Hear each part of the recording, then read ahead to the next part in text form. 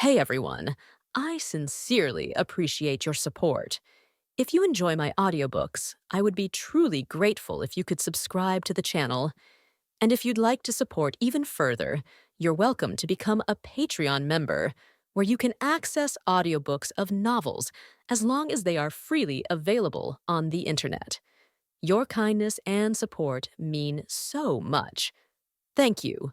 Hashtag 051. Is everyone ready? Of course. Alright, let's reveal. Inside the shaking armored train compartment, 5 men and women sitting around the table laid down their cards in a solemn atmosphere. K2 pair, Q triple, straight. And then next was, Eugene, look at this, I collected all the same pictures. This is good, right? Right. Wow, unbelievable. Straight flush. That's cheating? This is definitely cheating. Why did I lose again? How? It was a perfect strategy. Yeah, even I think it's like cheating. 2 full houses and a straight flush. If that's not cheating, what else would you call it? I quietly laid down my ace-1 pair that I had put my all into making and raised Irene's hand as the final winner of this round. Never again will I play poker. Eugene, here's your gift. No, Irene, don't give me the pot money. Save it for your allowance later. I pushed away Irene, who was holding out handfuls of coins while saying that. How is she still the same as before even though she's 16 now? I'll have to exchange it for bills and keep it safe for her later. Anyway, I'm getting tired of this. While Irene and I were having that exchange, Ortega, who had buried himself in the sofa backrest, blurted out.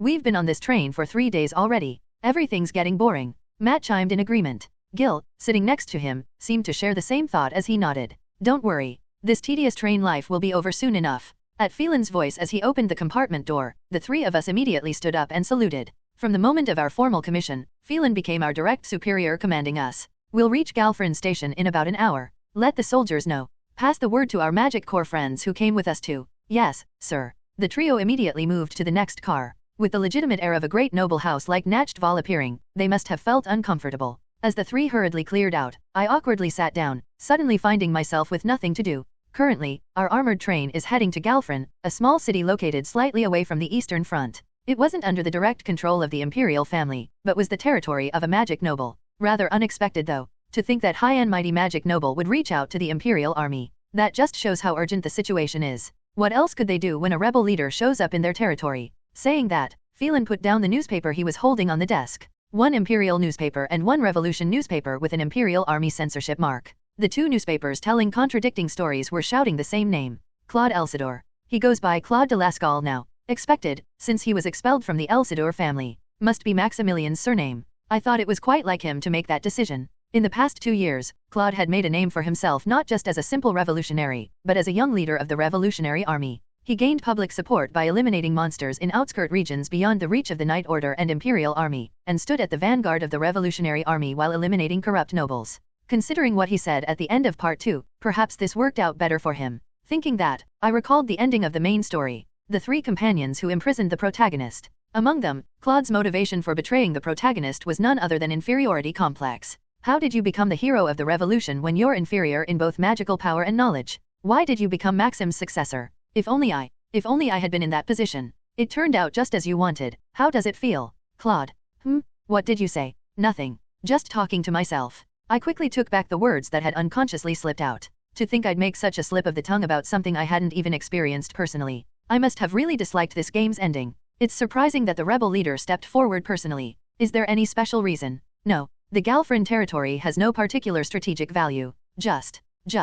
As I hastily changed the subject, Felen explained further with a bitter smile. Just that the Galfrin territory has long been notorious for its high tax rates. They demand more than half of the harvests in tribute, and don't hesitate to impose additional levies. Hearing that, I nodded in understanding. To be selected as a priority target despite having no strategic value, I wonder if this too could be considered a talent. In short, they made it onto the Revolutionary Army's hit list simply for being a bad person. The more intense the rebel activities become, the more the exploitation and pressure on the territory's people increases. And then the people who can't bear the pressure end up joining the rebels. A vicious cycle indeed. While listening to Felen, I turned my eyes to the scenery outside. Green wheat fields with sprouts just beginning to emerge. Unlike the pastoral scene under the bright sky, there was no vitality in the eyes of the territory's people busy working in the fields. But if you ask whether I feel sympathy for those oppressed people, regrettably, I don't. If I had that kind of personality, I would have joined the Revolutionary Army and dealt with all the traitors for a true revolution. Why would I have sided with the Emperor? The situation in Galfrin territory, and the rampant Revolutionary Army. What I was thinking about was our destination, Galfrin territory. and about the magic noble who ruled it, Dario Ziklint. This is almost exactly the same situation as Chapter 2 of the main story. The Galfrin territory I'm being deployed to was a location that appeared in Revolution Empire's main story.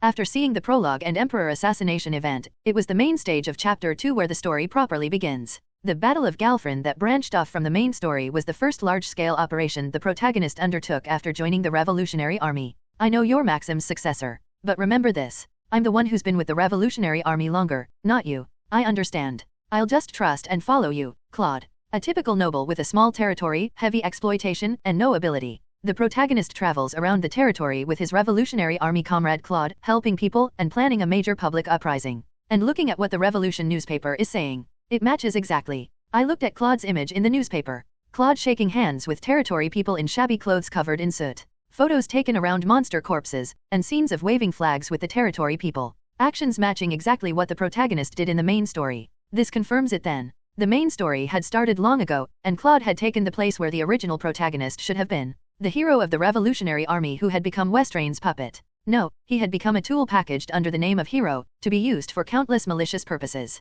Just as Eugene Lawrence, the protagonist of the main story, had been. Beep dash. Seems we've arrived. As the armored train's whistle blew, Felen headed out first. I should gather the trio and head out too. I put on the cloak placed on the chair and pressed down my military cap. Looking in the mirror, there stood an Imperial Army officer with a dark and gloomy impression. Come to think of it, I am curious. The protagonist who made completely different choices from the original work, and the future traitor who ended up replacing the protagonist's position. They will meet again at the place where they once called for revolution together. I wonder, will you be able to meet a different end than me? The man with the cold expression reflected in the mirror muttered so. Whether the smile on that face was a genuine smile or a sneer, only he would know. Welcome? To think that the heir of Duke Nachtval would come personally. Now our Galfrin territory can rest easy? Ha ha ha dash. The plump Baron Ziklint grabbed Felen's hand and shook it up and down. Wow, I really can't get used to this. This guy who spent the whole game screaming you lowborns, how dare you touch things with your filthy hands, had become a gentle lamb in front of Felen. So, how many Imperial troops have come? Is that the first thing you ask? Must be quite urgent. To the Baron's question, Felen opened his mouth with a smiling face. 2 infantry companies and 2 magic corps platoons. Along with myself and these friends. Support troops numbering less than 1,000 in total. The Baron's expression wavered, clearly showing dissatisfaction to anyone who looked. Felen seemed to notice this as well, but he blocked any room for objection with his characteristic smile. Though small in scale, these are units with actual combat experience from the Eastern Front. Especially these 4 behind me are promising newcomers with many achievements, so they won't disappoint you, Baron. Is that so? Perhaps the mention of combat experience caught his interest. The Baron, approaching us in Imperial Army uniform, offered his hand while looking us up and down. I am Dario Ziklint, Lord of Galfrin Territory. Eugene Lawrence. The 3 behind me are. Lawrence? Did you say Lawrence? As if completely uninterested in the 3 behind me, Baron Ziklint's eyes lit up as he looked at me. Gil, did we just get ignored? He's a noble after all. Probably doesn't want to mix words with non-nobles like us. Treating supporting troops like that? Is he an idiot? Hey, curse quietly. He might hear you. While I was thinking that, the Baron maintained his interested gaze and offered his hand to me. So you're the one who was adopted by Lieutenant General Kirin. I hear you have quite powerful magical abilities at such a young age. Yes. Even though I'm just a disfavored adopted son, for him to speak without honorifics about Kirin, the legitimate heir of a ducal house. Hearing the clearly intentional provocation, I couldn't help but sigh. So he won't acknowledge me as a fellow magic noble. A non-awakened born into a magic noble family. Add to that my weak position in the family compared to Carlos, the heir. This is how they show their disrespect. Even considering that, this behavior was way over the line. Despite having such innate magical power, for a commoner to achieve this much, it's like a dragon emerging from a sewer. As expected. Openly talking about commoners and whatnot, this is definitely the Baron Ziklint I know. Looking at his expression, he doesn't even seem to realize his verbal mistake. What an idiotic magic noble. It's nonsensical for a noble family's mage to work with a non-awakened. How about it? As it happens, there's a position open in my knight order. I'll decline. His vulgar nature of not knowing his place was exactly as shown in the original work. Going from a duke's adopted son to a baron's knight? Is he crazy? No matter how dirty a sewer might be, it's still better than a manure pile crawling with cockroaches. Key up. Hearing my words, Felen hastily swallowed his laughter. Cockroach was one of the derogatory terms for rebels. The meaning being, no matter how flawed a non-awakened family might be, it's still better than your territory that's getting stripped by rebels. Seeing Felen turn his head unable to contain his laughter, the Baron glared at me with a red face. What's your problem? If you're upset, try picking a fight with the support troops. Guide them to the barracks. These are special guests, treat them with respect. Understood? Yes. Knights who received the Baron's orders guided us inside the territory. Seeing how the knights were glaring at me, it seemed I'd made myself thoroughly disliked from the start. To think I have to face monsters and the Revolutionary Army alongside guys like these. While thinking that, I felt gazes watching us from the corner of the station. Hey, those guys. Imperial Army and Magic Corps. Support troops have already arrived. Tell the leader. The plan might change. Mysterious men who disappeared into the crowd after eyeing us. Looking back and forth between them and the Baron, I made a decision in my heart. Not happening, you bastards. Baron Ziklant. According to the original story, it seems you should die here. Come to think of it, this is quite strange. In the mansion of House Ziklant, located at the center of the territory, sitting in his luxuriously decorated office, Baron Ziklant said while sipping his tea,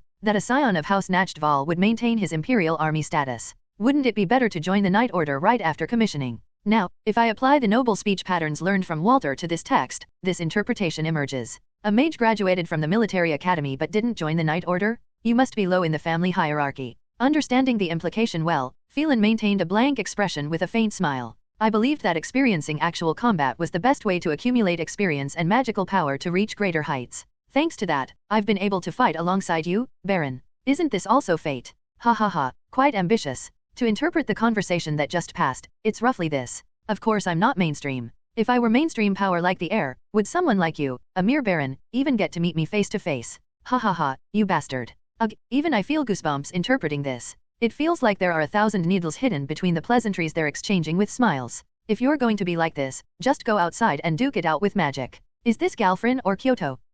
Baron Ziklant tilted his teacup and seemed to be calculating as he looked at Felen. While he couldn't treat him carelessly since he was of Nachtval's direct lineage, supporting the next head of House Nachtval was a different matter entirely. Well, fine. Let's talk business. And as I expected, the Baron made his decision quickly. Let's talk business. It was an indication that he had no intention of getting closer. Though his individual magical power might be formidable, Felen is not mainstream within the family. He must think he can't overturn the succession structure. Of course this would happen, given how impressive the presence of that bastard heir is. As the Lord of Ziklant territory, my request is simple. I will directly command the Imperial Army soldiers and Magic Corps who are participating as support forces, and Lieutenant, you will assist me from my side. Hand over command authority to him, and have Felen just watch from inside the castle. It was, as he said, a simple request. And simultaneously, a rude one. That won't do. Though he was speaking politely, it was essentially dismissing him. As if used to such treatment, Felen let out a tired sigh and slowly opened his mouth. The reinforcements are clearly under my command, and I am responsible for them. While I will cooperate in suppressing the rebels, I will command the soldiers. Baron Ziklant's lips twisted at Felen's objection. I offered you an easy path, yet you refuse. How very upright of you. Very well. Then I shall give you a mission befitting that stance. Saying this, Baron Ziklant placed his hand on the map spread across his office desk. Though there are many rebels who have infiltrated the territory, their mage forces are limited. I and the Knight Order will personally deal with them after drawing them into the mansion, surrounded and annihilated. Thus, I want the lieutenant's reinforcements to stop the mob that supports the rebels from the outskirts. The mob, you say? Since we'll be dealing with territory residents, our task would be suppression operations, correct? What do you mean by that? Baron Ziklant spoke as if puzzled by Felen's words. Of course we must kill all the mobs that support the rebellion. If I had merely intended to suppress them and throw them in prison, why would I have requested the Magic Corps and armored train? Wait, what did you just? Felen asked with wide eyes, and the trio standing behind me closed their eyes tightly. Was there such a backstory in Chapter 2? The Galfrin Siege in Revolution Empire Part 1 proceeds in 2 stages. Stage 1, stopping the Imperial army that's firing indiscriminately at citizens. And Stage 2, eliminating Ziklant, the Lord of Galfrin and the root of this tragedy. It's the part where they burn with anger against the Empire, watching the magic nobles who tormented territory residents with vicious exploitation and the Imperial army who were in cahoots with them. Who would have thought there was such a backstory to that stage? Baron Ziklant takes the credit for suppressing the Revolutionary Army mages, and the Imperial army takes the karma for shooting and killing the enraged citizens with cannons and weapons. And the story that proceeds in the original work was essentially playing right into Baron Ziklant's scheme. Of course, his own death wasn't part of the plan. The Kal Hiram Imperial army exists to protect Imperial citizens? Are you telling us to kill the citizens of Galfrin territory? Citizens? Lieutenant, you speak quite strangely. When Felen spoke through gritted teeth, Ziklant responded as if wondering what the problem was. They're nothing but reactionaries intoxicated by an impossible dream of revolution? No different from Westrain's puppets? What does it matter if we kill thousands or tens of thousands of such people? If that's what you think, then deploy the Knight Order to the outskirts instead. We'll handle the rebels. First you demand command authority, and now you're trying to control the Knight Order too? What's next? Shall I hand over the position of Lord as well? You really? Oh my, why is this senior acting like this? Seeing Senior Felen unusually heated up, I grabbed his shoulder. Ziklant was rambling on about whether he was defending the rebels and how he didn't expect this, saying he'd inform the family and the Duke would be shocked, but that's not my concern. Please calm down. Supporting the Baron is an order from above, so we must follow it. Saying that, I looked at Baron Ziklant with narrowed eyes. Magic noble forces are cancerous existences that need to be removed anyway. This is a basic premise. I had such thoughts for a while. Since I'd already chosen to side with the Empire, was there really a need to be hostile to magic nobles? The Emperor had survived and the Imperial army's influence was growing, so wouldn't it be fine to maintain appropriate checks and balances while coexisting? But seeing Baron Ziklant's behavior, I was convinced. They were powers that wouldn't tolerate any authority outside themselves, entities that divided the Empire. Magic nobles were intolerable pus within the Empire, from both the Empire's and Revolutionary Army's perspective. Moreover, it's nonsensical for the Empire, which is facing both Westrain and monsters, to deal with both magic nobles and the Revolutionary Army. Eugene, but don't worry. Now is the time for selection and focus. If so, what I need to do here is clear. I have an idea. The Imperial Army has been reinforced, and there's even some magic corps mixed in. Hearing the report from the informant who was out on the streets, Claude's mind became complicated. Several Imperial Army officers and magic corps, plus hundreds of soldiers. While it wasn't enough support to disrupt the operation, it wasn't a number they could ignore either. Moreover, more than the troops, the bigger problem is that armored train. The Imperial Army bastards, they wouldn't shoot that at citizens, would they? Don't be optimistic. We're dealing with Baron Ziklant here. We need to keep all possibilities open. What should we do, Claude? Should we proceed as planned? As his comrades operating in the Baron's territory said, it was a situation where they needed to keep all possibilities open. How about the people's uprising? When Claude asked this, a muscular giant answered. We can make it happen anytime if you give the order. Everyone's suffered so much under the Baron that we're actually holding them back from rushing out right now. Miles, a comrade who was tasked with contacting territory residents. Hearing his answer, Claude shifted his gaze to another direction. It was Ran, an imprinted one dispatched from headquarters. The member's magic imprint conditions couldn't be better. Since they were created based on your magic imprint, the firepower is sufficient too. Hearing those words, Claude looked at his own magic imprint, Red Wings. An imprint that had grown to 4-stroke in 2 years. There were barely any mages his age who had achieved this much, and even Randall and senior members were amazed at his growth rate. Indeed, he's the revolutionary hero chosen by Maxim. Leading the new generation is your role, Claude. Recalling their words, Claude felt a strange elation as he clenched his fist. Right. I can do this. This operation isn't just about eliminating magic nobles. It's a trial to determine whether he can directly lead the Revolutionary Army. He can't run away. All right. The operation will proceed as dash. Just as Claude finished his judgment and opened his mouth. Knock. Knock. What? At the knocking sound on the hideout door, all members' gazes turned in that direction. A knock at a Revolutionary Army hideout? Shouldn't there have been sentries? More than that, what about the personnel monitoring from the outskirts? In the silence-filled space, Miles, Claude's trusted subordinate, made eye contact. Should I check? Claude, who had drawn his weapon from his waist, nodded. Who is it? The password. Why? Will you let me in if I know it? A familiar voice. Feeling his spine go cold, Claude hurriedly aimed his pistol at the door. How on earth? How? Creak. As the door slowly opened, a man in casual shirt attire entered the hideout. Black hair and eyes. His characteristic languid expression, and the directionless anger hidden within that expression. Eugene, Lawrence. It's been a while, hasn't it? Seeing him greeting with that sly face made his blood boil. The devil who had come to find him after he joined the Revolutionary Army. He had once again appeared before him. An Imperial Army mage. I'll cut your throat right dash. Boom dash. The moment Miles, who was next to the door, raised his fist, magical power spreading from Eugene pressed down on the entire hideout. Gah. What is this magical power? Impossible. Above 5-stroke. Those who collapsed to the floor were only comrades without magical power. While personnel with magic imprints could withstand Eugene's magical power without much difficulty, no mage dared to attack Eugene rashly. Even if it's me and the other mages. The regular members without magical power, with just one gesture from that bastard. Dozens of non-awakened ones gathered in the narrow space located in the building's basement. Eugene had effectively taken all of them hostage. 5-stroke.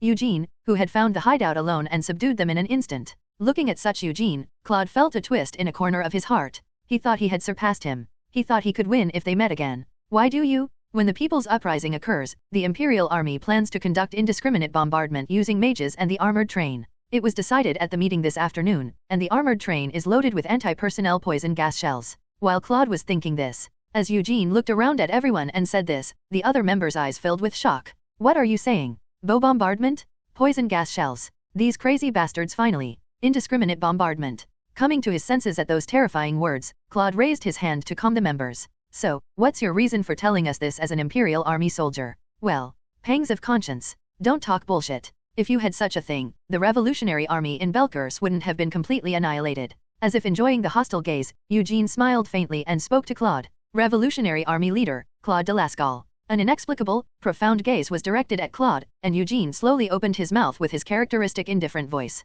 Let's do something together. I ordered the soldiers to open fire. I couldn't stand by and watch my subordinates die at the hands of the angry crowd. I pray my decision was the right one. Seeing their comrades' bodies being torn apart by citizens' spears and swords, the soldiers under my command began losing their minds one by one. This isn't good. Lieutenant Paul tried desperately to stop them, but it seemed futile. A young girl walking down the street collapsed after being hit by a soldier's bullet. No, someone needs to save that child. The dead girl's father was wailing at me. The crowd's anger reached its peak, and the situation became irreversible. The people's uprising is over. What's happening before my eyes now is a horrific massacre. Soldiers bearing the Empire's crest were slaughtering citizens. This was the result of my choice. Lieutenant Paul, my adjutant, lost his life to a rebel sniper. He was an upright man who insisted until the end that we must protect the citizens. Why? Why did he have to lose his life? The mob impaled the lieutenant's head on a spear. A flag was fluttering beneath Lieutenant Paul's head. These worthless scum crying out for an impossible revolution. My mind became crystal clear. Everything has come to this because of those bastards. I ordered the armored train on standby to open fire. It took less than a minute for thousands of rioters to turn into pieces of flesh. Ah, poor Lieutenant Paul. May this somewhat appease his grudge. I smashed the head of a rioter begging for his life. Though he claimed innocence with his mouth, this one must surely be an undercover rebel informant. Filthy rebel scum. Think I'd fall for that. I equipped the surviving soldiers with flamethrowers and had them search every corner of the territory. Not a single rebel should be spared from being burned alive. Remembering Lieutenant Paul's screams, these vermin's cries were nothing. I looked around at the countless corpses of the rebels. An inexplicable disgust swirled inside me. Why was I here? Why did I put on this uniform? I don't know. I can't remember anymore. While hanging the surviving rebels on street lamps, someone was approaching. Eugene Lawrence. A vermin the rebels were praising as a hero. Eugene, what are you thinking so deeply about? When I came to my senses, the pristine conference room came into full view. The one looking at me was Felen. At the opposite end, in the seat of honor, Baron Zicklant was smiling with satisfaction. Nothing. Just lost in thought for a moment. Spacing out during a meeting? That's not like you. I apologize. What was that just now? I don't understand why content I've never seen in the game suddenly started flooding into my mind. But my confusion didn't last long. Baron Zicklant, who had risen from his seat, extended his hand toward Felen. With the Imperial army being so cooperative, House Zicklant can rest easy. I'll pretend I didn't hear yesterday's slip of the tongue. Thank you. With a smiling face, Felen grasped and shook the Baron's hand. Ultimately, the Imperial army accepted all of Baron Zicklant's demands. They were tasked with defending the outskirts of the Zicklant mansion and key strongpoints from the rioters. The rebels' main force consists only of mages dispatched from headquarters anyway. Our house's knights can handle that much. When the Baron said this, the 4 knights standing by his side briefly bowed their heads. 3-stroke imprints. The same formation I'd seen in the game. Then we'll head to the site to deploy our forces. However, just before heading to their respective positions after concluding the meeting, Felen stopped at the door and spoke to the Baron. Unless they launch a preemptive attack against the defense forces, citizens in the streets are territorial subjects, not rioters. Do you agree on this point? I wondered what you were going to say. The Baron waved his hand dismissively. It's not like I want to destroy valuable labor with guns and swords. Those who charge at our defense forces. Just catch those ones. Understood. Then, excuse us. And so, Felen and the Baron parted ways, leaving meaningful smiles behind. What a fool. Unless they launch a preemptive attack? He must spout such nonsense because he's never dealt with rioters before. That idiot. Does he think his voice won't carry once the door is closed? It was certainly a rash action. It could have been considered treason if things had gone wrong. While deploying troops as agreed with the Baron, Felen let out a deep sigh, recalling yesterday's argument with the Baron. I was quite surprised too. I didn't expect the lieutenant to defend the territorial subjects. You mean it was unexpected for a pure-blooded noble to side with non-nobles? Really now? Even when I try to say it indirectly, he takes it literally. Chuckling, Felen extended his hand toward me. What? Asking for a cigarette? Senior, don't you not smoke? Just give me one. I'm dying from nerves. Ah geez, what a pain. I handed him a cigarette and lit it for him. Cack, cough. See? Why smoke when you're not used to it? Actually, I never wanted to become a mage. After coughing a few times, Felen smiled wryly and started sharing his story. But my birth mother, Countess Pecklin, she was a woman obsessed with power. That's quite direct language toward your mother. Watch how noble houses operate up close. Any affection you had will drain away. Having said that, Felen gazed at the cityscape spread before him. According to Claude's information, the popular uprising would begin in a few hours. The city interior was wrapped in a calm like the eye of a storm. The ones who showed me kindness were my non-noble nanny and servants. They were irreplaceable people to me. As Felen spoke, his eyes suddenly changed. Do you know what happened to them? They died. I can tell just by those eyes. Nodding, Felen continued. My nanny was struck in the head for dirtying a dress meant for a ball, and never woke up. The servant who used to play with me died under a horse's hooves, and another was burned by magic for blocking Bastion's path. That's when I thought about it. That I would change this damned empire with my own hands. Really unexpected facts kept coming out. Who knew a boss monster you meet early on had such a backstory? Isn't this setting unnecessarily complicated? It's remarkable you didn't join the rebels. I told you. I'll use any means necessary. Felen, having positioned the trio in their optimal spots, responded to my words. It's true I harbor resentment toward nobles. I also think the empire needs to change. However, I don't agree with their methods. Having said that, Felen looked out at the city that was starting to stir. I respect their passion for overthrowing the country, but their ideology is fundamentally rooted in anger. If a group that makes destruction its purpose tries to move a massive nation like the Empire, I don't think that will end well. He was right. The betrayal the protagonist would face, the chaos that would follow, and the destruction the Emperor had foreseen. I suppose it's natural for someone like this to go mad after killing citizens with his own hands. Tweet. Meanwhile, along with a whistle, crowds of people poured into the streets. As numerous torches filled the territory, soldiers nervously checked their weapons. Watching them, Felen swallowed dryly and asked, Eugene, are you certain? Yes, I'm certain. Hearing my words, Felen spoke to each unit and the magic core through magical power communication. This is Commander Lieutenant Felen Rusnachtval. Do not act rashly, and absolutely do not fire first. Unless there's a preemptive attack, they are not rioters but territorial subjects of Ziklant. Understood? Yes? Everyone heard that? Absolutely no firing first? Don't build up bad blood with uninvolved territorial subjects? Got it? Gil, Ortega, Matt. While the shouts of the three people receiving my orders could be heard, the gathered crowds completely surrounded the entire position and mansion. What kind of numbers? An overwhelming number that made it seem like all the territory's subjects had come out. As soldiers swallowed dryly at the sight, someone slowly walked out from among the gathered crowd. The Revolutionary Army leader of the Galfrin branch whom I'd met when infiltrating their hideout. He slowly raised the torch in his hand. Corrupt Lord, Baron Ziklant, here our demands dash. Instead of ordering the crowd to attack, he began shouting toward the mansion with a megaphone. Cheers and slogans mixed to create an overwhelming voice. Stop the oppression of territorial subjects. Lower the tax rate. Provide compensation for forced labor. Pay overdue wages. When the territorial subjects, who were expected to charge in immediately, stopped in place and started shouting, the tense soldiers looked at each other in bewilderment. What? This is? Instead of an uprising, they're just protesting. The citizens shouting slogans while maintaining distance from the lined-up Imperial Army formation. Actually, from the perspective of a 21st century Earth person, this was an all too familiar sight. Do you guys know about non-violent protests? What are they doing right now? Baron Ziklant, who had been expecting to watch the Imperial Army kill citizens from a distance, was dumbfounded at the situation below the mansion. A protest? Just a protest? The rebel scum gathered this many people, and all they're doing is protesting. He had planned to use the popular uprising as a pretext to eliminate troublesome rebels. The Imperial Army would bear the burden of slaughtering territorial subjects, while he would monopolize the honor of suppressing rebel leadership. But why? Why aren't they fighting? He couldn't watch anymore. Baron Ziklant immediately contacted Felen, the Imperial Army commander. Lieutenant? Can you not hear those rioters' voices? Why aren't you opening fire? Rioters? I don't know what you mean. But Felen's voice flowing through his magic imprint was utterly leisurely. As an Imperial Army officer, I judge that the territorial subjects are merely making legitimate demands for improved treatment. We cannot consider them rioters, can we? Damn it, then there was no need to deploy troops. Return the forces immediately to hunt down the rebels. That won't be possible either. The voice that cut into the heated magical power communication was that of Eugene, Felen's adjutant. Who knows if there might be rebel agents among those territorial subjects? If we carelessly withdraw troops and strong points like the entire position are occupied, wouldn't our support have been meaningless? Where is there such sophistry? Right now among that crowd, there isn't a single rebel. Boom! Before the Baron could finish speaking, an explosion occurred in one corner of the mansion. Aik! It's rebels? Rebel mages. While the private soldiers stationed at the mansion scattered in panic, a flag emerged from the thick smoke. Red wings drawn on a black background. The rebels' main force had infiltrated the mansion.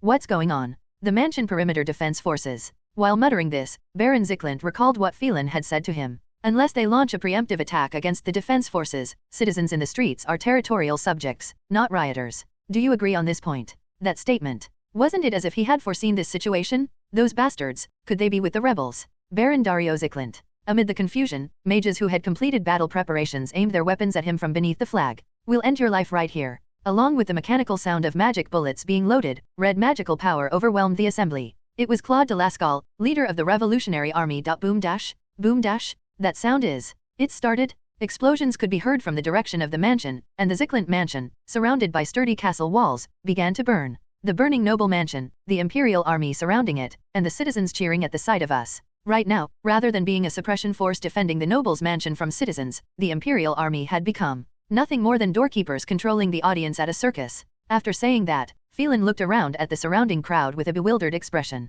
Like any mature modern society's righteous and healthy protest culture, the scene of this public uprising was gradually transforming into a peculiar ritual somewhere between protest and festival. Burn it dash. Wah! Among the cheering crowd, a straw effigy of Baron Zyklint burned. Seeing them sticking skewers into its crotch, several soldiers guarding the mansion couldn't help but burst out laughing. We should probably control the soldiers' expressions. Senior, you should do something about your face first. Aren't you about to burst out laughing? When I turned around after saying that, Felen was covering his face with his hands, his shoulders shaking. With the commander acting like that, how could the soldiers stay still? Still, looking at the burning effigy in the square, it wasn't hard to understand why. That straw doll the citizens made to represent Baron Zyklint was impressively detailed even from a distance. Not only did they perfectly recreate his balloon-like bloated body, but they even managed to capture his bald head. How did they make a straw doll look so exactly like the Baron himself? By the way, collaborating with rebels is high treason that deserves immediate execution, let alone a court-martial, Eugene. So, are you planning to report it? Of course not.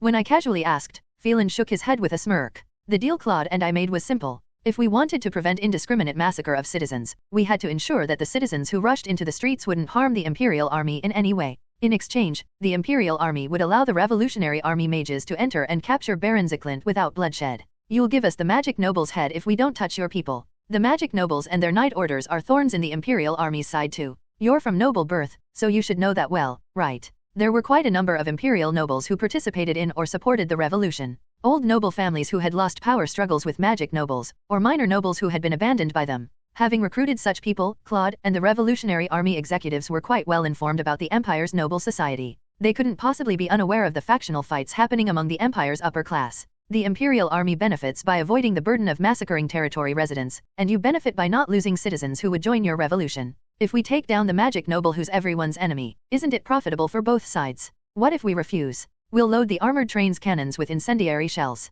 What? You crazy bastard? You'd burn down the entire city. Incendiary shells. At my threat to rain napalm fire on a city full of wooden buildings, the other revolutionaries' faces turned pale. But what could they do? Without going this far, the Revolutionary Army wouldn't cooperate with the Imperial Army. And so, the contract between myself and Claude, the Imperial Army and Revolutionary Army, was concluded surprisingly smoothly. I feel like I should give them a generous bonus up to the daily limit. Maybe even take a photo with a thumbs up. Thanks to you, the Imperial Army won't have to point guns at citizens. The only casualties in this uprising will be the Zyklint family members in the mansion and a few rebels. And we get to eliminate Baron Zyklint, who's part of the Magic Noble faction, without lifting a finger. It's quite convenient from our perspective. Arg? As we chatted with the burning mansion as our backdrop, a scream rang out from behind us. Looks like it's over. What impressive lungs. How can we hear the screams all the way from here? Saying that, I drew heresy from my thigh holster. Gil, Ortega, and Matt gathered at my hand signal. Loading the magic bullet Matt handed me into heresy. All preparations for the assault were complete. Well then senior, we'll be going. Please take care of crowd control. Going? Where? To the Zyklint mansion, of course. I replied to Felen, who asked with a puzzled expression. There were no territory resident deaths thanks to the nonviolent protest, and in return, the Revolutionary Army succeeded in taking Baron Zyklint's head. The contract between the Revolutionary Army and Imperial Army is complete with the Baron's death. At those words, Felen let out a laugh of disbelief. The cooperation was over, and what remained were the Revolutionary Army who had entered the mansion and the Imperial Army surrounding it. The situation was overwhelmingly in our favor. Though we were delayed in the process of suppressing the uprising, we should still provide support, even if late. That way we'll have something to report to our superiors. After saying that, I walked toward the mansion with the 3 armed men. Don't worry, Claude. I'll beat you to within an inch of your life, retrieve Zyklint's magic imprint, and then let you go. Huff. Huff. We won, we won. The luxurious Zyklint mansion was no more. All that remained were burnt ruins and the corpses of soldiers scattered about. With the fall of the last night, the battle at the mansion ended in the Revolutionary Army's victory. Please spare me? Please, just my life? Shut up. Baron Zyklint, his magical power completely depleted, was crawling on the ground like an insect. Not wanting to hear any more of his voice, Claude shoved his gun barrel into the Baron's mouth. As if caught wrong on the gun sight, the Baron's front teeth shattered with a crunch. Ugh. Yug. We don't have time, Claude. If we delay, the Imperial Army will. The one who trailed off was Miles, a fellow member. The 3-stroke magic imprint was glowing red from magic bullet use. Looking at the faces of his fellow members who had fought together, they all appeared thoroughly exhausted. That bastard won't just let us leave quietly. The deal Eugene offered them was like a poisoned apple. A deal closer to blackmail, using the territory residents' lives as hostages. Thanks to it, capturing the Baron became much easier, but the members, including himself, were now completely trapped in the Imperial army's encirclement. Leader, the comrades at the mansion entrance have stopped responding. Kook. At one member's voice, Claude and the executives ground their teeth. As expected, they're coming to capture us. Everyone with strength left, prepare for battle. Miles. I know, 5 of you follow me. Snipers, stand by at high ground. The moment you see an opening. Kwang? Before Miles could finish giving instructions, the barricade blocking the mansion exploded completely. The moment you see an opening, what? Were you planning to aim for our heads? Thump thump. 3 shadows gradually emerged through the thick smoke. Supreme leader of the Revolutionary Army, Claude de Lascaux. Surrender quietly and lie face down. Gil. Those bastards don't look like they're going to surrender at all. Even if they don't look like they'll surrender, regulations say we have to offer once. Ortega. We learned that at the military academy. Keck, who actually follows that. 3 men wearing Imperial Army officer uniforms. One burning with fighting spirit, one with a twisted smile, and the last one observing him with cold eyes. Wait, 3-stroke. A flat voice devoid of any tension. Ren's eyes filled with shock when he saw the imprints carved on their arms, the puzzlement lasting only a moment. Impossible, how can Imperial Army officers, not Magic Corps, have magic imprints like that? It's too early to be surprised. Looking at the revolutionary members who were too shocked to speak, I channeled magical power into my magic imprint. Whoosh dash. Soon, massive fireballs formed in the hands of all 3 men. Claude and Miles hurriedly erected barriers against the huge fireballs that came without warning. Bang bang bang. Kook. What kind of power is this? When the fireballs hit the barriers, groans escaped from both men's mouths. Not just Miles with the same number of imprint strokes, but even Claude with his 4-stroke imprint. What's going on? The magical power output from the imprints wasn't this large, so how could they cast magic with such power? Their confusion at seeing the 3 men lasted only a moment. Pshik dash. Along with a familiar sound, a shell casing ejected from the gloves the 3 men were wearing. The all too familiar operating mechanism and magical power amplification.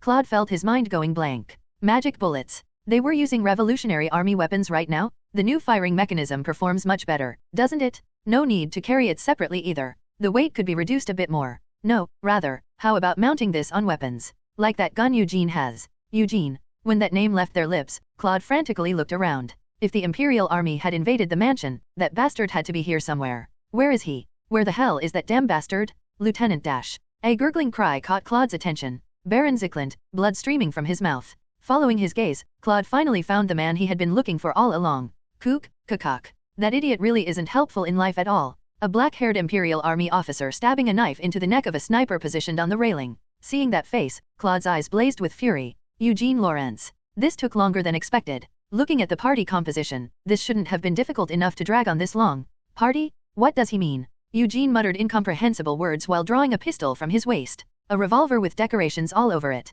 It was heresy, the weapon of his master Maximilian. Ah, well done, Lieutenant. Quickly send those rebel bastards to hell. Bang dash. Baron Zickland's voice cut off with the gunshot. Turning around, he had become a cold corpse with a hole blown through his head. Such sloppy finishing. The Zickland family's magic imprint includes body regeneration abilities. Leave him like that and we'd get stabbed in the back. He glanced at Baron Zickland's corpse. His front teeth, which should have been shattered, had grown back. Now that the deal is done, you're going to arrest us. Exactly. And while we're at it, we'll pin Zickland's murder on you too. You son of a bitch. If you don't like that, you know what you need to do, right? Mocking the growling Claude, Eugene released magical power from his right hand's magic imprint. Whoosh! Dozens of red magic circles floating in the air. Loading red fireballs into them, Eugene spoke in a calm voice. Try to survive, you Revolutionary Army scum. With those words, dozens of fireballs shot toward the Revolutionary Army. It was an immense conflagration that completely blocked their view. The barrier won't hold. Damn it, what kind of firepower? Starting with the fireball I fired to seize the initiative, the offensive from me and the 3 others began to pressure the Revolutionary Army.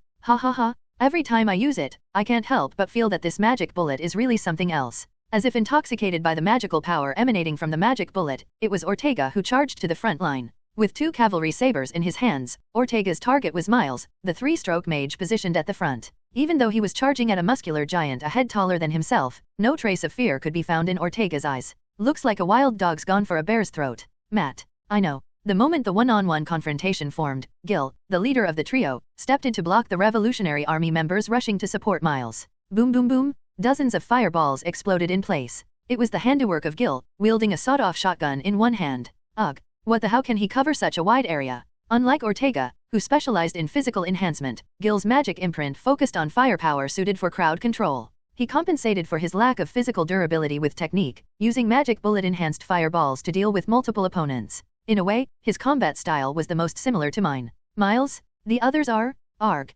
Ren. A highly condensed beam of light flew towards the Revolutionary Army mages preparing supporting fire from the rear. Supporting fire? Try it if you can. Matt sneered as he aimed his rifle from the back line. Ortega rampaging at the front, Gil handling multiple enemies at mid-range. Supporting these two from long range were the fireballs fired from Matt's rifle. Unlike regular fireballs, these were compressed to maximize precision and range. His physical enhancement was used solely to withstand the recoil of that spell. The magic these three use are fireball and physical enhancement. Same spells, yet such different applications. Ortega, who abandoned fireball to pour all magical power into physical enhancement. Gil, who extremely enhanced fireball's explosive power to suppress multiple enemies at once. And Matt, who increased precision and range to support the other two from behind. Damn it, we're being pushed back. There's only 3 of them? How is this happening? Once the coordination of the 3 specialists was complete, the dozens of Revolutionary Army mages could only desperately defend, unable to find a way to counter. They might have been able to respond somewhat if they were at full strength, but the Revolutionary Army was considerably drained from their fight with Baron Ziklant.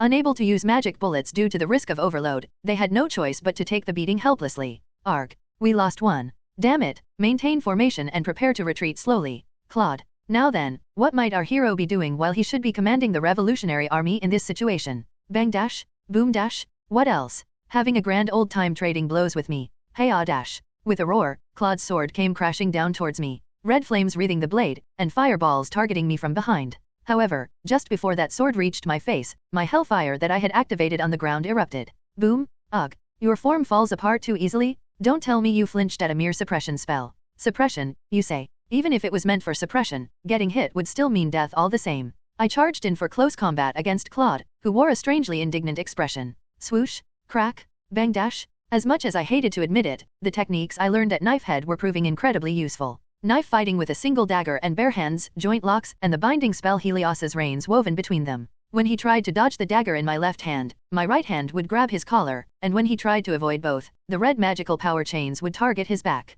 What if he tried to create distance, you ask? Screech. Arg. The second long-range spell inscribed in the 4th stroke, Spear of Mitra. The extremely compressed red beam mercilessly pierced through the barrier Claude deployed.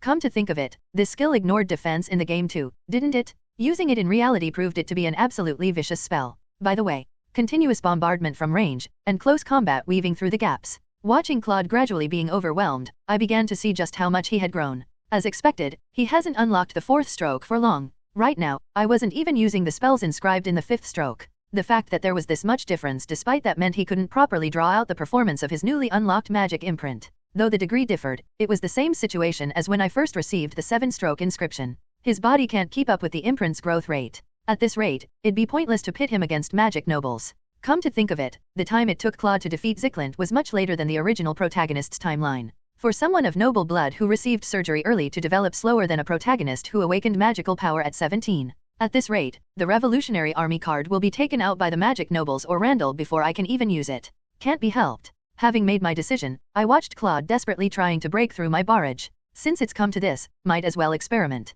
What came to my mind was one of Revolution Empire's systems. The original protagonist Eugene Lawrence awakened his magical power late, forcibly using incompatible imprints while struggling to build his strength. Nevertheless, his growth rate surpassed the current Claude, and in the extreme late game, he grew into a mage capable of using all 7-stroke imprints inherited from Maximilian. How was that possible? The reason was a system called Indomitable that manifested in moments of crisis. In the original game, Indomitable's activation chance increased the more the protagonist's body was pushed to its limits, and the more psychological crisis they faced. In manga terms, it was the protagonist's power-up during crisis moments implemented as a game system. Through this, the original protagonist explosively grew his magical power in a short time, and was able to raise the magical power he developed at the late age of 17 to a high level. Of course, his body was completely wrecked as a consequence. If Claude has replaced the protagonist's position, he should be able to trigger this indomitable phenomenon. No, he had to trigger it. While it's true he had superior qualities compared to the original protagonist, Claude's magical power was still far inferior to the magic nobles. If we couldn't increase his growth rate while he was still young, the piece I'd carefully crafted might be lost before it could even be used. Thud dash, GUH. I drove my fist into Claude's stomach as he charged in close. Claude froze with the sound of air leaving his lungs. Without delay, I followed up with a kick to his defenseless face. Crack dash, Claude's body rolled across the ground, unable to withstand the force. Looking down at Claude's dirt-covered face, I spoke in a cold voice. Get up. Cough. You can't succumb to this level of adversity. One who awakens in moments of crisis, surpassing the expectations of villains like me. One who creates miracles that everyone calls impossible, breaking through situations deemed inescapable. Isn't that what a hero is supposed to be? If you're really Maximilian's successor, if you're another possibility to fill my vacant position, there's no way you'd fall here, right? The moment I said that, Claude's attempts to stand froze. Looking closely with Eye of Horus, Claude's half-opened eyes were completely unfocused. TCH. Anger welled up. To think it wouldn't activate even after going this far. Was this guy not hero material after all? If he's the type to give up and fall here, he had no value to begin with. Click. I drew heresy and aimed at Claude's forehead. Rather than dying at the hands of magic nobles and elevating their authority, dying by my hand would be far more beneficial. As for Randall and the remaining revolutionary army, should I discuss it with Kirin? Pushing aside such complicated thoughts, I pulled the trigger. With the gunshot, a red beam of magical power headed towards Claude's head and clang dash. A red magic circle intercepted the magical power bullet I fired. Won't give up. Ha. I examined his condition using Eye of Horus, the magical power surging around his body, and the red wings gradually appearing on both his shoulders, and the flames spreading around them. What? Claude. What is this? His magical power. I looked around. Miles, Ren, and the other mages who had been pushed to the brink of exhaustion were gradually regaining their vigor. Claude's wide area buff from the main story, Wings of Burning Freedom. Seeing this, my body trembled with rising exhilaration. Yes, that's how it should be. Just like in the game, Indomitable had activated. The spark meant to burn alongside the magic nobles had finally awakened. Boom dash. For the first time, he deployed a barrier to defend against my incoming spell. Claude walking towards me with his sword ablaze, wings of flame spread wide. It was a sight reminiscent of his appearance in the main story, where he was known as the Wings of the Revolutionary Army. Eugene dash. Boom dash. Starting with the winged Claude, the other Revolutionary Army members began raising their momentum to face the trio's attacks. Whoa, these bastards suddenly got powered up. Just like Eugene said. Did these rebels have this much energy in reserve? What should we do, Gil? We still have magical power to spare. Maintain pressure and switch to Plan B. Claude awakening in crisis, the Revolutionary Army recovering their magical power, and me and the trio gradually being pushed back. A protagonist's awakening scene straight out of a picture was unfolding. We can win. Claude gritted his teeth as he broke through my barrage and closed in. His fourth magic imprint operating at maximum output, and the magnificent magical power erupting from it. With this, the humiliation at Belker's estate. Just as Claude sensed his reversal victory at that moment. Good. With this growth rate, breaking through the next chapter shouldn't be a problem. What? At my sudden remark, cracks appeared in Claude's face that had been burning with determination. The first crisis encountered. Awakening in the moment of crisis. And finally achieving explosive growth. It's more than enough to be called a revolutionary hero. This bastard, where does he get such composure? But you know. Boom dash. An explosion right in front of him sent Claude's body flying far back. Claude stared at me with eyes filled with shock. Looking at such a Claude, I opened my mouth with a smile. That doesn't mean you can beat me. Now that I've helped the new protagonist grow, it's about time I claim my share, isn't it?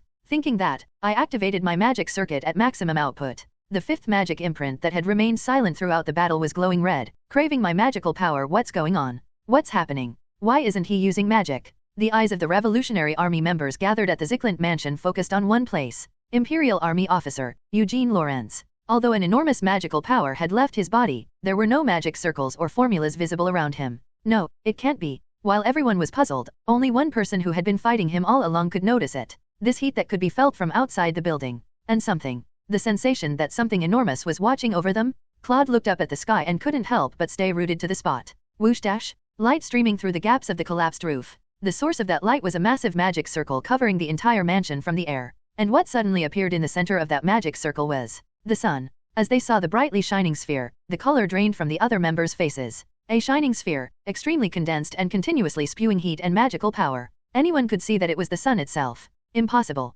Creating a sun with magic? This kind of formula.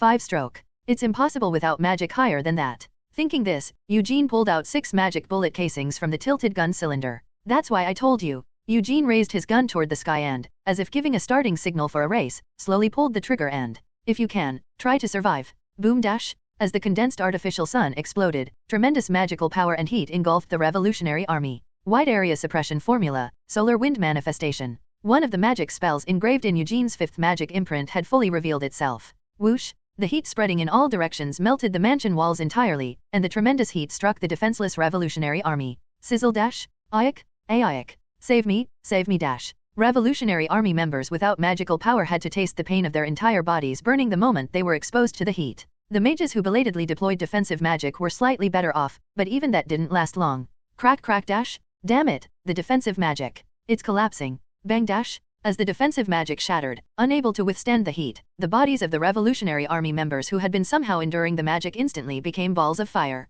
And so, after the red flames spreading from Eugene engulfed the entire mansion. Rumble. What remained in the mansion were the corpses of numerous Revolutionary Army members turned to ashes. And only Claude and the executives who had completely collapsed from exhaustion. Huff. Eugene looked around and slowly exhaled. The magical power that hadn't been fully discharged was expelled along with the heat. 5-stroke? A 5-stroke magic imprint. Eugene's gaze stopped at one place as he looked around. The one muttering with a bewildered expression was Claude, who was sitting on the ground. Looking at his comrades who had turned to ashes, he wore an expression as if he had lost everything in the world. Was it a fight we could never win from the start? Then what have I been doing until now? Are you playing with me? Eugene dash. Claude. As Claude tried to walk toward Eugene with staggering steps, the one who stopped him was Miles, a Revolutionary Army member who had been with him since headquarters. Look at the situation, Claude. We need to gather whoever has strength left and escape. Let go, Miles. It's not over yet. This time I'll surely get revenge for the Belkers branch people. Thud dash. Miles's fist struck his abdomen, and Claude's body, which had been rambling, went limp. Miles hoisted Claude onto one shoulder. Having prepared a defensive formula, he looked at the faces of other Revolutionary Army members lying around. Everyone. Most of the members who survived that massive flame were collapsed in a state of magical power exhaustion. Red chains summoned by Eugene were slowly binding the bodies of his comrades. He couldn't take them with him. No, even escaping with just himself and Claude was almost impossible. What are you doing? Hurry up and go. While thinking this, Eugene, who had turned his back, spoke to Miles. What did you say? You saw me use 6 magic bullets. My magic imprint is overloaded. I don't have the energy to chase you in this state. It was a lie. Even with Miles's quick glance, the magic imprint looked fine, and Eugene only seemed slightly out of breath, showing no signs of fatigue. In other words, Eugene was saying he would just let him and Claude go. What's your scheme? Why are you letting just us go while leaving the other comrades? And Miles, when that guy wakes up, there's one thing I'd like you to tell him. So he has no intention of answering the question. There's no point in refusing anyway. As Miles slowly nodded, Eugene smiled and said, Don't trust Randall Dean Clark. Just deliver that one message. Then I'll let you go. Miles took a sharp breath, and Eugene looked at him with an inscrutable expression. With their comrades captured, there was no choice. Miles nodded as if understanding. Good, that'll do. Eugene smiled with satisfaction and pointed in one direction as if indicating the exit. Feeling the gaze of 3 people staring at him, Miles began walking in the direction Eugene had indicated. There were no Imperial soldiers blocking the way. Come to think of it. And so, how much time had passed? As if just remembering something, Miles stopped and looked at the distant Zyklint mansion. That Imperial officer named Eugene Lawrence. How did he know my name? The rebel suppression operation was successful. We captured numerous executive-level mages, but Claude, the 4-stroke magic imprint holder, escaped. They say precise reporting is a virtue of Imperial soldiers. After briefly reporting to his direct superior Felen, Felen's reply came shortly after. Confirmed. As reckless pursuit would make it difficult to secure civilian safety, minimize pursuit, and focus on controlling the scene. Right. Civilian safety comes first. I've weeded out all of Randall's pawns here, so let's see what Claude will do next. Saying this, I looked at the Revolutionary Army mages we'd weeded out from the mansion. Damn you, Imperial dog. If you're going to kill us, do it quickly. I'll tell you in advance, we have no information to. Not needed. Passing by the Revolutionary Army mages who were growling at me, I stopped at one point. Renie Schreier. Right. The one I spoke to was Ren, the Revolutionary Army's imprint coordinator. Hollow eyes behind large glasses looked up at me. Among the many NPCs that the Revolutionary Army could recruit, a rare companion with imprint coordination ability. Unlike the others, they were too valuable to simply return to the Revolutionary Army. Eugene. Once I confirmed their face, that was enough. While I was thinking this, Gil approached and whispered to me. We got a communication from the Magic Corps. The rebels mixed in with the protesters are disappearing one by one. From the Galin branch. No. Judging by their behavior, they seem to be informants dispatched from headquarters. Should we pursue? I see. Randall's informants operating on the outskirts of the territory. Now that the situation is over, they'll probably try to flee to somewhere with communication to deliver information to their master. No need. However, I waved my hand dismissingly. Why am I observing their escape? The reason was simple. After all, they won't be able to leave Galin territory alive anyway. Situation terminated. The Imperial Army has recovered the Zyklint family's imprint. Only Claude and Miles survived. Not good. Starting with the civilians' non-violent protest, the protest site had taken on a festive atmosphere. Revolutionary Army spies who received the retreat communication were quietly slipping away from the protest site, blending in with the civilians. How's the situation? As they entered a remote alley, a man with exotic features unlike an Imperial citizen was waiting for them. An informant dispatched from West Reign. Upon confirming his face, the spies immediately began sharing what they had learned. The Imperial Army essentially condoned the Revolutionary Army's activities. It seems they were trying to use the Revolutionary Army to deal with the magic nobles. We dealt with the target Zyklint, but the additional objectives failed. Their additional objectives were simple: to incite large-scale massacres by Imperial forces to further agitate the already turbulent public sentiment, and through that, make the Revolutionary Army and Imperial citizens recognize the Emperor and magic nobles as being on the same side. Perhaps from their perspective, this was an even more important operation than killing a minor noble like Zyklint. But Eugene, due to the deal he proposed to the Revolutionary Army, the fundamental premise of the plan had collapsed. We tried to induce armed conflicts by attempting attacks during the protests, but the Imperial Army commander wasn't easy to deal with. Several informants tried to incite the citizens, but the results weren't good. Felen, commanding the Imperial Army, calmly rooted out the instigators while imposing no sanctions on the citizens' protests. This is ridiculous. At this rate, aren't the citizens and Imperial Army cooperating in the protest against the Zyklint family? An anomalous situation that arose because the Revolutionary Army's influence in controlling the masses was high, and the Imperial Army handled it rationally. Though it was a bitter result for them, they hadn't gained nothing. An Imperial Army officer making backroom deals with the Revolutionary Army, that's quite good bait for those magic noble bastards, isn't it? When one spy said this, sinister smiles spread across the others' faces. Contact with the Revolutionary Army is high treason, and they had evidence of Eugene and Claude's contact. So now, if they just deliver this to Randall. At that moment, one informant tilted his head in confusion. Hey, why is one person missing? What? The West Reign informant looked around at those words. But after checking, he was gripped by an even stranger feeling. Not one person. Two are missing. What are you talking about? I'm sure we confirmed everyone was here. Try magical power communication. There's no way they suddenly disappeared. The informant's voice cut off mid-sentence. When they turned around wondering what happened, the spy who had just been reporting the situation had vanished. He. That's when they heard a small laugh. An outsider? Impossible. Only we should know the meeting place. Thinking this, they turned around to find a woman standing at the end of the alley. A girl in a neat black casual dress with long, wavy black hair. An ominous feeling crept over their entire body. Something was wrong. The informant who felt this strange sensation immediately turned around and there was no one behind them. They were alone in the alley. The numerous spies they had just been talking with had vanished without a trace. What the hell is? As they said this and turned their head again, the girl who had been standing at the end of the alley was gone, growling. Instead, what filled their vision was hundreds of teeth bearing down right in front of them. Chomp. Before they could feel fear, the informant's body was devoured by the shadow and disappeared. A dozen or so informants vanishing without a trace. Looking around the cleaned-up alley, the girl smacked her lips in satisfaction. I'm full. I'm happy. As expected, Eugene is the best in the world. I should go back and get praised. I should ask for some cookies too. Thinking this, Renie moved with light steps. As she emerged onto the street, she exuded the fresh atmosphere unique to girls her age. No. The battle at the Zyklint territory had come to an end. While they had captured most of the Revolutionary Army members who had invaded the territory, they had let Claude, the Revolutionary Army supreme leader, slip away. Meanwhile, Baron Zyklint and his Knight Order had been completely annihilated. A day after reporting this news to the higher UPS, the Baron's children, who had taken refuge outside the territory, came and began wailing loudly. However, that didn't last long. You're saying you'll take all the land, brother? What nonsense is that? As the heir, I should naturally inherit father's legacy? Who was it that built up the Knight Order to this point? Haven't you heard that the magic imprint disappeared? Brother, you couldn't inherit father's imprint. That means we need to start the heir selection process from scratch. How dare you, when you don't even have magical power? Are you done talking? Before Baron Zyklint's corpse with its crushed skull could even grow cold, his children were already raising their voices, fighting over the land and legacy he had left behind. An inheritance dispute breaking out before the Undertaker could even arrive. Watching this scene from a distance, I was starting to feel sympathy for the dead Baron. Wait. As his mistress, I have rights to this family's assets too.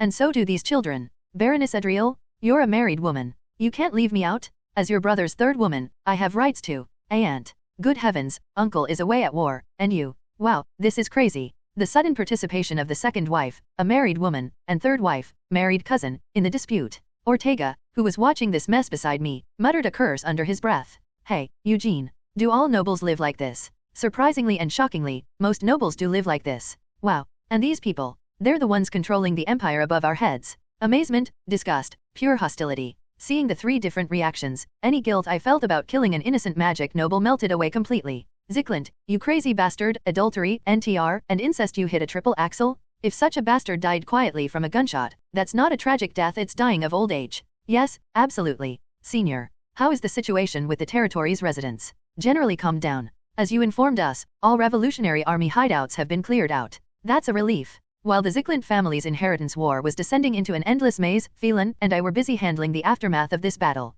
reporting the defeat to our superiors, clearing away debris from the explosion, repairing houses damaged by shrapnel. We even sneakily handled the tax issue that was one of the protesters' demands, so as the Imperial Army, we'd done everything we needed to. Is it really true that the tax rate has been reduced? This has been officially approved by the Zyklint family. With the Imperial Army's additional certification, it should be valid for at least 3 years. Then, these relief supplies. You couldn't live properly due to the battle's aftermath. We'll be leaving this territory soon, so we're distributing the remaining supplies under Commander's authority. Thank you, thank you. The orders we received from above were to manage public sentiment and stabilize security among the local residents. As part of that work, after providing civilian support for about a week, the territory's residents came to trust the Imperial Army more than the Zyklint family members who would become their new rulers. To think they trusted a week-long garrison more than the family that had ruled for decades. Zyklint, you bastard, just how did you manage this territory? Lieutenant Felen. At that moment, a soldier came running breathlessly to Felen with a letter in hand. At a glance, what he held was an order document stamped with the Imperial Army seal.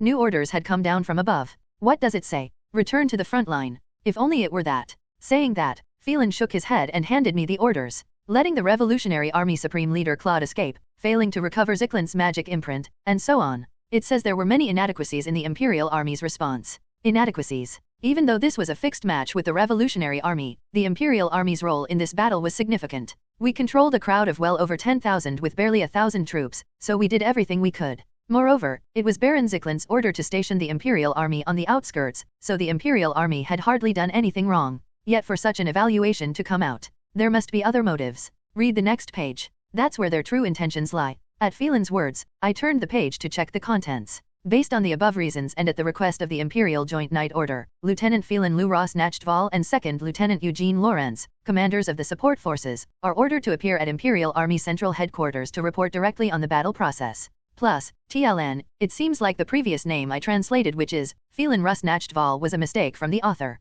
The true name should be this one. Order Authority, Colonel Drumvin Elaine. Direct report? Are they planning to do a post-battle review? More like a hearing. A magic noble being killed by rebels, this is the first time it's happened. Looking at how they specifically included the phrase at the Night Order's request, it seemed even the Imperial Army issuing these orders wasn't too pleased about it. Unlike the Magic Corps, which was nominally under Imperial Army control, the Night Order was a private military group operated by magic nobles. Complying with their request must be quite pride-wounding for the Imperial Army. The purpose of this hearing isn't simply to pressure me and Felen, but to create a scene where the Night Order can push around the Imperial Army. Simply put, it was a pride battle. They intended to use the situation of the Night Order disciplining the Imperial Army as a show of force. If that's the case, there wasn't much I could do as a mere second lieutenant. However, what if I borrowed the Emperor's power? We need to go to the capital. Since the soldiers still have security duties, I guess this is goodbye soon. I've grown quite attached to them. Seeing Felen say this while watching the soldiers on guard duty, I found it refreshing. How did someone who didn't make a single friend at the military academy get so close to the soldiers?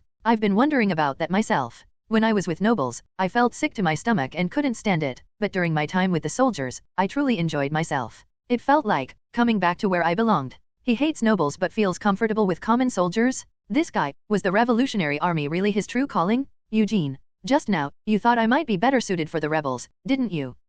First Julian who followed Kyle, and now why do people keep reading my thoughts? While I was thinking this, Felen smiled and said to me, rebellion they call it revolution. I admire their passion for overthrowing the country, but I don't particularly want to join them. Why? Because their driving force for revolution is nothing but anger and vengeance. Saying that, Felen alternately looked at the Zyklint mansion and territory, the nobles bickering inside the burned mansion, and the Imperial Army and territory residents cooperating to repair buildings. Taking in these sights, Felen slowly nodded. The rebels say they'll destroy this corrupt empire, but they haven't said a word about what kind of country they'll build afterward. Even if such people kill all the nobles and take control of the empire, will a new world really come? Just because they plant a flag of revolution on the ashes, it doesn't mean a new world will suddenly open up. He was right. West Rain was still eyeing the empire, and the monster territory was expanding moment by moment. Just because they overthrow the magic nobles who are the immediate enemy, it doesn't mean this hell of an empire will automatically change. Because they didn't realize this, the original protagonist met that kind of ending. And the world after that as well.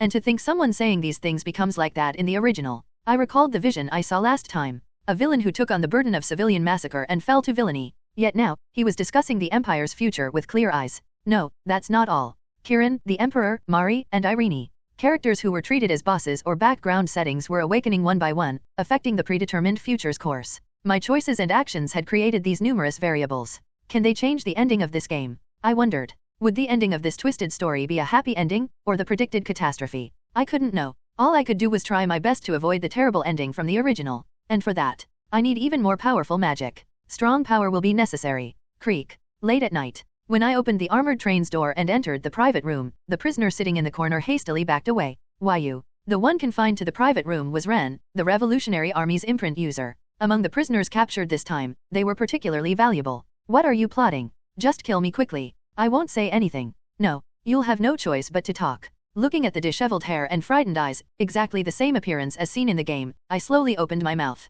Renie Schreier. Magic Noble 9th seat, illegitimate child of the Branville family. Right. Startled by those words, Renie shouted at me. How did you? Is that important? What's important is that you're my prisoner, and I can return you to your family at any time. There was no time to explain the source of information, nor excuses to give. Even if I said it was from game settings, wouldn't I just sound crazy? At the mention of family, Renie's face, which had been full of wariness, changed. Fear. The emotion she showed me was none other than fear. To think a missing noble family's bloodline had joined the Revolutionary Army. I wonder if Count Branville will stay quiet about this. Why you? If this fact were to be revealed. Saying that, I brought my face close to hers. A moment of silence. Just as Renie, unable to bear it, was about to open her mouth, my voice blocked her words. What would happen to your mother working as a maid in the Branville family? At these words, her body began trembling like an aspen tree. Now, it's time for you to choose. Now we're finally ready to talk. Thinking that, I spoke to Renie with a bright smile. Will you help me kill magic nobles? Or would you rather be executed by magic nobles along with your mother, Claude, and even Miles? Is this all that's left? The others. At the Revolutionary Army headquarters located in the central region of the Empire, the revolutionaries who were brought in by airship in tatters were all out of their minds. That fire. Our comrades, in that fire. Can't win. That guy, that devil bastard, we absolutely can't win against him. Looking around at the survivors trembling in fear, Randall slowly furrowed his brow. The plan has fallen apart. After meticulous investigation, it was supposed to be a carefully arranged chessboard. The Galfrin territory where the Night Order's forces were weak. They had predicted that if they attacked there, Baron Ziklant would request help from the nearest Imperial army, and leave the suppression of the civilian uprising to them. What would happen next was obvious. The Imperial army's gunfire, the enraged territory residents, numerous casualties, and the Revolutionary Army's flag rising atop the mountain of corpses, with Baron Ziklant's head hanging at its tip. It was supposed to create the perfect scene to turn the Empire's privileged class against the territory residents and induce chaos. And then the revolutionary newspaper would capture that scene and spread it throughout the Empire, inciting the oppressed territory residents. The civilian uprising they started would become the spark for other uprisings. A chain reaction of chaos. That was Randall's true objective. The fight between Claude and Ziklant should have been the start of that chain reaction. That's why I dispatched Claude, the supreme leader, their butt. Looking at the Imperial newspaper in his hand, Randall clicked his tongue. What was captured in the photo was an Imperial soldier wearing a flower necklace made by citizens. The newspaper was filled with praise for the Imperial army that helped the territory residents with their calm response and civilian support, and mourning for Baron Ziklant and the Night Order who sacrificed themselves against the rebels. At this rate, far from chaos, they had ended up creating a touching story for the Imperial army and magic nobles. Phew. The unpleasant feeling that was creeping up was momentary as Randall suppressed his rising anger with a sigh. He couldn't properly do his work if he lost his composure over something like this. I'll have to take comfort in achieving the primary objective. In the end, Baron Ziklant was dead, and the discord between the Imperial army and magic nobles would deepen. Though the plan went awry, it would be worth the lives of the Revolutionary Army members who died. Miles. Who were the captured personnel? Do you remember? Yes, I remember. When Randall asked, Miles, who had bandages all over his body, answered the question. All the mages who entered the castle with us died, and Ren was captured by the Imperial army. Ren. Yes. We tried to rescue her, but both Claude and I were exhausted. A tuner who recovers the imprints of members overloaded by magic bullets. It was bad news for the Revolutionary Army to lose such a valuable resource. However, from my perspective, it's rather good news since we've removed one of the founding members, Renie Schreier. Though she was certainly an excellent imprint tuner, she was a woman who was difficult to control since she was brought in by Maximilian. If he used the authority of the Republic's intelligence department, it would be possible to recruit a separate imprint specialist from the home country. Being caught by the Imperial Army was rather something to welcome. Losing an imprint specialist isn't such a big loss. But, there's a different problem. The problem was the confidential information about the Revolutionary Army inside Ren's head. Of course, she was one of the founding members recruited by Maximilian. Like all members who worked with Maximilian, she wasn't the type to easily give up information. But, I can't leave a risk factor. Randall made his decision. He needed to thoroughly track her down and eliminate her before the information could leak. You've worked hard, Miles. Go in and rest. Right. Usually Claude should be the one reporting this, but Miles trailed off as he looked at Claude, who was sitting against the wall in a daze. Impossible. Couldn't win. How could such power? As you can see, he's not in any condition to speak. The shock that the battle with Eugene had brought him was beyond imagination. The tremendous power that burst forth in the moment of crisis. That sense of omnipotence and fervor. And Eugene's magical power that was overwhelming enough to completely cover all of that. Having experienced all of that firsthand, Claude was just rambling like a madman. We can't leave him like this. Randall, who spoke those words like a sigh, rushed to Claude. Brother Randall. Claude. Along with his deeply settled voice, his hand reached for Claude. Clench your teeth. Randall grabbed his collar and threw a punch at his face. Whack dash. WH what? Sir Randall, what are you suddenly? Get up. Claude's back hit the wall, and other members' gazes turned toward the two. However, Randall growled at Claude, who couldn't break free from the shock, without caring about those gazes. You call yourself the leader of the Revolutionary Army, but you're going to stay down like this over one defeat. Leader. When he heard that title that had belonged to Maximilian, Claude's shoulders trembled. 5-stroke magic imprint? Yes. He's strong, that's true. But the enemies we face are beyond that. No, they're powerful beings that can't even be compared to a mere 5-stroke mage. Do you understand what I'm saying? Why yes, Brother Randall. But Claude clenched his fists and tried to say something, but just then, Randall's calm, settled voice pressed down on Claude. Don't be hasty, Claude. Our enemies are piled up like mountains, and revolution isn't something achieved in a short time. If we build our strength slowly and surely, we can win. After saying that, Randall grabbed Claude's shoulders and spoke. You're our hero, chosen by Maxim himself. Hero. When he heard those words flow from Randall's mouth, Claude nodded while gritting his teeth. The hollow look in his eyes gradually came back to life, showing that these words had served as quite good stimulation. These revolutionaries are really such unpredictable beings. Despite thinking that in his mind, Randall returned to his usual kind expression and encouraged Claude. After the stretchers carrying Claude and Miles were moved to the treatment room, the Imperial Army officer who made Claude like that, Eugene was his name. Correct. When he asked the informant who appeared behind him, the answer came immediately. Eugene Lawrence. According to Claude, he was someone he knew since first joining the Revolutionary Army. What information have we gathered on our side? We infiltrated informants into the Imperial Army to find out his personal information. However, all contact with the infiltrated personnel had been cut off. Hearing the informant's explanation, Randall's eyes narrowed.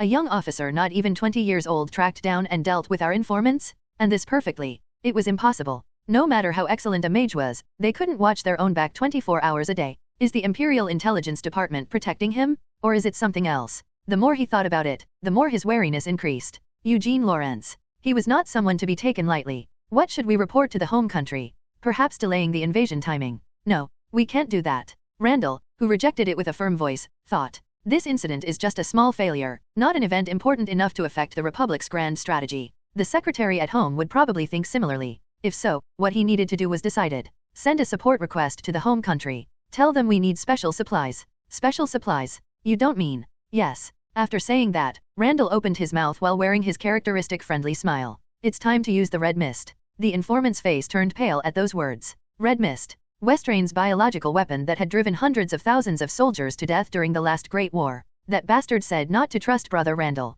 SHH. Be quiet. Someone might hear. Meanwhile, while Randall and the informant were whispering to each other, Miles, sitting in the infirmary, continued his explanation while looking around. I was surprised too. To think the Imperial Army knew Mr. Randall's name. For the Revolutionary Army, Randall's existence was treated as information of the highest confidentiality. Externally, he was a businessman moving between the Empire and the Republic. If the fact that he was involved with the Revolutionary Army was revealed, there was a risk that the Revolutionary Army's entire funding and supply line would be blocked. Claude looked closely at Miles's face. Miles had told this directly to him instead of reporting it to Randall. In other words, Miles, are you suspicious of Brother Randall too? I just think it's not something to be taken lightly. After saying that, Miles looked at Claude with different, serious eyes than before. Claude, the one leading the Revolutionary Army now isn't Randall, but you? The Revolutionary Army Supreme Leader chosen by Maximilian wasn't Randall, but you? Hearing those words, Claude tilted his head in confusion. That's obvious, isn't it? Why are you suddenly saying, no, it's fine if you know?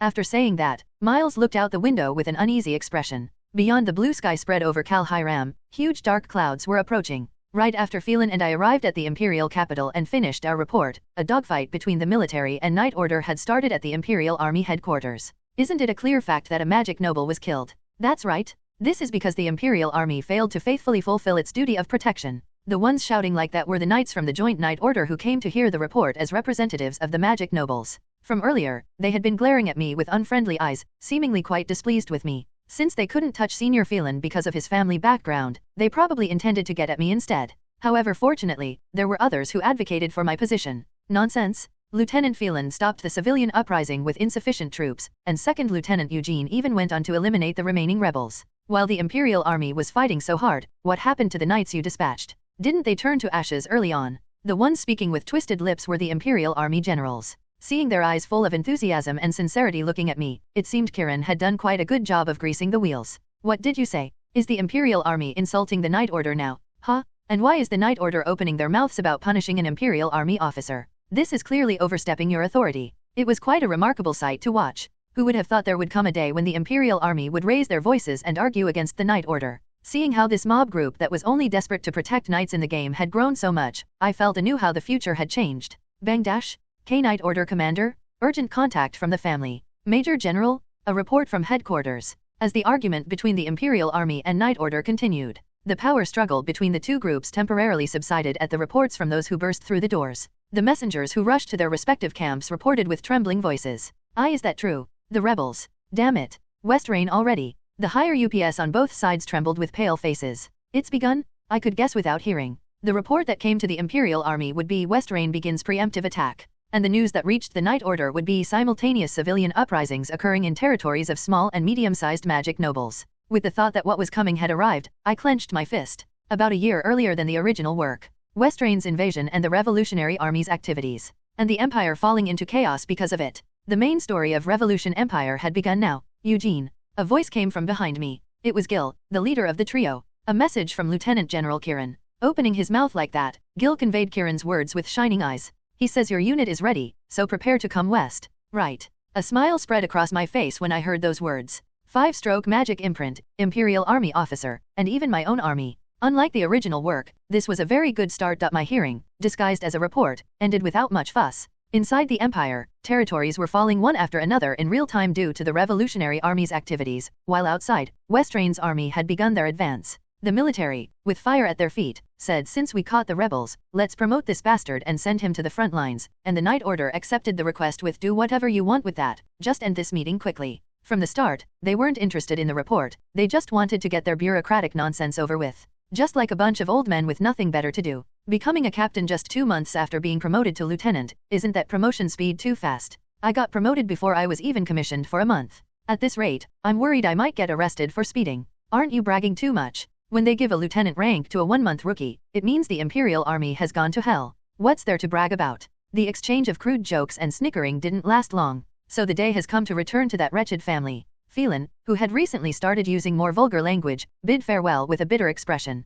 This is goodbye, Eugene. Though it was brief, I enjoyed working with you. Next time we meet, you'll be wearing the Night Order uniform. Though I'm not sure if that Z-Plant fellow will let that happen. At the mention of his rival, the firstborn of Nachtval, Felen's eyes deepened as he looked at the train. His destination was Ernstburg, the territory of the Nachtval Duchy. The one who had called him while he was waiting for his next assignment was none other than the Duke of Nachtval himself. It's absurd when I think about it. I specifically joined the Imperial Army to avoid this kind of situation. You're the second seat of the magic nobles. It must have been simple to pressure the Imperial Army. And they probably had people planted within the Imperial Army too. When I said that, Felen sighed as if he knew it all too well. As a reaction to the Revolutionary Army's increasingly intense activities, the magic nobles were calling back their family forces that had been scattered throughout the empire.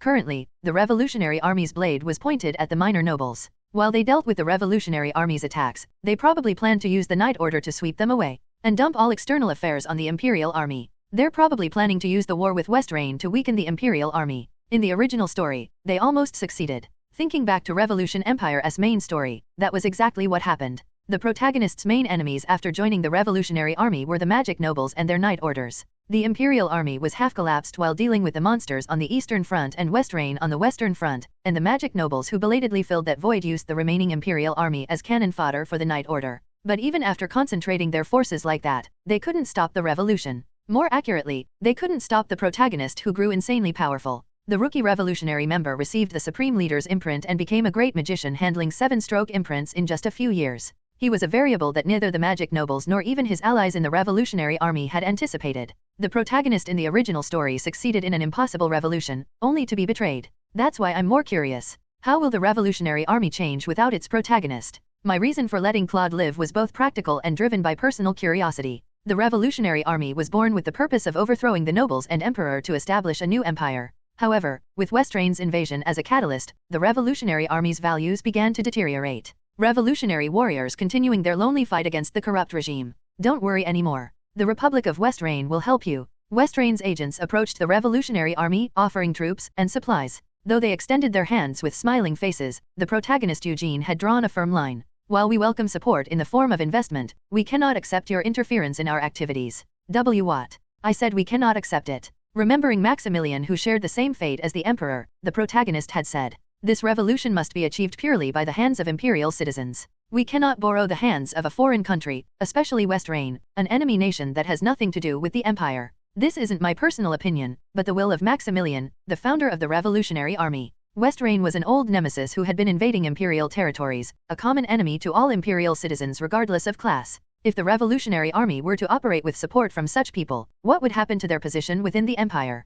Probably the Revolutionary Army receiving Westrain's proposal now was thinking the same thing, but when I killed Maximilian, the original story was distorted. Maximilian died earlier than intended, and Vark, who succeeded him, met a tragic end, leaving behind the cancer called Randall. All that remained was Randall, who tried to manipulate the Revolutionary Army according to Westrain's orders, and Claude, who was being swayed by him. In this situation, I didn't think the Revolutionary Army would reject Westrain's support. Rather, this works out well. With my assignment to the Western Front, my contact points with the Revolutionary Army would disappear for a while. If during that time, the Revolutionary Army fell for Randall's schemes and became Westrain's dog, I could use them as pawns to bring down the magic nobles, then dispose of them as enemy spies. And before that, I should extract as many useful comrades as possible. With that thought, I opened the door of the armored train that had stopped before me. To track down the NPCs I met in the original story, I needed information first. Here, Yug. Inside the luxuriously decorated armored train car. In the middle of the wide open space was the insignia of the Buckingham family. Sitting in that spacious area were two girls with black hair. The girl with slightly wavy hair was Renie, and the one with messy hair and large glasses was Renie. Renie, don't you like cookies? Should I get you something else? No, that's not it. Looking at Renie, who was pushing cookies with an innocent face, Renie seemed at a loss. Renie, it's fine to watch her, but don't stick too close. Why? Is it dangerous? Of course it is. He was right. Although she was sticking close under the pretense of watching Renie, this girl called Renie was incredibly frail. A noble young lady who had never even lifted a plate by herself, let alone received military training. She was just driven by trivial curiosity after hearing about the capture of a prisoner her age. For Renie, killing such a frail girl and escaping would be nothing. However, I can't escape. Even if she could break through the surveillance and slip away, Renie couldn't escape this train. That Imperial soldier Eugene who captured her knew about her mother's existence. Even if I succeed in escaping, with just one letter from him, her mother working for the Branville family would be executed immediately. The reason for her existence would vanish in an instant. So, Miles hasn't been with them for long, right? That's. Just as her thoughts were continuing, when Eugene, who was reading a newspaper, asked the question, Renie immediately opened her mouth. According to Claude, yes. I don't know exactly, but he wouldn't have lied to his comrade. And from what point did the number of new recruits joining the Revolutionary Army noticeably increase? That's right. Just as you say. She felt self-loathing. To avoid displeasing this man, she had to actively sell out information about her comrades. But at the same time, she felt something strange. The questions he's asking, aren't they odd? Usually in situations like this, there were set questions to ask prisoners. The Revolutionary Army's operation plans, locations of hideouts, weaknesses of key figures, or the structure of magic imprints. But he seemed uninterested in such information. Rather, what he asked about were her life stories and daily experiences after joining the Revolutionary Army. Though she nervously revealed some information, he simply waved his hand dismissively as if uninterested. Mildred hasn't joined yet, same for Leopold. Then the Northern Prison? If so. Moreover, his reactions after hearing these stories were even stranger. When she talked about her daily life or the names of low-ranking members, he would become lost in thought and start muttering to himself. A week since the train departed from the Imperial capital. During that time, she felt less like a prisoner being interrogated and more like a grandmother reading storybooks. Well, more like being treated as a parrot than a grandmother. Just as the dejected Renie was sighing, Eugene, who had been lost in thought with his chin propped up, slowly stood up. All right, the interrogation ends here. As he said that, two soldiers who had boarded the train with him approached. Guide her to the private room. Don't put handcuffs on her. Why yes, understood. Are you sure that's all right? This woman is one of the key figures of the rebels. It's fine. She won't run away anyway. Unlike the two soldiers who were wary of her, Eugene spoke as if it wasn't a big deal. I'm right, aren't I? Ren. Kook. Seeing Eugene's face as he spoke with a twisted smile, Renie's face flushed red. That attitude of calling her like a comrade. It was his way of reminding her that he held her mother hostage. After Renie was led away by the soldiers, Buccaneer, Pi, Selena, fewer people than I expected have joined the Revolutionary Army. Eugene, recalling his conversation with Renie, immediately began writing names on paper. He already had all the Revolutionary Army's main bases memorized, and even if he found out more, he who was heading to the Western Front had no way to utilize that information. Provide information to the magic nobles? Why would I do something good for them? In this situation, what Eugene needed to know was how far Westrain's influence had reached into the Revolutionary Army, and how many talented individuals had joined the Revolutionary Army. Lieutenant, we've arrived. You're a lieutenant too, Ortega. Please, I'm begging you, stop with the honorifics. His comrades snickered as they teased him. Eugene, after snapping at them, pulled down his military cap and stepped out of the train. Attention. Outside, a group of soldiers in black uniforms were waiting for Eugene. Seeing their uniforms different from the regular Imperial Army, Eugene could tell who they were. Special Magical Power Unit. Their historic first unit was lined up before him. Salute to the company commander. At Gil's command at the front, the members all saluted toward Eugene in unison. Good to see you all. Eugene returned a casual salute while looking over his unit members. This is our commander? He looks too young. Haven't you read the news? He's the one who crushed the entire Revolutionary Army. The devil of magic bullets. TCH, doesn't look like much. A group of various undesirables including criminals and former Revolutionary Army members. Their saluting appearance looked less like soldiers and more like vagabonds in military uniforms. However, among them, seeing one man glaring at him, a faint smile appeared on Eugene's lips. Bingo. Leopold Callhead, from the northern prison. The man who should have become the Revolutionary Army's assault commander was wearing the uniform of the Special Magical Power Unit. Author's thoughts boom dash? Boom dash? I got up from my seat, using the distant cannon fire as my alarm. The weather is quite artistic. It was the moment when yesterday's weather forecast came true exactly. The weather was slightly cloudy, and the Republican Army's shell rain that started from the morning was expected to continue until this afternoon. Just another peaceful day on the Western Front. Company commander. In the tent barracks set up behind the trench. As I entered the operations room, pushing aside the curtain with the Imperial flag painted on it, Eric, wearing an Imperial Army uniform, saluted me. First those three, and now you're mocking me too. Well, you are my superior officer, aren't you? I see you've developed a sense of humor while I was away. When I said that, Eric dropped his salute with an embarrassed smile. From the third year of military academy until commissioning, while the trio and I were eating monster blood and dirt on the Eastern Front, Eric was handling administrative work in the rear. But that doesn't mean he was living the sweet life at headquarters like other noble children. Of course not. The cadet who wrote the supply plan. What was his name again? Eric Esmond, sir. Esmond? Good. Not from a magic noble family either. Bring that fellow to me right now. Tell him Western Front Commander Kieran Buckingham really wants to meet him. Pardon. That's right. The rear where Eric was assigned was the Western Front Operations Command under Kieran's command. After reading Eric's assignment General Theory on Imperial Army Supply Issues and Frontline Supply Planning, Kieran immediately ran to the military academy and kidnapped Eric. From that day on, Eric became Kieran's faithful house elf, being worked like a graduate student who couldn't go home. What a heartwarming story. Eugene. That's how Eric and I parted, and where we met again was right here on the Western Front. When I met Eric again after 3 years, he looked like something between a zombie and a mummy as he clung to my feet and started crying. It was like hell. Daily paperwork, floods and emergency responses, and on top of that, assassins showing up at every turn. You've been through a lot too. But thankfully, now that we're working together, you won't work me as hard as Lieutenant General Kieran, right? Looking at Eric who asked with desperate eyes, I patted his shoulder as if to say not to worry. Eric, who had suffered as Kieran's slave, was now destined to suffer eternally as the supply officer of the Special Magical Power Unit. Thank you, Father, for raising our Eric into such an excellent administrative slave and sending him to us. Welcome, Eric. There's no paradise where you run away to.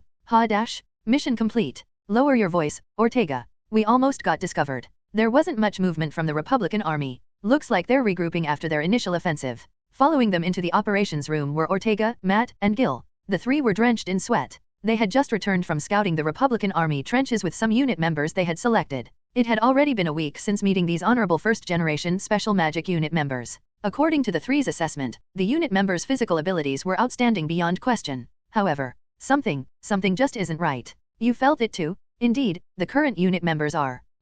Though the three had spent all night training with the unit members, they all wore somewhat unsatisfied expressions. Why? Did they disobey orders? Or desert? No, nothing like that.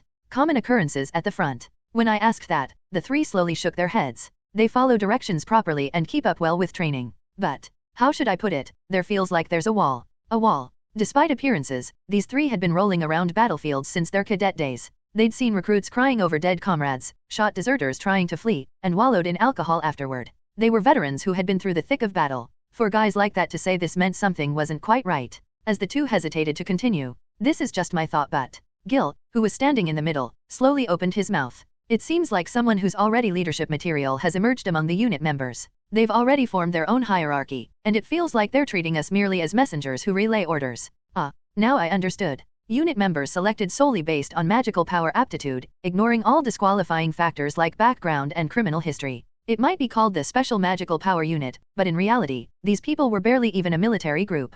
A motley crew created by mixing criminals and misfits. And I had to transform these people into a powerful armed force that could threaten the Night Order and Magic Corps. This is quite a high difficulty for a first mission. Though I thought that, it was too late to complain now. I had already delivered this project to Kirin 4 years ago, and Kirin and the Emperor had made my nearly delusional plan a reality. Now it was my turn to show results. I get it. What our unit members are thinking. And how I should act. Gil, you said there were no unusual signs from West Rain. When I asked that, Gil immediately nodded. None. Intelligence reached the same conclusion. Good.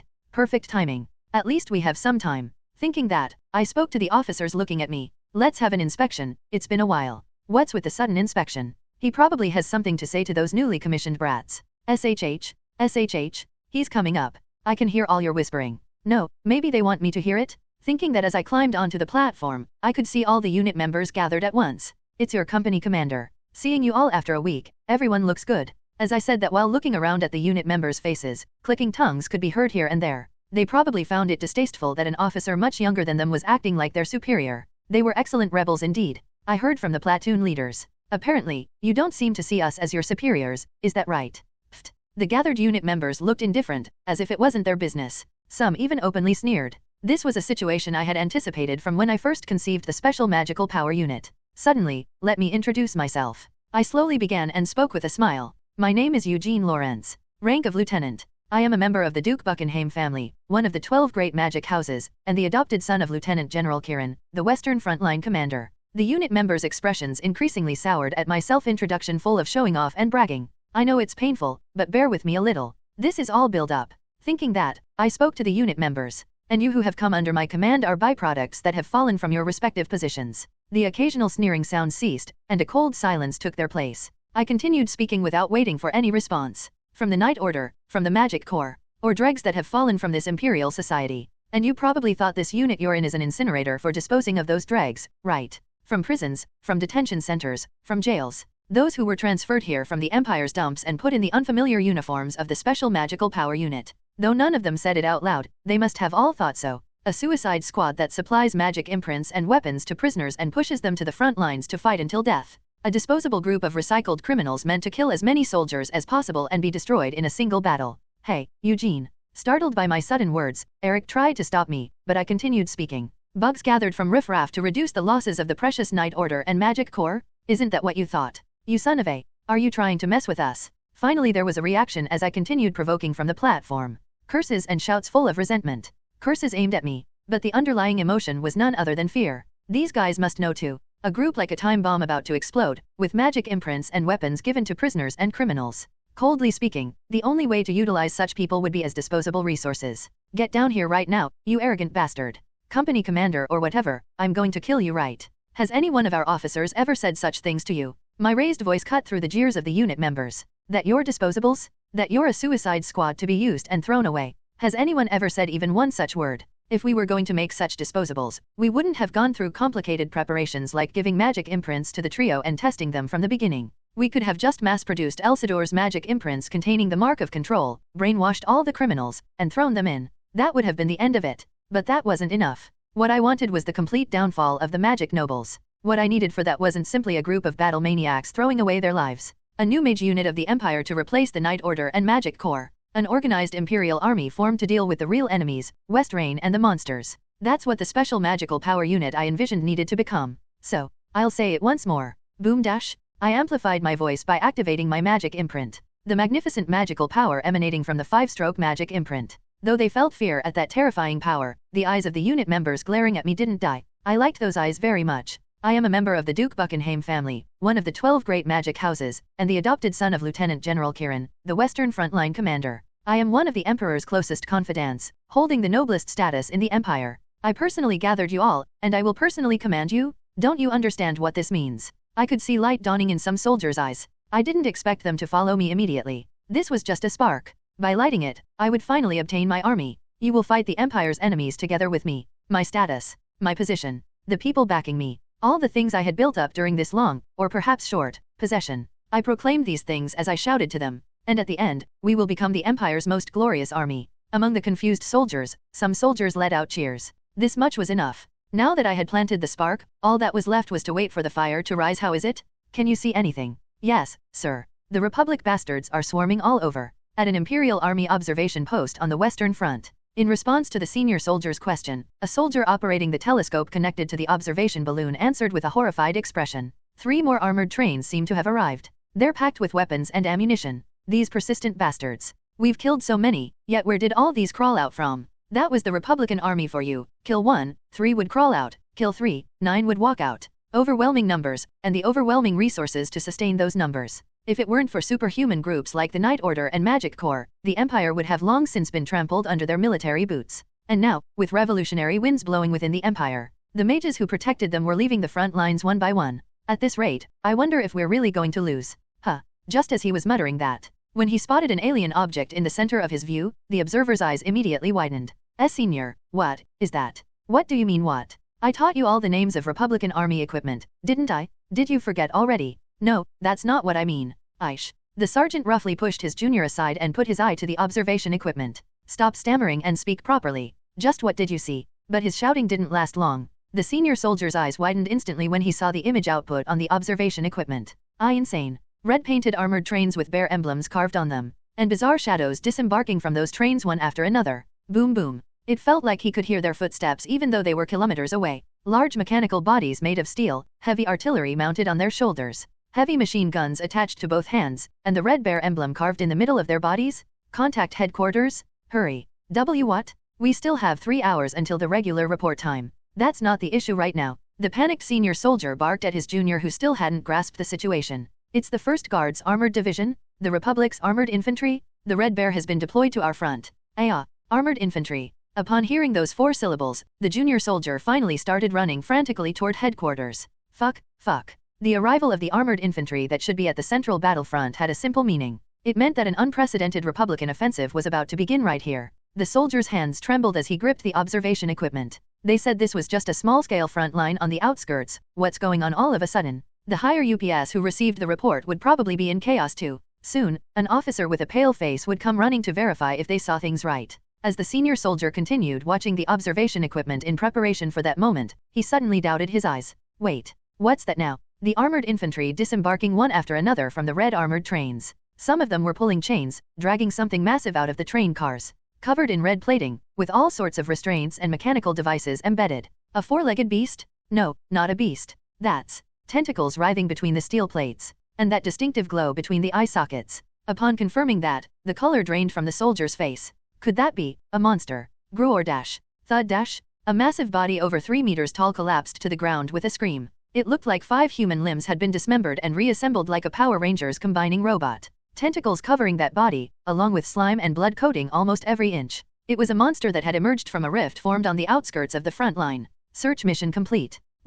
Damn, we almost died. After that lukewarm first meeting, I and the members of Special Magical Power Unit 1 had to endure insane amounts of work. Though not as bad as the Eastern Front, which had been completely devoured by monsters, this Western Front was also part of the contaminated zone, aftermath of the previous Great War. Dig a trench and you'll find a monster that's made its nest underground. Search a forest and instead of wild animals, you'll get a 10-year-old monster playing peekaboo. It was one of those otherworldly hellscapes. But why dig trenches in such an insane place, you ask? When such doubts arise, you should think in reverse. Most of the western border region was land so contaminated you couldn't breathe without a gas mask. This place where monsters popped out from time to time was actually the safest space to station troops. Thanks to that, at least we don't have to worry about the Republican army pushing in from the side, so I guess that's fortunate. Whenever I think about this, I'm reminded again of just how mentally deranged this game world's setting is. And the most deranged of all are the humans who keep waging war without rest even while the world has become like this. Crunch crunch. While I was withdrawing the troops who had completed their mission, Irene's tentacles protruding from my shadow started devouring the dead monster's corpse.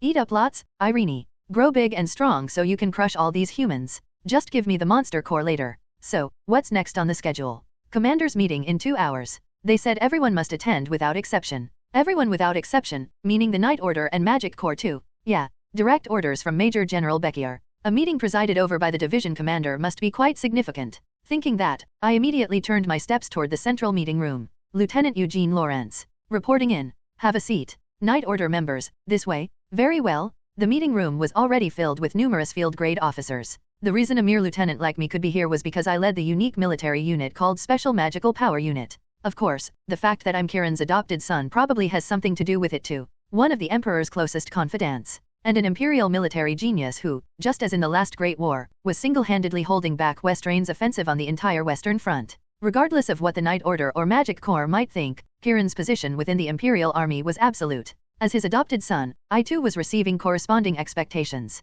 As you all know, after we blocked their last major offensive, the Republican Army seemed to be laying low for a while. Following the staff officer's voice leading the meeting, several black and white photographs quickly passed by. Burning Republican airships and Republican soldiers collapsing under artillery fire. These were photos from Westrain's large-scale offensive a few months ago. Haha, even thinking about that operation now, without being completely insane, it was truly an unthinkable strategy. Good thing it succeeded. It succeeded, so isn't that what matters? All thanks to Lieutenant General Kirin's insight. Some expressed admiration. Others jeered. The Night Order commander and officers each added their opinions as they recalled that time. Rapid frontline breakthrough using mobile units, simultaneous deployment of engineering corps to lay railways, and indiscriminate bombardment from armored trains that bypassed the front line using those railways. This ridiculous operation planned by Kirin caught the Republican Army off guard, and Westrain's first offensive failed miserably. Of course, they had to completely burn precious armored trains and railways in exchange, but it was a cheap price to pay for stopping the first major offensive. As I had experienced in the game, it was a tactic that completely overturned common sense.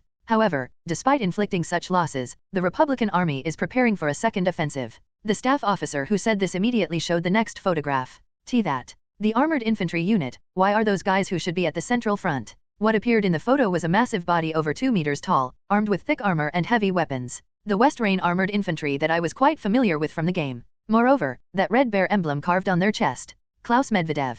One of the Revolutionary Army's collaborators. Such numbers of armored infantry, I'm speechless. While I was thinking this, a voice came from one side of the meeting room. Division Commander Bekier. Withdraw the front line to the rear immediately. A man wearing not an Imperial Army uniform, but elaborate blue clothing. It was Viscount Rieland Backford, commander of the 3rd Night Order of Sutherland dispatched to this front. Mind your tone, Lord Backford. The authority to move Imperial troops lies with Division Commander Major General Bekier. Such commanding tone. If you don't move, our Night Order will completely withdraw from this front. Before one of the field officers could finish speaking, Viscount Backford's bombshell statement swept through the audience. Even if we withdraw the front line, we'd only lose a few civilian villages we've been using for supplies, right? I don't think it's that big a loss. Reconstruct the trench lines? Preposterous. Do you know how long it would take to rebuild trenches of this scale? That's for the Imperial Army to worry about. What does it have to do with the Night Order? What did you just say? You dare open your mouths when you eat and sleep in trenches we dug. Then try stopping those armored infantry without the Night Order. Wouldn't that solve everything?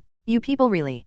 Here we go again with this nonsense. Starting with Viscount Backford, his subordinate knights and the field-grade officers started bickering back and forth. The meeting room had already devolved into an emotional argument. A heavy sigh escaped Major General Bekier's lips as he watched this. And no, that won't do, Division Commander. Just as the chaos between the Imperial Army and Night Order was about to begin, a voice burst out from among the field officers. A skinny man with a lieutenant colonel's rank insignia. With his large glasses and haggard face, he reminded me of Eric who would be buried under paperwork at company headquarters. Lieutenant Colonel Midwell, what is your reason? The division commander, who had been observing the increasingly noisy situation, questioned for the first time. Lieutenant Colonel Midwell, visibly tense, swallowed hard before speaking. The villages we use for supplies. We see can't he abandon the people living in those villages. Villages? Villages? Why bring that up suddenly? Questions erupted from both the Night Order and other Imperial Army officers. Nobody seemed to understand what he meant. But the lieutenant colonel, having found his voice, collected himself and continued speaking. The people living in those villages aren't just ordinary civilians. They're local collaborators who have lived in the Republic border region for decades, providing us with terrain information and supply routes. Now that you mention it. Hearing this, Major General Bekier rested his chin on his hand, lost in thought. Watching his silent, closed-eyed expression, Lieutenant Colonel Midwell desperately squeezed out his voice. And moreover, the villagers already have a history of collaborating with the Imperial Army and have even received Imperial citizenship. If the Republican Army comes in, they'll all.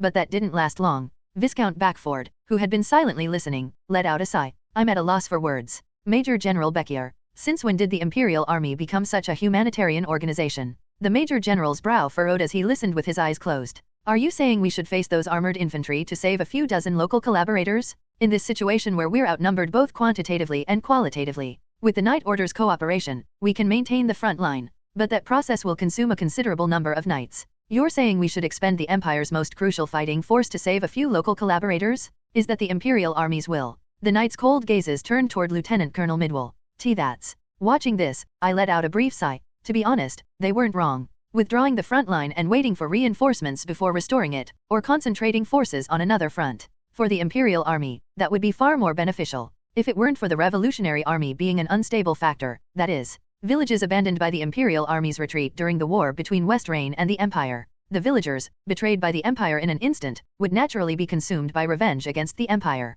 Then, after the Imperial Army leaves and West Reign's invasion is imminent, the Revolutionary Army will end up protecting these people. Villages abandoned by the Imperial Army. Revolutionary Army saving the villages. Revolutionary newspapers spreading this fact, and trust in the Imperial Army hitting rock bottom. It was a familiar situation. In Revolution Empire's main story, the Revolutionary Army gained the support of Imperial citizens by repeating exactly this routine. While the war was a crisis threatening the Empire's existence, for the Revolutionary Army it became a perfect opportunity to win over public sentiment. Moreover, if Klaus has appeared here, we don't have time. We need to eliminate them as soon as possible. Armored Infantry Corps Commander, Klaus Medvedev, also known as West Reign's Red Bear. If not eliminated in the early story, he's a promising monster who grows to rival the 12 magic nobles. A hardcore Republican who can't even consider being won over or cooperating with the Empire. Meeting him this early in the war was rather fortunate for me. Lieutenant Eugene Lawrence. Permission to speak, sir. Taking advantage of a moment of silence, I requested permission to speak from Major General Beckier. How impudent?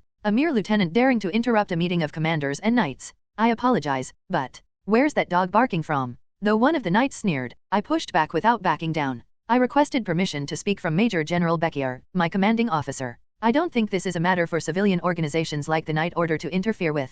When I emphasized the word civilian organization, the knight's expressions immediately turned hostile. What did you speak, Lieutenant? The Major General's permission came faster than the knights could get riled up. As expected of an officer chosen by Kirin, his skill at managing situations was impressive.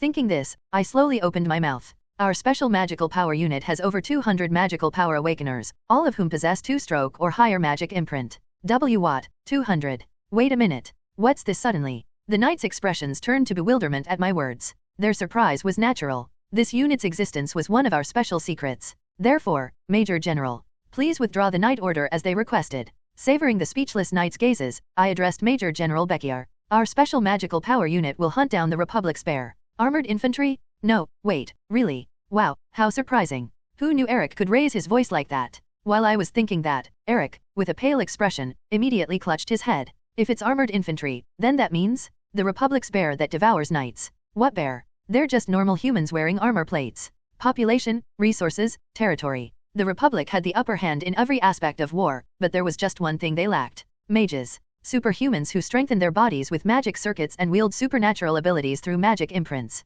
Human weapons who could tear people apart with bare hands, block large-caliber bullets, and incinerate trenches full of dozens of soldiers in an instant. To create these superhumans who completely ignored all rules of the battlefield, magic awakening individuals were absolutely necessary. However, the Republic's number of magical power awakened individuals was, at best, only 1/20 of the Empire's. This extreme imbalance was what maintained the power balance between the Empire and the Republic. The armored infantry is one of the Republic's many weapons created to bridge that gap. Special reinforced suits powered by hydraulics and diesel engines. Steel giants equipped with all sorts of heavy weapons, achieving firepower and defense comparable to mages. The 1st Guards Armored Division was the most elite among them, demonstrating exceptional performance even compared to other armored infantry. And the one commanding them is Lieutenant Colonel Klaus Medvedev, the Republic's Red Bear who, clad in red armor, took to the battlefield and butchered dozens of Imperial knights. So, we have to face that? Our soldiers. That's what this unit was created for in the first place. Didn't Lieutenant General Kirin inform you? Well, yes, but the Special Magical Power Unit's reason for existence was to replace the work traditionally handled by the Night Order and Magic Corps.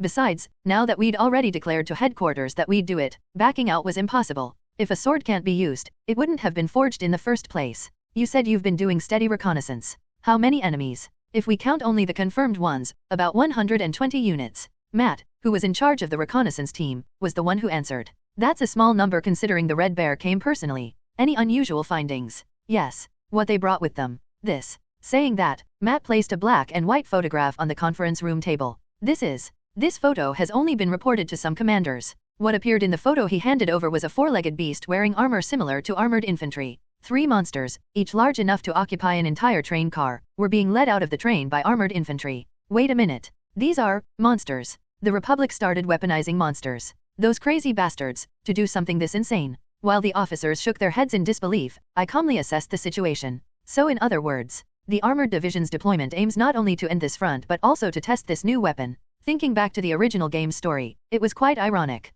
In the original, the protagonist would be carrying out 2 types of missions right now, either crushing magic nobles, or fulfilling requests from people while traveling through war-torn outlying villages. And those Revolutionary Army activities would accelerate the Empire's downfall. If the Revolutionary Army crushes the magic nobles, there won't be anyone left to counter Westrain's new weapons. Westrain's forces will mercilessly push back the Imperial Army. In other words, those war-torn outlying villages mentioned earlier would spring up like mushrooms. No wonder the country's heading toward ruin. Thinking about what the protagonist did in the original game, I couldn't help but feel dumbfounded. A vicious cycle where killing nobles gradually eroded the Empire itself. These monsters baring their teeth in the photograph represented the dark side of revolution that the game never explained. But this time, it's different. Defeating magic nobles? Go ahead. Social reform? Revolution? Do as you please. That's your job, while mine is to crush Westrain and approach the core of Imperial power. The magic nobles and magic corps will be worn down fighting the Revolutionary Army. Meanwhile, the Special Magical Power Unit, allied with the Imperial Army, will expand its influence on the front lines, building up personnel and growing larger.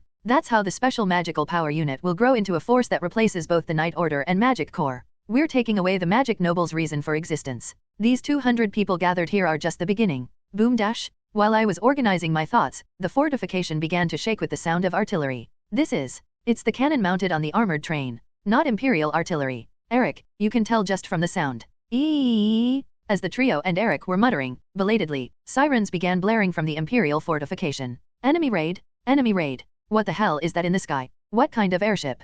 Dozens of flashes sparkled beyond the horizon. It was artillery fire from the armored train. The Republic's bombing airship slowly advancing toward the Imperial trenches covered the sky, and dozens of anti-aircraft batteries installed in the trenches began spewing fire to meet them. The Republic Army of Westrain's major offensive had begun. Lieutenant? Report from the reconnaissance team. Reports flowed in from soldiers on the front line. Enemy armored infantry unit confirmed. About 30 in number. They're accompanied by grotesque creatures. If it's around 30, this must be a probing attack. Quite cautious. While thinking that, I ordered the waiting Special Magical Power Unit members. First platoon follows me. Gil, get your troops ready and stand by. Eric, contact the artillery unit. Tell them to provide fire support as soon as I signal. The officers who received my instructions moved in perfect order, and the platoon members who completed their preparations gathered around me with their weapons ready. My army that I had been preparing since entering the military academy. This was its monumental first deployment. To think the Imperial Army had prepared such numbers. Western Front Rear Area, Sutherland Knight Order Temporary Headquarters.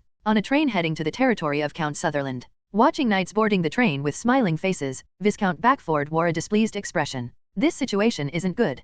Originally, I planned to use the Knight Order's existence as leverage to force the Imperial Army to retreat. Instead, the Imperial Army refused the Knight Order's help and sent them back to their territory. Eugene Lawrence. That single junior officer's words had completely twisted the situation. 200 two-stroke imprint mages. That can't possibly be true, Viscount. It's equivalent to the strength of an entire Magic Corps division appearing out of nowhere. How could the Imperial Army have such resources? The knights under his command seemed optimistic about the situation. They thought it was just an immature junior officer who had gathered a ragtag group of mages to form a unit. However, Viscount Backford had a completely different thought. If that were the case, Major General Beckier would never have approved this. The Viscount recalled the face of that youngster Eugene. While his background as Lieutenant General Kieran's adopted son couldn't be ignored, would they withdraw the Knight Order based on the boasting of some lowly junior officer? The Major General Beckier that the Viscount knew wasn't that incompetent. Then, there was only one conclusion he could draw. Did the Imperial Army really create their own mage unit?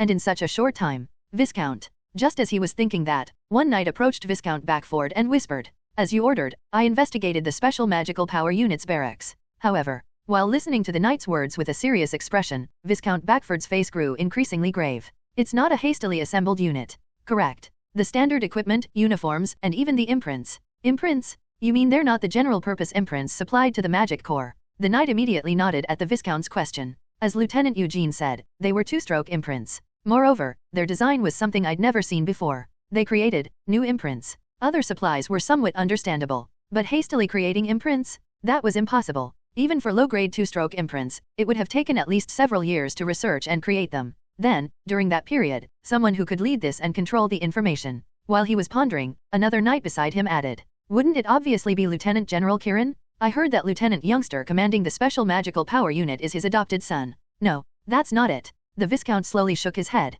"Lieutenant General Kirin is certainly a central figure in the military. However, his position within the Buckingham family is weak. He couldn't possibly have the funds to create a new army. Then who on earth could have led this?" At the knight's question, Viscount Backford gritted his teeth. There was only one person who could pull this off. And this situation was the worst possible outcome for them, the magic nobles. His Majesty the Emperor.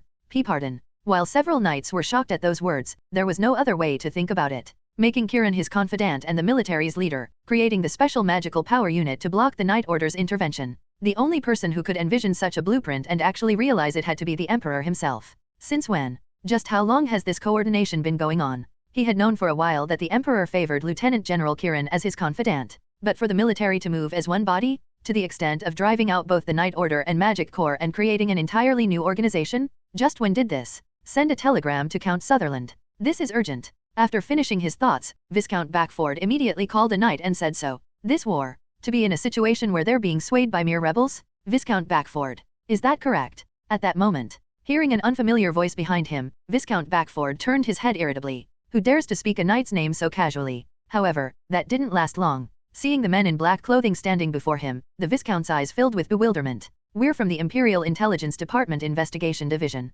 Currently, His Majesty has ordered your transfer to Intelligence Headquarters on charges of embezzling Imperial Army funds and abuse of authority." What? Along with those words, what the man presented was a document bearing the Emperor's seal. At that order carrying the same authority as an Imperial edict, the faces of the knights beside the Viscount turned pale. This is nonsense? To suddenly arrest the Night Order like this is... I apologize, but we are merely carrying out His Majesty's orders. If you refuse to comply, it could be considered treason. Thinking that, Viscount Backford felt a chill run down his spine. Information control. The telegram he had ordered to be sent would never reach the Count. Since the Imperial Intelligence Department managed all of the Empire's communication networks, intercepting telegrams would be child's play. What shocked the Viscount wasn't that, but the fact that the Emperor had directly used his schemes against him. This is different from before. The Emperor, who had been silent as a mouse until now, had begun to exercise his influence outside the palace. He had drawn the sword that had been sleeping all this time and begun cutting away at the branches of the magic nobles himself. That very fact made Viscount Backford shudder.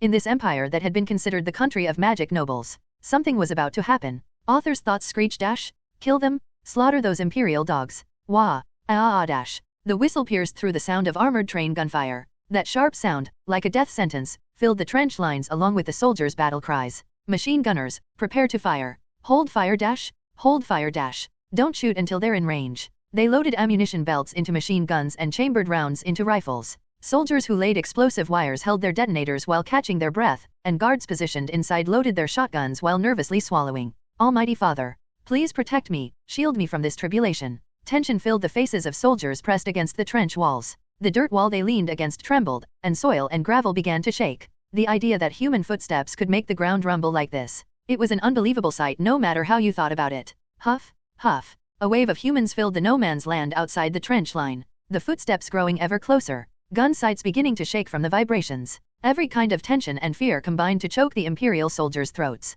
1, 2, 3. As the mounting tension and terror with each count reached its critical point. Open fire? All units open fire dash. Pour everything on them dash. Don't let a single one live.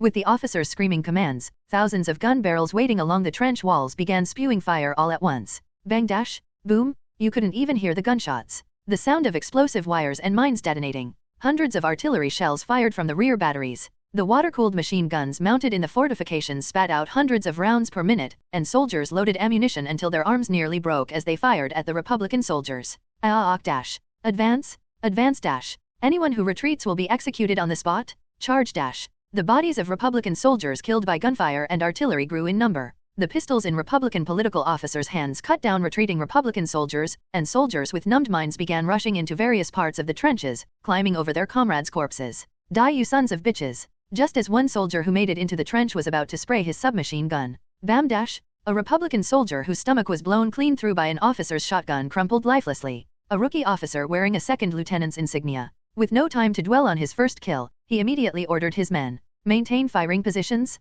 Reinforce the line. Machine gunners used this chance to change barrels. But at that moment, boom dash, With a thunderous roar, the defensive position where he had just been standing was completely overturned. What happened? Artillery? Taking out the machine gunner with such precision. How? Thud dash? His confusion was brief. Heavy footsteps blocked the officer's path. So it's true the night order withdrew. I didn't expect it would be this easy to break through. The one who spoke was an armored infantry who had fired the mortar on his shoulder. Starting with that voice, steel giants began appearing one after another across the battlefront.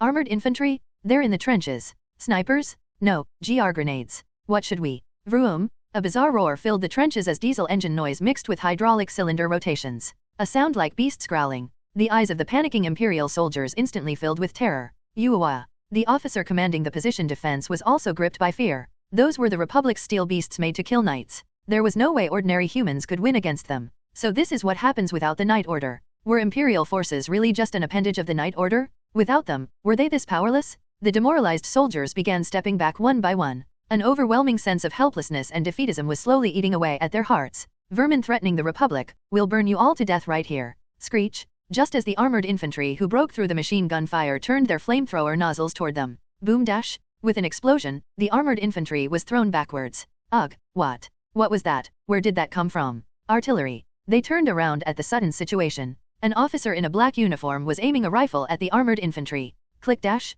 When he pulled the rifle bolt, a shell casing with an unusual shape emerged with red smoke. And behind that officer, soldiers in black uniforms began appearing one by one. The soldiers aimed rifles similar to the officers at the armored infantry charging into the trenches and 4th platoon, open fire dash. With the command, red light erupted from dozens of gun barrels. Boom boom boom. Streams of red light spread in all directions, striking the armored infantry charging toward the trenches. Each shot had power and impact rivaling artillery fire. The armored infantry who had been ravaging the soldiers began falling one after another. Cack. What? Artillery. Damn it, where the hell? Some officers didn't miss their chance as the armored infantry frantically tried to get up. Bring explosive wire? And construction explosives? Hurry. Just wait. You bastards. Bang dash. Boom dash. After pinning down the struggling armored infantry with their bodies, they inserted explosives into gaps in the armor and detonated them. The armored infantry died as bloody pulp inside their armor plates. Good. Well done. After confirming this, 4th Platoon Commander Matt raised his voice toward the front. We'll handle the armored infantry? Ortega. Got it. The one who answered was a young officer with a cheerful expression. With a shotgun slung over his shoulder, he called out to the dozens of soldiers following him. 3RD Platoon dash. YAAA. This is our glorious first deployment as the Special Magical Power Unit. I trust there are no idiots who want to die right from the start. Oh dash, oh dash, oh dash. If the soldiers who appeared earlier were well-trained marksmen, these were bloodthirsty natives. Looking at the soldiers shouting in unison, 3rd Platoon Commander Ortega called out with satisfaction. The company commander ordered us to burn all the Republic's cockroaches to death. So tear them apart and kill them. Those Republican vermin you see before you will become your honor and glory dash. OYAA dash. Charge dash. Charge dash. Tear them apart. Kill them. Dozens of soldiers burst out from the trench line and began charging toward the Republican forces. What are those? Shoot. Kill all of them. Boom. The soldiers' voices didn't continue any further. The tremendous flames that erupted from the shotguns burned them all away. A barrier that deflected bullets and artillery, and wide area annihilation magic bursting from shotguns. The Republican soldiers who had approached right up to the trench line began getting swept away like fallen leaves in an instant. The Republican forces. They're being pushed back. The eyes of the Imperial officers watching lit up. Special Magical Power Unit members were now mixed among the soldiers, fighting alongside them. Unlike until now when they had merely cleaned up after knights, they were defending against the Republican forces in coordination with the Imperial Army. Deploy barriers? Buy time to recover the machine gun positions. One armored infantry is down. Rifleman forward dash. Not overwhelming superhumans acting alone, but well-trained human weapons coordinating with Imperial forces. A unit member positioned in the fortification raised high an Imperial military flag that had fallen to the ground. The Imperial forces dominating the battlefield, and the Imperial flag fluttering in their midst. A thrill ran through the officers who stood up with weapons in hand. This battle. This time. How long had it been since that flag flew at the very front of the battlefield? How long had it been since they played a leading role in battle rather than just supporting the Night Order? We can win. We don't need the Night Order. We can win with our strength alone. Despair turned to hope as officers gripping their weapons plunged into the midst of battle. A victory they had never tasted before. A pure Imperial victory was within their grasp. Communication from 3rd and 4th platoons. Enemy armored infantry annihilated. Successfully defending against Republican forces. Over. A magical power communication came in from Gil who was escorting the artillery. Not bad for their debut battle. Thinking this, I raised my hand to stop the soldiers following behind. This was a forest located on the eastern front. When I activated Eye of Horus, several armored infantry were detected in my field of vision. As expected, they were here. About 5 armored infantry and one large one among them with a special form, and something huge following behind them. It was certain. The Republican forces offensive currently heading toward the main front. This was a detached force moving in sync with that offensive to disrupt the rear formations. The real problem is that monster. Should I try to capture it? No, that might not even be possible. Click dash. Just as I was thinking this, suddenly one of the lead armored infantry aimed a cannon in my direction. They detected the detection magic? You're saying they can use magical power? Then, that armored infantry aiming at me now? Boom. Ugh dash. What they fired at me was a smoke grenade. My vision was instantly covered in smoke. While the following soldiers raised their weapons, a low voice emerged from beyond the smoke. I let my guard down hearing the night order withdrew, but to think the Imperial army had prepared such an interesting trick. Parting the thick smoke, a huge shadow slowly approached. A massive red-painted armored infantry. When the faceplate opened, what was revealed was a man with literally bear-like features. Long hair reminiscent of a lion's mane and scars visible on his face.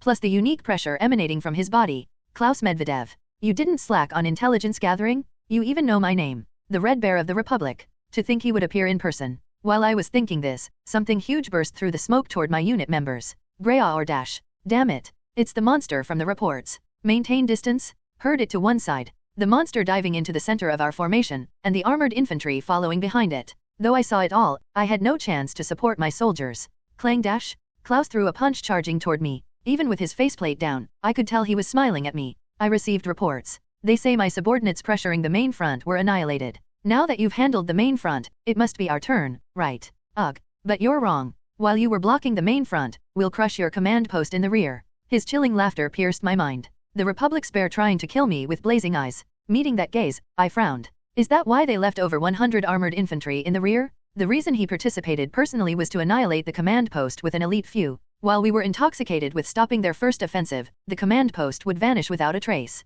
The Republic's second offensive would follow immediately, with over 100 armored infantry taking the field. It was reckless and rash, but that made it a deadly move. If that operation succeeded, the Imperial forces would have been annihilated before they could even retreat. However, now, let's talk slowly, young Imperial officer. Until my subordinates and that monster slaughter all your precious soldiers. Greyaur. The monster's scream cut off Klaus's chilling laughter. Following that came artillery fire and red light echoing from all around. You stopped a monster equipped with powered armor. Klaus muttered in disbelief as he gazed into the distant forest. And hearing that, I smiled with satisfaction. Thud dash. The monster burst out from the undergrowth, and the armored infantry who had been chasing my unit members began falling back. Absolutely. I absolutely won't die here. The one who emerged walking forward, overwhelming them in reverse, was a soldier wearing the special magical power unit uniform. It was worth bringing him after all. Leopold Callhead, loading his shotgun while burning his 2-stroke engraving with enough intensity to shatter it. The man who had stood at the vanguard of the Revolutionary Army was helping me drive back the monster. Boom.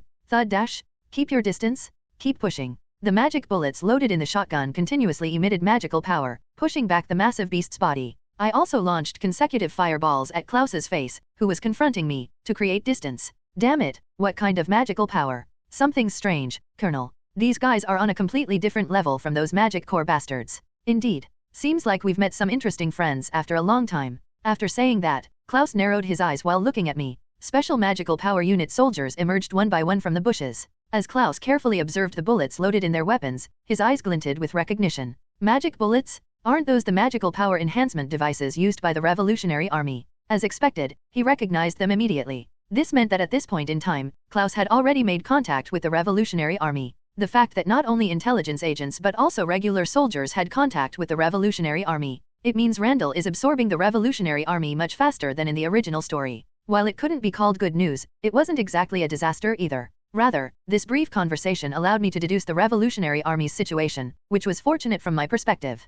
I wonder what happened to that guy Claude? Given his usefulness, he wouldn't have been discarded yet, so has he completely switched over to Randall's side? While I was thinking this, Klaus twisted his lips and spoke. To think the mighty Imperial Army would use rebel technology, looks like that precious emperor of yours has really gone off the deep end, hasn't he? A probing comment directed at me, an Imperial soldier. Looking back at the soldiers, I received his words with a smile. To recover from the recoil of using magic bullets, we needed to buy some time. How interesting. For the Republic's bear to be wagging his tongue needlessly, something must not be going according to plan. Your mouth is quite skilled too. You're a much better friend than any Imperial officer I've met so far. When did we become friends by your arbitrary decision? While I was thinking this, the artillery mounted on both of Klaus's shoulders aimed at me. A surprise attack without warning. As expected, talking more than 2 sentences with Republic bastards was a mistake. Swoosh dash. Instead of deploying a barrier, I created magical power chains to break his stance. Simultaneously, I formed hellfire beneath his feet. Even with a surprise attack, you can't finish it in one go.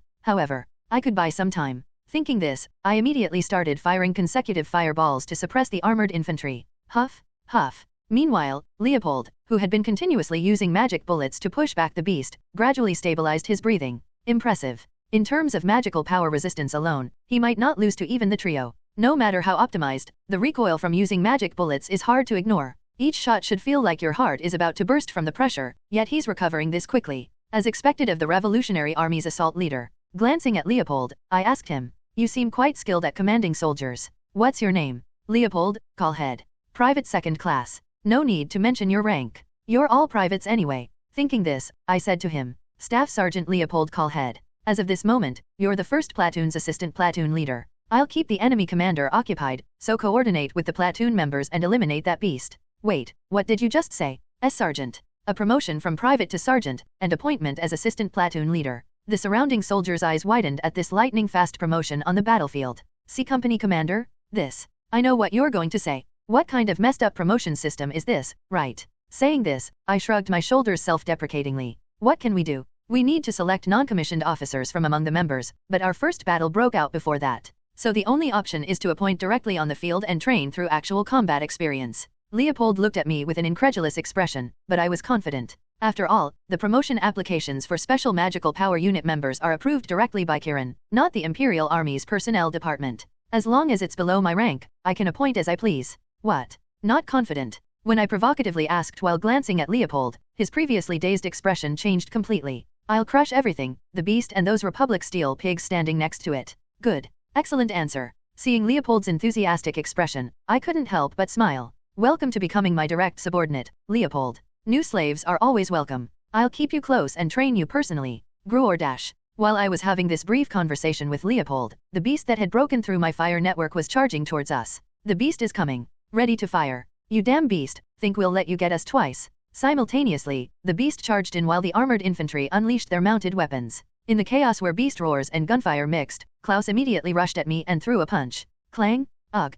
Klaus's fist collided with my double-layered barrier, and a blinding flash filled my vision. Amazing, truly amazing. This is a completely different taste from catching those knights. Kahahaha. One punch nearly blew away my barrier? No, looking carefully, that wasn't just a fist. Hydraulic devices intertwined like muscles, the firing mechanism connected to it, and the huge steel stake attached at the end. This crazy bastard had equipped a rock drill instead of a machine gun on one arm of his powered armor. Bang dash, kaboom dash, bang. With each impact I blocked, tremendous shock waves rattled my skull. The special armor plates covering his entire powered armor ignored the occasional fireballs I shot while pressuring me, and his magically enhanced body effortlessly broke through my magical power chains trying to bind him. This bastard has the worst compatibility with me. My combat style relies on long-range spells with overwhelming firepower and hand-to-hand combat. But my opponent is a berserker-like human who breaks through my fire network with barriers, powered armor, and body enhancement spells. This is driving me crazy. What I learned was assassination and close combat, not going toe-to-toe with a 2.5-meter steel giant barehanded. To make matters worse, this giant before me is a veteran who has spent over a decade on the front lines. Just from the few exchanges we've had, he has perfectly grasped my weaknesses. Click dash. Klaus detached the mortars on both shoulders and the machine gun on his left arm, charging at me with just the rock drill equipped. A speed incomparably faster than his previous ponderous movements. If I showed even the slightest opening, that rock drill on his right hand would turn my body to mush. Huff. The red steel giant charging towards me. The battle situation at a stalemate, and time steadily flowing by. This is the watershed moment that will determine the battle's outcome. With the initial surprise attack having failed, my special magical power unit held the initiative with their numerical advantage. But that would only last for a moment. The recoil from using magic bullets would soon overtake the troops, and soldiers with severely diminished combat power would quickly become food for the beast. After observing the entire situation, I thought, right now, when our firepower is overwhelming the enemy, right now is the time to pour out all the power I have. Woong dash. After steadying my breathing, I activated my magic circuit near my heart at maximum output. The magic imprint turning red, and 6 magic bullets firing from the revolver cylinder. The surging magical power coursed through my entire body, and heightened senses made 1 second feel like 1 minute like 1 hour. Detection spell activated at maximum output, Eye of Horus. Klaus's attacks that I had barely been dodging until now seemed so slow. Though enhanced by powered armor and weapons, Klaus's base magical power amount isn't large. In Imperial terms, he'd be a 3-stroke mage. Just slightly above an average knight. If there's a limit to his fundamental magical power amount, breaking through that steel giant wouldn't be too difficult. The simplest way to kill this steel giant that ignores firepower-focused attacks and charges in overwhelming heat and impact enough to melt the entire powered armor? Screech. As the 5th magic imprint glowed red, I activated the 2nd spell stored in the engraving. 5 spheres appearing along with the magic circle. The red magical power instantly condensed, continuously drawing in surrounding magical power while increasing heat and pressure. 6 magic bullets, and the magical power flowing from my magic circuit, gathering all of that into a single spell. The spell engraved in the 5th stroke, Focused Heat Shell, a heat pressure explosion spell created by modifying it.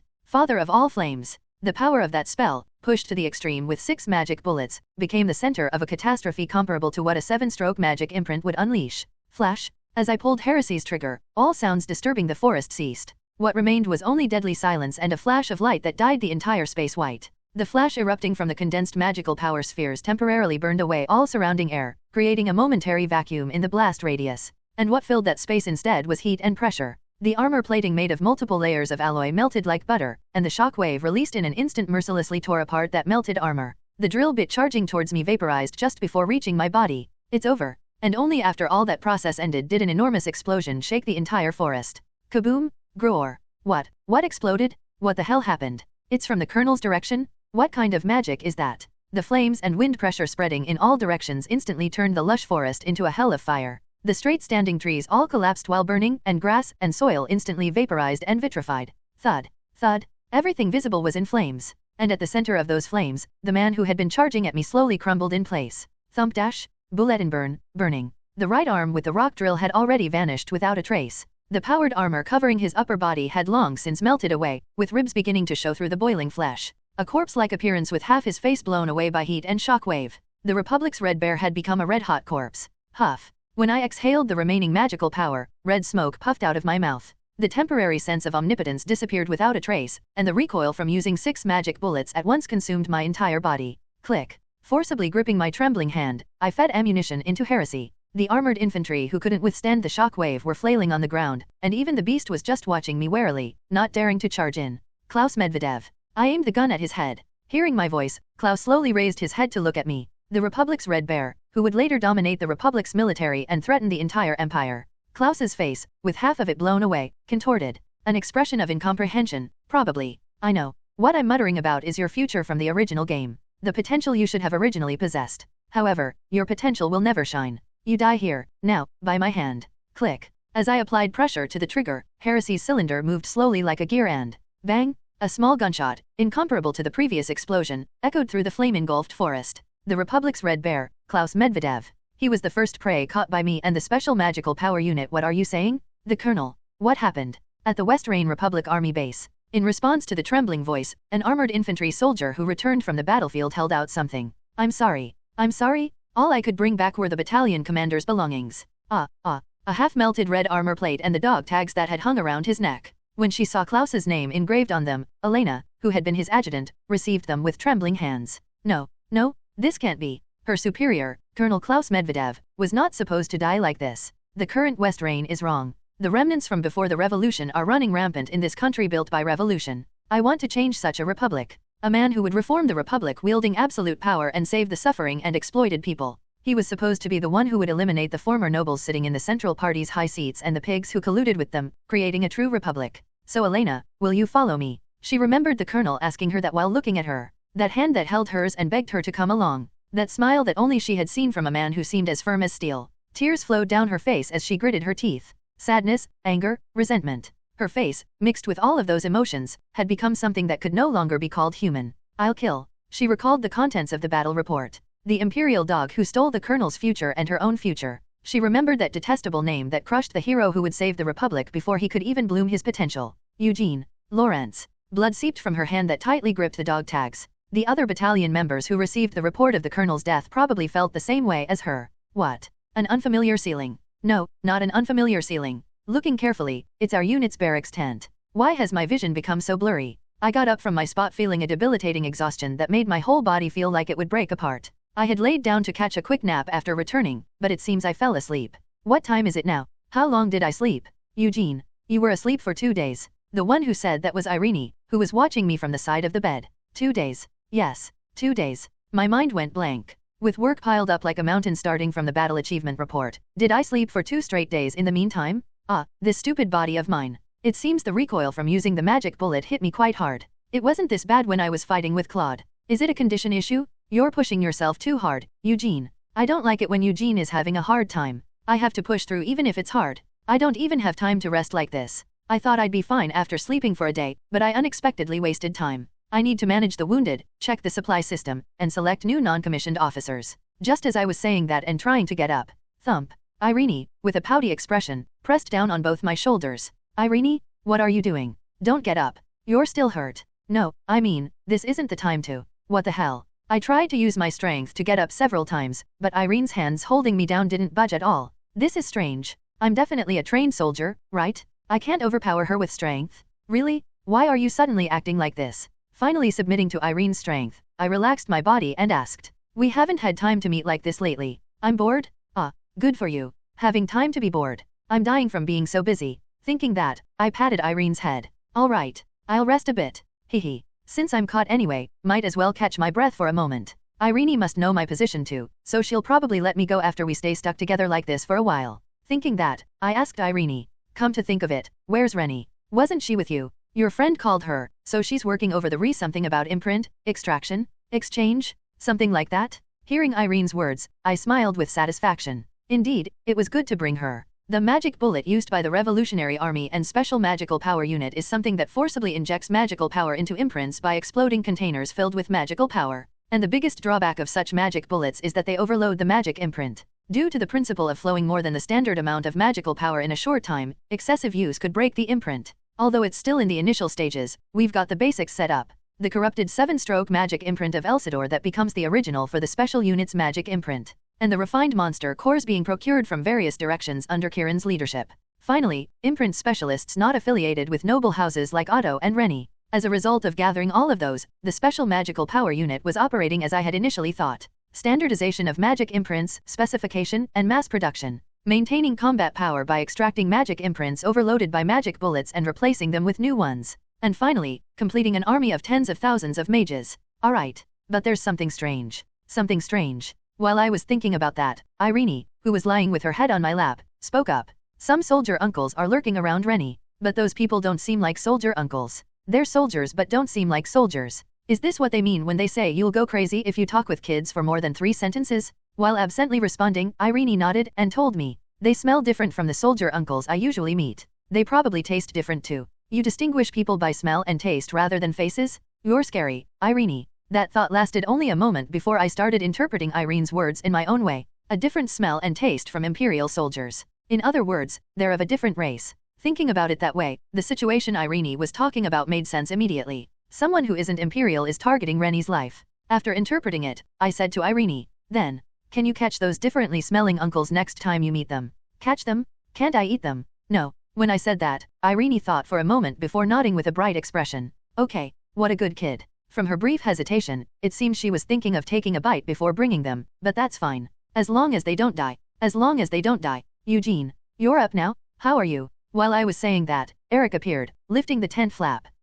Me sitting on the bed, and Irene lying with her head on my lap. Looking at that scene, Eric asked me with a blank expression. Having a good time? Should I come back later? Do I have a gun? Should I shoot? When I said that, Eric looked at me with a mischievous expression and giggled. This guy's jokes are getting worse as time goes by, and in a bad quality direction too. Did he learn it from the trio? They say you become like those you hang out with. Indeed, the friends he's hanging out with are the problem. So, did anything happen while I was sleeping? However, that was brief. When I asked that with a changed expression, Eric looked at me with a strange expression and opened his mouth. There was. Should I call it good news or bad news? What is it? Major General Bekier is calling for you. Said to come to his tent as soon as you wake up. The division commander directly? What's this about? Does he want to hear the battle achievement report in person? While I was thinking that, Eric spoke after a brief pause. Eugene, they say you've become a battalion commander. Wait, what did you say? Even from my position having received the direct report. Well, it's an incomprehensible situation. This was the inside story of the incident Major General Bekier spoke of.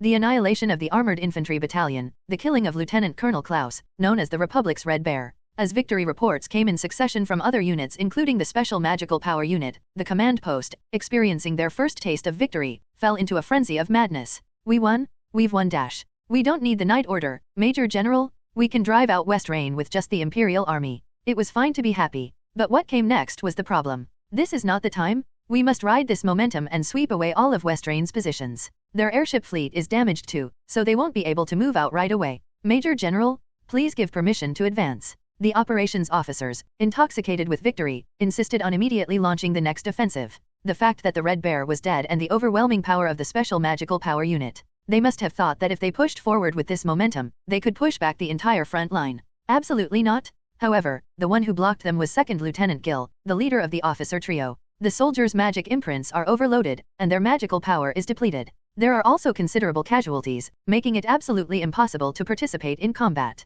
Magical power depletion? The knights fight well for days on end. That's because their magical power is that strong and stable. And also because they sacrificed the lives of Imperial Army soldiers instead, Matt added from the side, making some commanders understand. Indeed, that's true. The special unit's magic imprints have a shorter history and lower precision compared to theirs. While they can exert explosive power through the shortcut of magic bullets, there's a price to pay for that. Even I, with a 5-stroke imprint, had to lie sick for 2 days due to the after effects of using magic bullets. If even he, a trained mage, is in this state, what would be the extent of the recoil for regular members whose magic circuits aren't even properly developed when they exerted power rivaling knights for a moment? Moreover, some idiots excessively used magic bullets since it was their first battle, making the situation even more serious. The special unit absolutely will not move until the soldiers recover. This is also Company Commander 2nd Lieutenant Eugene Lawrence's directive.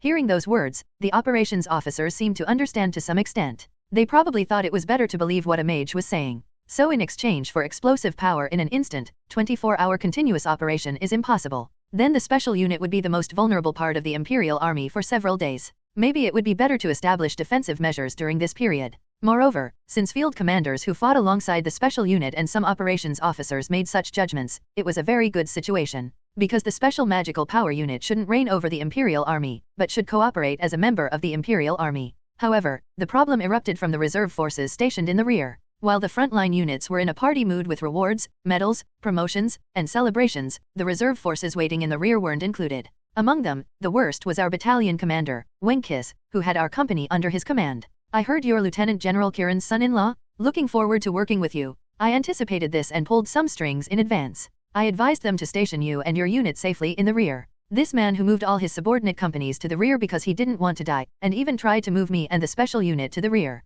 Of course, I told him to fuck off and went to the front, achieving the feat of taking down the Red Bear. He should have been content with getting the leftovers since it was an achievement by his subordinate company, but the problem was that this man wasn't satisfied with that. He must have thought he should go to the battlefield himself and crush West Rain. In the end, this bastard led all his subordinate companies in the middle of the night and launched a surprise attack bypassing the Republic Army's position. Report? He didn't make one. Why? Because he's from a noble family, while Major General Beckier isn't from a noble background. This is complete bullshit. So, that battalion commander Wenkis. As I trailed off, Major General Beckier shook his head with a sigh. Shit. The Imperial Army had its own Renie Mudagoki. Plus, 1 TLN, Mudagoki Renie was a notorious Imperial Japanese Army general during World War II, infamous for his catastrophic leadership in the Burma campaign where his incompetence and disregard for logistics led to massive casualties. Should I consider it fortunate that he died on his own before causing trouble for me? This is the current situation of the Imperial Army. While I was thinking that, Division Commander Beckier opened his mouth with a disgusted expression.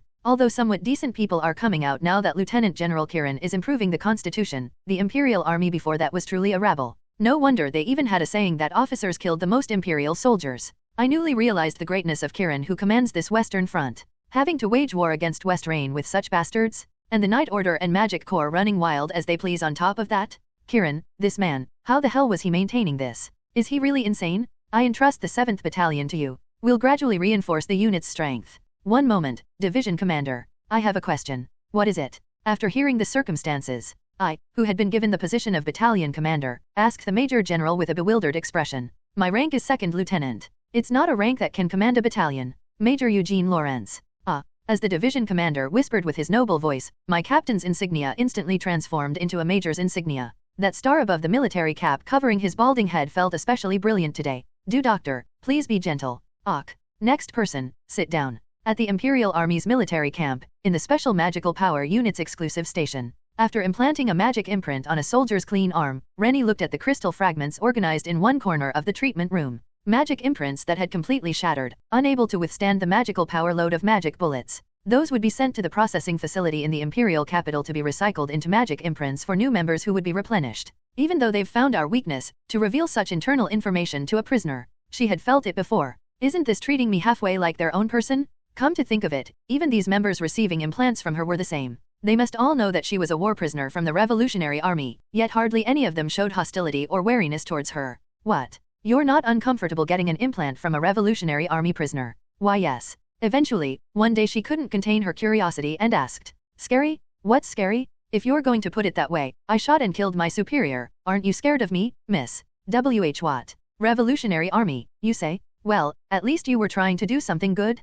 I was just a thief scraping by in the contaminated zones. I was a gangster who dealt with those thieves, until I had an affair with the boss's lover, that is. Kahahaha. That bastard, I was wondering why his hair was blonde. He's an adulterer? String him up on a post. Woea. Far from being wary of her, the soldiers just turned the ward into chaos while listing off their own colorful past experiences. What on earth were these idiots? Meanwhile, a muscular soldier opened his mouth while looking at Renie. Miss, were you thinking of stabbing us in the back? Or did you put something strange in the imprints? And no, absolutely not. Renie immediately waved both hands. It was impossible. She didn't know the structure of these imprints, and the soldiers' magic imprints were being checked by Eugene and his executive officers. Besides, if she ever did such a thing, her mother working at the Branville mansion would. Then, Miss, do you contact those rebel guys? And no, that's not, either. Well then, we have no reason to be wary of you, do we? Right. Ugh. The more she answered their questions, the more depressed she felt. Several months had passed since her capture, but she hadn't seen any of her Revolutionary Army comrades.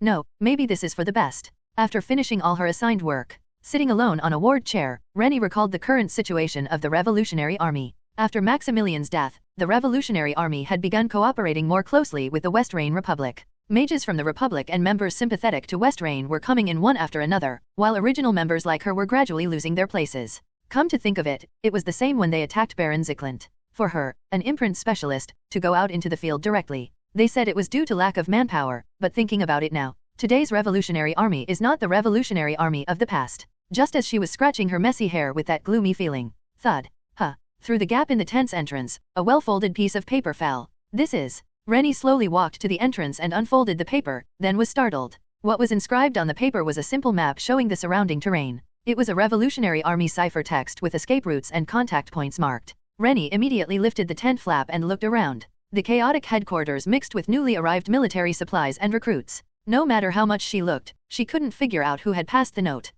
Good morning, battalion officers. Battalion commander, you've arrived. Good morning, Major Eugene Lawrence. As soon as I entered the conference room, Ortega's loud greeting welcomed me. Stop it, you bastard. I may be a major in name, but I get the same salary as you guys. I apologize, Major. I swear I'll stop talking. Since Company Commander Beckier appointed me as the temporary battalion commander of the 7th Battalion, these guys had been causing this ruckus for a month. They're this crazy even after getting promoted to lieutenant. What would they have done if they hadn't been promoted? Shaking my head side to side, I sat down in the middle of the operations room, and the subordinate officers who had been waiting for me began their reports one by one. The battalion's personnel replenishment and supply operations are reaching their final stages. Although I'm hesitant to send them into battle since they're mostly new recruits, at least we won't be short-handed anymore. Eric, who spoke first, sighed while passing over supply plan and deployment proposal documents. Gone was the bright-eyed look from when we first met, replaced by dark circles that reached down to his cheeks. It was natural for someone to end up like that when all the battalion's administrative work, logistics, transport, personnel, weapons, and everything else, was pushed onto one person. Come to think of it, Eric wasn't in his right mind either for doing all of that just because he was told to. Man, that's intense. You still won't desert even with this? The Lieutenant General said he'd send new members. How's that situation? It was Gil who spoke up in response. The members' conditions are good. Magic imprint replacements are complete, and all the new soldiers to replace our losses have arrived. How's their training? We don't even need to step in. They're better than the Officer Academy instructors. After the first real battle with the Republican forces, there had been a promotion party in the Special Magical Power Unit. Killed 20 Republican soldiers? You're a sergeant from today. Fought together beside them? Then you're all corporals. We'll raise your pay too. Protected our position and neutralized enemy armored infantry? Alone. Looking forward to working with you, Staff Sergeant. For nearly a week, I became Jesus, showering awards, rank insignias, and alcohol from a basket as Lieutenant General Kiran, the highest commander of the Special Magic Unit, and Major General Beckier, the division commander. And as a result, when Battalion Commander Eugene descended upon the company and showered gold coins, alcohol, and meat, the entire company ate their fill and 172 bottles remained. EU men. It's the Battalion Commander. The battalion commander is passing by. Oh, the battalion commander looked at me. He'll make me a sergeant. The first generation members of the Special Magical Power Unit started seeing me not as their superior but as some cult leader. Well done, you crazy fanatics. Go ahead and crush those Republican heads. Thanks to that, the soldiers' morale is at its peak. Their fighting spirit couldn't be better. However, the problem is that our enemy has grown even stronger. It was Matt, who commanded the battalion's reconnaissance team, who said this. With a serious expression, he held out several photos taken by reconnaissance airships. This is the Imperial Army prisoner camp set up at their station. As you can see, the black and white photos were blurred here and there, perhaps from wind movement. However, the atrocities recorded in the photos were too stark to be hidden by such minor noise. They killed them all several thousand prisoners in the detention camp. They say an armored infantry battalion did it on their own initiative. They did it right in front of our reconnaissance team, as if showing off. PFT. What do you mean their own initiative? If they let such madness slide, aren't the others just the same? Prisoner massacre. This is a violation of the agreement. Different reactions came from the officers gathered in the operations room. Mangled corpses, and armored infantry rampaging among them. And even a woman with a chilling expression glaring at the camera, covered in blood. What they wanted to say was simple. They want revenge, it seems. The death of Colonel Klaus, one of the Republic's heroes. This event must have been a huge shock to the armored infantry, and the Republican forces would want to make up for it somehow. What about enemy movements? They finished resupplying ages ago. To be honest, it wouldn't be strange if they pushed in right now. Hearing those words, I spoke to the 4 people. To move the plan to the next phase, we need an even bigger achievement than hunting bears. The enemy still had numerous soldiers and 100 armored infantry remaining. From the Republic's perspective, that's quite a force, so we need to crush them this time. That way the Special Magic Unit's achievements will increase, and we can recruit second-generation members. But to risk the 7th Battalion just for achievements? Against those revenge-crazed baby bears? We could probably catch them, but no matter how I think about it, the troop losses would be too high. Seems like the cons outweigh the pros. It was as Ortega and Matt said. The biggest reason the Special Magical Power Unit could win in the last battle was numerical superiority. But the number of enemies coming in the next offensive is 3 times that of the last battle. If we meet them head-on, the Special Magical Power Unit would suffer near-annihilation losses. To consume all the soldiers we've carefully trained through real combat experience in a single battle. If that happens, this unit would have no choice but to return to square one. We need to fight and build achievements for the unit to grow stronger, but the more we fight, the weaker the unit becomes. I racked my brains for days trying to overcome this dilemma, but the conclusion was always the same. We have a chance of victory. However, the Special Magical Power Unit will suffer over 30% casualties. And 30% casualties by Imperial Army standards means total annihilation judgment. This is driving me crazy, seriously. The 3 of us simultaneously clutched our heads. Even while we were like this, the enemy was approaching moment by moment, and we didn't know when their offensive would begin. Should we retreat? Should we move the front line while preserving our forces and wait for the next opportunity? While I was thinking that, hey, looking at the sky visible through the tent gap, Eric spoke up. But those armored infantry, you said they're non-magic users except for the deceased Colonel Klaus, right? That's right. From the start, the Republican Army mages are monopolized by the Central Party structure. That person was just an anomaly. Hearing those words, Eric stroked his chin. His gaze fell on the sky, clouded over. After staring at it for a while, Eric turned to us 4 and opened his mouth. Then, we don't necessarily have to be the ones to catch them, right? After starting with those words, Eric immediately spread out the tactical map and began explaining his thoughts. After several tens of minutes had passed like that, looking at the military symbols and blueprints densely filled in, Eric asked me, "What do you think, Eugene? This operation, isn't it possible?" Seeing the operation plan Eric had conceived, I let out a laugh of disbelief. I'll have to propose this to Division Commander Beckier. This might actually be quite doable. Miss Renie, what do you mean you can't return? At the contact point written in the note, Renie, who had arrived there with haggard steps, said to the Revolutionary Army member who approached her, "The Imperial Army knows about my mother's existence. They know that my mother is at the Branville house. If I escape, my mother would." Hearing those words, the members lowered their heads with complicated expressions. But that was only for a moment. One masked man spoke to Renie in a calm tone. Then, "Miss Renie, have you passed any information about our Revolutionary Army to the Imperial Army?" "And no, absolutely not." "I see." The man nodded as if relieved after observing Renie's reaction. As expected from a member who had been active since Maximilian's time. If so, things would be much easier. "Understood. Then, first we'll look into your mother's situation at the Branville house." "Ah, really? Of course. We'll request it from Sir Randall, so word should come quickly. Until then." Using her mother as a weakness to catch her attention, while distracting her this way, the man sent a glance to his companion waiting on the opposite side. "Deal with her." The companion nodding in the darkness aimed a crossbow at Renie's neck and shunt dash. The next moment, something emerging from the shadows pierced through his stomach. What? An ambush. Were we followed by Imperial forces? When the member aiming the crossbow from the opposite side perished, the man immediately changed his expression and pulled out a dagger from his breast. He had planned to lead her to a less populated area, but it couldn't be helped. While Renie still hadn't grasped the situation, the man's blade rushed toward her neck. As ordered, the target must be Shirley. No. Clang dash. The dagger heading for Renie's neck was blocked midway. What blocked the man's hand was a shadow sprouting eyes and teeth. Renie, who belatedly noticed the dagger approaching her neck, collapsed on the spot as her legs gave out. Instead of protecting me, they were trying to kill me. Then these people, from the start. Rescue wasn't their goal. Their real purpose was to eliminate her before she could leak Revolutionary Army information. Just as Renie's face turned pale upon realizing this fact. Are you okay? Along with a clear voice, a girl's hand wrapped around Renie's shoulder. Startled by that alien sensation, Renie slowly turned around. Renie, dressed in casual outing clothes, was smiling brightly at her. The enemy airship fleet disappeared. At the West Rhine Republic Army's Armored Infantry Battalion, Lieutenant Elena Ivanovna, who was checking weapons before the offensive, frowned at her battalion member's report. This is a report from our aerial surveillance. They saw soldiers in black uniforms boarding the airships. Their destination. Based on the direction the airships disappeared in, they likely headed toward the airfield in the rear. Wham dash! The table in front of her shattered instantly, and a cry like blood being spewed shook the garrison. Those bastards dare to run away dash. Retreat. Those bastards who killed the colonel, retreating to the rear.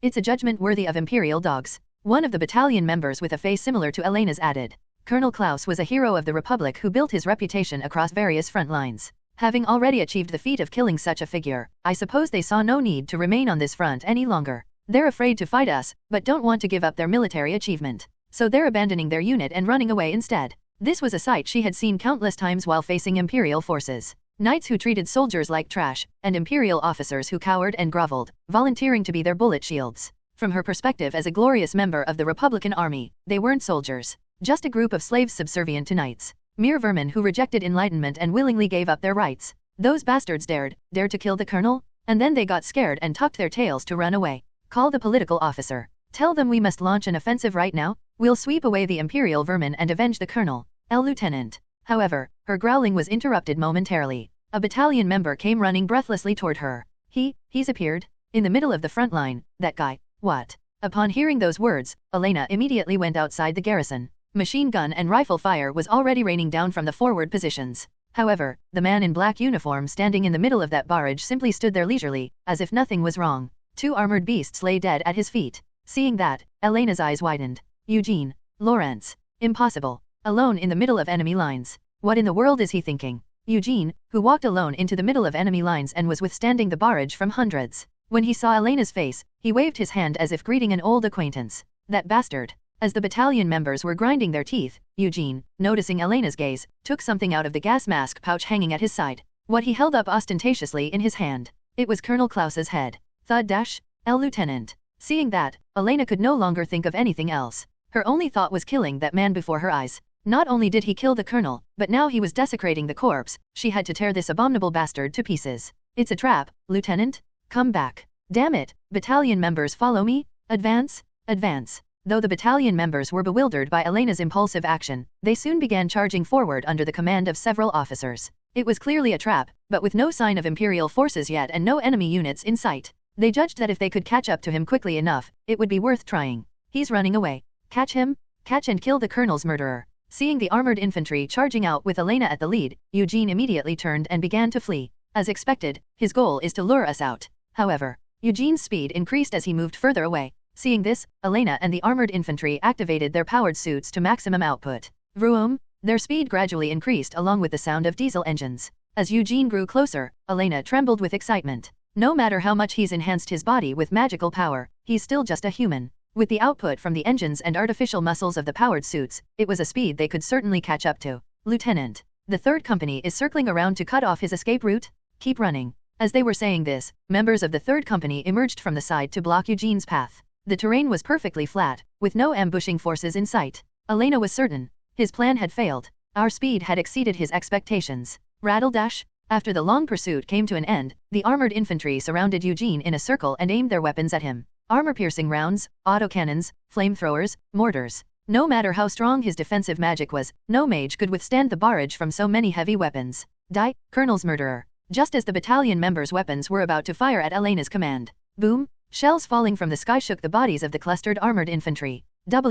What? Artillery. An ambush? No, that wasn't it. There were no Imperial forces waiting in the open plains. Artillery battery fire? That couldn't be. They had been in pursuit, and it would have been impossible to perfectly predict when he would be caught. It was unimaginable that they could have pre-calculated artillery coordinates. Then what was this? This explosion, just what? Captain Elena Ivanovna. Amidst their confusion, Eugene, who had been fleeing silently until now, spoke for the first time. Klaus Medvedev's adjutant, follower of the Red Bear, and his partner, lover, companion. Such a young voice. Was he just a kid not even 20 years old? No, more importantly right now, you know about me. Of course. I know everything. It shouldn't have been possible. He had never met her, and shouldn't have had time to investigate her. Yet Eugene smiled strangely, as if he had known her for a long time. That you'd go half mad with Klaus's death, that you'd charge in recklessly blinded by revenge without caring about anything else. I knew it all. After saying that, Eugene raised his finger to point at the sky. Captain. In the sky, that's. Breaking through the thick clouds covering the sky, dozens of airships were descending to a lower altitude.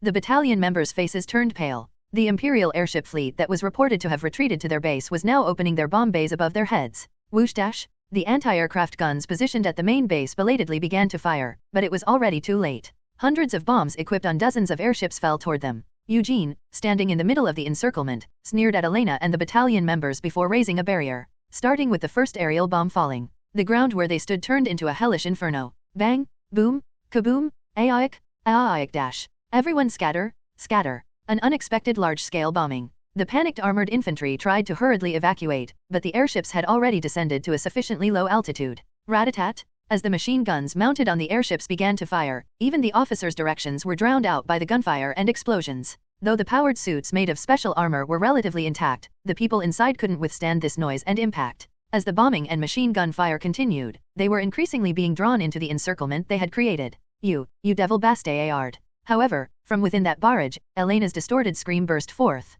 Come out, fight us, Colonel's murderer, come out here and fight, I say. Clang dash, clank dash. Elena continued pounding on Eugene's barrier with her fists. However, no matter how much she attacked, Eugene's defensive barrier showed no signs of disappearing. After this meaningless pounding continued several times, Eugene, who had been quietly watching the screaming Elena, spoke to her with a cold sneer. Fight? Why should I?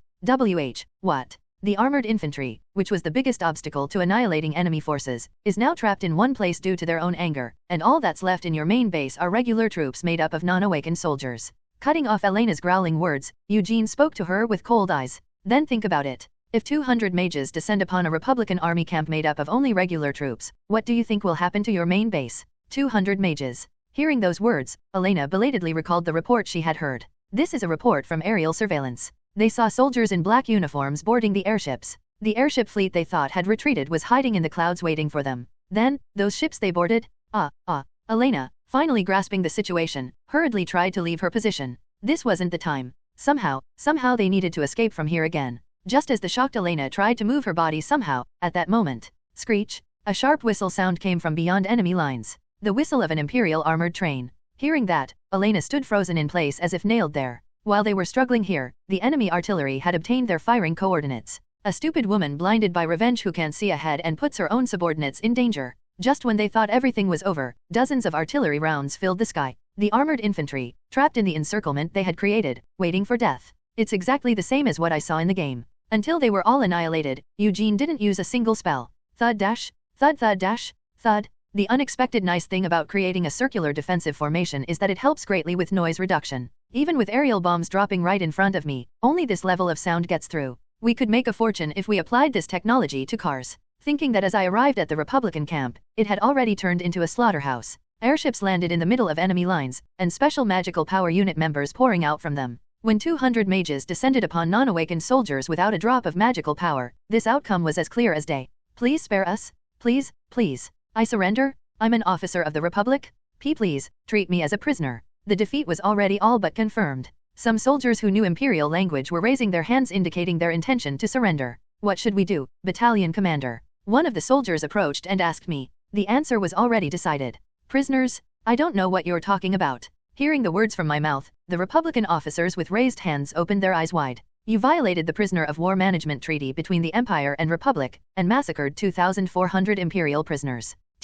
That. The armored infantry acted independently. Wasn't it you who took the prisoners' corpses, stripped them of their clothes, and mocked them? Hearing those words, the Republican soldiers fell silent with a start. the rampage of the armored infantry battalion possessed by evil. However, those who condoned, overlooked, and approved that massacre were none other than them. As glorious soldiers of the Kal-Hiram Empire, we couldn't overlook this deplorable situation. Though the real purpose is for the unit's reputation. Hiding that inner thought behind my back for now, I shouted loudly with magical power in my voice. Special Magical Power Unit, all battalion members listen dash. Like passing judgment on the scattered Republican soldiers, I raised my right hand and shouted to the soldiers. This is a direct order from Battalion Commander Major Eugene Lawrence. There are no more Republican soldiers in this garrison. Those standing here are just maggots who violated treaties and massacred fellow countrymen of the Kal-Hiram Empire. They're just pests worse than beasts. Among the soldiers who heard those words, several quick-wit ones were already loading magic bullets. Ah, how lovely. Thinking that, I shouted with an expression full of anger. Therefore, I have only one order.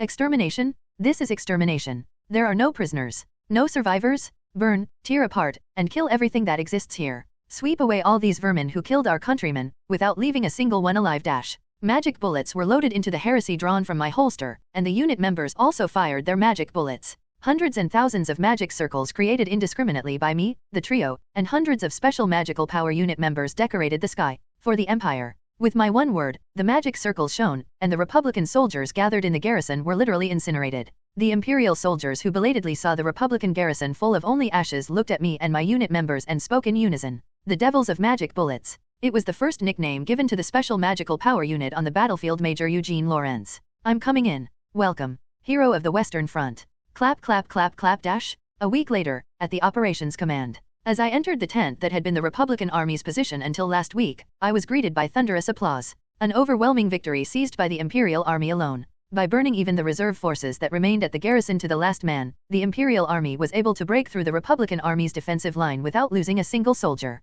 A large salient created in the middle of the Western Front, which had been maintaining relative stability. Based on this, the Imperial Army could either push the front line or attempt an encirclement by bypassing with a mobile division. The initiative on the front had passed to the Imperial Army. If by any chance they pull troops from other units to stop us, the 11th and 3rd divisions facing those guys won't sit still. It could lead to a catastrophe where those fronts get breached too. That's why instead of dispatching additional troops to catch us, the Republican Army maintained a stalemate by retreating part of their front line to preserve their forces. This victory on this small front had forced the entire Republican Army to fall back. The frontline units and command were in a festive mood over the unprecedented achievement that they couldn't even dream of normally. They burned every last ant without leaving a single one. Truly amazing. I'm not sure how the Republican side will react. There could definitely be issues since we burned even the Republican soldiers who surrendered, but, haha, you don't need to worry about that. Though I was concerned that burning everyone might have been a bit excessive even if it was for the unit's reputation. Major General Bekier waved his hand saying there was no need for concern. No one will take issue with what you did this time.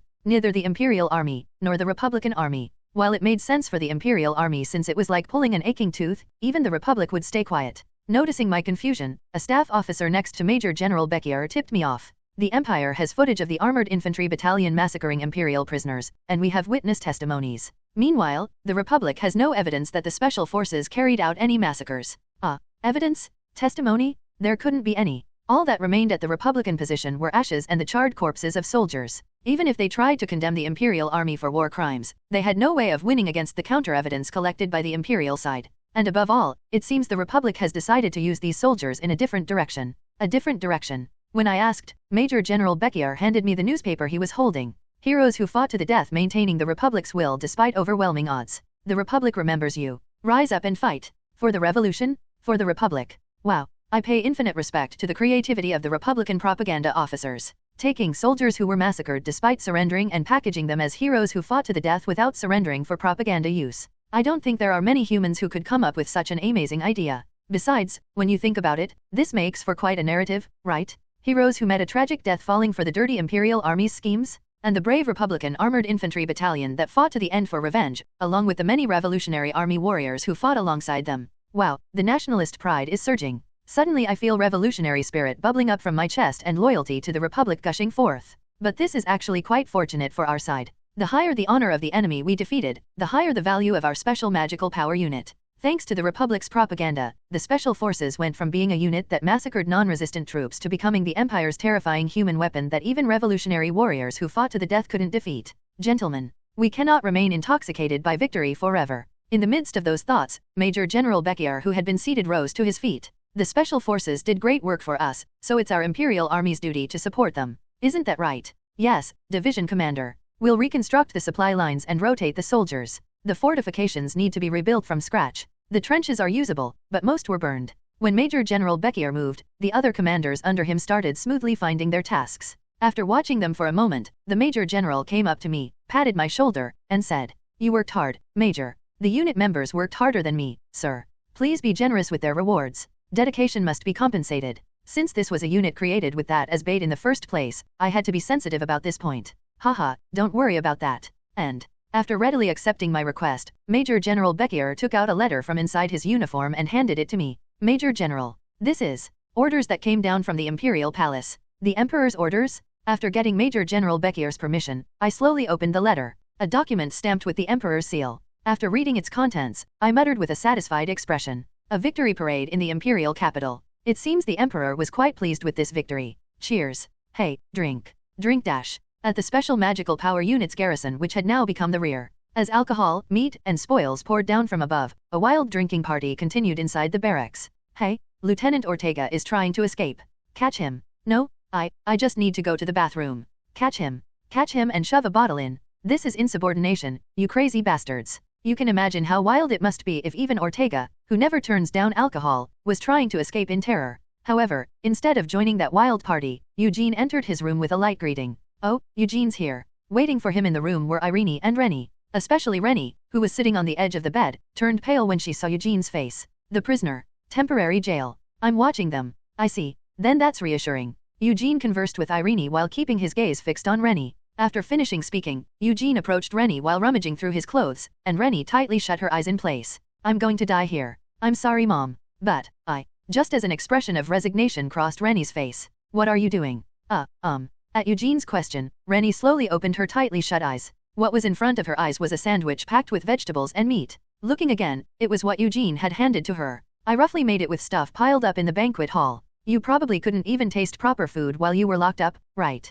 That. If you're not going to eat it, forget it. I'll give it to Renie as a snack." No, I'll eat it." Irene's face, which had been full of anticipation, turned gloomy. Renie awkwardly accepted the sandwich. After confirming this, Eugene started writing reports as if he had finished his task, with his portion of sandwich in his mouth. Supply plan approval, unit combat power analysis, strategy research, etc. It was an amount of work that couldn't possibly be finished on time unless he allocated even his mealtime. Munch munch. A cold silence hung over the office. The sound of Eugene's pen moving, the laughter of soldiers from outside, and the sound of Renie munching on cookies. After that awkward silence continued for a while.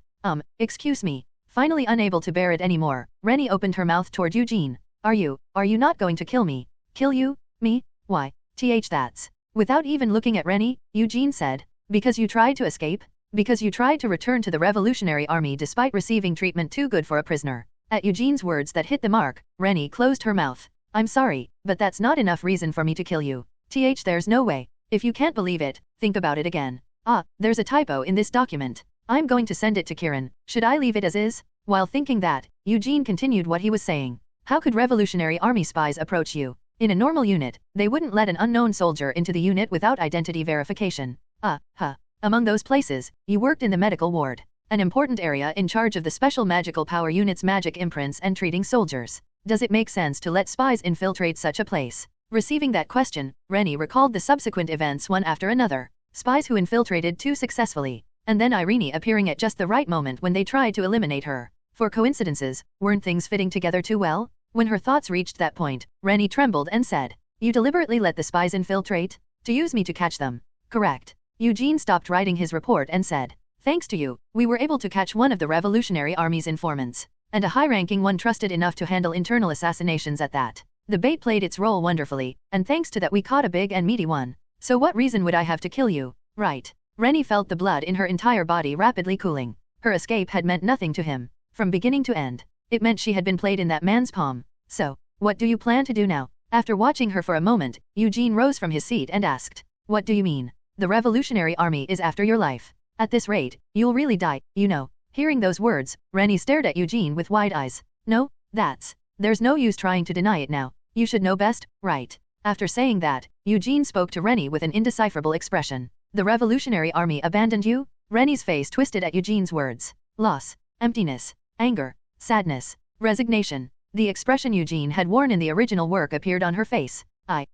And I have a proposal to make to someone like you. Proposal? Feeling Renie's gaze as she stared with round eyes, Eugene slowly spoke to her. While the Revolutionary Army tried to kill you, I need you, your information, insight into Revolutionary Army internal affairs, and skills in handling imprints too. Renie's face twisted at those words. Since the Revolutionary Army abandoned her, cooperate with the Imperial Army for revenge? You're telling me to wear an Imperial Army uniform even though I have to work as a prisoner? Don't make me laugh. I'm Revolutionary Armies. I'll get your mother out. At Eugene's single sentence, Renie's voice that had been denouncing him stopped instantly. I'm a member of House Buckingham, and the adopted son of Kieran Buckingham, who is one of the successors to the duchy. If I use my connections and status, scouting one servant from House Branville would be nothing. After opening his mouth like that, Eugene made eye contact with Renie and slowly explained the detailed plan. Then I can choose a suitable suburban garden and arrange for her to work there. She could earn money working steadily without particular hardship among generous country folk in a peaceful place. How about it? Isn't that what you wanted so badly? The more Eugene's voice reached her, the more Renie's heart wavered. Her wish that she wanted to fulfill even if it meant overthrowing the entire empire. Living somewhere where no one knew her birth, reading books she liked with her mother. Eugene knew her wish, because he knew her story that appeared in the original work, and its tragic ending. If you cooperate with me, I can guarantee that future. Create imprints that will kill Revolutionary Army soldiers for me and my army. Eugene approached Renie and slowly extended his hand. A devil's hand. Looking at the hand covered in imprints, that's what Renie thought. Actually at this point, there's not much reason for you to feel guilty about joining our side, right? The Revolutionary Army tried to kill you after using you. Shouldn't you make them pay for that? Renie's expression became complicated at those words. Hope that she could save her mother. And revenge against the Revolutionary Army that abandoned her was slowly rising up. Revenge, and happiness. Refusing this offer and remaining with the Revolutionary Army? Someone who could do that would probably only be an iron-willed person like Maximilian. But she wasn't such a person. Her goal was happiness for her mother and herself. The ideal of revolution was merely a means to achieve that. If, after a long while, having finished thinking, Renie opened her mouth toward Eugene. If I refuse, then what happens? She wasn't asking out of curiosity. That was a question asked while expecting something from him. Eyes hoping he would give the answer she wanted, hoping to ease her guilt. Then I should meet those expectations. Thinking that, Eugene put on a cold expression and opened his mouth. You will be executed as a rebel prisoner. Your identity and name will be announced throughout the empire. What happens to your mother in House Branville after that? Well, that's not really my concern, is it? Ha. At those words, Renie opened her mouth while shedding tears. This really leaves me no choice, does it? Renie's expression as she said that was smiling. Eyes lacking the courage to betray her comrades. Therefore hoping that a villain like Eugene would eliminate her choices. And Eugene gladly played the villain. Renie no longer had reason to hesitate. You really are like a devil. I think so too. Renie's slowly extended hand grasped Eugene's hand. Revolutionary Army imprint specialist, Renie Schreier. Grasping that hand, Eugene smiled with satisfaction. Welcome to the Special Magical Power Unit. This newspaper has been saying the same thing for days. The imperial capital of the Kalhiram Empire. A man put down his steaming teacup and muttered irritably while looking at the imperial newspaper in his hands. The Red Bear of the Republic falls. Overwhelming victory for Imperial Army. Republic forces in retreat. Major Eugene Lawrence, the hero of victory, to hold grand victory parade with troops in the capital. It's our first victory in a long time. It's no wonder His Majesty is pleased. The man who heard his trusted subordinate's words fell into thought with his chin resting on his hand. Indeed, it couldn't be called a small victory. They had completely annihilated an entire Republic division and pushed back the entire front line. Moreover, they had killed Klaus Medvedev, who was emerging as a hero of the Republic, so it was no wonder the entire Imperial Army was stirring. However, no, that's not the issue. What do you mean, Your Highness? In response to his knight's question, the man put down the newspaper he was holding. On the front page was Major General Bekier Utmeyer, who had commanded the battle, and his subordinates. Nowhere in that photograph were the Knight Order or magic nobles to be seen. The important thing is that this victory was achieved without the cooperation of the Knight Order. Originally, the most important part of the Empire's national defense was handled by the Knight Order, nurtured by magic nobles. The Empire's sword that could single-handedly cut down dozens of monsters and annihilate hundreds of Republic soldiers. However, in this battle, there was no place for the Knight Order to step in. No, I should say they deliberately chose not to step in. Using the excuse of rebels stirring throughout the Empire, they withdraw the Knight Order from the front lines. Without the Knight Order, the Imperial Army would helplessly crumble before the Republic forces, and the weakened Imperial Army would become docile sheep listening to the magic nobles' words, as they always had. It was what they had done whenever the Imperial Army and Emperor's authority grew stronger. The magic nobles' drastic measure to tame the military and Imperial authority. But this time, the atmosphere is quite different from last time. Rictus, what's the situation with the rebels? At his lord's question, the knight standing in formation behind him answered immediately. Currently, the territories of the Bespoke, Affleck, and Dynwald families have fallen, though the 12 great houses are dispatching knights. You're saying they aren't being suppressed as quickly as expected. The Imperial Army drove back the Republic forces without the Night Order's help and is trying to display that achievement to the world through a victory parade. Meanwhile, if they can't properly suppress the rebels, which was their original purpose, they're cornered? He was certain. Right now, the magic nobles were floundering in their own trap. The extreme confrontation between rebels and magic nobles. In between, the Imperial Army was gradually gaining power and public support. After organizing the situation, he looked at the newspaper laid on the table. The unit that's having a parade in the capital this time. What was the vice commander's name again? Major Eugene Lawrence. Age 16. Lieutenant General Kieran Buckingham's adopted son. In the corner of the photograph showing Major General Beckier was a young officer, young enough to be called a child. Though the image quality was poor and he couldn't see clearly, even his uniform seemed different from other Imperial Army officers. A major at 16. That's an impossibly rapid promotion. I heard it's not an official promotion, but a temporary rank given during wartime. If that were the case, he wouldn't have been selected as the officer to lead this victory parade. Despite placing a rookie officer who hadn't even been commissioned for a year in a field grade position, there were no objections from his unit or the military. It meant either he had shown corresponding achievements, or someone of high enough status was backing him that they couldn't raise objections. In this case, it's likely both. The Imperial Army sharpening its claws, and the young officer who would walk through the capital representing that Imperial Army. After finishing his calculations, the man made his decision. Rictus, the seventh in line to the Imperial throne, Prince Baker el-Kalhiram, called his knight. Prepare a letter. Eugene Lawrence. He was someone worth meeting and shaking hands with personally. PSSHHHH- Steam burst from the exhaust of the armored train as it arrived at the station. The first task of the Special Magical Power Unit members upon arriving in the capital was to hold back the crowds surging toward them. Of course, this task was simpler than expected. When hundreds of soldiers in black uniforms stood in line glaring, there weren't many crazy enough to rush at them. Except for these reporters who stuck like leeches. Major Eugene Lawrence? We're from the Imperial News. Could we get an interview? There will be an official statement from Imperial Army Command later. I will speak there. Now if you'll excuse me. Wait just a moment, Major. Just 1 minute. The reporter who was rejected was led away into the crowd by the unit members. It's annoying right from arrival in the capital. Isn't it, Eugene?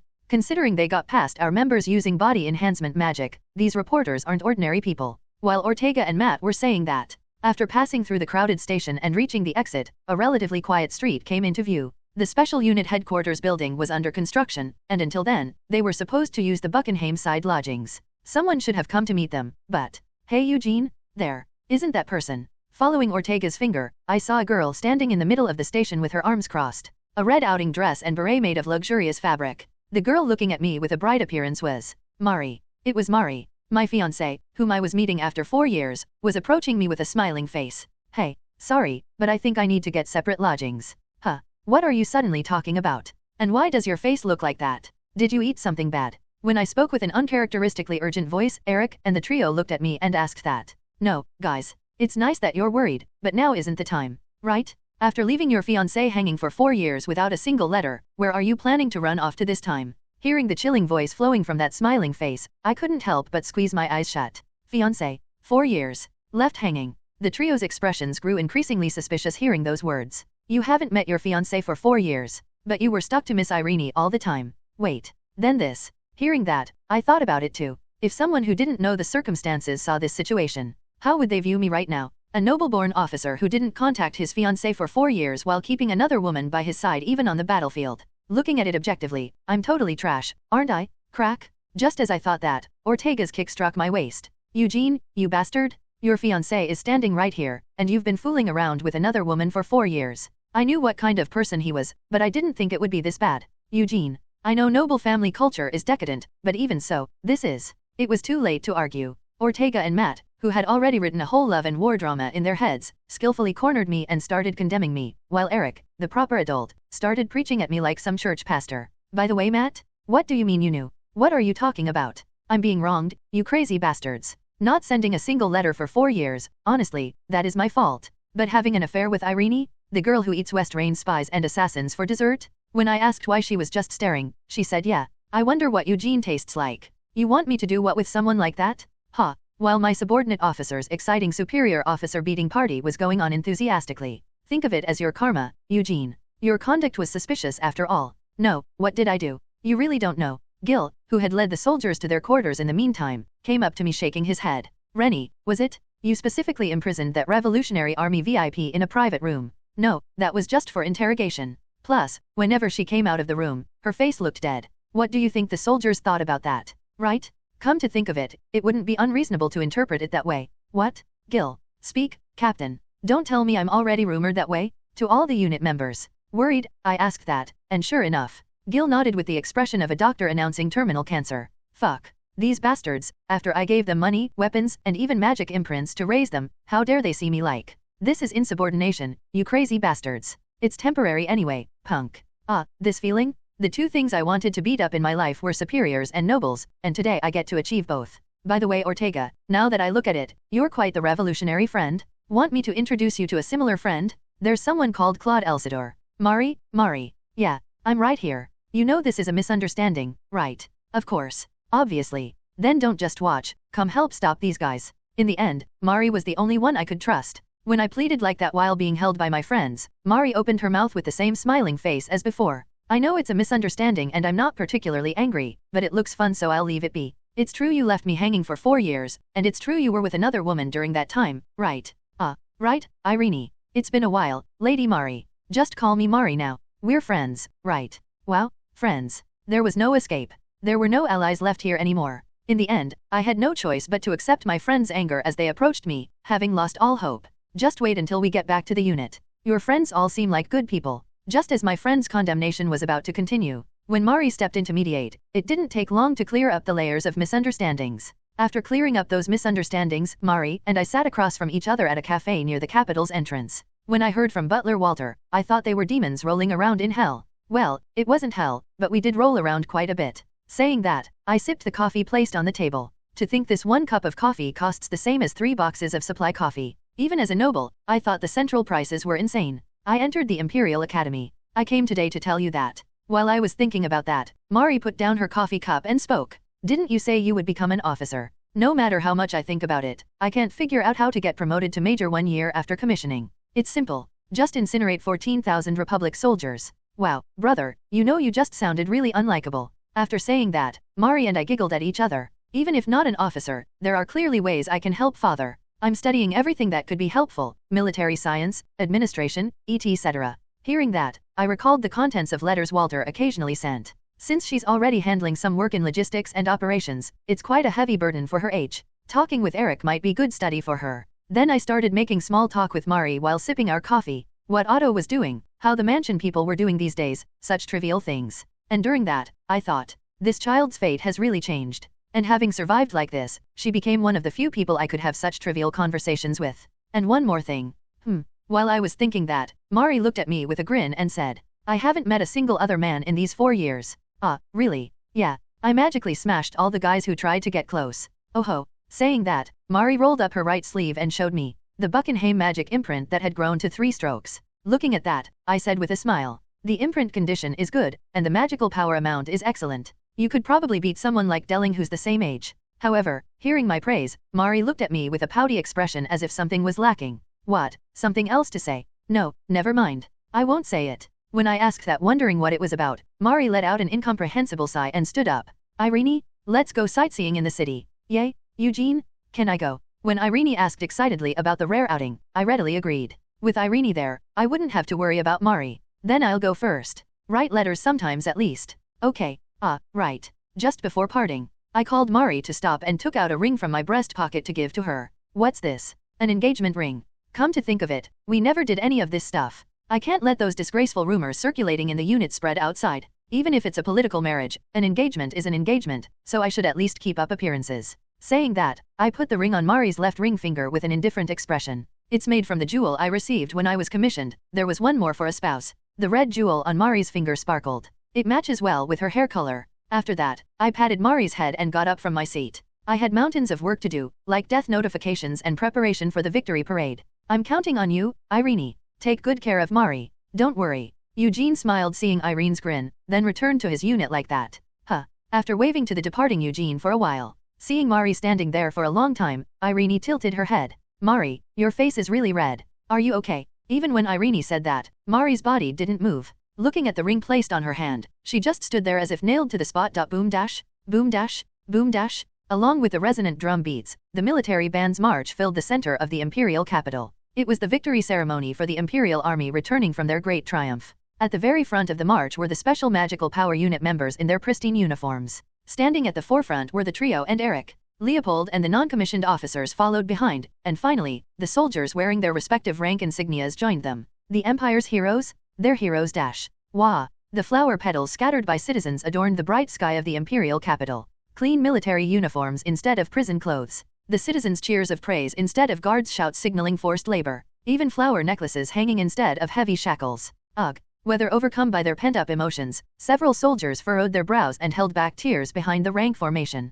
A second chance they thought would never come again. As they physically felt fragments of that moment, something welled up in their hearts. What's this? Are you crying? Shut up. Don't cry like a baby. You should be happy instead. While grabbing his marching comrade's shoulder, one soldier smiled, showing his teeth. His gaze fell on the Imperial Hero Medal awarded to all Special Magical Power Unit members. A medal bestowed directly by the Emperor, which came with reward money and promotion opportunities upon conferral. Even members who had been indifferent, claiming no interest in praise and glory, changed their expressions the moment they received this medal. If we get this much just for winning one battle, what our commander said is true. If you prove your abilities, I will provide you with imprints, money, and status, regardless of social status. Without exception, Eugene had promised them that while looking at them, and he kept that promise through this street parade. With this opportunity, I'm going to climb higher. Strength unconsciously entered the hand holding the rifle. What appeared in their eyes was ambition. The aspiration to climb higher and fulfill their own will. How disgusting. However, there were eyes looking unfavorably at this glorious parade. Nobles sitting on the balcony of a high-rise building located on the outskirts of the Imperial capital. The magic nobles, each possessing their own magic imprint, began speaking with deeply furrowed brows. It's merely a small victory gained on the frontier. What is the purpose of conducting such a grandiose event for that? The Imperial army is exaggerating their military achievements. A street parade without the Night Order, how unpleasant to watch. His Majesty's intentions in approving this parade are also concerning. To treat the mages who support the Empire in such a manner. The nobles' conversation went beyond questioning achievements to groundless criticism. Felen, the second son of Nachtval Duchy who was watching from afar, quietly sighed. Such foolish old men. Looking at the achievements, what the Imperial army had accomplished was by no means a small victory. After all, killing the Republic's hero and pushing back the entire front line was something even the Night Order hadn't achieved. The nobles criticizing the street parade must have known this fact as well. Yet the reason they were reacting so sensitively like this, it's because they're anxious. In a situation where they were already struggling to stop rebels appearing everywhere, the Imperial army's prestige was steadily rising. They were feeling a sense of crisis from the atmosphere that was clearly different from before. I never expected you to cause such a major incident in such a short time, Junior. That someone who once stood on the same battlefield with him had now become a prominent figure leading his own battalion. Looking at his unbelievable rate of growth, Felen steeled his resolve. If his junior who promised future cooperation had grown this much, he too needed to build up strength no less than him. While listening to the march music from afar, as Felen was thinking this, looking at their marching, they seem quite well trained. Their military discipline is well maintained too. The man who had been silently watching spoke slowly. A mage with 5-stroke imprints at such a young age, and the ability to raise such a unit. The head of the Nachtval Duchy, second seat among the Empire's 12 great magic nobles, Bart Henberg von Nachtval. When his voice rang out, the voices of other chattering nobles immediately fell silent. Felen. Yes, Patriarch. You were acquainted with that unit's commander, weren't you? At that moment, Felen felt a chill run down his spine. Even for a rising star, how could the Lord of Nachtval show interest in Eugene? Felen maintained his composure and answered. His name is Eugene Lawrence. He's my junior with whom I've built a relationship since military academy. Eugene. That child I met at the execution grounds. He knows Eugene? As Felen was thinking this, the Duke was carefully observing the marching troops while resting his chin on his hand. The Duke's specialty was magical power detection and tracking. Just by observing from afar, he could gauge the magical power levels of the marching soldiers. They've implanted low-grade imprints in dregs that fell from the Night Order and Magic Corps. Indeed, if used like that, they could become quite useful tools. The Duke spoke with slight admiration while watching the parade, but he soon lost interest and withdrew his gaze. However, that's all there is worth noting. Why, Your Grace? What do you mean by that? When one of the anxious nobles carefully asked, the Duke spoke in a cold voice. I hear the Republic's army calls them the Devils of Magic Bullets. In other words, it means they've officially adopted those magic bullets that rebels use.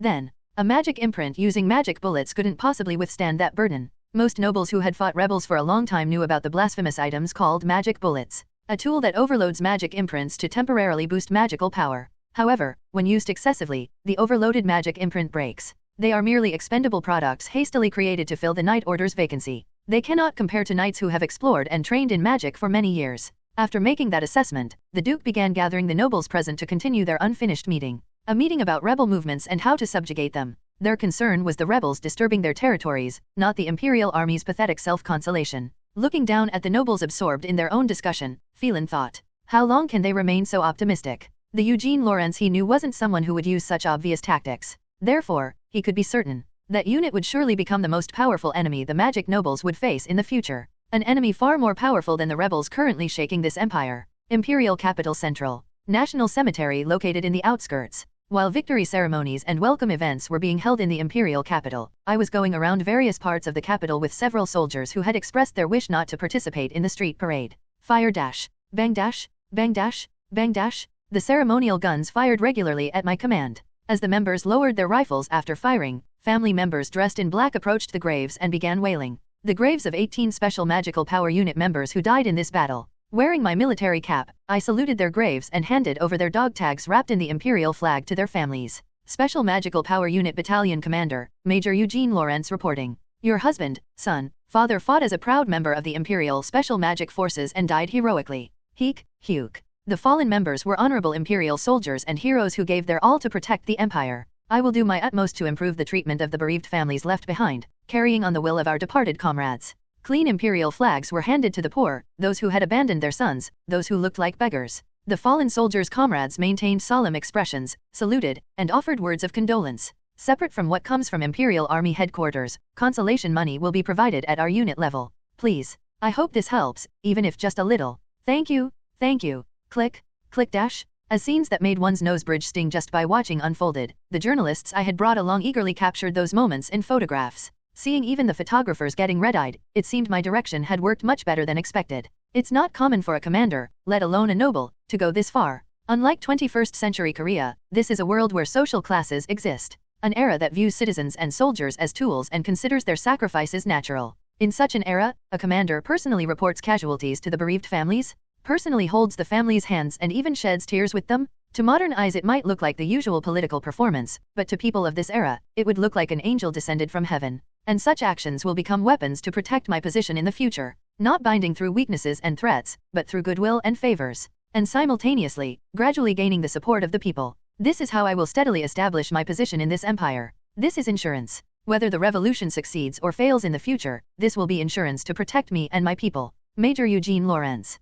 Just as I finished greeting the bereaved families and was about to send the soldiers who had completed their duties back to the unit, a man dressed in a black suit approached and spoke to me. You are, pardon me, Imperial Royal Guard Knight, Randall Randall. A Royal Guard Knight came looking for me? If the Emperor had business with me, he would have sent a letter through Andre. As I turned my head thinking this, a familiar face was before my eyes. Rictus. The characteristically cold impression I had often seen in the game. With an appearance like a black and white photograph, he politely handed something from inside his jacket. What's this? 2 days from now, a banquet will be held at a mansion located in the outskirts of the capital. My master ordered me to definitely deliver this invitation after meeting with the major. While Rictus's voice carried behind me, I slowly turned over the invitation. Baker El-Kal Hiram. The moment I saw that name, the final scene of Revolution Empire Part 2 automatically played in my mind. We won't ask you to understand our decision, Eugene. In the cold prison, the protagonist who had lost everything and was only waiting for death. However, this is absolutely necessary. And that detestable tongue speaking coldly while looking down at such a protagonist.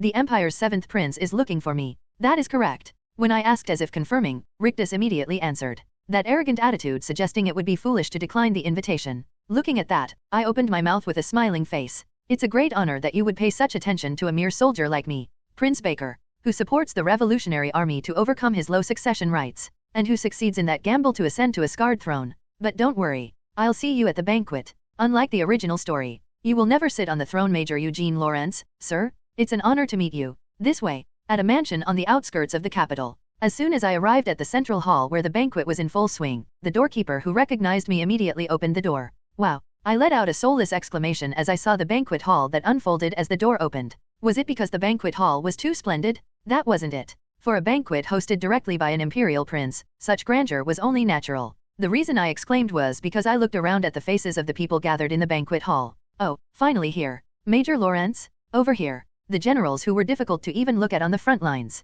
Those who were gathered making small talk each turned to wave at me with bright faces when they heard of my arrival. Where am I? Am I walking on the Milky Way right now? Just how many stars are floating in that gathering? No, this isn't the time to freeze up. I can't miss this rare opportunity. I need to socialize. After steeling my resolve, I immediately went into the midst of the generals and saluted. A shower of handshakes and well wishes poured in from all directions. Thanks to achieving a great victory while excluding the Night Order, my special magic unit and I had become like precious children, bringing good fortune to the Imperial Army generals. Lieutenant General Kirin has raised such an excellent son. Indeed, they say heroes recognize heroes, and isn't this exactly that? Ha ha ha. Of course, for me who had to endure this burdensome attention and goodwill, it was quite an ordeal. Around that time, Major Eugene Lawrence, Sir, Imperial Guard Knight Rictus, who had approached behind me, quietly called my name. His Highness the Prince is looking for you. Thanks for getting me out, you traitor. After excusing myself from the generals, I followed his guidance out of the banquet hall. The place Rictus guided me to was a study on the second floor of the mansion.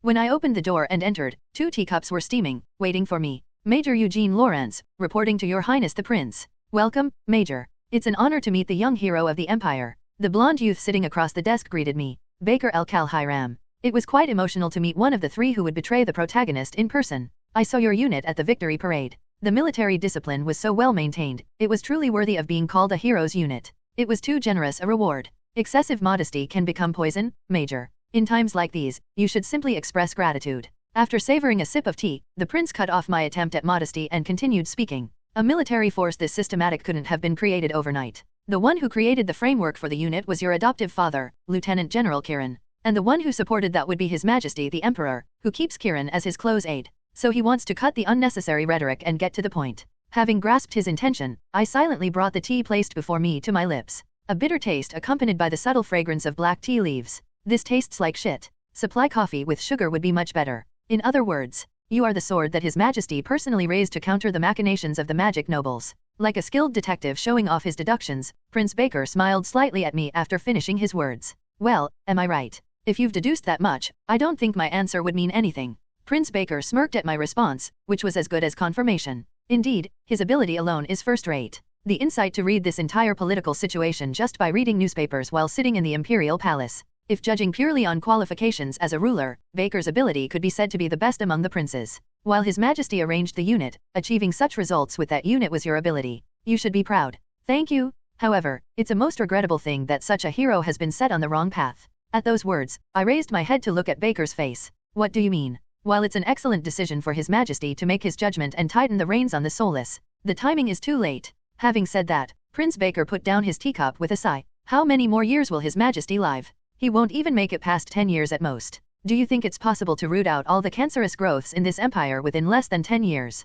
This could be considered disrespectful words, Your Highness. This is advice I can give because I am a prince. It's too late now to perform surgery on the empire. I'd say there's more possibility in the revolution that the rebels are clamoring about, overturning everything from the foundations. Watching Prince Baker argue roughly, I inwardly sneered. He's spouting nonsense. The bastard who's supporting those rebels from behind. While I was thinking that, Baker continued to pour out his passionate speech toward me. Moreover, think about it. By the time your prime arrives, when that power and spirit of yours reaches its peak, His Majesty's reign will be over. Isn't this such a regrettable thing? There's no reason to find it regrettable. I'm just following orders as a soldier of the Empire. Will you be able to say the same thing when a puppet of magic nobles like my hen ascends to the throne? Look at this bastard. Baker, who brought up the first prince's name, spoke to me as if driving in a wedge. Having someone who thinks at least somewhat similarly to you become the monarch. Wouldn't that be much better for your future, and for the Empire? So, are you saying I should take your highness's side in the upcoming succession competition? Exactly that? Noticing my gaze becoming cold, Prince Baker lowered his voice.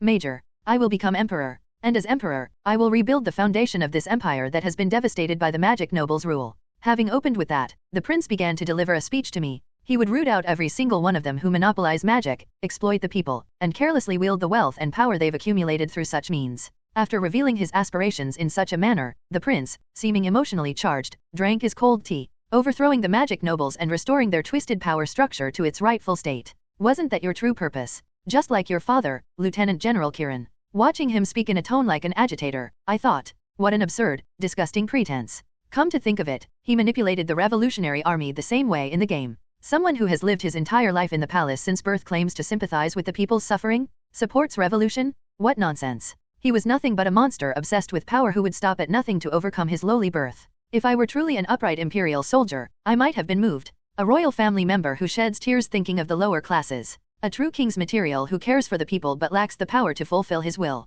His intention in deliberately putting on such an act before me was clear. He must know about my commoner background and plan to use it. He probably thought he could easily manipulate me by showing sympathy for the people's suffering. However, Sorry, but I'm not interested in social reform. What was it he was spouting? Breaking the monopoly on magic? The final stage of my plan through the special magic unit is to monopolize magic, so who are you to break that up as you please? Saving the exploited masses? What do I care if they do it or not? I'm already part of the privileged class. Leave all that human rights movement stuff about saving the masses to the revolutionary army you support. I'm already getting a headache just thinking about the salaries and medals I need to give my subordinates. Unless I were the original protagonist, Baker's proposal was nothing but empty words to me now. I opened my mouth toward Prince Baker. Crushing the magic nobles who exploit the people and changing the corrupt empire. Yes, I think it's an admirable goal. See, you think so too? In that case, work hard at it. Baker's face immediately hardened at my response. What did you just say? I said I'm not interested, so work hard at it on your own. You seem to have misheard my words.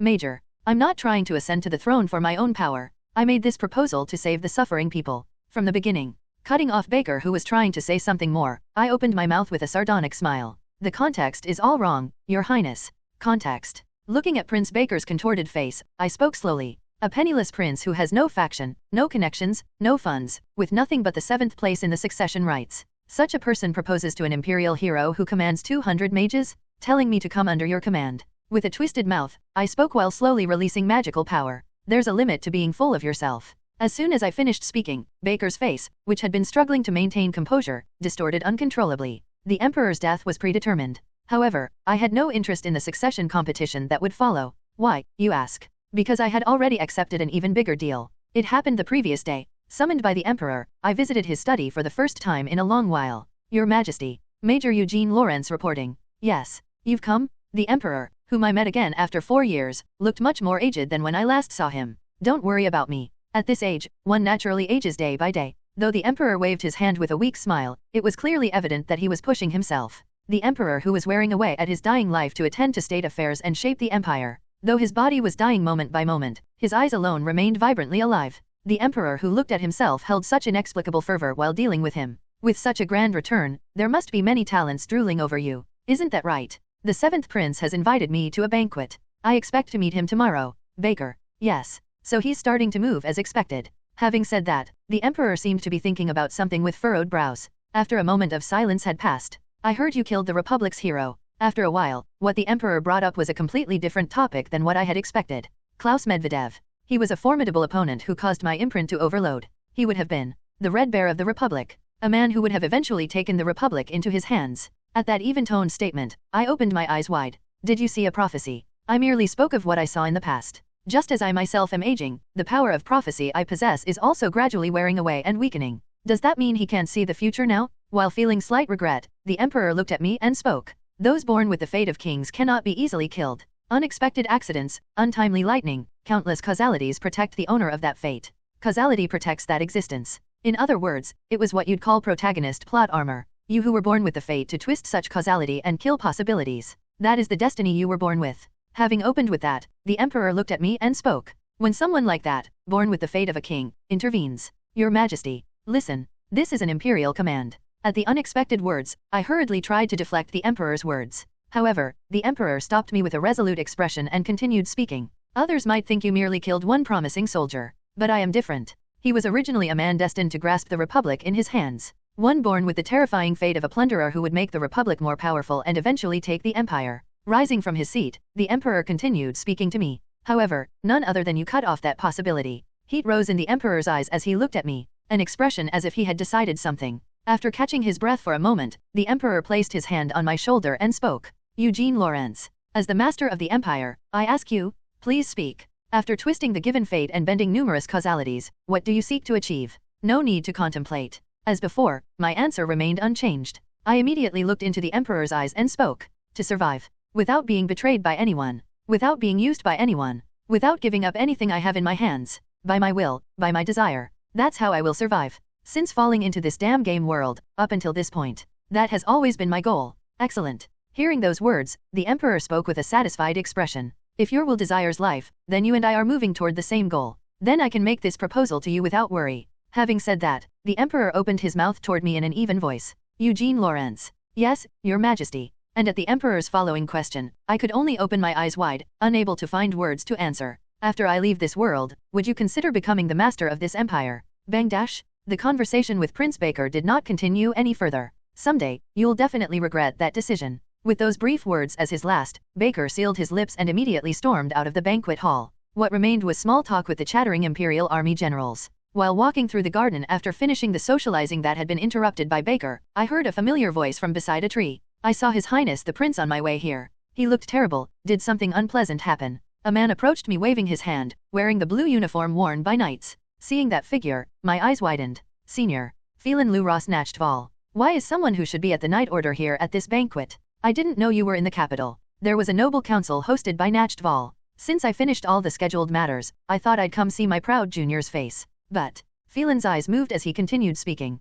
What his gaze fell upon was the major insignia shining on my chest. "I never imagined you'd become such a big shot in the short time I haven't seen you. You've already surpassed my rank." Hearing that from the second prince of Nachtval doesn't make me happy at all, senior. As if it makes sense for a ducal heir to envy a major's insignia. While bantering like that, I looked at the silver emblem on his shoulder. The silver emblem symbolizing the position of Night Order Vice Commander. And even the mark proving he was a 4-stroke imprint holder. Gauging his magical power, he had grown to be almost equal to Claude. Enough with the greetings. I came because I have something to tell you. Saying that, Felen took out a cigarette from his breast pocket and put it in his mouth. "Want one too?" "Sure." As I accepted a cigarette from Felen and absently watched the smoke rising from one corner of the garden. "There's talk about your unit going around among the nobles." Starting with unwelcome news, Felen began to relay the detailed atmosphere within noble families. Of course, it's not considered too serious yet. The rebel army problem is more urgent, and the power vacuum on the Western Front was painful even from the nobles' perspective. I suppose they're quite pleased to have a firefighter to fill that gap.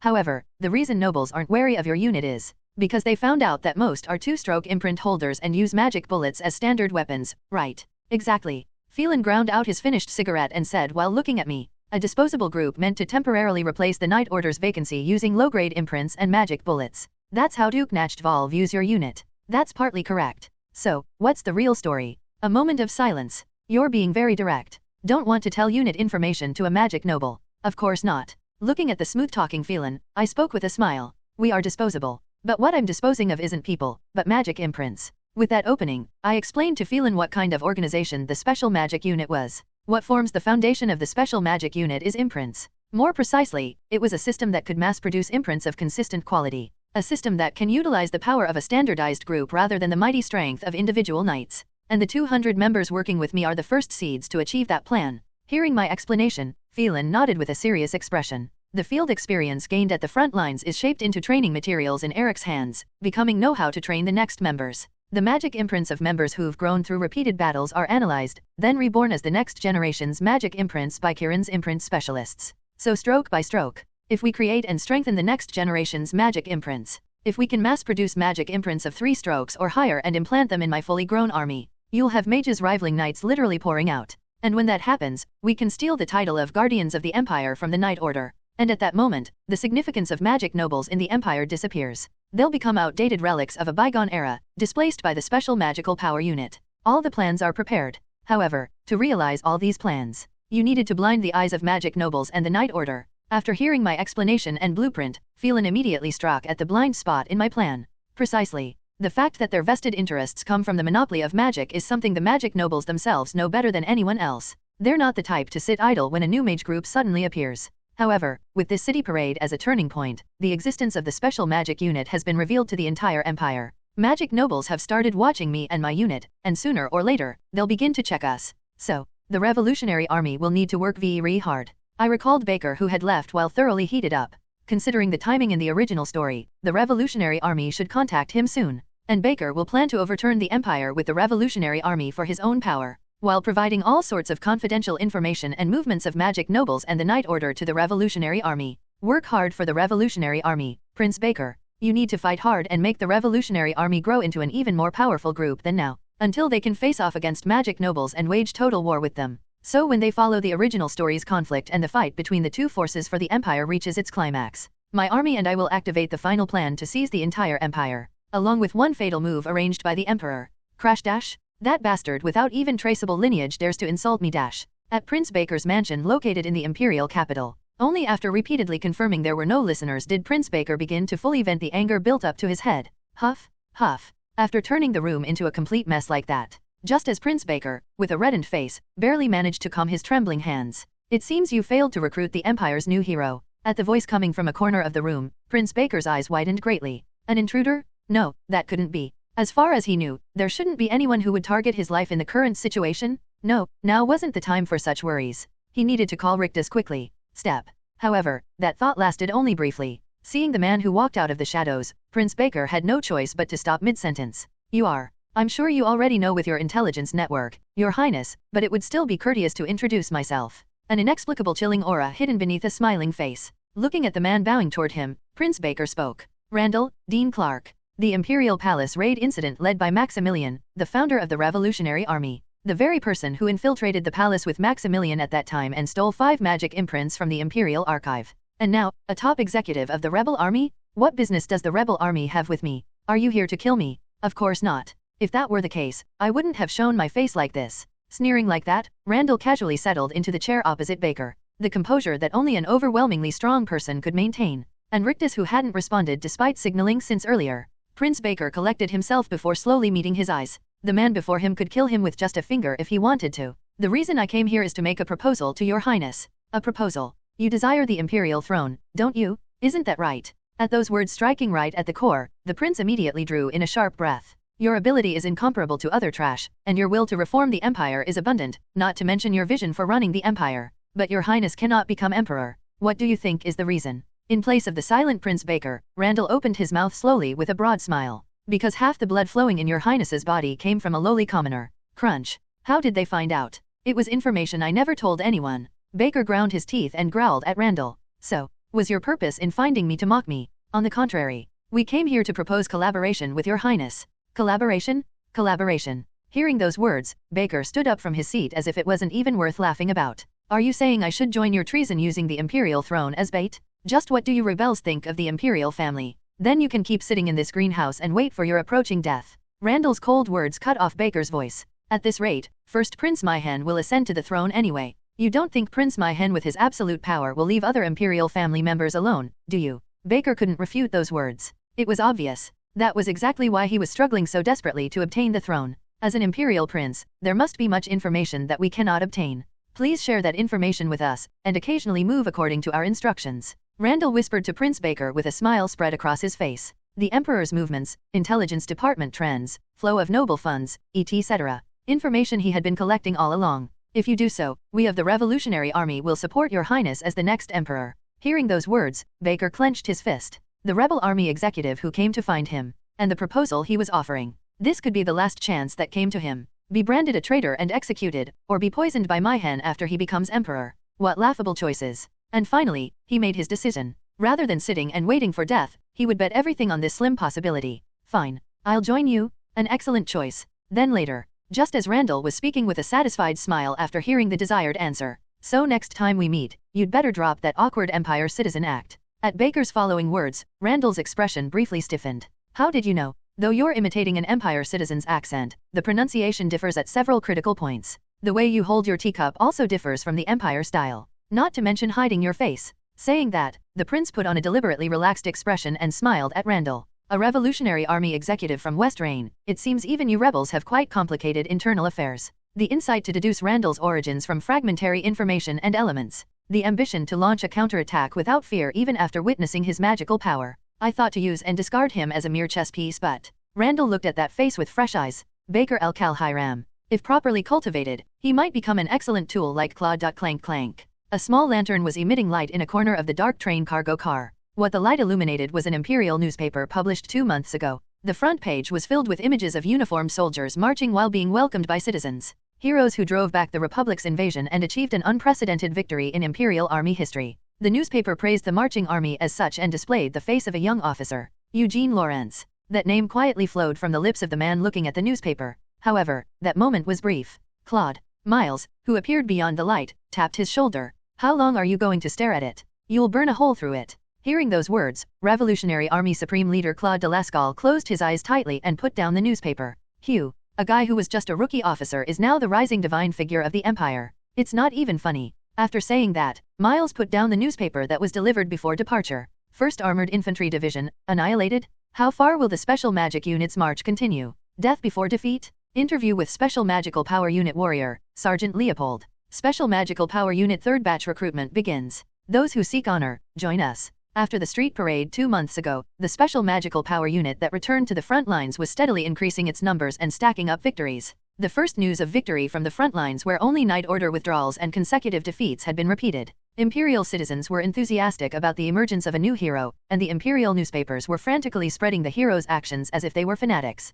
On the surface, to dispel the defeatism prevalent in the Empire. But the real reason was to cover up the people's uprisings occurring everywhere and divert people's attention. And meanwhile, they think they'll have the Night Order finish us off. The one who joined the conversation with those words was a man with a neat face, Jake. When Miles called his name with narrowed eyes, Jake responded with an awkward smile. The imprint specialist brought directly by Randall to replace Renie, who was captured by Imperial forces in the last battle. The imprints of Claude and other Revolutionary Army mages were being managed by his hands. Put up a fake hero to divert attention, then try to annihilate us in the meantime. It's certain that the nobles and Imperial family are in cahoots. Right, Claude? Jake asked Claude, declaring his words were correct. Imperial Army. Eugene is in cahoots with magic nobles. It sounds plausible at first listen, but the more Claude pondered those words, the more he couldn't shake off a suspicious feeling. If that was really true, why did he let him and Miles go at the Ziklant mansion? If the goal was to exterminate the Revolutionary Army, there was absolutely no reason to let him live there. His actions afterward were also strange. Don't trust Randall.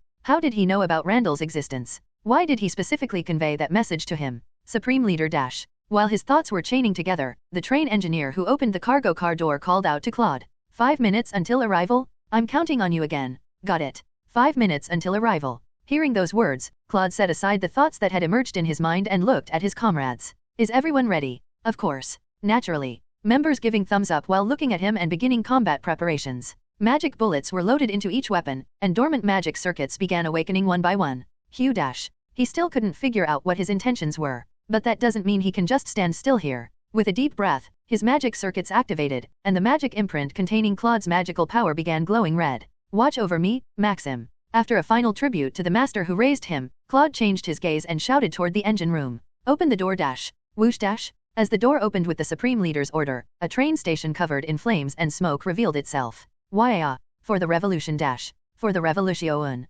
Revolutionary comrades who were on standby in the territory were continuing resistance while surrounding key strongpoints. And at the center, knights gathered around magic nobles were spewing magic toward the Revolutionary Army. We won't go down so easily. Let's go. With those words, Claude and his comrades rushed out of the train. The people's uprisings occurring across the Empire and the Revolutionary Army's surprise operations targeting magic nobles. The Revolutionary Army's struggle to change the Empire was continuing even now. Hugh Dash. The Revolutionary Army's strategy of launching surprise attacks on magic nobles was simpler than expected. When simultaneous popular uprisings occur in various local regions, the local lord requests help from magic nobles. While the Night Order is a way to suppress the popular uprising, mages including himself quickly infiltrate and eliminate the central magic noble. An operation to infiltrate and eliminate the head of house. If they send the Night Order to suppress the uprising, they target them from behind, and if they don't send them, they lose control of the territory due to the popular uprising. A deadly dilemma constantly forced upon the nobles. Magic nobles, skilled but lacking in numbers, had no choice but to be defeated one by this strategy employed by the Revolutionary Army.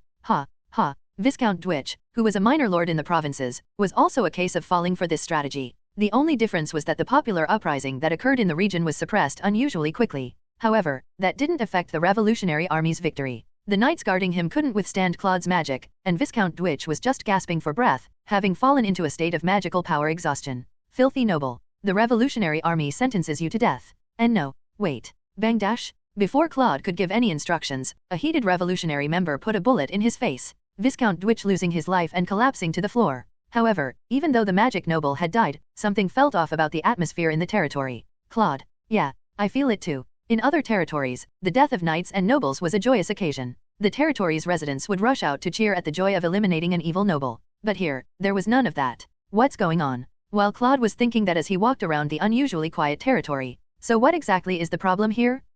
From one alley corner, shouts from revolutionary members could be heard. 2 revolutionary members surrounding what appeared to be a farmer. Thinking something was wrong, Claude immediately walked over there. We just requested food support. Why exactly can't you do it? Didn't we liberate you from the nobles' hands? You're the ones who burned down the mansion used as a granary? Our year's harvest is ruined because of you bastards. And now what? Requisition? Talking nonsense. What we burned was the filthy noble's mansion. The tumor of the empire stained with greed. Do you even know what kind of person Viscount Dwitch was to say such things, you foolish bastards? Cutting off the revolutionary member's heated words, the man's outburst made Claude flinch. Even the two members pressuring the man flinched, and the man's enraged outburst continued. He was someone who bought and distributed food from the city whenever there was a bad harvest. There's not a single person in Viscount Dwitch's territory who doesn't owe their life to him. He worshipped together with the territory residents on rest days, plowed fields together during farming season, and enjoyed festivals together after the harvest was done. And such a person, what? Revolution? Evil noble? What about you lot?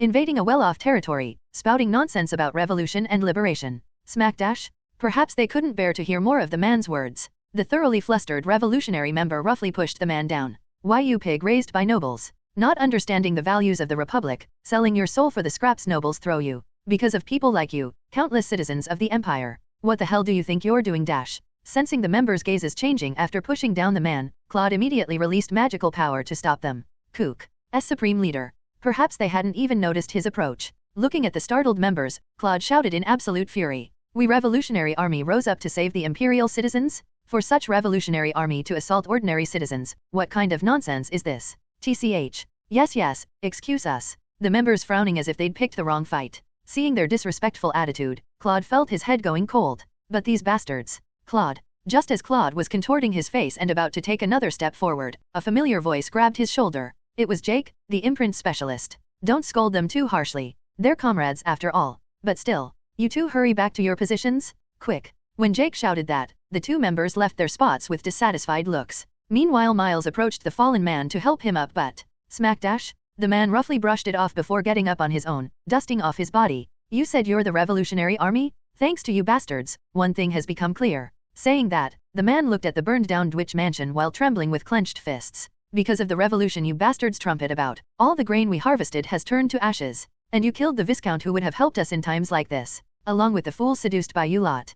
That is. Thanks to you, we won't survive this winter. After glaring at Claude with eyes full of hatred, the man turned his back and disappeared into the alley. Looking at the windows scattered throughout the territory, Claude could finally read the strange atmosphere he had felt. Countless eyes watching him and the Revolutionary Army through gaps in the windows. The emotion in those eyes was not that of looking at liberators. Eyes looking at fearsome and hateful invaders. Confirming this, Claude grit his teeth at the regret washing over him. This is what we were prepared for, Claude. The one who spoke to such a Claude was his longtime comrade Miles. Whether he was good or evil doesn't matter. Our goal is to cut off the Night Order's supply lines by saving the people. I know that. Viscount Dwitch didn't die because he was evil. He died because he was a noble. A small sacrifice to accomplish the cause of revolution. That responsibility would have to be fully shouldered by himself as the commander of the Revolutionary Army. Having desperately rationalized it like that, Claude saw members carrying rifles in a corner of the village. The members who had been harassing the farmers earlier. They were new revolutionary members who had joined from outside under Randall's lead. He said we need as many comrades as possible.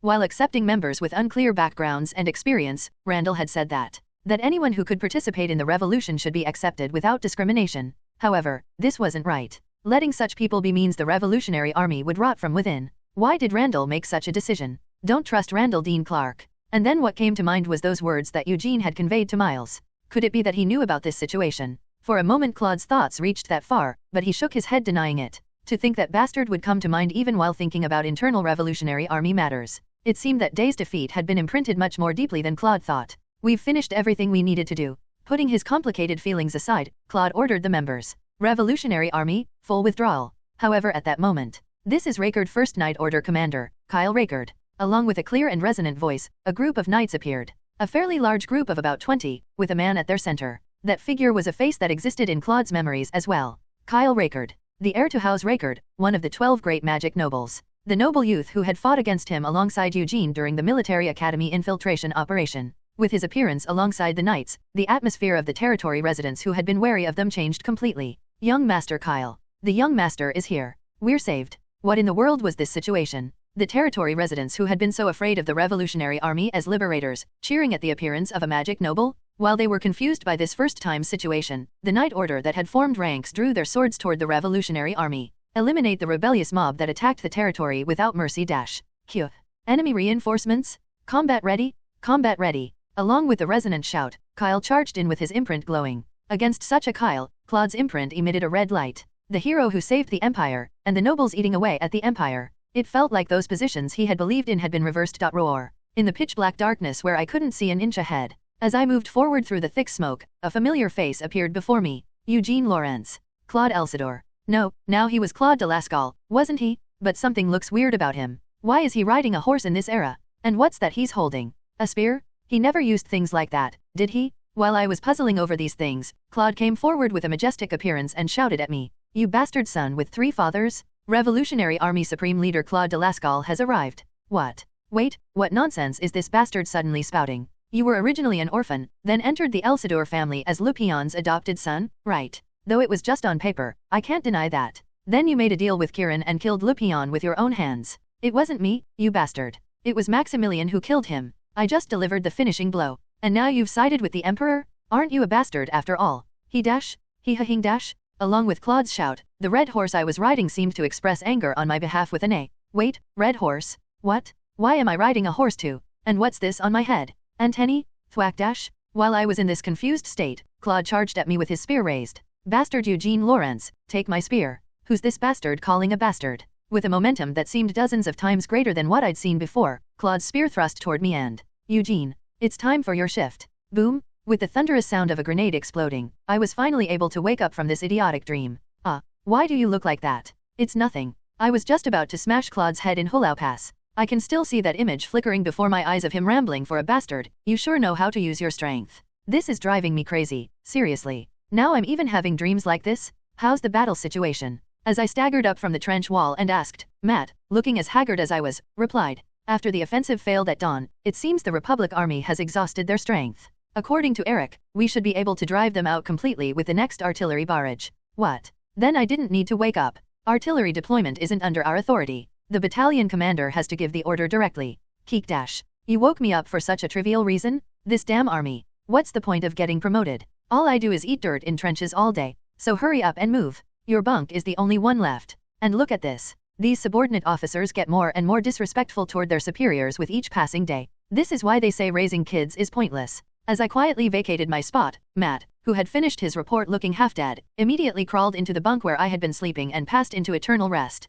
Snore. Special Magical Power Unit 3rd Company Commander Captain Matt, here lies in rest. I should ask the artillery commander to fire a blank round when it's this bastard's shift change. After finishing my solemn salute, I left the temporary morgue, no, sleeping quarters that had been dug into the ground. Splash. This squelchy feeling of mud mixed with filth, the thick smoke, and the gunpowder smell mixed with burning corpses filling the narrow passage. Taking a deep breath of it all, I opened my mouth with a refreshed and invigorating expression. Another shitty day. Where I'm standing is Hill 774 on the Western Front. In this hellscape where ownership changes 3 times a day, I and the Special Magical Power Unit have endured for 2 weeks. 2 weeks. These 2 weeks that the Special Magical Power Unit has held this hill have given the Imperial Army many options. Lieutenant Colonel Eugene Dash. The 10 artillery pieces deployed on one side of the hill were also one of those many options. Instead of answering the voice calling my name, I gave hand signals to the artillery officer. Begin bombardment. The artillery officer immediately loaded shells into the prepared artillery pieces, and after confirming this, I immediately walked toward the front line of trenches.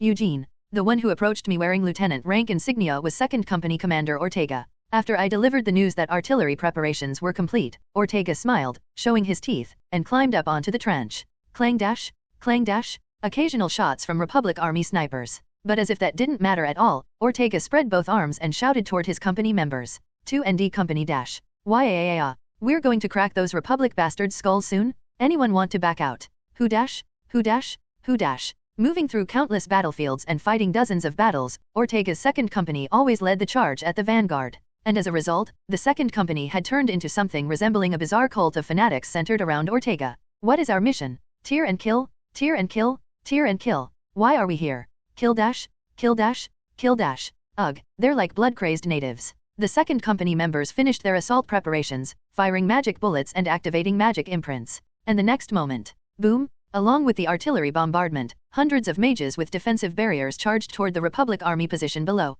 The Republic Army, whose momentum had already been broken after failing 3 offensives, couldn't possibly stop this. The Republic Army's position was completely annihilated. The 2-week battle for Hill 774 ended in Imperial Army victory. Ugh, yug, snore. 2 days after leading the 2-week hill recapture operation to victory, the Special Magical Power Unit, after handing over the hill to reserve forces, was finally able to enjoy some rest after returning to their base in the rear. With this, we've recaptured most of the key points on the Western Front. At the operations headquarters, Eric nodded with a satisfied expression and drew a line on the military map spread out in the center. The Imperial Army maintaining their line while occupying most of the high ground, and the Republic Army holding back to reorganize. Seeing how different it was from the early war situation, Eric and I were lost in thought while looking at the operations map. What do you think about the current situation, Eugene? We have the initiative. However, while looking at the front lines that had entered a lull with only sporadic engagements repeating as large-scale military operations were restrained, Eric and I came to the same conclusion. This means the current empire doesn't have the capacity to subjugate the entire republic.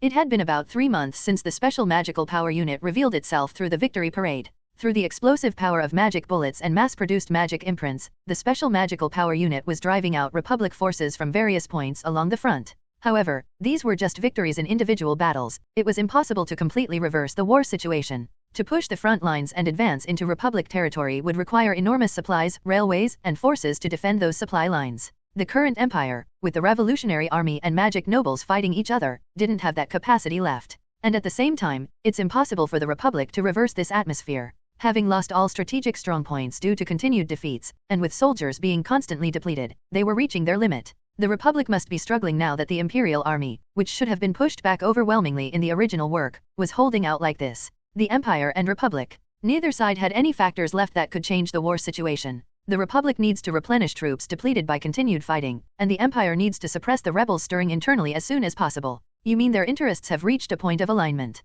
If I, fighting on the front lines, had reached this conclusion, then surely the Emperor and Kirin were well aware of the situation too. If so, that means the higher UPS must be preparing for an armistice agreement soon. Eric quietly nodded at my words. The war with the Republic would end. It meant it was time to turn the special magical power unit's gun barrels, which had been aimed at the Republic army all this time, in a different direction. Magic nobles, revolutionary army, and monsters. While recalling the options laid out before me one by one, I fell into contemplation. First, the most urgent thing is weakening the magic nobles' power. Whether sooner or later, the Emperor's death would come. And the moment one pillar maintaining the balance of power disappears, the nobles would immediately take action to claim the empty throne. So, I and the special magic unit needed to steadily build up achievements and expand our power, for the day the Emperor leaves this world, to carry out our promised plans. Then, what would be my best move? A way to weaken the magic nobles' power, build up achievements, and expand the special magic unit's influence.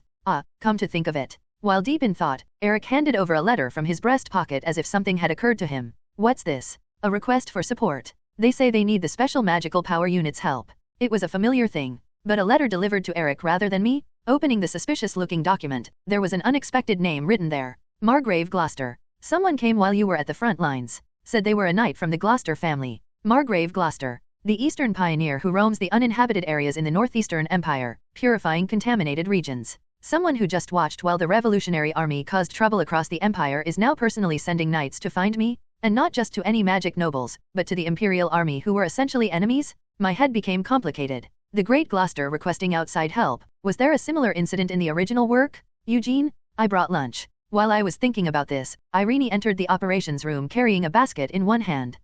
Miss Renie? I'm sorry but we're in the middle of an operations meeting. Oh, I shouldn't come in right now. Why yes. Eric hurriedly stopped Renie with a troubled expression. Just as a dejected Renie bowed her head and was about to close the door. Wait. Seeing Irene's face, one incident came to mind. Right, why didn't I think of that? Black Sun incident. One of the worst events in this game that Renie would cause in the original work. The trigger for that was due to some kind of experiment conducted by the Elcrier family in the contaminated zone. Human and monster fusion experiments. It was an experiment that Elcrier conducted independently to avoid Imperial surveillance, coveting the infinite magical power that monsters emit. And the place where that experiment was conducted, where Count Elcrier who led the experiment died, was Gloucester territory, uninhabited zone No. 17. The puzzles in my head fit together one by one, and speculation became certainty. Something unusual must be happening in the northeastern uninhabited zone. If Gloucester, an expert in monster warfare, was sending support, there could be no doubt. I thought this event wouldn't happen since the variable called Renie was gone, but did they create a different test subject?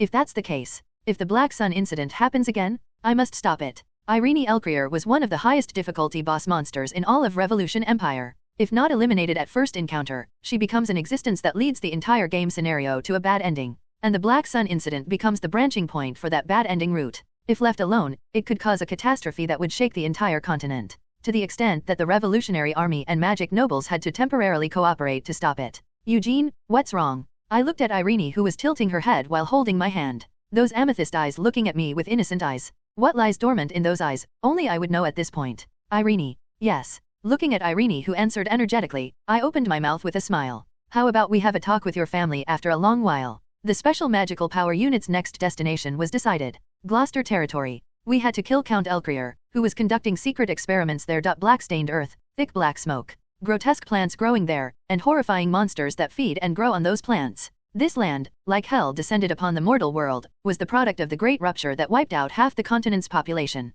A land of death where just stepping on the ground allows black poison to seep into one's body. Squelch squelch. However, there was a group of humans traversing that unspeakably repulsive land. Huff dash. Gas masks shaped like bird beaks, triple-layered protective suits covering their entire bodies, and barriers wrapping those protective suits once again. After checking the contamination density meters on their wrists, they signaled to each other. Swoosh dash. The one at the front drew the machete from their waist, while the rest formed a circle to scan the surroundings. Meanwhile, one person in the center slowly lowered their body and reached toward the blackened ground.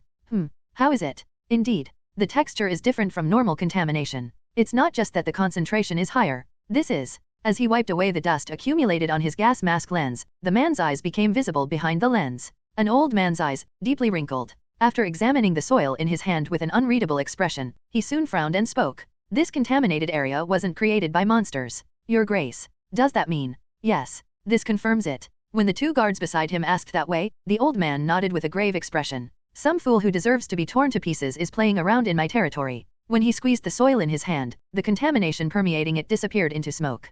Crunch dash. The old man's demeanor clearly showed his anger, as a similar atmosphere flowed among the others with him. Your Grace. The sky. At the words of the man beside him, the old man's gaze slowly turned toward the sky. Who? An airship flying at low altitude, sending light signals toward their castle. The old man's eyes deepened as he confirmed the emblem engraved on the gas bag, the figure of an armored woman, and the spear she held forward. The flag fluttering at the spear's tip, and the Emperor's seal engraved there. It was an assault airship operated by the Imperial Special Magic Forces. So these are Freddy's new hunting dogs, referring to the Imperial Emperor's name like a friend. Hearing that, low voices trying to restrain him came from around him. Your Grace. I know. No matter how old I've gotten, my judgment hasn't become clouded enough to show such an attitude in front of the Emperor's faithful hounds. Adding that like a joke, the old man gave the withdrawal order with practiced gestures. The knights formed ranks and returned to the castle under the order. Even while receiving their escort, the old man's gaze remained on the sky. Still, it's surprising. To think that green cadet officer I met back then would grow this much. Looking at the airship approaching his castle, Margrave Gloucester smiled faintly. Eugene, Lawrence. What kind of incident would that flame that stirred both the Empire and Republic bring to this land? With a strange anticipation unfitting his age, Count Gloucester quietly muttered. Welcome to Gloucester. What the hell is with these clouds? There's heavy turbulence? Hold on tight. Though I heard the tense voices of the pilots, looking around the cabin, I could only shake my head as if it was already too late. Ugh. So dizzy. I'm dying. Hee, mommy. I'll be there soon. First Company Commander Gil hugging a trash can in one corner of the cabin while repeatedly vomiting. Adjutant Leopold clutching his chair while suffering from acrophobia. And our imprint specialist Renie who had lost consciousness and was calling for her mother. Complete annihilation. Eugene, I'm fine. Yes, as expected, you're the best, Irene. Right. While patting Irene's head as she clung to me happily, I looked at my subordinates sprawled across the airship cabin. 2 days from departing the Eastern Front until arriving at Gloucester territory. In that short span of 2 days, the officers of my special magical power unit had suffered near devastating casualties. These good-for-nothings, worse than sunfish. When we get back, I'm putting them all through reinforcement training. Especially you, Gil. The unit members are playing fine on the lower deck, but you, a company commander, get airsick? Bump dash? Kahook. Keek. Keying. What a diverse range of sound effects, you bastards. Aren't you going to prepare for disembarkation? At my outburst after finally losing patience, the half-dead officers one by one returned to their positions. The special magical power unit members disembarked one after another as soon as our tumultuous landing was complete. Being the first to exit the airship, I observed the surroundings while confirming the soldiers moving in formation. Lieutenant Colonel Eugene Lawrence. Is that correct? As expected, someone was already waiting. Thinking that, I turned to see a young man about my age extending his hand. Neatly swept brown hair and a pure white face. Though he had the impression of an innocent country youth, there was an undeniable intelligence in his bearing. I am Harpal Gloucester, second son of the Count Gloucester family. It's an honor to meet a hero of the Empire in person. Plus, 1 TLN, I use the Margrave title for this story is not because it is higher than a count nor it is a marquis. Instead, I used Margrave in this story for the meaning of frontier count which is the author uses for calling Gloucester. So, in this story, please remember that Margrave equals count for Gloucester. Special Magical Power Unit Vice Commander, Lieutenant Colonel Eugene Lawrence. Though it will be brief, I look forward to working together. As expected, he was nobility, and legitimate blood at that. After responding to his ceremonial praise with equally ceremonial courtesy, Harpal guided me to a car bearing the Gloucester family seal. Clank dash. High suspension, thick armor, and glass that looked as thick as that armor. Rather than a vehicle for transporting dignitaries, it was an armored car optimized for traversing contaminated regions. Being such a remote region, these are the only vehicles we can mobilize. I hope you understand. Smiling sheepishly as he said that, Harple immediately pulled something from inside his coat. A flask full of liquid, and a pack of cigarettes. At his gesture asking which I preferred, I gladly took the cigarettes. Compared to the armored trains of the Eastern Front, this is quite luxurious. Thank you for your hospitality. Offering cigarettes and alcohol at first meeting. He knows his courtesies. Though we'd only met 5 minutes ago, I was already starting to like this fellow Harple. The head of the family is carrying out Pioneer Area inspection duties, so I regrettably had to come greet you myself. Pioneer Area inspection, you mean he's entering the contaminated zones directly? Yes, that's right. Though we advise against it given his age, he won't listen at all. Hearing those words, I recalled Margrave Gloucester's appearance at Vark's execution ground. The sight of him facing Vark on the front lines despite his advanced age. Indeed, he didn't seem like someone who would easily retire from active duty. Whoosh dash. As we made conversation, the scenery of Gloucester territory began to appear outside the window. The massive wall surrounding the entire territory, and farmland spread out within it. Mechanical devices harvesting in the fields, and territory residents working between those machines. It was too peaceful a scene for a place where monsters frequently appeared. Are those devices catching your attention? Yes. Those are like. If they look like equipment used in the Republic, you're seeing correctly. Agricultural machinery reminiscent of the Republic's armored infantry. As I was looking at them, Harple sitting across from me added those words. They're items made by immigrants from the Republic. That's right. Gloucester territory is always short on people. Empire, Republic, stateless refugees, we accept them all into our territory without discrimination. It doesn't look easy to control the residents, but are there no other problems? You mean whether rebels have made their nest here, right? Sharper than I expected. When I answered with silence, Harple smiled slightly while looking at the territory residents tilling the fields. Rebel activity is proof that dissatisfaction is rampant among territory residents. However, that won't happen in Gloucester. To the Gloucester family, they aren't mere labor force but fellow pioneers sharing our fate in developing this wasteland. When Harple who said that looked my way, I nodded in understanding. If rebellion breaks out in this monster-filled land, this territory would literally wither and die. The Empire's major cities are all connected by railways, and armored trains traveling those railways maintain the transportation network while subjugating monsters. Count Corhonen's domain at the Empire's northernmost point is no different. However, Count Gloucester's domain was different. Monster appearance rates and contamination levels on a different scale from other cities. Attempts to lay railways and deploy armored trains had already turned to bubbles and disappeared long ago. That was also why I and the Special Magical Power Unit used an airship instead of a train. Gloucester territory maintained an odd form of belonging to the Empire while being cut off from it. As expected, the Gloucester family seal stamped on farming tools. The bright expressions of territory residents working. Though it looked very peaceful unlike other nobles' territories, that wasn't what interested me. They say a black sun will rise in the middle of this territory. Considering the timeline in the story, Count Elcrier would already be conducting experiments in the contaminated area. The alchemist Elcrier, who held great authority in magical engineering research even among magic nobles. United by intellectual curiosity bordering on madness, they would conduct forbidden experiments in the heavily contaminated Gloucester territory, ignoring the Emperor's warning. Experiments to fuse monsters and humans. And they would put Renie, the product of those experiments, into a monster nest to observe the results. No. A girl who spent her whole life in a laboratory, suddenly thrown into the middle of a monster nest one morning. Seeing dozens of monsters approaching her, Irene's mind completely collapsed. The monster core embedded in her body would begin to go berserk, causing a catastrophe that would engulf all of Gloucester territory. What is that? AA Mage? No, rather that is. It's the Great Rupture. What triggered it was the spatial movement coordinates placed in Irene's possession to retrieve the test subject. Renie, who had transformed into a monster along with the rampage, traced those coordinates to find Gloucester territory. The Black Witch appearing in the middle of the city would tear space apart right there, creating a rupture. This would be the Black Sun incident caused by Renie. With the appearance of the Great Rupture, Gloucester territory would be destroyed, and the Emperor would designate her as an enemy of the Empire and launch subjugation operations. However, this is just fragmentary setting from game tooltips. Where I met Renie was in Count Elsidor's castle. Why was she, Count Elcrier's test subject, in the basement of Castle Elsidor? Though I kept thinking about it, even with my knowledge as someone who had possessed the character, I couldn't guess.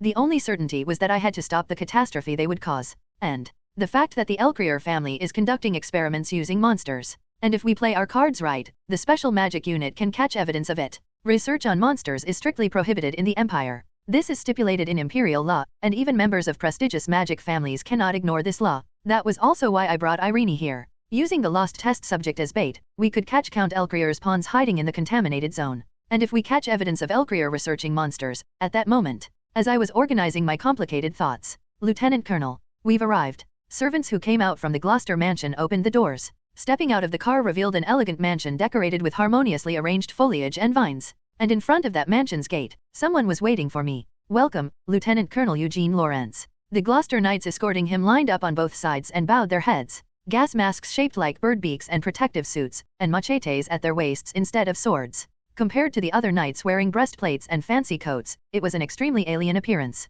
And one person wearing the same outfit as those knights. When he removed his gas mask, a familiar elderly face appeared. The pioneer of the East, Calcas Gloucester. The master of this fortress built in the middle of monster territory. What an unsightly welcome for our guests. Welcome to the Gloucester territory. Thank you for your hospitality. I'm getting quite a show thanks to you. Huh? What show? The first step into Margrave Gloucester's mansion. What my group and I first encountered was the sight of the Count himself and Gloucester knights in the midst of quarantine operations. Raise your arms up, your grace. Ugh, this new protective gear is cumbersome in many ways. Even moving is uncomfortable. It's designed for regular soldiers without magical power, that's why. Thanks to that, we can deploy many more people for exploration. How's the weight? It feels a bit heavy to carry without magical power. We'll need to train the soldiers more before having them wear it. So it needs to be made lighter. I'll relay that to the research team for now. Despite facing the Margrave himself, the researchers spoke without hesitation, and the Count evaluated the protective gear as if it were natural. Seeing this, the Special Magic Unit executives seemed to experience some cognitive dissonance.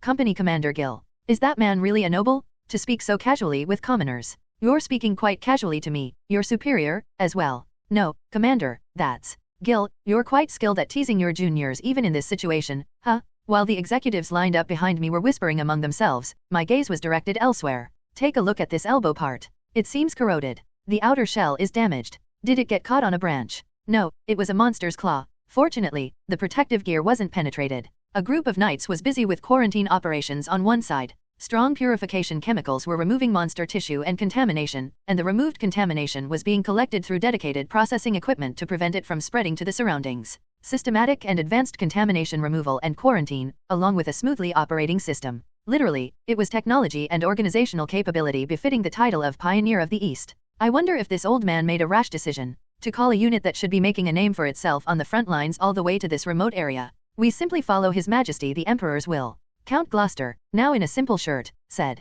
Lies. He called us right away as soon as he detected the Western Front becoming quiet. However, since I couldn't say such things to his face, I had no choice but to use the Cal Hiram noble speech style I learned from Walter. Haha, His Majesty's orders. The Emperor's orders. Hearing those words, Count Gloucester opened his mouth with a low laugh. That's quite difficult to hear these days, isn't it? Though he delivers it with a slight smile, his words have thorns. Not just a few, but quite many. The soldiers who came with you are one company. In terms of numbers, just under 200 people, was it? On the way to the dining hall prepared inside the mansion. While walking down the corridor, Count Gloucester looked at me and said that was the maximum number we could transport by airship.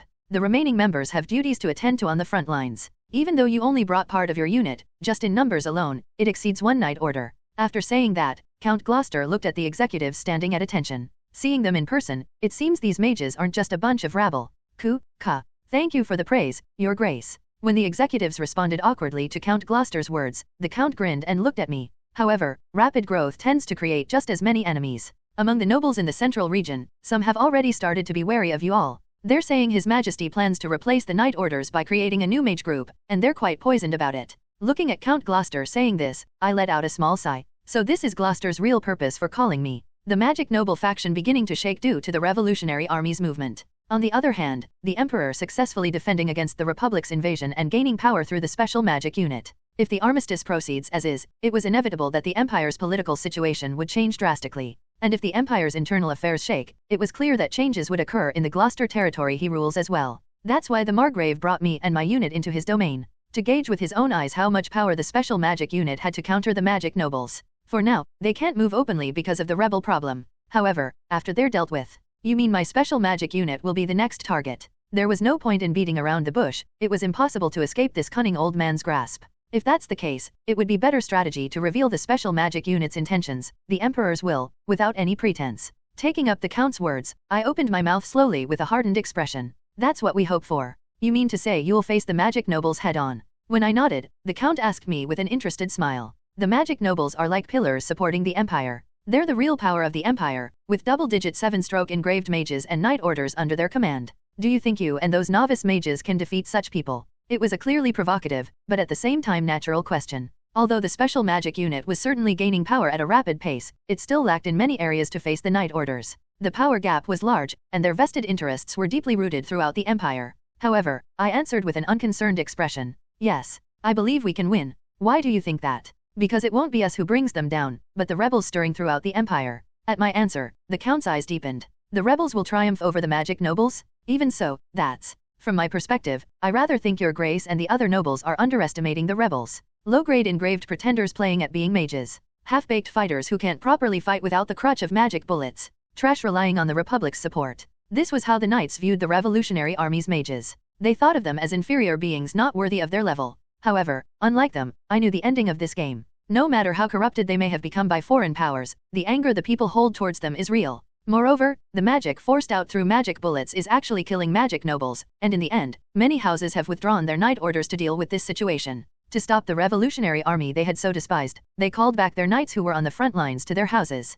Concentrating all their house's capabilities to root out revolutionary elements, they're oppressing more people under the pretext of involvement with the Revolutionary Army. And the people, enraged by this oppression, will seek out the Revolutionary Army as a means to punish them. Because they won't change, the flames of revolution will devour the Empire. No matter how weak their power may be, no matter how their anger is manipulated by malicious black hands. Unless the Empire changes, revolution will become an unstoppable calamity that engulfs the Empire. Parasites who deny reality, cling only to their old authority, and feed off the Empire's veins. They will fall not by our hands, but by the contradictions they themselves have created. Hey, Eugene. Even so, to go that far. And when their foundation crumbles at that time, the executives' faces turned pale at my outrageous words. But regardless of that, I continued speaking with a composed expression. His Majesty's spear that I have perfected will sweep them all away in the name of the Empire. Both the magic nobles and the rebels. When I finished speaking, Count Gloucester's eyes widened for a moment. What would his next reaction be? Anger? Bewilderment? Margrave Gloucester, who had been looking at me with a complicated expression, finally, burst into laughter towards the sky as if feeling refreshed. That Freddy, he's finally decided to do it. He's trying to perform surgery on the entire Empire? Why, your grace. We've warned you so many times about watching your words in front of outsiders. Freddy. When he shortened Emperor Friedrich's name, this time the faces of the knights guarding the Count turned pale. However, I had no particular intention of making an issue of it. I'm not even sure if that would be possible anyway. But this confirms it. I recalled the profile of Margrave Gloucester that I had reviewed on the airship. A figure who spent his youth and adolescence with the Emperor, who rebuilt his house in the eastern wasteland after it was destroyed in connection with treason. A pioneer who turned the small village he first built in his 20s into virtually the only city that doesn't depend on the Empire's railways. Unlike other magic nobles, this man was not an enemy of mine and the Emperor's. Count Gloucester's goal is the stability of the land he built, and non-interference. If that could be guaranteed, we could recruit him to our side. Bang dash! As we reached the end of the corridor, the mansion's iron door opened, revealing the prepared banquet hall inside. Through our conversation just now, you and your army have earned the right to be invited to my banquet. If you had been worthless chaff, I was planning to send you straight back to the airfield. Adding that, the Count guided me and my subordinates with the bearing of the mansion's master. Count Gloucester, seated at the center seat of honor. With his chin resting on both hands, he looked at me and opened his mouth. I understand His Majesty's thoughts. In the coming period of upheaval in the Empire, he wants to have me and Gloucester under his feet. However, this old man's judgment has grown clouded. It's been long since I lost the wit to distinguish between real power and empty show. You mean if we want Gloucester's cooperation, we should present what we can offer in return? Correct. Saying that, the Count picked up his wine glass and asked me, as the Lord of Gloucester, I ask, in exchange for betraying the round table I've been part of for decades, what does His Majesty intend to offer? Honestly, I think whatever we bring would have little meaning. Hearing my words, the Count tilted his wine glass without answering, as if telling me to continue. Promises without substance. Proposals bordering on bluster. That's all we can offer right now. No matter how much I boast about crushing the magic nobles, my words are all about a future that hasn't happened yet. Asking him to betray the faction he's been part of for decades based on that was unreasonable. The reason he, as a member of the magic nobles, doesn't actively cooperate with them is simply due to his loyalty to the Emperor, his childhood friend. If we want to become allies, we need to show something worthy of that. Therefore, so as a start to our cooperation, my army and I needed to scratch his biggest itch. We will eliminate the threat to the Gloucester territory. Threat? What suddenly? The anomalies occurring in the contaminated areas. Count Gloucester's eyes widened immediately at my words. His expression asked how I knew about that. Along with the sense of achievement at surprising him for the first time, I opened my mouth towards the Count. We, the special magic unit, will uncover its cause. Guruk. Northeastern contaminated zone. In the middle of a space thick with monster slime and poison, an unidentified life form was moving. The one breathing heavily and trembling was a boy who appeared to be in his mid-teens. However, the numerous tentacles and teeth on his back showed that he was not an ordinary human. Please endure it, Riley. Just a little more. Just a little more and it will be done. And a gentle voice speaking to such a boy, a voice that didn't match the horrific scenery spread around them, embraced the boy's shoulders. Father? Yes. I'm here. So don't worry, just a little more. Understand? Ugh, ugh. Hearing the man's voice, the boy gritted his teeth and endured the pain. The more the boy's body trembled, the more actively the tentacles on his back began to move. Quack. Along with the boy's terrible scream, something began to appear in the center of the fully spread tentacles. Woong? Poison gas and slime, and animal corpses and blood in test tubes. All of it began to merge into one massive lump.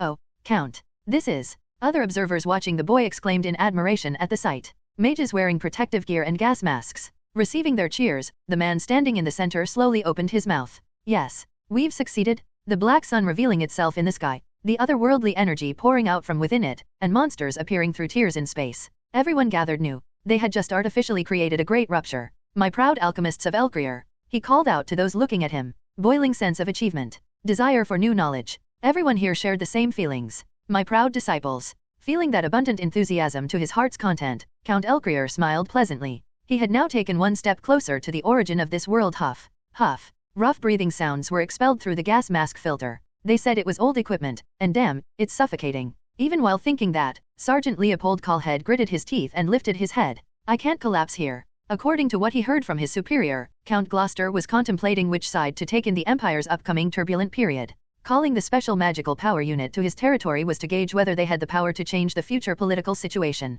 In other words, he and his unit members needed to show their best performance in this territory. That's why currently, Leopold and the Special Magical Power Unit members were. Geek. 2 monsters confirmed ahead. 3rd platoon will respond. Fire. Keep shooting. Minimize magic bullet consumption. The one who wastes them dies first. Fighting desperately to destroy monster nests in the contaminated areas near Gloucester. Good. Enemy monster cluster. Successfully lured. Battalion commander. Now's the time. Even with monster combat experience, the Special Magical Power Unit was close to being newcomers in this territory. Therefore, the Special Magic Unit's formation had one experienced Gloucester knight being escorted by the rest of the members. When the knight who confirmed the gathered monsters signaled, Leopold immediately called for Eugene, the battalion commander. All units, maintain formation. Prepare for impact. Impact? Hey, what's that suddenly? Sir Knight. It would be better to just quietly do as told. The Gloucester family knight's confusion didn't last long. Eugene, looking at the monsters, immediately waved his hand. Swoosh dash. Dozens of magic circles appeared in the air simultaneously with his gesture. Cruck. Keek dash. Dozens of magical power chains bound the monsters' bodies, and the heat generated beneath them was churning as if about to explode at any moment. When Eugene confirmed this, his hand pulled the trigger of his heresy. The fireball Eugene shot upward and the hellfire generated on the ground ignited simultaneously. Uwak. Flames, flames, and more flames. The monsters that were struggling while bound in chains burned without a chance to resist. The monsters were burned so crispy that not even ashes remained. The knights who witnessed this scene opened their eyes wide in disbelief. That is. It was natural to be surprised. Even for himself, who went to the battlefield with him every day, it was a sight that couldn't help but make him shudder every time he saw it. Eugene prepared the next spell without delay after ejecting the spent magic bullet casing. Watching Eugene like this, Leopold thought, just how is he this strong? In terms of stroke count alone, Eugene's power wasn't particularly outstanding. After all, when you went up to the Knight Order's higher ranks, it wasn't difficult to find mages with 5-stroke inscriptions. However, among those Knight Order leaders, there were no mages who demonstrated such overwhelming power as Eugene. In other words, no one could carelessly fire spells that could single-handedly sweep away hundreds of monsters. Doesn't feel like he's the same human as us, don't you think? The one who said this while standing next to him was Company Commander Gil. Watching Eugene's back as he burned the monsters pouring out from the nest, he slowly opened his mouth. That guy was like that since military academy. Even while living together, I never felt like he was the same human as us. Every time the newspapers make a fuss about him being a hero or whatever, Eugene gets sick of it, but well, their commander maintaining his characteristic languid expression while burning monsters.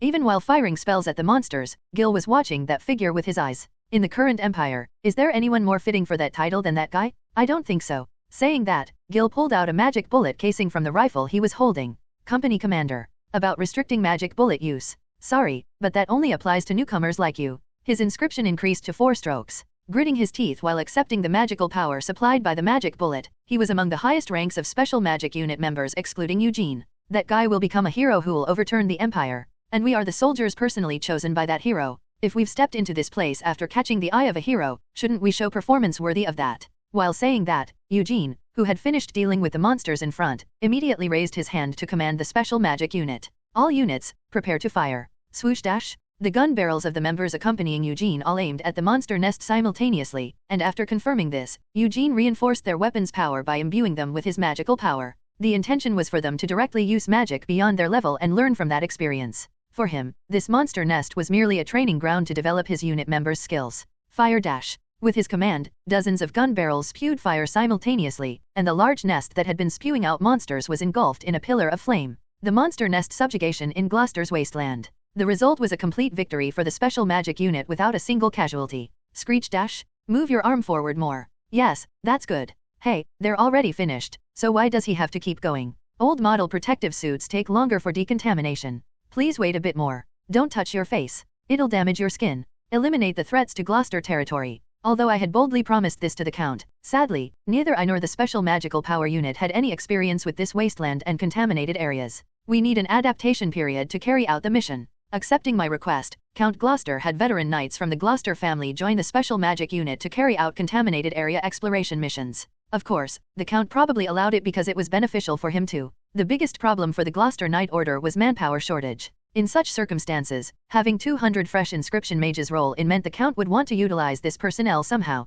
Moreover, the special magic unit members had experience in eliminating monsters on the front lines. 1 week after arriving in Gloucester territory, the special magic unit members who had been struggling to even properly take off their protective suits had now transformed into monster combat experts rivaling the Gloucester Knights. 4 medium-sized nests and 12 small ones. The decontaminated area is also the largest ever. Checking the special magic unit's combat results so far, a pleased smile spread across Margrave Gloucester's face. Something that would take over 2 weeks with just the Knight Order was done in half a day. Indeed, having more numbers makes things easier. Yuahaha. We also gained good experience thanks to you. It wasn't just empty words. Contaminated area exploration missions and monster nest elimination, and the numerous unexpected situations that arose there. By personally experiencing these, I and the special magic unit were able to acquire Gloucester's monster combat know-how and check their decontamination system. The experience gained here would be compiled into manuals through Eric's hands, and those manuals would become valuable assets for future fights against monsters. Magic Nobles, Revolutionary Army, Republic, Monsters. The special magical power unit I created was an organization that had to respond to all of these. It's all good, but... Thinking that, I looked at the scene unfolding before my eyes. Your Grace, please try this. We just dug these up from the field, aren't they good? Oh ho, are these the ones brought in from the mainland? You've cultivated them well. Battalion Commander Eugene, please come here and try some of this too. Here, have some drinks. A group of middle-aged women entering the garrison carrying loads of alcohol and meat. According to the Count, they were the Gloucester Knight Order Wives Association, a group composed of the knights' wives. The alcohol and meat offered by these association madams, and the special magic unit members sitting in small groups all sweaty, enjoying those offerings. This scene, no matter how you look at it, it's just like getting snacks from civilians during public support missions. Eugene, what did you say? No, nothing. Why am I getting this familiar vibe of 21st century military culture in a game's fantasy setting? While patting Irene's head as she stuffed her mouth full of meat, I was caught up in an inexplicable sense of déjà vu. Wait, Irene. What? Why exactly are you here getting meat from the madams? Don't the knights here say anything? The Count gave this to us to eat. As Irene, who had somehow sat down next to me, held up a piece of meat saying that, Count Gloucester sitting across from us laughed heartily. Indeed, this is good? Come, young lady, have a drink too. Thank you, Your Grace. My such good manners. Completely different from our ill-mannered sons? Kahaha dash. A military garrison where civilians freely come and go, and the knights think nothing of it. This is driving me crazy. It feels like all my preconceptions about the Knight Order are completely crumbling. While this peculiar drinking party mixing nobles and commoners continued, Your Grace, Harple, who had finished decontamination, approached the Count and whispered something. I see, so that's what happened. The Count's expression changed instantly from his jovial smile while drinking. As the Count quietly got up and moved away, I approached him, and Count Gloucester, with a hardened expression, said to me, we had sent knights to the deep contaminated area. Since you all were handling the outer area development, I thought to use this chance to explore deeper. However, at the Count's gesture, Harple, who was standing behind him, added an explanation. The magical power signals from the dispatched knights disappeared. According to our intelligence, there weren't any threatening monster nests in that area. And the last magical power communication we received from the knights who lost contact is this. After finishing his words, Harple took out a hastily scribbled note and showed it to me. Enemy attack from rear. Attackers confirmed as mages with imprints. Mages with imprints. There weren't many groups in the Empire that could operate these. Revolutionary Army, Special Magic Unit, Magic Corps, and The rebels wouldn't be interested in this territory. Count Gloucester, lowering his voice, slowly opened his mouth. The special magic unit is with us, and the magic core is tightly held by the Imperial army. Then, there's only one suspect left. After checking the note, I slightly turned my gaze to look at Count Gloucester's face. The vermin who killed my precious knights, to think it would be a knight order of fellow magic nobles. That face that had been like a jovial countryside commoner was now distorted like an evil spirit. A telegram arrived from Margrave Gloucester. He said he quite liked the gift we sent. Now that's welcome news. Tell him I'll send word separately later. I should catch up with an old friend after so long. An elderly man with white hair was walking slowly. The Imperial Emperor, Friedrich L. Franz Karl Hiram. However, the floor he was stepping on wasn't the red carpet of the Imperial Palace where he usually resided. Goo. This place where the Emperor was walking was the Empire's airship Karl Hiram floating in the sky. This massive beast in charge of the Imperial Army's air fleet's flagship was facing dozens of airships bearing the Republic's emblem. The war with the Republic that took place in less than a year. This airship carrying the Emperor was also the venue for the armistice negotiations. And Margrave Gloucester added some interesting words about that child. Interesting words. The Emperor slightly nodded his head, substituting it for a command. Tell me what he said. Understanding that meaning, Andre slowly opened his mouth. He said he's as capable and dangerous a flame as Informant M. Informant M. The Emperor's expression darkened at those words. Recalling the sins of youth is always painful. My apologies, Your Majesty. You have nothing to apologize for. And if Kalkaz evaluates them that highly, it means that child's qualities are certainly genuine. While the Emperor and Andre's conversation continued. Click dash. As the Emperor approached with his guards, Imperial soldiers raised their rifles and stood at attention. Rifles with scratches all over despite desperate cleaning, and bayonets with cold sharp edges. Looking at the soldier's face, the Emperor immediately knew. Unlike his guards, these were soldiers experiencing actual combat on the front lines. Step. The Emperor silently moved towards the soldier. The soldier, face pale, desperately recalled military protocol and shouted loudly. "Gr greeting His Imperial Majesty dash. The soldier frozen stiff with tension. The Emperor carefully observed the soldier's appearance, then placed his hand on his shoulder. Why, Your Majesty's grace? It is not you who has received grace, but I who have. Opening his mouth thus, the Emperor patted the soldier's shoulder with a faint smile. For the Empire. And you have fought so hard for your own life. Why, Your Majesty? Your dedication. And the dedication of all Imperial citizens who fought alongside you, I shall never forget. Hearing the Emperor's words, the soldier gripped his rifle tightly, probably thinking of fallen comrades, and family waiting in the Empire. He could understand without words. He, too, was once a body that traversed countless battlefields. The numerous lives lost due to my incompetence. How could I measure all their resentment? Your Majesty. The Emperor's voice murmuring as he passed by the soldiers was full of regret. But that was only for a moment. Hearing Andre's worried words, the Emperor waved his hand with a slight smile. Don't worry. I decided to stop dwelling on past mistakes since that day. As if greeting the Emperor who said this to the knight who had guarded his back for decades, the door leading to the deck opened. Rumble dash? When the Emperor appeared, the generals of both countries who had been waiting for him all stood up at once. Kiran and the Imperial Army generals saluting him. The Republic's army looking at the Emperor with tense and wary eyes, and the one standing in their center was. It's been a while since we met face to face, Secretary General. Emperor. The center of power ruling the Republic. First Secretary of the West Rhine Communist Party, Vladimir Brezhnev. Well, since time is pressing for both sides. Meeting the eyes of the old bear glaring at him, the Emperor slowly opened his mouth while looking around the gathering. Let's begin the armistice negotiations. It was the Republic that initiated the invasion first. It was also the Republic that proposed the armistice first. A satisfied smile spread across the Emperor's face, while the Secretary General's face was stiffly frozen. The war and armistice between the Empire and Republic that continued like an annual event. Unlike until now when it always ended in the Republic's victory, this time the Empire held the initiative in the negotiations. Author's thoughts is everyone here. In the lobby located at the center of the Gloucester mansion. In front of the Count who was sitting on the stairs, the Knights of House Gloucester had gathered. If there was one characteristic to note, it was that every single one of them was a veteran knight with decades of experience. After scanning the faces of the knights who had served together for decades, the Count slowly opened his mouth. 3 days ago, we lost contact with the knights who went out as an advance reconnaissance team. 3 men in total. The last signal was transmitted from the contaminated zone in the eastern uninhabited area. Eastern uninhabited area. It was the most heavily contaminated region among the areas Gloucester was exploring, an extreme environment where even new protective suits couldn't last 2 days. If 3 days had passed since losing contact, it was difficult to believe they were still alive. Who were they? Fred, Riven, Ralph. Riven. The bastard didn't even make it a week after getting married. When one elderly knight said this, others around him shook their heads. Fred had received his 4-stroke engraving just half a year ago. He was quite skilled too. If they were all wiped out even with him there. A higher species. Or perhaps a monster even beyond that level. No. What was the terrain like? How many enemies were there? It would be good if we could at least recover the bodies. while numerous questions and laments were being exchanged among the knights. The enemy isn't a monster, but knights. At those words from the Count's mouth, the knights who had been discussing immediately fell silent. Half showed surprise at it not being monsters. The other half showed anger at other knights invading their contaminated zone. Are you saying knights from noble houses have invaded our territory? And of all times, when the contaminated zones are being artificially altered. Then, your lordship. This matter,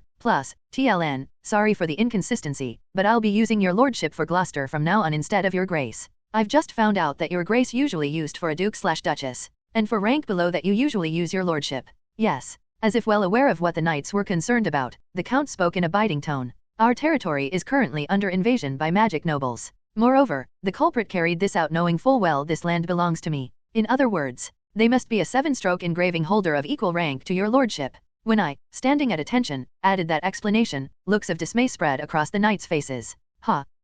Not monsters but knights. And an enemy with an engraving equal to the Count's head of house level. This is no ordinary danger. Scouting the highest contamination zone, with knights lying in ambush. As the enemy's form became clearer, the tension grew heavier. However, even then, not a single one among the knights showed any sign of fear. So this is why your lordship called us old ones. Indeed, this task would be wasted on young ones. Isn't that right, your lordship? The knights who said this looked at each other and grinned. Those with children grown enough to succeed them. Those with no family to support. Those who had finished training their successors and were spending time in retirement. The knights the Count had gathered were the expendable old knights of Gloucester territory. That's right. Saying this, the Count stood up and looked around at the knights of his age. We're heading beyond the eastern uninhabited area, into the unexplored zone. The contamination levels will be at maximum constantly, and we don't know what monsters or threats lurk within. We don't know how long it will take or when we'll return. In other words, after a brief pause, the Count spoke in a clear voice. Once we deploy on this mission, we will certainly die. Words that sounded like a death sentence.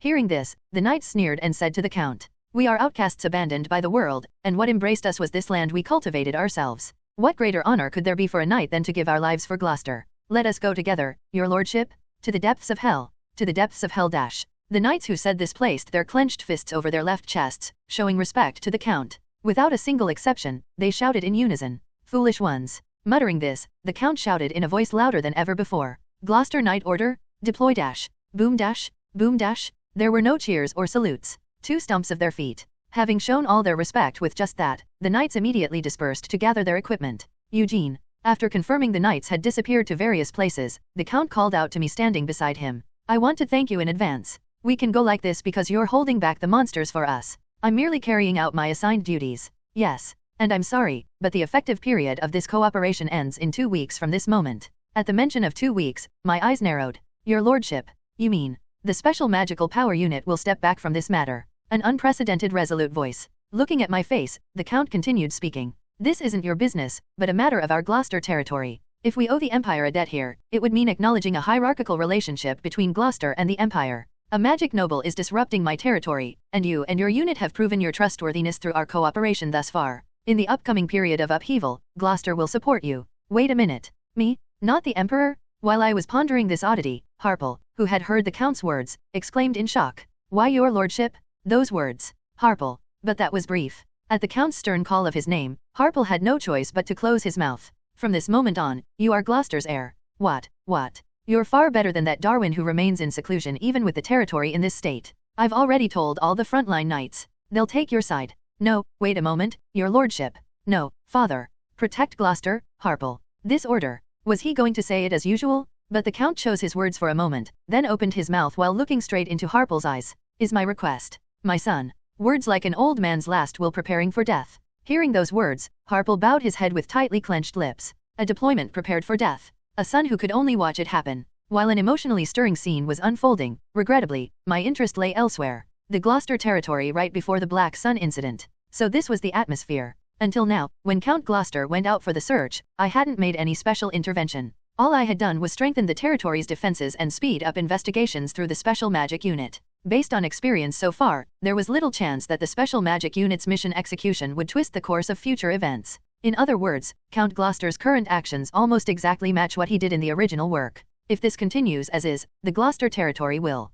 I recalled the contents of Revolution Empire. After hearing news that Black Witch Renie had devastated a city on the frontier, the protagonist Eugene and the revolutionary army arrived at the ruined cityscape of Gloucester. Obstacles and traps densely arranged throughout the castle. Gates sealed from the inside. Iron bars welded to block even sewers, ventilation ducts, and windows. What is this castle? Wasn't it said to be devastated by monsters? Who put up these barricades? It feels like they imprisoned themselves. That's what Renie, who was the protagonist's companion, had said while looking at the city's appearance. And after breaking through those obstacles and entering the city, what remained were countless territory residents wandering the city, transformed into monsters. The protagonist and companions would break through them, enter the territory's depths, and subjugate the Black Witch. However, I turned my head to look at Harple, who was in the midst of conversation with the Count. His name from the game, Last Lord Harple. He was the named monster they would encounter as a transformed beast before reaching the Black Witch. In other words, this means the Count himself wasn't present in the original Gloucester territory. The Count departing for the contaminated zone to find the missing knights.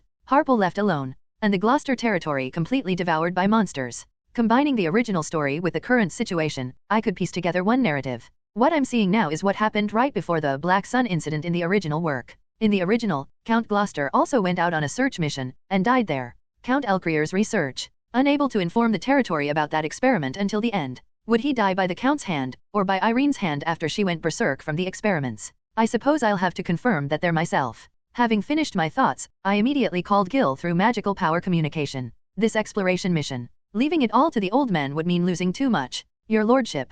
It's here. Eastern uninhabited area terminus. Maximum exploration zone. When they confirmed the point where contact with the knights had been lost, the Count's eyes narrowed beneath his gas mask lens. There's blood, but the bodies are gone. Did monsters drag them away? No, look here. At one night's speculation, the Count immediately pointed to a spot. There are drag marks from blood, then they suddenly disappear. Meaning they were carried away on a stretcher or something similar. The footprints also end here. Looks like they were deliberately erased. Good. Then, let's search the surroundings first. To search this vast area, it'll take at least a week of going back and forth. Seems like we'll die from contamination before we even find anything. Though the old veterans complained briefly, they quickly formed into formation with practiced ease. Their bodies might have aged, but the experience built up over decades hadn't rusted. Just as the search party was about to begin their search after forming up, splash, 3 monsters were caught in their magical power field. Monsters? Battle positions. TCH, so this is truly unexplored territory. They're quite large. As they sensed the magical power fluctuating in the distance, several knights swallowed dry saliva.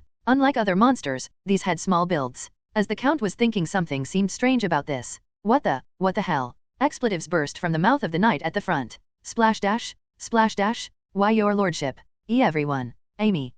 Amy. Where are you? Where? My arm hurts. Someone, please. The 3 monsters approaching them were the Gloucester knights who had lost contact. 3 people walking toward the search party, transformed into hideous monsters. And behind them, revealing themselves, were a group of men wearing black protective suits. That's your lordship. That emblem. Yes. Confirmed. Thick reinforced suits reminiscent of diving suits, and cloaks draped over them. Seeing the magic patterns appearing on the lenses attached to their faces, Count Gloucester ground his teeth. Elcrier. Finally, it made sense. The alchemist of the abyss, Martin Elcrier, and his disciples. A group of mad magicians obsessed with worthless things like the source.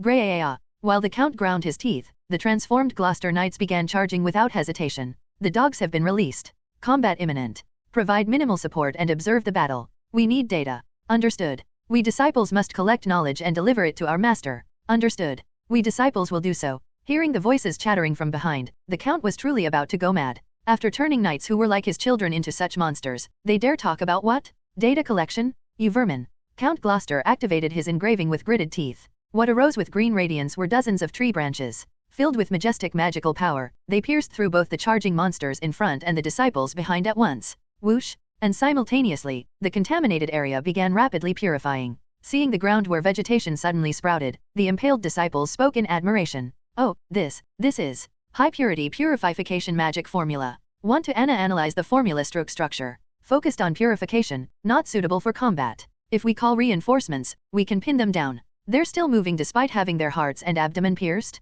Are these guys not human? While thinking this, new shadows began appearing from the undergrowth all around. These bizarre things keep moving even when cut in half. These bastards, there's no end to them no matter how many we kill. Your lordship.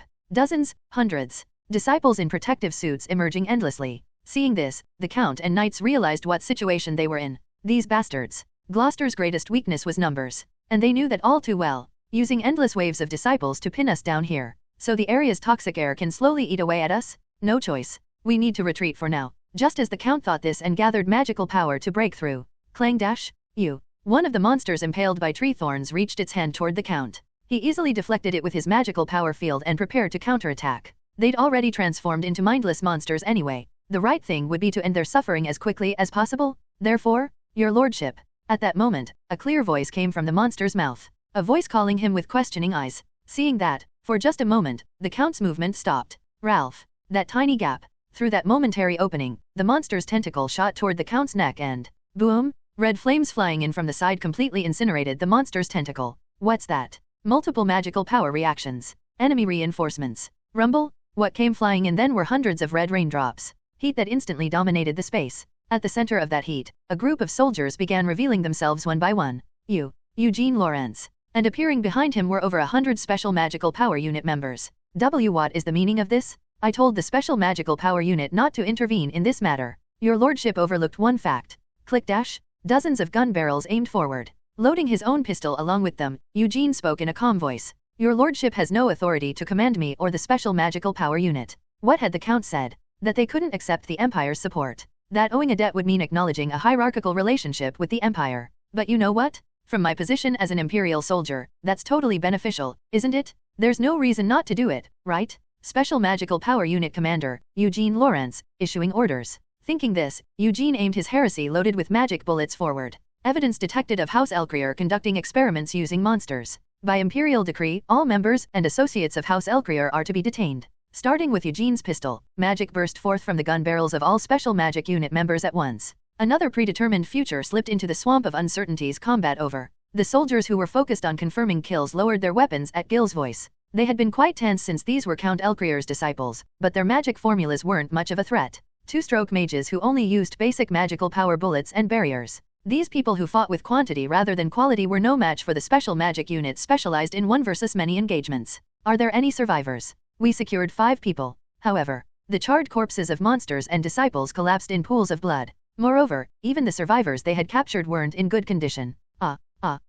Sir, is interrogation even possible with these? They won't even answer questions. It seems like they've completely lost their minds. The disciples showed no reaction, like puppets with cut strings. My eyes narrowed as I observed them. It was a familiar sight. No, it's a sight I couldn't forget even if I wanted to. I immediately activated Eye of Horus to examine their bodies. What I focused on examining was their imprints, and the form of the magical power circuits connecting the imprints to their magic circuits. Dozens of magical power branches extending from the imprint to the heart. However, after confirming this, I twisted my face and spat out a curse. Crazy. What's wrong? Why aren't these guys talking? I'll show you the reason right now. When the Count, who had pulled out the kukri embedded in an enemy's face, asked, I immediately drew my pistol and blew off one disciple's head. Crack dash. The head flew off with the sound of a bursting watermelon. Among the flesh that splattered everywhere, there was something peculiar mixed in. The Count Gloucester's face twisted as he picked it up with his protective suit-covered hand. A mechanical device made of ceramics and metal. Judging by the circuits and mechanical structure, it appeared to be some kind of communication device.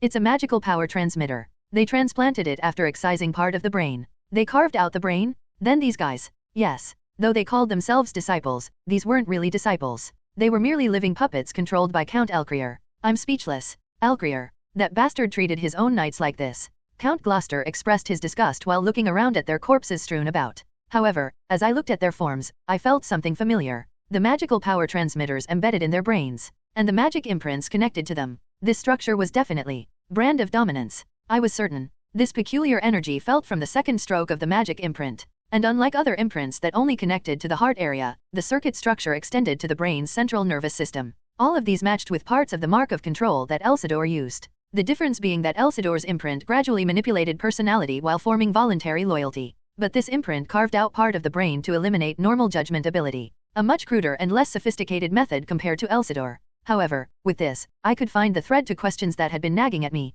The imprint Elsidor used to create Knifehead was used on these people, and Renie, who was Elcrier's test subject, was at Elsidor. In other words, it meant that Elsidor and Elcrier had maintained some kind of deal. Elcrier passed research data about monsters to Elsidor, and in return, Elsidor passed on technology related to the mark of control. Elsidor, who excelled at court intrigue and espionage, and Elcrier, who was conducting all sorts of research forbidden by the Empire. Elsidor needed new power to gain authority, and Elcrier needed faithful servants to assist his research. Their needs matched perfectly. Crunch dash? Of course, that wasn't all I discovered. I extracted a magic imprint embedded in one disciple's arm and channeled my magical power into it. The biggest characteristic of the mark of control is that it maintains a constant connection with the one who holds control over the imprint. If this imprint had the same structure as what knife had used. Found it. It was as expected. Part of the magical power flowing into the imprint was being transmitted toward a specific point. What did you find? What else could it be? Obviously. Looking in the direction where my magical power was heading, I opened my mouth with a faint smile.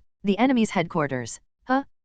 What is this? Your lordship. After traveling for 30 minutes following the guidance of the extracted imprint, bewildered expressions appeared on the faces of Gloucester's knights checking the contamination level meter. Are these measurements really correct? We've checked several times. The contamination level that was at its peak is gradually getting lighter. At this level, it's possible to live normally. This should be impossible without purification facilities. The knights who said this looked around, but it was just an empty field. The situation wasn't even properly detected by my activated Eye of Horus. Your lordship. What do you see? Yes, I can see it. I asked the count carefully, and he answered while grinding his teeth. The contamination level has decreased, but the composition of the contaminated area has changed. As I mentioned before, this is artificial contamination, and its source is none other than this place. Exactly. When on earth did they build something like this? As the count waved his hand with those words, the space rippled and gradually revealed a building of bizarre form. That is. What appeared in the distance was a circular fortress surrounded by concrete walls. Inside were various facilities including an airship landing pad, quarters, and research labs.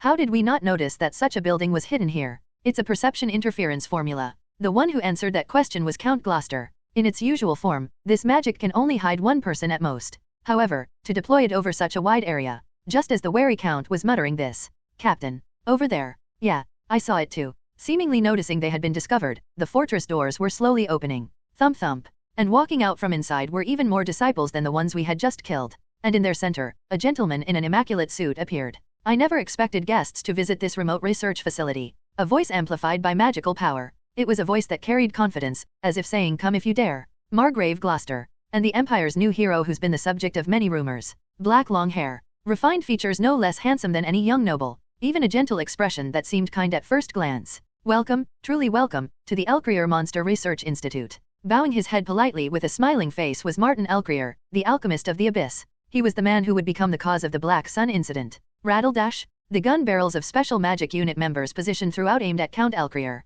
In response, disciples stationed throughout the fortress also aimed their weapons, creating a tense situation. How very interesting. In this powder keg of a situation that could explode at any moment, Count Elcrier was the first to speak. I never expected the location of this research facility would be exposed. How did you know the disciples' imprints were connected to me? Well, I happen to have quite a history with Elsidor. A brief informal response. However, Count Elcrier didn't seem particularly bothered. Rather, what caught his interest was Elsidor. Hearing that name, Count Elcrier cupped his chin as if surprised. Amazing. You even discovered the connection between Elsidor and myself. The imprint your disciples were using was similar to Elsidor's, right down to how it eats away at people's minds and turns them into puppets of the practitioner. Ah yes, indeed. Hearing my words, the Count smiled in understanding. A thoroughly vulgar person who was obsessed with meaningless rankings and positions, coveting a throne that didn't suit him at all. His formula was appropriately sinister. Of course, it was quite useful as well. Looking at Count Elcrier as he added that, one person stepped forward. Boom dash. Margrave Gloucester.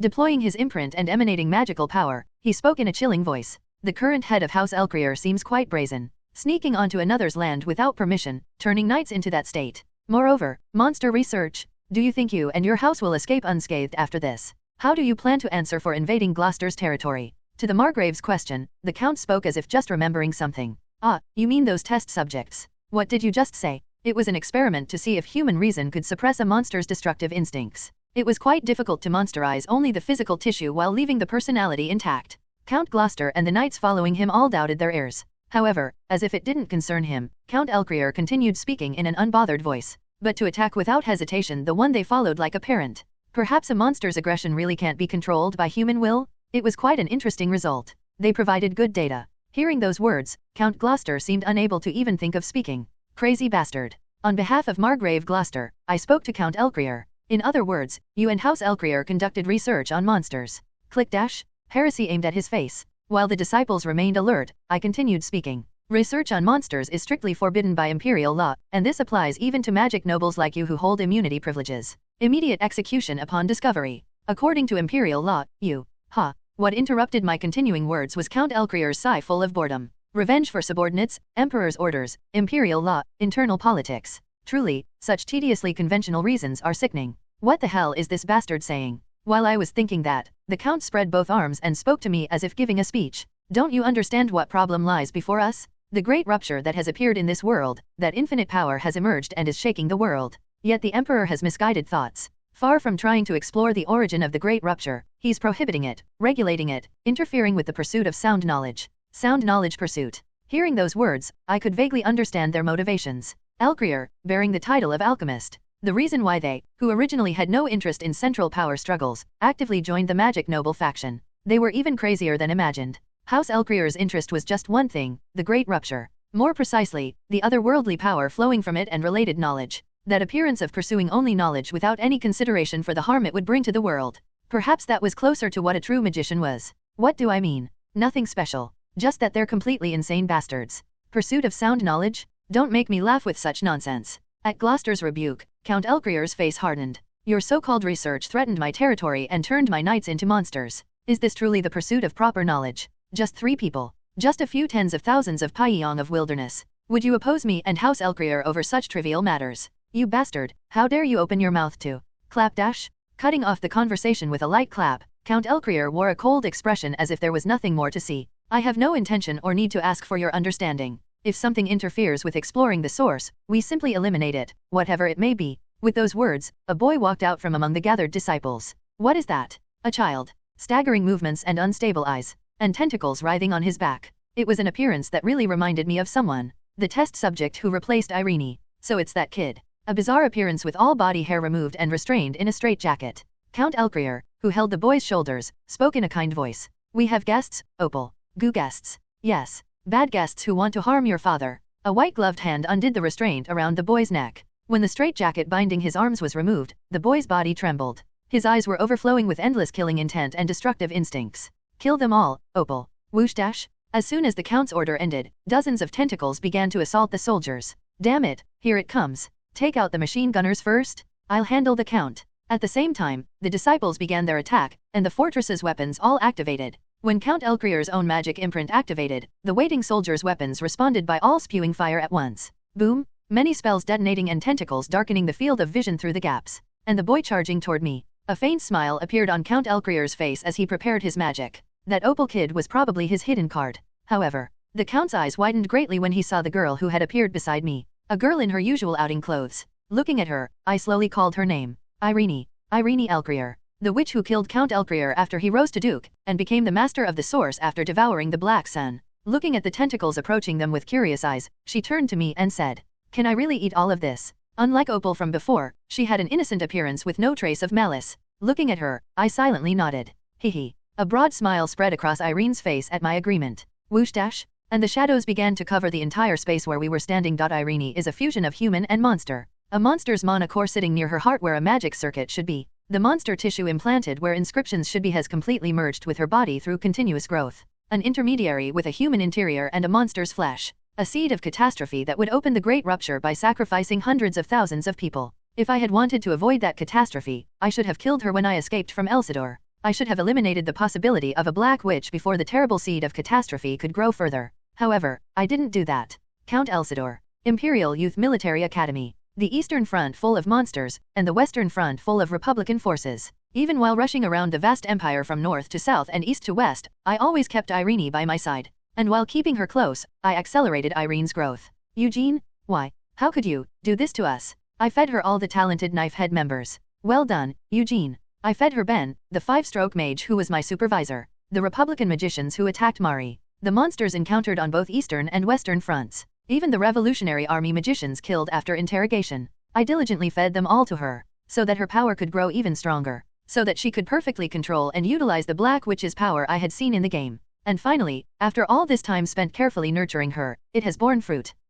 Feeling overwhelmed with emotion, I lifted my head to look at the scene before me. Irene's shadow covering the sky, the countless eyes and teeth emerging through that shadow. The source of all that dark and murky energy was looking back at me with a smile. Eugene. The girl calling my name with an innocent smile, Irene. She who was the worst boss in the game has now become my weapon. What the hell? Deploy barriers? Deploy barriers. Form tight formations? Link the spell formations? Quickly? If not, we'll be eaten first. The first to shout at the shadow covering the sky were the Knights of House Gloucester. The special magic unit members who had been carrying out missions together followed their instructions to activate barriers, while the Count's Knights immediately activated their magic imprints. Fwash! The Gloucester magic imprint learned from the Count, guardian of the Thorn Garden. When the inscription specialized in purifying contamination glowed green, wooden walls formed around the gathered troops. They're coming. All units aim. Those at the front, focus on the barriers. Do as we trained. Through gaps in the makeshift fortification of bushes created by Gloucester Knights and Special Magic Unit members, the Special Magic Unit members aimed their guns, and Gil and Leopold immediately raised their hands. Fire dash. Qua-ca-ca-ca. With their shouts, dozens of magic bullets exploded, incinerating the disciples positioned at the front. The Gloucester Knights' purification spells and barriers. The Special Magic Unit members' magical power maintaining those barriers, and the firepower from their magic bullets. When their formation that complemented each other was completed, uncertainty spread among the disciples who had been firing magic randomly. Enemy firepower exceeds ours. Enemy forces are more threatening than anticipated. Change of strategy. Retreat into the fortress. Crunch dash. Some disciples tried to turn back, but it was already too late. A bizarre sound from beneath their feet. Only after hearing that sound did they realize their legs were no longer moving. Creak, creak. The black shadow crawling up their feet. Seeing the teeth and eyes sprouting all over the shadow, the disciples froze in place as if petrified. Puppets who only knew how to follow orders, their thinking capacity surgically reduced. No wonder their brains overloaded when faced with such an unexpected situation. And no, before the screams from some disciples could even finish. Crunch dash. Irene's shadow devoured all the disciples who had entered its domain without exception. The disciples struggled like they were sinking in a swamp as they fell into the shadow. The numerous mouths and eyes that sprouted from the shadow were satisfying their hunger by voraciously devouring them. Eugene.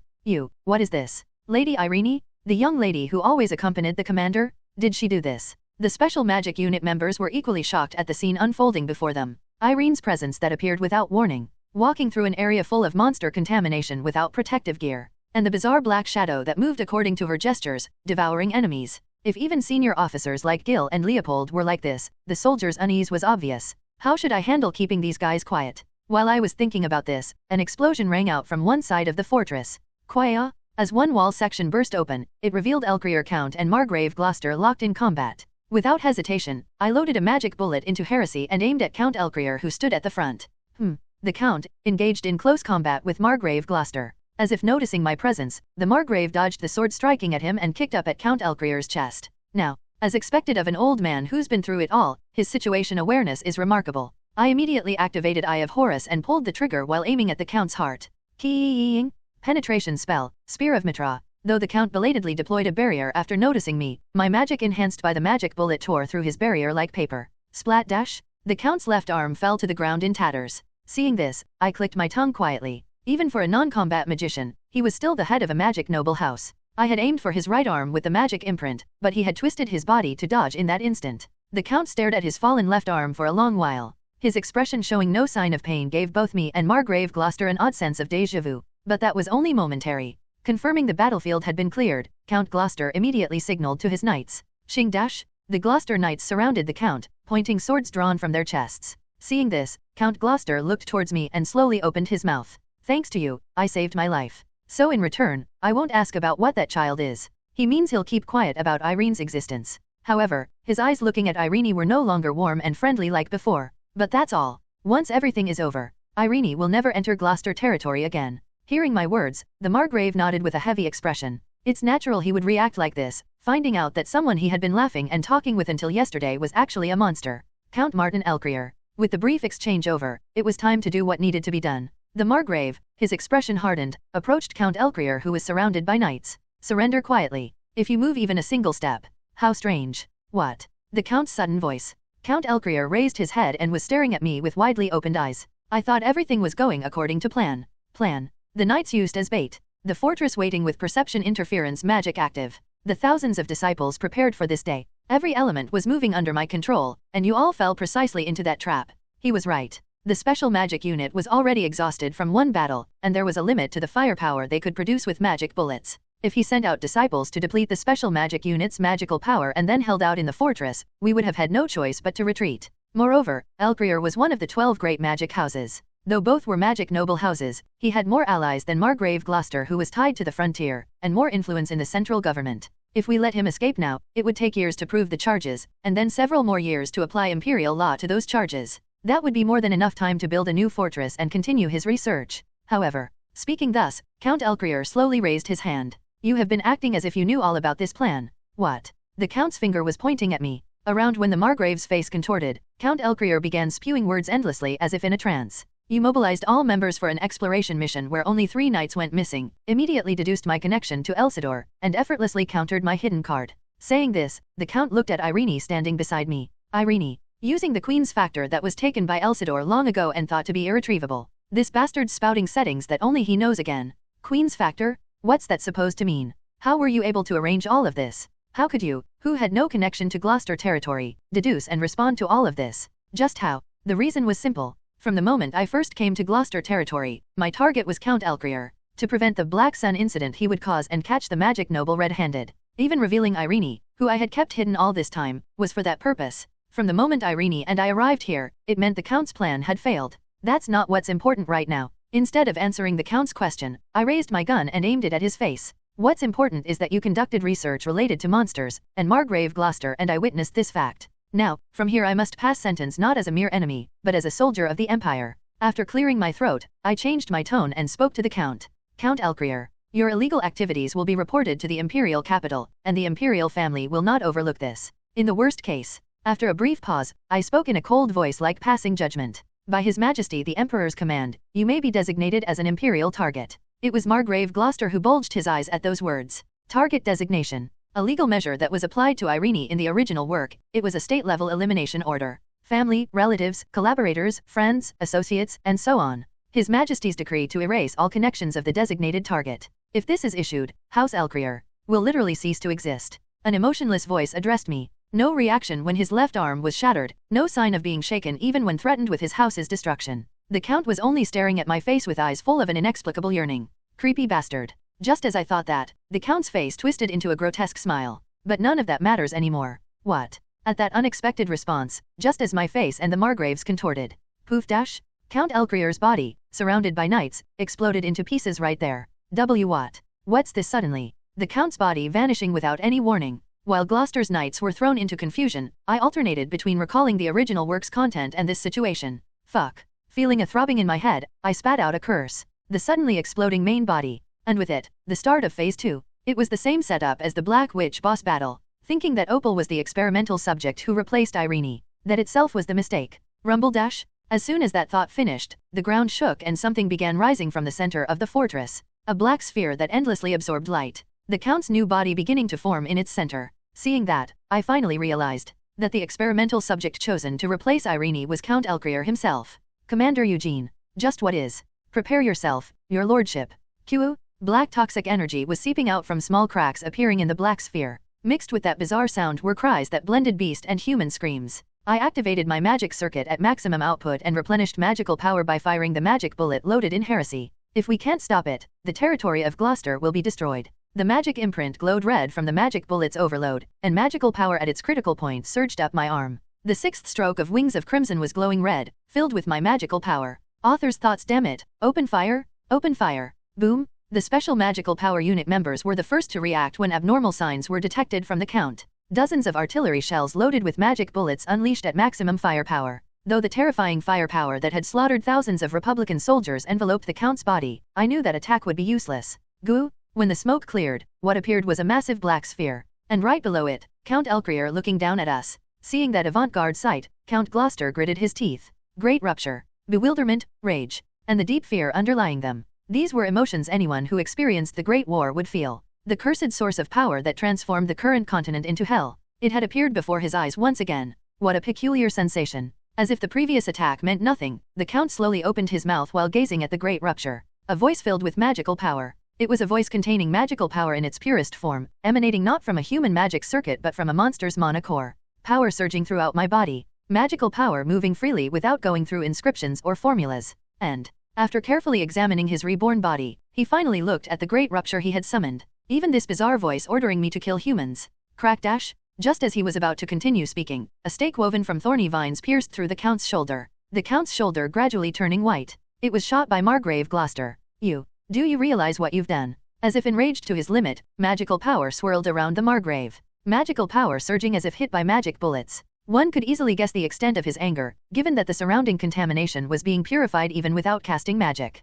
Creating a great rupture, bringing back that terrible seed of disaster to this continent again. Just what are you trying to accomplish with such nonsense? What am I trying to accomplish, you ask? Crumble dash? The Count's shoulder that had hardened and crumbled like a plaster statue instantly regenerated. Not human flesh, but a body made of magical power flowing from the rupture. Seeing that, the Margrave's face twisted. This can't even be called human anymore. While he was muttering that, Count Elcrier waved his hand as if to demonstrate his reason. And at that moment, growling, grrrrrr, grotesque figures with twisted faces dripping black liquid and mucus crawled out through the rupture. Thud dash, not monsters generated from contaminated areas, but ones that directly crossed over through the great rupture. Seeing dozens of monsters staring at them, the knight's eyes filled with shock. This is insane, those are high-rank monsters. Even one is tough enough, and now they're in a pack. A pressure completely different from the disciples they had just subdued. However, the Count's actions didn't stop at simply summoning them. Bow your heads. As soon as the Count finished speaking, the monsters that had been looking around slowly lowered their heads.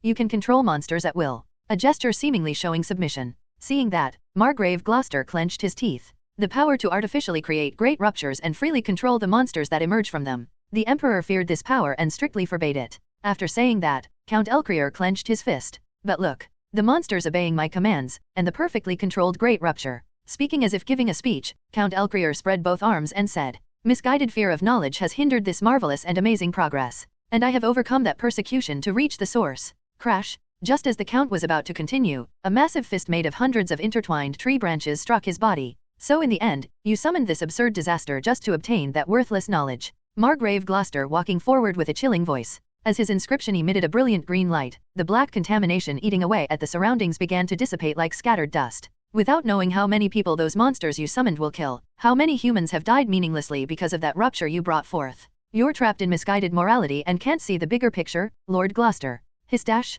The mass of trees summoned by the Margrave melted into darkness, and the Count's face appeared in the center. The pursuit of truth and progress through it. Compared to the prosperity and light it will bring, what's so precious about human lives? What, did you say? Eyes stained black and a pale face. Seeing that face with its maniacal smile and the monsters revealing themselves one by one around him, I recalled the Black Sun incident from the original work. Elcrier, who had been operating in secret in Gloucester's territory. He had been researching methods to fuse humans with monsters and artificially create great ruptures. Horrific human experiments that abandoned all human morality. After piling up countless corpses like mountains, he was able to produce several remarkable research results. The ability Count Elcrier displayed was one of many powers discovered that way. If a human brain could be fused with a monster's body, he could interfere with the hive mind that controls monsters. However, that's where it ended in the original. In the original, his chosen test subject wasn't the Count himself but Renie. Renie, who became the test subject, had her mind completely dominated by the collective consciousness flowing from the great rupture and went berserk, while Count Elcrier and his disciples met their fate being devoured by Irene's tentacles without leaving a trace.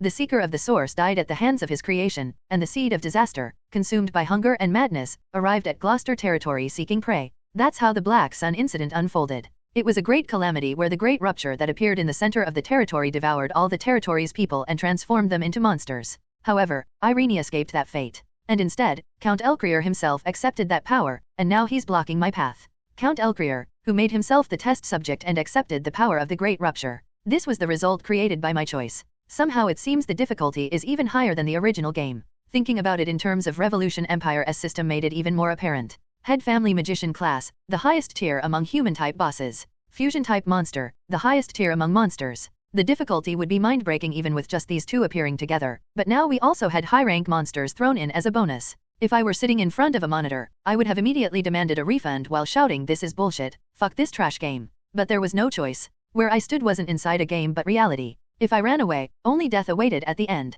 It was bad enough being possessed into this trash game, but now I should just give up and become monster food? After all the hell I went through to get here, should I quietly give up and meet the same end as the original protagonist? Fuck that. Click dash. I aimed my gun forward while releasing magical power charged with magic bullets. One fortunate point is that our forces aren't inferior to that bastard. Calcas Gloucester with his 7-stroke imprint, and the knights following him. 2 companions supporting my back, and the special magical power unit they command. And finally Renie, the fusion being who overwhelmed Elcrier's test subject. Unlike the Revolutionary Army rabble who couldn't be trusted, the allies fighting alongside me now had overwhelming specs. And one more reason why I could find hope. Count Elcrier is a researcher. He's naturally far from combat. It was something I realized from the battle just now. An overwhelming situation with numerical superiority and fortress occupation. Yet instead of utilizing those advantages, Count Elcrier made the incomprehensible blunder of opening the fortress gates and coming out to meet my unit. Moreover, the disciples who came out weren't even given proper missions, they just randomly fired magic and tried to push through with numbers alone. a rookie mistake that anyone with even basic military training would never make. Seeing that, I could be certain. Though he was good at number games, he had no experience commanding a battlefield where situations changed moment by moment like this. To make matters worse, the enemy was caught up in and showing off his newly acquired power. If we strike at an unexpected moment, we can definitely exploit this. Whoosh, grrk. Chains formed of magical power wrapped around the monsters' bodies, and dozens of hellfire circles spread beneath them. These ones first. Whoosh. The monsters were thoroughly roasted by pillars of flame that instantly shot up. However, I didn't hesitate to order the waiting members behind me. These weren't ordinary monsters that could be dealt with just like this. Aim for their heads. You have to burn them completely before they regenerate. Whoosh dash. The special magic unit members' gun muzzles spewed fire simultaneously with the battalion commander's order. Dozens of magic bullets scorched the regenerating wound areas again, beginning to burn the monster's bodily tissues without a trace. With the outer shell stripped away by hellfire and the special magic unit's bombardment. In this state, attacks from the Gloucester Knights with purification formulas should be effective? Your lordship. I know. Receiving my signal, Margrave Gloucester and his knights charged at the monsters. Quack. Quack. Quaok dash. Neck, thigh, heart. The Gloucester Knights' kukris targeting the monsters' vital points instantly turned 5 monsters into corpses. Indeed, an excellent strategy. Such spirit that can't even be compared to a mere scholar like myself. Thanks for the praise, you bastard. The Count smiled with the characteristic composure of an absolute being and gestured toward the monsters as if ordering them to clean up something bothersome. Kill them? Quack. Crack dash? Crack dash? The high-rank monsters broke through the chains I created and charged forward. Their main targets were the Gloucester Knights forming the purification zone. Here come the real ones. Everyone withdraw. The next support. Damn, this bastard got my protective suit. Gah. Willis. As over 20 monsters charged all at once, casualties began appearing among the knights. 2 dead. 1 with damaged protective gear. About 1/5 of our knight forces were lost in a single clash. However, crack dash, quaok. The knights who were sent flying by the monsters' attacks got back up and stabbed at the monsters' necks. Their gas mask lenses shattered, inhaling the poisonous air of the contaminated zone. Though their bodies could never return alive, their faces bore confident smiles. We die here. However, your lordship, our revenge. The knights spoke while looking at the Count rather than the monsters. While wondering about their words, Margrave Gloucester's figure appeared right in front of the Count. I'll make you pay dearly for my subordinates' lives. Oh ho. Suppressing the initial engagement with firepower superiority, the knights charge, and the Count's assault exploiting that gap. While briefly admiring the smoothly connected combination, the Count transformed his hand into dozens of tentacles. Renie. Crack. However, what met him were Irene's tentacles shooting out from the shadows. Seeing the monster tissue tangled together, the Count's eyes narrowed. Can't cut through? That's impossible. As an individual, I should be superior. And in that moment when he was distracted by Irene's tentacles. Where are you looking now? Crack dash? Along with a bright light, Margrave Gloucester's stake pierced through the Count's body. Unlike before, tree branches suppressed all the vital points of his body. As the Count's body shook like a broken doll, I immediately prepared the next formula. Renie, your lordship, get away. Click dash, click dash. 5 magic bullets fired simultaneously. The magic circuit operating at maximum output felt like it would burst at any moment, and the magical power released transformed into 2 magic circles floating above my shoulders. Screech. Spear of Mitra, an attack formula with penetration pushed to the extreme. That beam which had broken through Claude's barrier instantly blew away half of Count Elcrier's face and abdomen. The Count seemed unable to make sounds, as if his vocal organs were destroyed. Not missing that opening, the Margrave immediately swung his kukri and severed his neck. Slash dash. The Count's body crumbled instantly after losing his head. Huff. Huff. After confirming the Count wasn't moving anymore, Margrave Gloucester, who lowered his guard, took heavy breaths. We can't rest yet, Eugene. He'll regenerate soon. We need to deal with the remaining monsters and that rupture as quickly as possible. I know. There's only one way to close the rupture. I immediately approached Count Elcrier and aimed my heresy at the Count's heart. If we destroy that heart, the great rupture you created will disappear too. Am I wrong? Count Elcrier. Saying that, I pulled the gun's trigger without hesitation and... How impressive that you know that. Thump. The Count's headless corpse immediately grabbed my wrist. What? Eugene. Infiltration begin? Crack. Though Margrave Gloucester, who belatedly realized it, swung his sword, the tentacles that shot out from the Count's body were even faster. The Count's extremities crawling through my blood vessels, passing through my magical power circuits, and immediately burrowing into my brain's center. This is one of the techniques I obtained through the deal with Elsidor. As if time had stopped, all vision froze and his consciousness and will began flowing into my mind. Mental domination. A formula to dominate the opponent's brain and steal their body. From the moment the battle began, this was all I aimed for. Persistent bastard. Thinking that, I desperately resisted his will. When we first spoke, you didn't answer my question.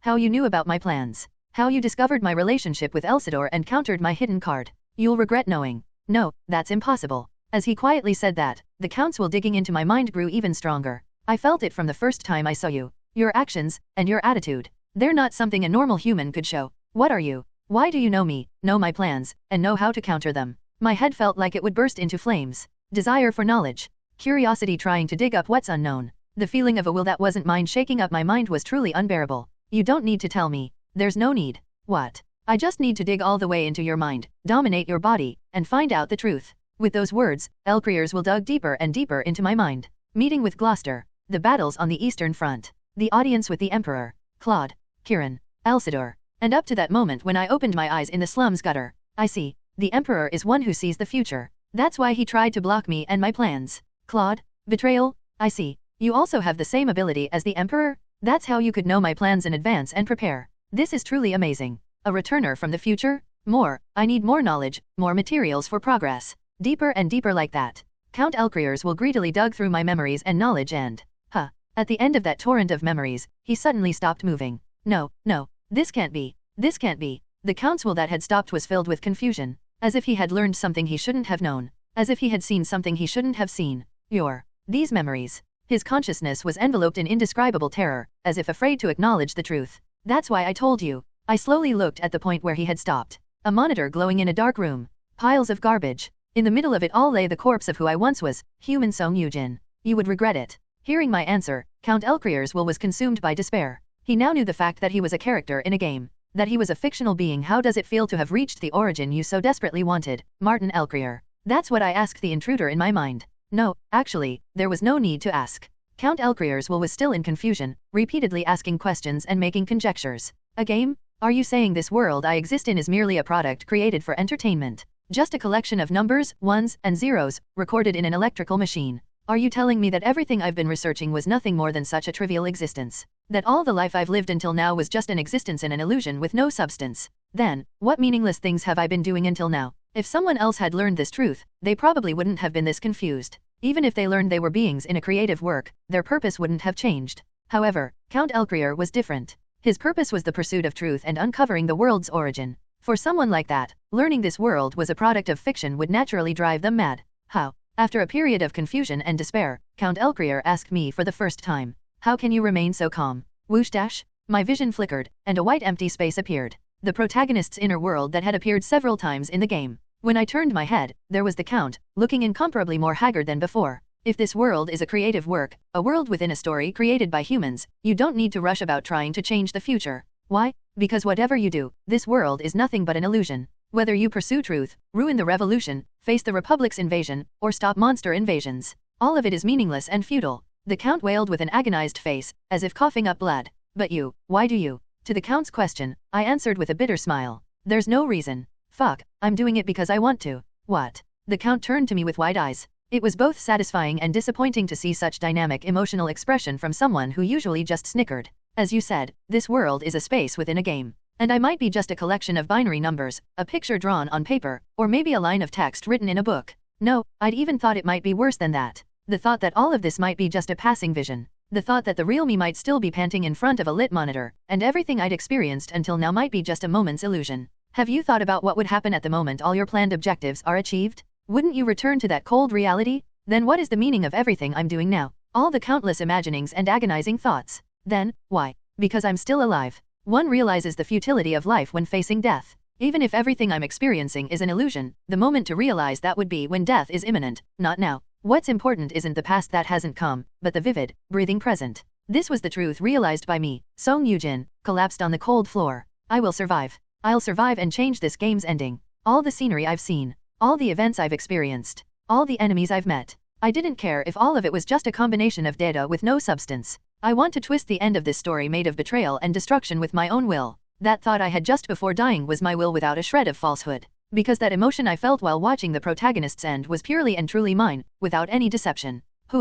At that moment, an anomaly occurred in the mental world where the Count and I stood. The Count's will that had infiltrated my mind began to fade, and the stopped time began to move again. What's this? Did he give up? I thought that and turned toward the Count, but something was strange. Even in this situation where the connection was breaking, the Count was also panicking. What's happening? Why is the connection? This wasn't his intention? Then why is the connection breaking?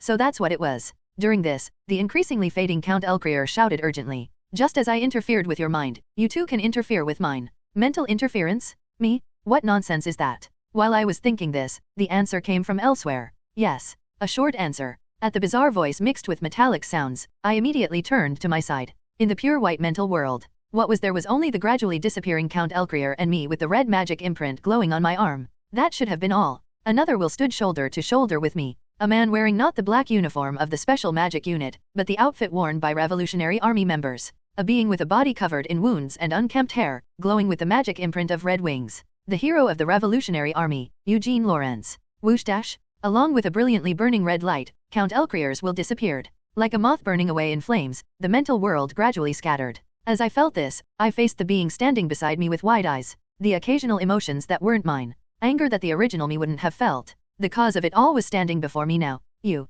Countless questions rose to my throat at once. Who possessed me? Why me of all people? Why the protagonist specifically? Is it possible to change the future? As I opened my mouth toward the real Eugene Lawrence with countless questions and doubts. Not yet. Eugene, wearing the Revolutionary Army clothes, turned his back with those brief words. This bastard, suddenly appearing and doing whatever he wants, and what? Not yet? What bullshit is this asshole spouting? If you were going to come out, you should have done it earlier, not sneaking out right before death to act cool. Do you know what hell I've been through because of this damn possession? But I'll tell you one thing. While I was thinking this, Eugene turned his head toward me and looked at me. This place where you are isn't just an illusion. Empty pupils and haggard eyes. The face of a fallen hero who seemed to have given up everything was smiling at me. Eugene, are you conscious? When I opened my eyes, what appeared before me was a battlefield in chaos. His tentacles penetrated your body. Are you really all right? What did he do to you? I'm fine. It's all over. Although many conversations had taken place, in reality, only a moment had passed. Margrave Gloucester had cut off the Count's arm in that brief time, and the Count's corpse had crumbled into black ashes.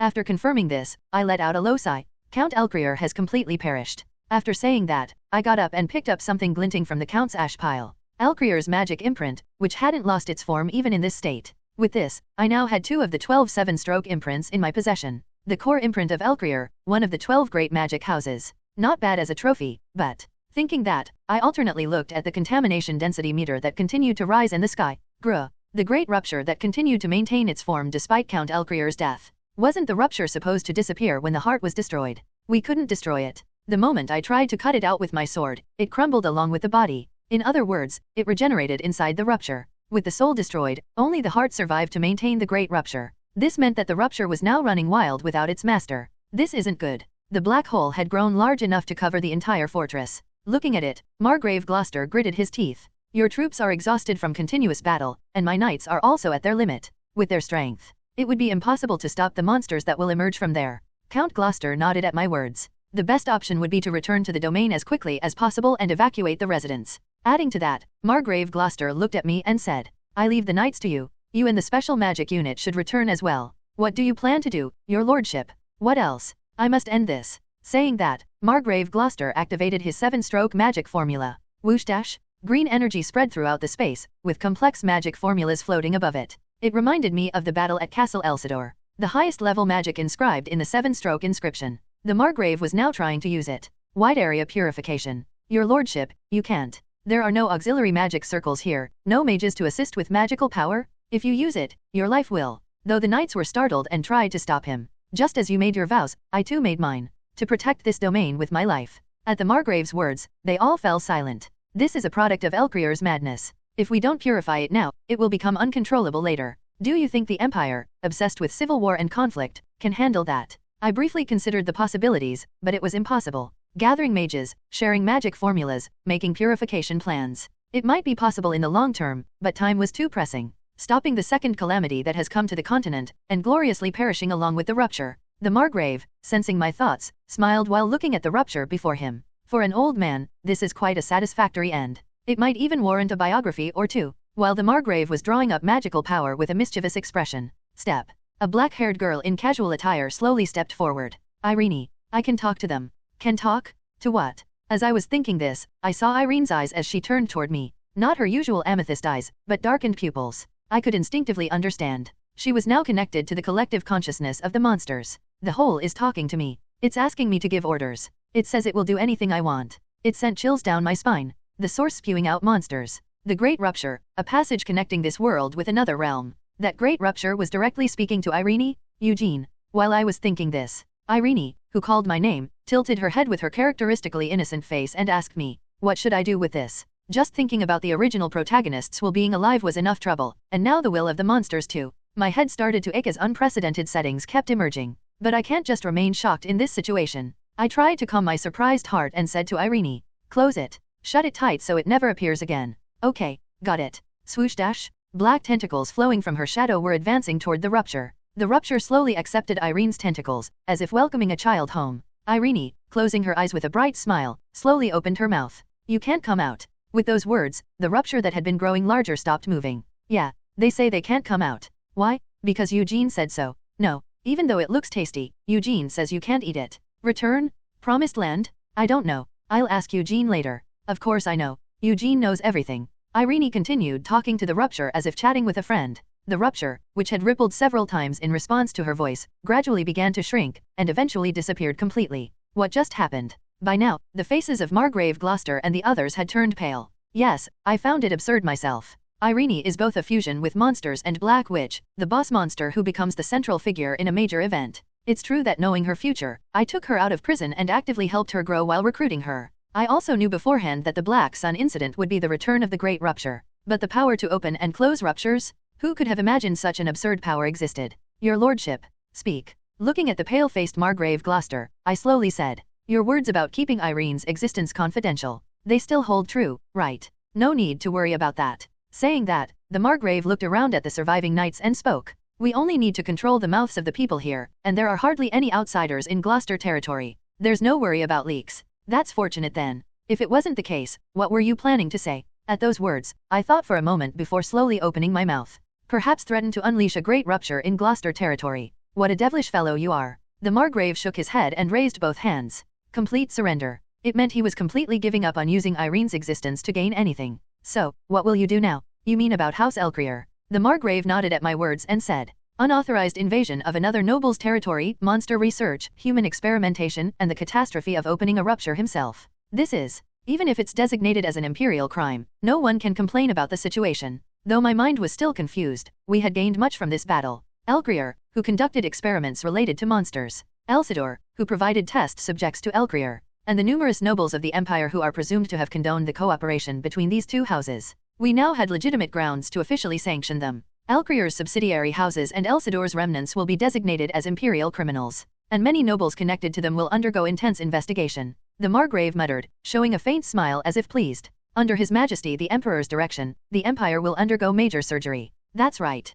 And most importantly, I turned around to look at the unit members who were getting up one by one. The blade to be used in that surgery will be our special magical power unit. 6 casualties. Not bad considering they went into that monster-infested territory. I think we should try changing the personnel formation. Having 4-person fire teams is good, but the flanks keep getting exposed. Maybe we should divide roles for the formation. Thinking about it is giving me another headache. Inside the returning airship, gathered around the passenger cabin table, I and the special magic unit officers were focused on post-battle procedures while chewing on cheese, a specialty provided by the Gloucester territory. Casualty count. Weapon inspection, strategy modification, and report writing. While soldiers who finished battle are given sweet rest, officers who finished battle find new work beginning. Eugene, look at this. It stretches. It's so delicious. Oh, here, Renie too?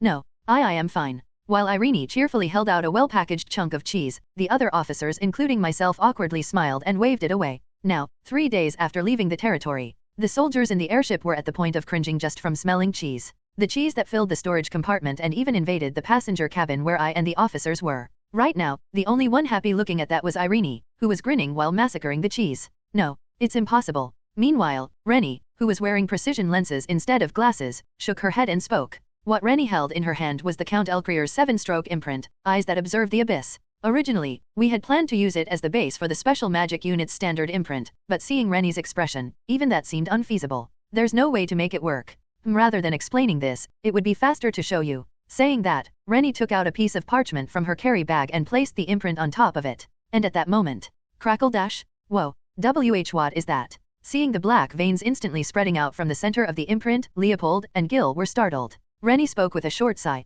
This imprint's magical power wavelength is completely different from humans. Forget creating derivative imprints, just implanting it would probably turn body parts into monster flesh. Is there no way to purify it? It might be possible if we take time, but I can't guarantee how long it would take. Even if purification succeeds, I question whether this imprint would remain intact. If an imprint specialist who ranked among the top even in-game says this, it was easier to assume there were no other options. So the imprint is a bust. That's a bit unfortunate. But we still got something out of it. We gained a reliable ally in Gloucester after all. Saying that, Gil pointed at the cheese filling this airship. How favorably must they view us to pack this expensive cheese so tightly? Right. Yeah, that's true. Saying that, I opened one of the boxes labeled cheese. Wong. Instead of cheese, what was inside was monster mana cores emanating a mystical light. This was the real gift that Margrave Gloucester had provided, the #1 strategic resource needed to create magic imprints for the special magical power unit. Count Gloucester will support the Emperor and me in the upcoming reforms. Just looking at how they diverted all the mana cores that should have gone to the Night Order to our side shows their determination is clear.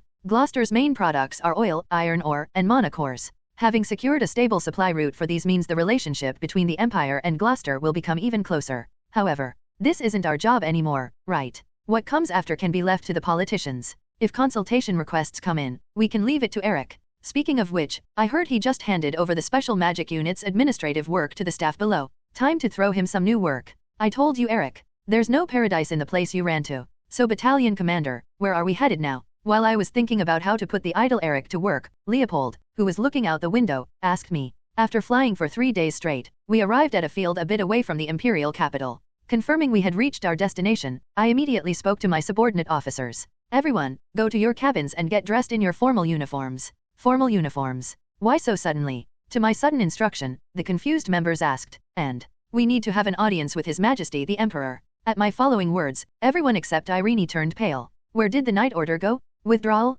These crazy bastards, withdrawing in this situation. Battalion commander, this way? Walter, where are the weapons? It was a familiar nightmare. The Night Order abandoning the front line citing political logic. The monster invasion that followed, and the main camp being violated. My soldiers dying endlessly. Outstanding strategist. The Empire's great general. An incompetent youngster too focused on receiving such praise, who didn't even realize what was truly important. And what kind of catastrophe that fool met. Anna, you can't, battalion commander? The monsters are still. Let go, Miriam. It couldn't have ended like this. She must still be alive. Otto, what are you doing not coming quickly? A pandemonium of shouts and screams, cries and wails mixed together. Her corpse bursting out from the monster's entrails. And even the beating of the child writhing in that belly. Anna, if I had magical power, if I had been just a little stronger, could I have protected you? If only that were the case. Lord Kirin. Western Front Headquarters. Imperial Army Commander-in-Chief Lieutenant General Kirin Buckenheim opened his eyes surrounded by piles of documents in his office. How long was I like this? About 3 hours. Why didn't you wake me? What a great loss it would be if the Imperial Army Commander-in-Chief died from overwork. Walter brought coffee to him as he chuckled. On his briefly exposed arm was a tattoo that didn't match his neat attire. 5611-23. The text engraved on Kirin's shoulder, and on many others including Miriam and Otto. While looking at it, Walter, who had lit up the dark office, spoke. Were you dreaming about the 372nd Battalion days? At Walter's words, Kirin smiled awkwardly and took a sip of the coffee placed in front of him. A liquid made by dumping sugar into cheap military supply coffee. Something that would horrify other high officials, but Kirin at the front lines always drank only this. I must have been quite rough in my sleep. I could tell from your characteristic atmosphere. Without fail, when you furrow your brow, Lord Kirin. Knowing someone too long isn't always good. Muttering that, Kirin nodded and leaned back in his chair. Almost 20 years since losing Anna. Yet the sense of loss and powerlessness felt then still weighed heavily on Kirin's heart. After some time passed like that. You originally didn't intend to go this far, did you? When Walter spoke first, a strange light flickered in Kirin's eyes.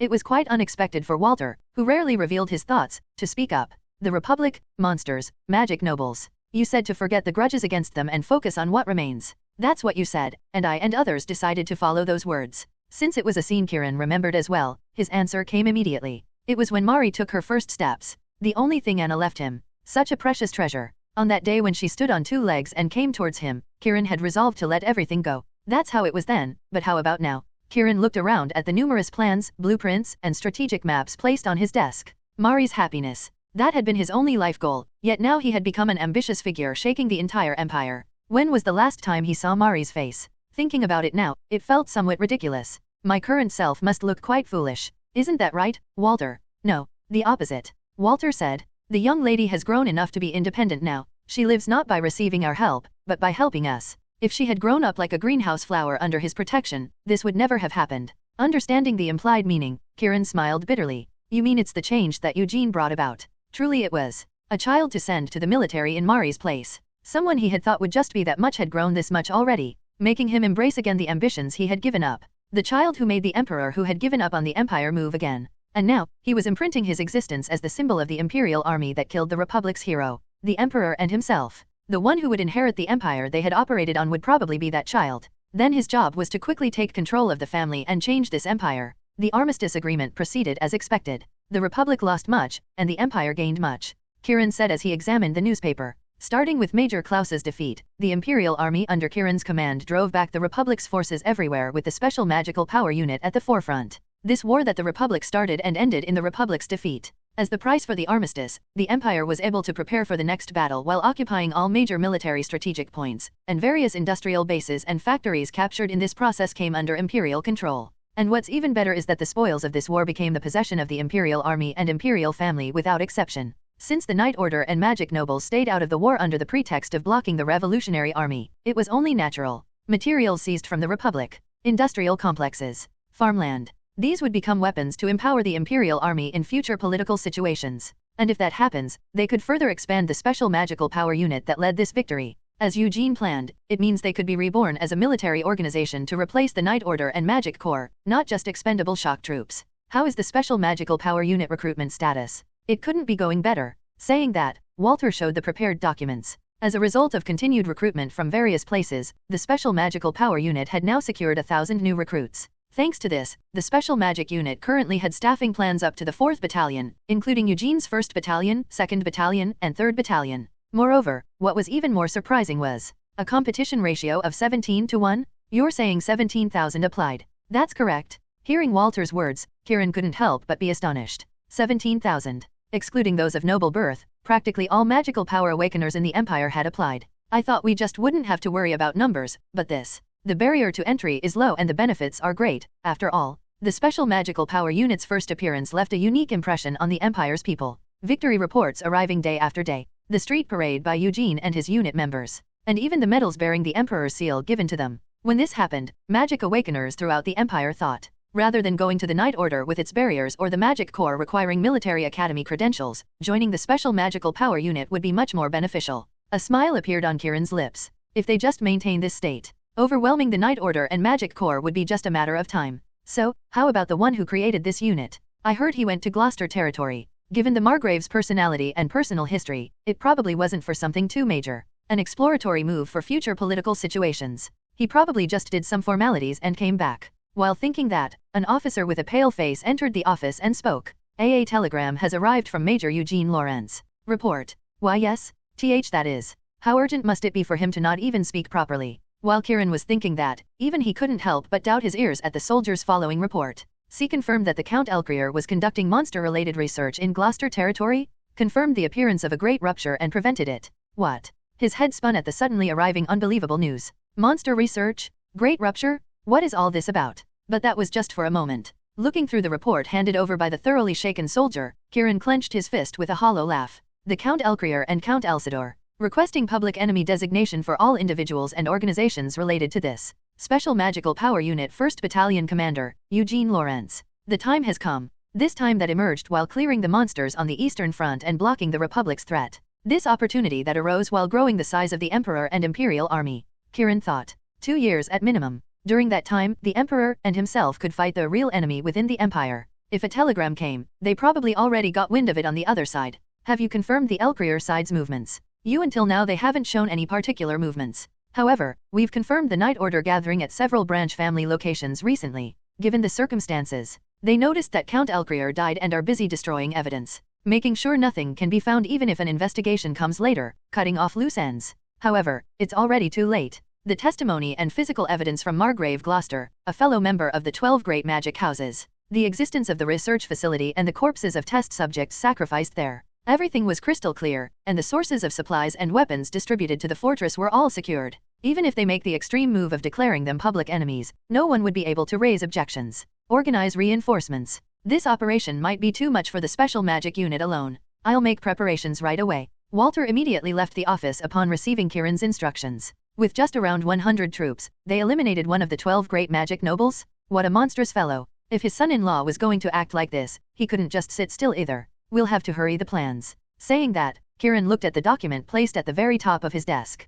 A document bearing the Emperor's seal and Imperial Knight Order Commander Andrei's seal. Looking at the document titled Kal Hiram Army Integration Plan, Kieran wore a meaningful expression. The death of Count Elcrier, and the discovery of his secret experiments. When these major incidents that shook the entire family occurred in succession, the Elcrier branches remaining in the homeland immediately showed their reactions. Shock, disbelief, despair. There were countless people trying to leave the family, and some nobles had already denied their relationship with them, prostrating themselves before the Emperor. However, here in the Elcrier territory, among those gathered in the conference hall of the mansion, there were none who could do that. The direct line of Count Elcrier's family, its branches, and the Knight Order under them. For those who directly inherited the Count's imprint, abandoning their family was nonsense. The final report has arrived. Lord Martin is officially deceased. The magic imprint was lost along with the body. Ah, such a thing. At the sorrowful voice flowing from the mansion's head butler's lips, sighs escaped from the nobles in attendance. Lord Martin. Perhaps it was a mistake to elevate him as the head of the family. The one who spoke those words was a noble with 3-stroke imprint.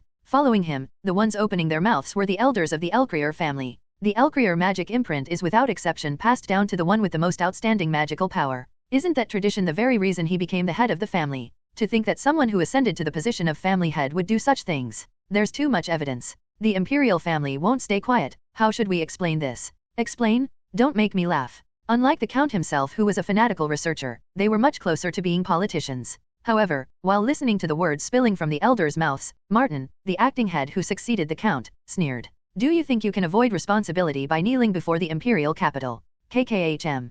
That is. When met with the acting head Martin's sharp gaze, the elders quietly averted their eyes. It wasn't as if these chattering elders had opposed the monster research either. Who secretly collected research data on monsters by dealing with the Republic? And who sold the Count's research to other noble families? Did you think I wouldn't know? Acting head, sir. Foolish old man. Looking at the elders who were flustered at his rebuke, Martin, who had suddenly inherited the Count's position, heaved a deep sigh. However, such displeasure was merely a facade. In reality, he saw the current situation as an opportunity. The dream I couldn't achieve because of that Martin fellow, I'll achieve it like this. Research on monsters, and human experiments. Although inhumane crimes that were difficult to even speak of had been discovered, thanks to this, he was able to ascend to the position of family head. If he could overcome this crisis now, it meant he could take control of the entire Count Elcrier family. For him, the current situation had become a watershed moment for his advancement. So, how does the main family plan to respond to this? The Imperial family has already started moving. We don't have time. There's no need to worry. To the words of the collateral members who had been terrified since earlier, he waved his hand as if it were nothing. This experiment was possible in the first place because the Emperor's power and authority had weakened, and this power structure is still maintained. The Imperial power didn't reach the territories of magic nobles, and even if they found out, it could be crushed by the political power of the magic nobles. There were more than enough nobles who shared Elcrier's research data. If they united and gathered their strength, even the Emperor wouldn't be able to touch them easily. When acting head Martin said this, the reactions of those present split into two. Certainly. Then, we should send out contacts as soon as possible. The branches close to the main family and the elders were discussing detailed plans in an optimistic atmosphere. Why yes? No, wait. What nonsense is this? The collateral branches at the bottom and some knights were doubting their ears as if they had heard wrong. Acting head. That view is because you haven't seen the current might of the Emperor and Imperial army. They've won the war against the Republic and are even expanding their own mage corps. It's different from before. The collateral branches and knights continued to raise their voices. What these series of movements showed was clear. The Emperor was now preparing to strike down the magic nobles, and we had become nothing less than the signal flare for that. However, to these words of those arguing passionately, the old elders seemed unable to sympathize easily. And the one supporting them was, of all people, Martin, who had risen to the position of acting head. How can those who call themselves members of a magic noble house be so steeped in defeatism? When the voices from the collateral side became heated, he frowned as if disgusted and questioned. Of course, losing the 7-stroke imprint is a painful loss. However, this Count Elcrier family has hundreds of knights, private soldiers, and our Knight Order commanders.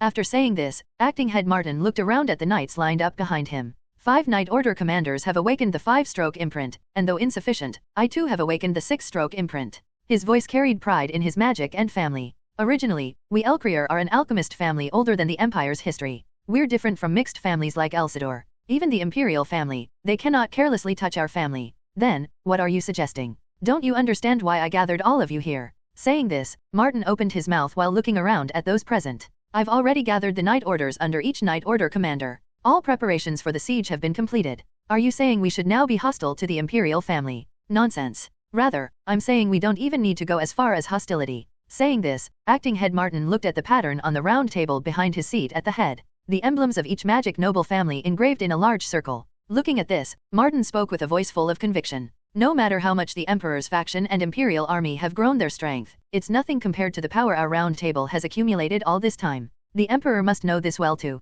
Then even if the corruption was exposed, there was a high possibility they wouldn't take active measures. It hadn't been long since the armistice with the Republic was signed, and the suppression of rebels had just gotten on track. What would they gain by touching us magic nobles in the midst of all this? Demonstrate resistance with the Night Order. Somehow prevent the Imperial army from invading the territory. Then we hold out until we can create an opportunity for negotiation at the appropriate time. End negotiation. Upon internal investigation by the family, it was found to be the doing of some factions in collusion with Elsidor. The Night Order directly expelled these elements, and we express deep regret for this tragic situation. The acting head Martin continued speaking. And if we choose appropriate sacrificial lambs to hand over to the Imperial family, it will save face for the Emperor too. This incident will be concluded at that level. After all, that's how the Round Table had always responded when the Imperial Night Order uncovered similar corruptions. The acting head and the knights who agreed with him had never left the territory. Watching their appearance, the collateral members who had experienced the battlefield until recently couldn't find any more words to say. Are they insane? They're saying such crazy things because they don't know what kind of presence the Imperial army commands on the battlefield now, or what kind of people these special magic unit members are? Just because the Night Order withdrew from the front lines doesn't mean all knights left their posts at once. The collateral nobles who had to maintain connections with both the Round Table and Emperor, and their subordinate knights, and the minority of nobles who remained on the front lines due to personal conviction stood with the Imperial army and clearly saw their changed capabilities. The daily improving soldier formations, changed tactical doctrine, and the existence of the special magical power unit at their center? That's why they could only be terrified watching the acting head's pie-in-the-sky talk. The Imperial power is weak? Not even half a penny's worth of truth. While the territories of magic nobles belonging to the Round Table were plagued by rebels almost daily, the Imperial direct territories had regained their original strength without any hindrance. Just as the Emperor's power couldn't reach us, the power of magic nobles also couldn't reach the Emperor anymore. And now that Emperor is preparing to strike down the Night Order and magic nobles in the Empire, no matter how little interest Elcrier has in central politics, there's a limit to being complacent. How could the current Imperial family and army possibly miss this golden opportunity? Many rebuttals rose to the tips of their throats, but none of them easily opened their mouths.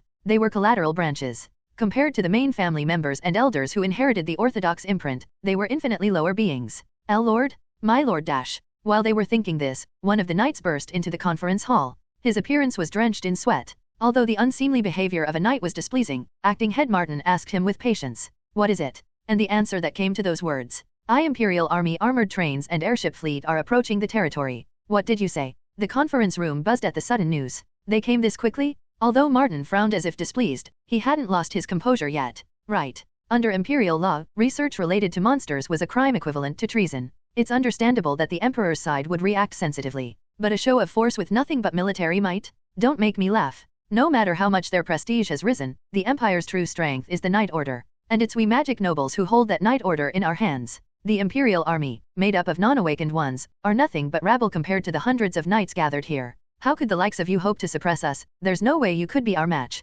Let's go. With a resounding voice, Martin rose from his seat, and the knights immediately followed behind him. 5 commander-level knights, and himself with 6-stroke imprint, and hundreds of knights following behind them. With majestic strides, they went outside the mansion and, wait a minute, that's... At the scene that unfolded next, several knights let out puzzled voices. Gua. Dozens of airships surrounding the territory, and armored trains that had already occupied the station with their cannons deployed. Thousands of fully armed Imperial army troops in formation, and soldiers in black uniforms gleaming their eyes between their ranks. Something was wrong. The air of battle emanating from the soldiers' eyes. The cannons aimed at different locations. This doesn't look like a simple show of force, but rather like they've come to wage some kind of war? Why, young master, there. And simultaneously, parting through the dozens of airships floating in the sky, 3 airships revealed themselves. That's the black-colored gas bags, and the silver emblem engraved on them. A snake, coiling around a sword. An unfamiliar, yet somehow eerie emblem. And no, seeing that emblem, several collateral knights trembled with terror, their faces turning pale. They've come. It's them? The devils of magic bullets are here. Devils of magic bullets? You mean they're that special magical power unit? Martin hurriedly asked back upon hearing that alias. But during that time, a low voice flowed from the airship floating in the sky, announcing to all territory residents and non-combatants in the current area. Businesslike. A man's voice that might even sound languid at first glance. But the puzzlement was only momentary. At 7 o'clock hours this morning, His Majesty Emperor Friedrich Franz Kalhiram of the Kalhiram Empire, Master of the Empire, has declared all members of Count Elkrier's family and its subordinate groups gathered in this area as enemies of the Empire. The voice flowing from the airship instantly threw him and the knights into a state of shock. What's happening? Enemies of the Empire? What is this nonsense? Acting head. The knights fell into instant confusion. Even amid this, the distinctive languid voice continued to flow from the airship. Members of Count Elkrier's family, collaborators, subordinate knights, and equivalent private soldiers. All legal, moral, and ethical rights granted to them as Imperial citizens are hereby revoked as of the current time. They are no longer nobles, no longer knights, no longer Imperial citizens, no longer human. As the voice continued to flow, the blood drained from the faces of the knights and soldiers. Of course, acting head Martin was equally shocked. This is, impossible. He had anticipated that the Emperor would move. The collateral knights had also warned that the Emperor would respond with unprecedented resolve. However, even that had its limits. How did they come so quickly? Moreover, what? Enemies of the Empire? Us, Count Elkrier's family? They declared one wing of the 12 great magic houses that have supported the Empire as enemies of the state? What kind of madman would do such an insane thing? Lord Martin. At that moment, a communications officer spoke with a trembling voice. The telegrams aren't getting through. What? Following that, more bad news flew in from among the knights. We sent magical power communications outside the territory, but there's no response. Someone is intercepting our communications. Communication interference? This quickly, without any warning? Which means, we're now completely isolated in this territory. What should we do? If the airship fleet and Imperial army have already surrounded us, doesn't that mean escape is impossible too? Even as they thought this, the voice from the airship didn't end. Therefore, by the august command of His Imperial Majesty, I, Colonel Eugene Lawrence, acting commander of the 667th Imperial Regiment and Special Magical Power Unit Battalion Commander, hereby declare the following. After a brief pause, a voice like death's proclamation flowed from the black airship. Death sentence is hereby pronounced upon Count Elkrier and all related parties who conducted heinous monster experiments using Imperial citizens as test subjects. Furthermore, for swift execution of the sentence, scorched earth operations will commence on all facilities in the area at 1800 hours tomorrow, 24 hours from now. All civilians and personnel unrelated to the concerned parties residing in the current area are advised to evacuate the territory within said time period and receive protection from the Imperial Army Reserve standing by at the train station and outskirts. This warning broadcast will be maintained for 24 hours from the current time, and all personnel remaining in the territory when the broadcast ends will be considered enemies of the Empire or their collaborators and summarily executed. Businesslike. Yet to those listening, it was like a bolt from the blue. And simultaneously with this, what poured from the airship was the Imperial newspaper. Newspapers explicitly reporting the monster experiments conducted by Count Elkrier and the horrors of his laboratory filled the territory's sky. Corpses of people with their stomachs ripped open, monsters eating them, even scenes of those monsters killing people. When he picked up the newspaper with such explicit photos on the front page, Martin crumpled it and screamed out, "Why you crazy bastards?" He mulled over the contents that flowed from the airship. The Emperor declared them enemies of the state at 7 o'clock. They led their army here and completely surrounded this territory at 1800 hours. In just 11 hours after the Imperial order was issued, they had surrounded the entire territory with an Imperial Army Brigade and Special Magic Unit. This is. There was never any time to respond from the beginning. Countermeasures? Compromise? Political deals? The other side hadn't even considered such things from the start. Their purpose was just one. Complete annihilation without leaving a single ant alive. Fear belatedly crept across acting head Martin's face. When he realized that the enemy's gun barrels had reached right in front of his nose, everything was already far too late. Authors' thoughts. They say there are 5 stages of accepting death: denial, anger, bargaining, depression, and acceptance. And for 24 hours after the warning broadcast, the knights and magic nobles gathered in the Elkrier territory were faithfully going through these 5 stages. Our Count Elkrier family deeply regrets this unfortunate misunderstanding between the Imperial Army and our main house. First stage, denial. The knight who came as an envoy of the Count Elkrier family delivered young Lord Carton Elkrier's message to me while maintaining the typical arrogant expression of a magic noble. Thus, Lord Martin, the head of Count Elkrier family, wishes to have a direct meeting with Colonel Eugene Lawrence, the Imperial Army commander. Before that, as I listened to those words, I asked the knight without waiting for his next words, "You, who are reading the letter now, are you a direct lineage knight?" "Indeed I am." At my question, the knight who brought the letter placed his fist against his chest and declared proudly, "I am a knight of the glorious Elkrier First Knight Order." Ion rilled. Bang dash. When a hole appeared in his forehead, his voice did not continue. Once declared as enemies of the Empire, they are not treated as knights, Imperial citizens, or even humans. Since he himself revealed that he was from the direct family line's First Knight Order, we must do what needs to be done. When the knight who delivered the letter didn't return, the next reaction was stage 2, anger. "Colonel Eugene Lawrence, I challenge you to a one-on-one duel as a knight. If you are truly one of the honorable mages, you cannot ignore this sacred request of mine. Shoot." Bang dash. When the knight didn't return, this time they came with a group of soldiers mobilizing 5 knights. When the knight at the vanguard lost his life to Matt's prepositioned sniper shot, they went berserk and pointed their swords at me. Thud. Covered in blood from Ortega's shotgun, they knelt before me. We are Count Elgrier, one of the 12 great magic houses. If you oppress us like this, the other members of the round table won't just stand by. Execute. Bang dash. With the gunshot, the second reaction also came to an end. The next stage, bargaining, followed about an hour later. I wished to make a deal with the special magic unit. This time, it was a man claiming to be the finance minister of the Count's family. Adjusting his glasses with sharp eyes, he proposed negotiations, promising cooperation from Elgrier if the army withdrew and numerous rewards and support for me personally. What do you say? With this amount of money, even the colonel's heart could. All right, let's negotiate. Oh, after nodding like that, I raised my finger to point behind me. The finance minister, wearing a triumphant expression, immediately looked at those I pointed to. If you follow these gentlemen's guidance, we can have a more in-depth negotiation. Under the hospitality of the Empire's torture specialists, he was able to negotiate as much as he wanted in the interrogation room prepared in a corner of the armored train. After all that commotion passed, the Special Magical Power Unit's airship landed in a nearby clearing. Eric, whom I hadn't seen in a while, let out a deep sigh upon seeing me sitting in the command room chair. I wondered what was going on when asked to prepare for such a major offensive while the war was coming to an end. Thanks to you, we could keep to the schedule. You worked hard, Eric. This was sincere praise. Movement plans for 3,000 soldiers. Setting up ammunition and supply routes, and arranging armored trains and airships. Eric completed this operation plan, which would have taken over 2 weeks for a regular unit, in just 1 day and made it executable. Truly the brain of the Special Magical Power Unit and the battalion commander's certified go-to person. It was a moment where I could naturally understand why Kieran was so reluctant to let this guy go, why he was so regretful when assigning him to the Special Magic Unit. Need an operation plan? Just say the word. Eric will finish it all in a day. So, what about the remaining depression and acceptance?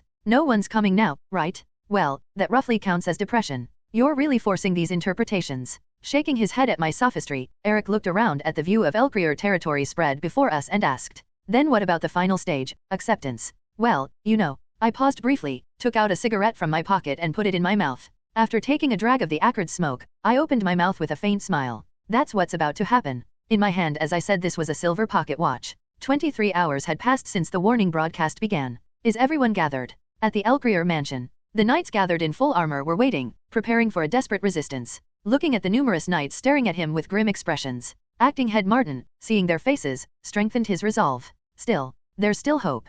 A magic noble's mansion was itself like a magical weapon. The magical barriers installed in the castle and all sorts of defensive magic. And even auxiliary magic circles prepared for deploying group spells, it was a fortress among fortresses. Compared to the Republican army that doesn't even have proper mages, this is nothing short of an iron fortress. Additionally, reports were continuously arriving from private soldiers stationed throughout the city. They had successfully detained citizens who hadn't completed their evacuation and positioned them throughout the city. From what he'd heard, the Special Magical Power Unit and Imperial Army had high public support. There's no way they would let these territory residents die. They would surely try to deploy ground forces into the city to hunt down himself and the knights. If that's the case, he could position soldiers among the residents and accumulate damage against them. We just need to hold out. Having finished his thoughts, acting head Martin spoke to the knights looking at him. If we just hold out, other magic noble families will pressure the Imperial Army to save us. No noble would remain still in this atmosphere, even if communications are cut off. Yes, that's right. We can hold out, acting head. The magic imprint's condition was perfect, and the magic circuit was at its peak.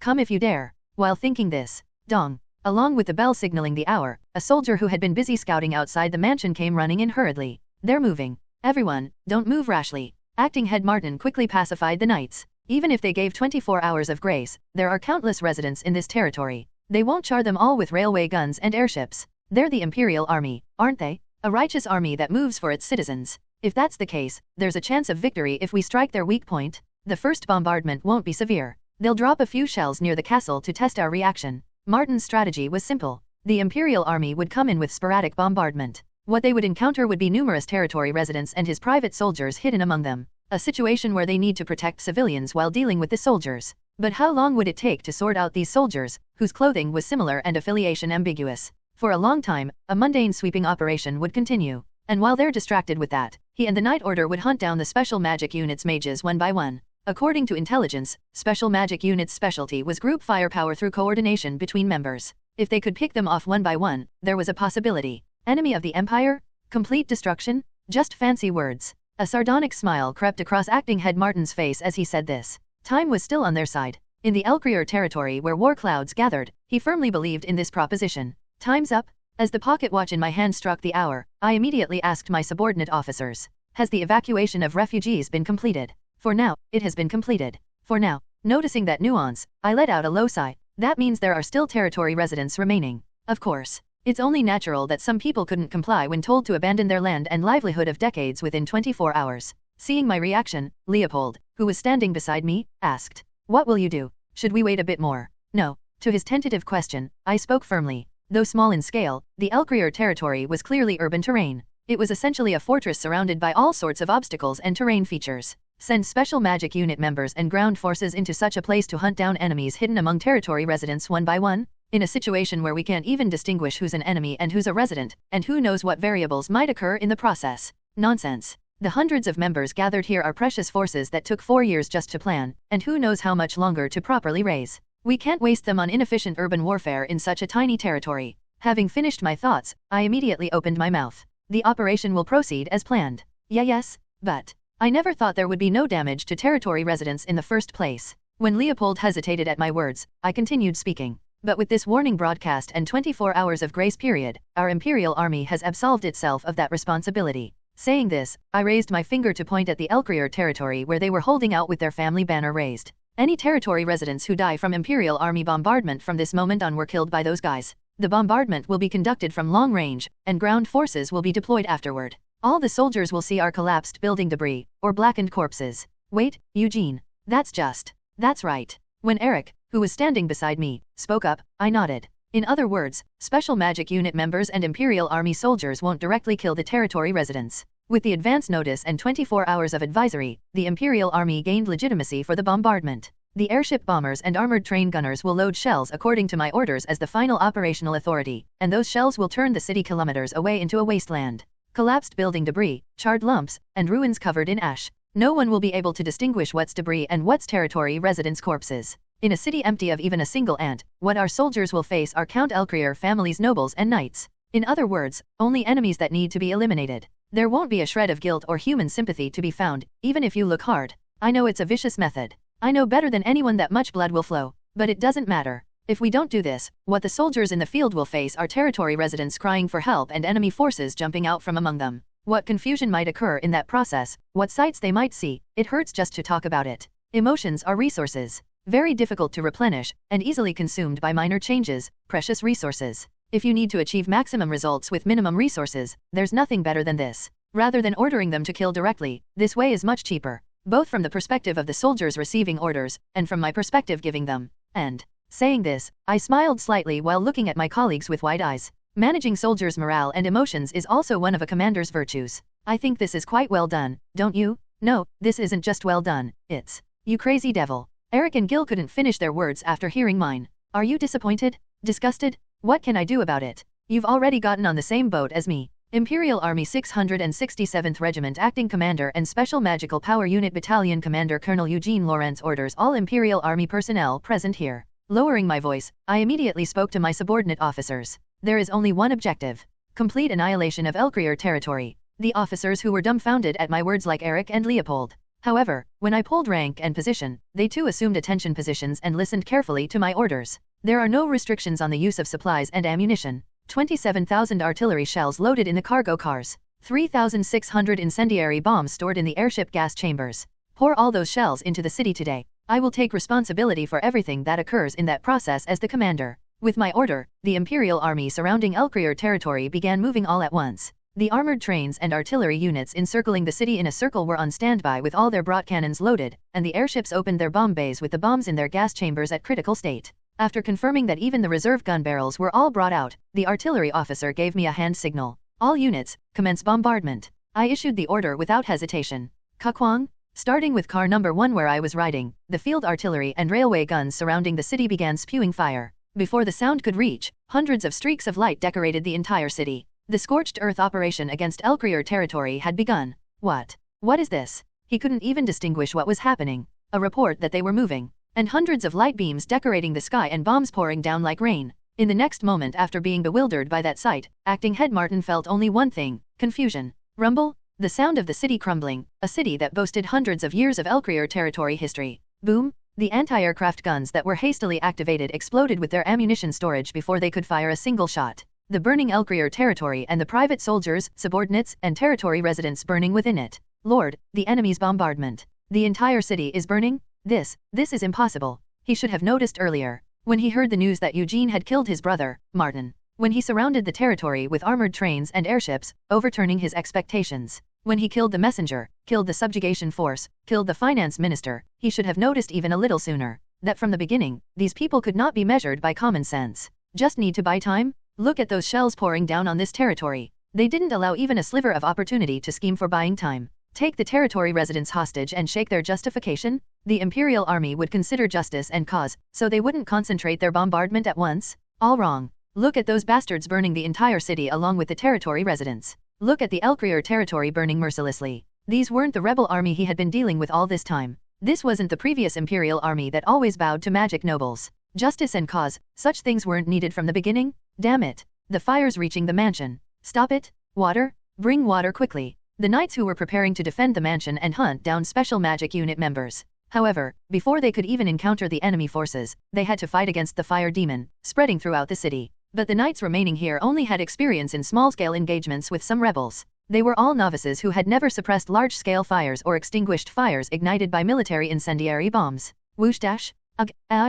What? Why is the fire getting worse after putting water on it? When water was sprayed on the fire caused by incendiary bombs, the steam that evaporated spread the flammable substances contained in the incendiary bombs in all directions. The scattered sparks caused more fires, and spraying water on them only resulted in the same situation. If even the mansion equipped with all sorts of preparations for war was like this, there was no need to mention the other buildings outside the mansion. Boom.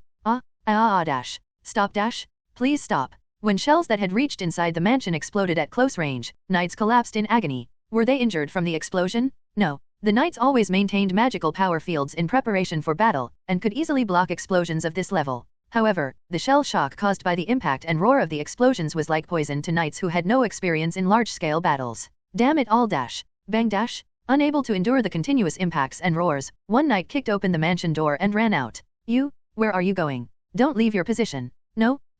Did he lose his mind because of the explosions? Watching the knight screaming with vacant eyes, acting head Martin gritted his teeth. In the moment other knights tried to stop him. Splat. The head of the knight who ran outside the mansion exploded on the spot. Thud dash. The gunshot wasn't even heard. No, it was buried under the explosions and flames covering the entire area. The knight's body collapsed, having lost its head. Looking up at the sky, the knights could see something glinting from the airships surrounding the mansion. The reflection from a high-powered scope. It was a special magical power unit sniper. The moment we leave the mansion, we die. Some knights sat down, paralyzed with fear. The city dyed red. Collapsing defensive facilities. The wave of airships covering the sky, and dozens of snipers watching them from those airships. Looking at all of this, acting head Martin could only grit his teeth at the overwhelming sense of defeat. His plan to draw in the Imperial army and wage a war of attrition had crumbled helplessly. Eugene, Lawrence. Looking at the black airship floating in the sky, thinking of that man who would be looking down at him from up there, Martin muttered with a blood-spitting heart. You barbaric, dog-like bastard. The Empire's hunting dog. Those cold fangs were now biting into his neck. Communication from the artillery unit. 20 hours after the bombardment began. At the train station at the entrance of Elcrier territory, Leopold approached me and reported with a stern expression. The 4th Artillery Unit has exhausted all loaded shells and ammunition. They're beginning withdrawal operations. Good. Then everything went according to plan. Saying that, I looked at the cityscape that had been bombarded for 20 hours. Thud, thud, thud. A wasteland covered in ashes and debris. The Elcrier territory, which had been made up of wooden buildings and castle walls, had become a wasteland similar to any other battlefield. To think that such a complex city would end up like this, with many wooden buildings and practically no fire response manual in the territory. Starting with incendiary bomb strikes worked better than expected. Looking at the Elcrier territory that had burned much more cleanly than initially expected, I opened my mouth toward a group of knights standing behind me. Thanks to the information you provided, the operation was much easier to execute. I'm grateful for that. That is. Those who shrunk at my words were a group of knights with the Elcrier family seal on their chests. However, unlike the main family knights who wore golden emblems, the emblems engraved on their badges were black. These were knights under the branch family heads of Elcrier, not the direct line. About 18 hours after announcing the bombing operation, they had escaped from the Elcrier mansion and requested protection while expressing their intention to surrender to the Imperial army. Now you understand. We are innocent? We have nothing to do with the main family's affairs. When one knight shouted that, others joined in raising their voices. Anyway, we're just branch family members, practically treated as outsiders by the main family. How could we possibly be hostile to the Imperial army? We didn't even know the main family head was conducting such heinous experiments. Hearing those words, Leopold stepped forward. You didn't know? Do you think that makes any sense? Huh. He had personally seen Count Elcrier's laboratory inside the fortress built in Gloucester territory. Just thinking about it made him want to vomit. People hanging mutilated, half transformed into monsters, and their voices screaming to be killed. Seeing their condition with no hope of survival, I and the Special Magic Unit members had to end the test subjects' lives with heavy hearts. The emotion he felt then was clearly burning in his face. We've already searched the Count's laboratory and confirmed the entire list of research sponsors. Your name was on that sponsor list. How dare you open your mouth? The main family ordered us to sign sponsorship documents? They didn't even tell us what experiments we were sponsoring? Who could refuse their orders? These people still. I understand what you're all saying. There's no point in getting emotional here. Stopping Leopold's words, I spoke in an emotionless, dry voice. However, it's an undeniable fact that House Elcrier researched monsters and used humans as materials. And the Count shared that research data with other families and reaped numerous benefits in return. Even as branch family members, you knights have lived off those spoils. The knights who heard my words quietly avoided my gaze. That is true, but even if they claim ignorance, they must feel some guilty conscience. But it's also true that these people have their grievances, which is why they begged for their lives while providing information, even betraying the main family they had served for generations. Very well. You and the other branch knights will be excluded from execution. Commander. As expected. Thank you, thank you. As soon as my answer came, Leopold's shout and the knights' exclamations burst out in succession. Division Commander, this isn't right. Negotiating with magic nobles? That's... Leopold tried to protest something more, but I raised my hand to stop his words. No need to make such a lost puppy face, my adjutant. This, temporary, division commander has everything planned out. However, at my lowered voice, the branch nobles who had been rejoicing flinched. Being designated as an enemy of the Empire is a solemn imperial order from His Majesty. Even if you express surrender and provide information, that cannot wash away your crimes. Pardon. Looking at the branch nobles watching me with anxious eyes, I spoke with a resolute expression. What you can salvage is solely your own life and those of your family members. All your assets will be confiscated in the name of the Imperial royal family, and your rights and personal information as nobles will be erased today. All Imperial public institutions will treat you as stateless refugees. With each word I spoke, their faces gradually turned pale. That means, in other words, as it happens, today's last train is ready. Saying that, I briefly spoke while pointing at the train that had finished withdrawal operations. What are you waiting for? Get running. Screech. As soon as my words ended, the train's whistle blew, and dozens of knights began racing toward the train. Their status as nobles would remain for only 24 more hours. Within that time, they had to gather whatever assets and family members they could take and leave this empire. Where would these people go after leaving the empire? Which noble would accept knights who betrayed their main family and became refugees? That's not my concern. I don't particularly want to know either. If we miss that train, we can't return to the territory today. Damn it, get out of my way. I'm first. Nobles running while trampling their superiors' heads and striking their lords' faces. Seeing that unsightly scene, even Leopold, who had been fuming, seemed somewhat placated. So this was your intention from the start. What, did you think I would quietly negotiate with magic nobles? Haha, true enough. And here I was, not realizing. But you know what, adjutant. However, that didn't last long. When I lowered my voice like I had with them, Leopold startled and looked at me with trembling eyes. Seeing how you've been talking back to your superior, I think I've been too lenient with you lately. Don't you think? Division Commander, I have committed a mortal sin. I'm sorry. Does saying sorry end your military service? Those words almost came up to my throat, but I desperately pushed them down. Must maintain a progressive military. Must maintain a progressive military. After collecting myself, I showed Leopold a bright smile and then, let's talk separately after the operation ends. Understood. I said that in a gentle voice. Hey, our division commander just smiled, didn't he? What the fuck? Division commander smiled. Damn, if it were me, I'd desert. Special magic unit. Desert. Right. We die if we desert. Staff Sergeant Leopold, what are you doing? Hurry up and write your will in the administration office. My dear special magic unit soldiers. Your skill at talking behind the division commander's back is quite impressive. The atmosphere in our unit is looking very good. I'll see you all after the operation ends. I'll make sure you maintain smiling faces for 24 hours a day for at least 2 weeks. Search complete with no abnormalities. No life signs detected. We're the only ones alive in the area. Led by special magical power unit members who activated detection magic, Imperial Army infantry began entering the city one after another. On the way to the Elcrier mansion located in the center of the city, not a single enemy hindered us. Rumble dash? The Elcrier mansion, scorched and tattered everywhere. 2 marksmen exchanged glances and blew up the central gate, and Imperial Army soldiers swiftly entered the mansion and began searching every corner. First floor lobby, Confirmed. Guest rooms, clear. Second floor secured. Third floor, no one here. Though the mansion had a rectangular structure, there were no enemies hiding to ambush us. What we occasionally saw were the corpses of servants who had committed suicide with pistols, or servants who had lost their lives to swords, or the remains of knights who had been hanged while trying to escape.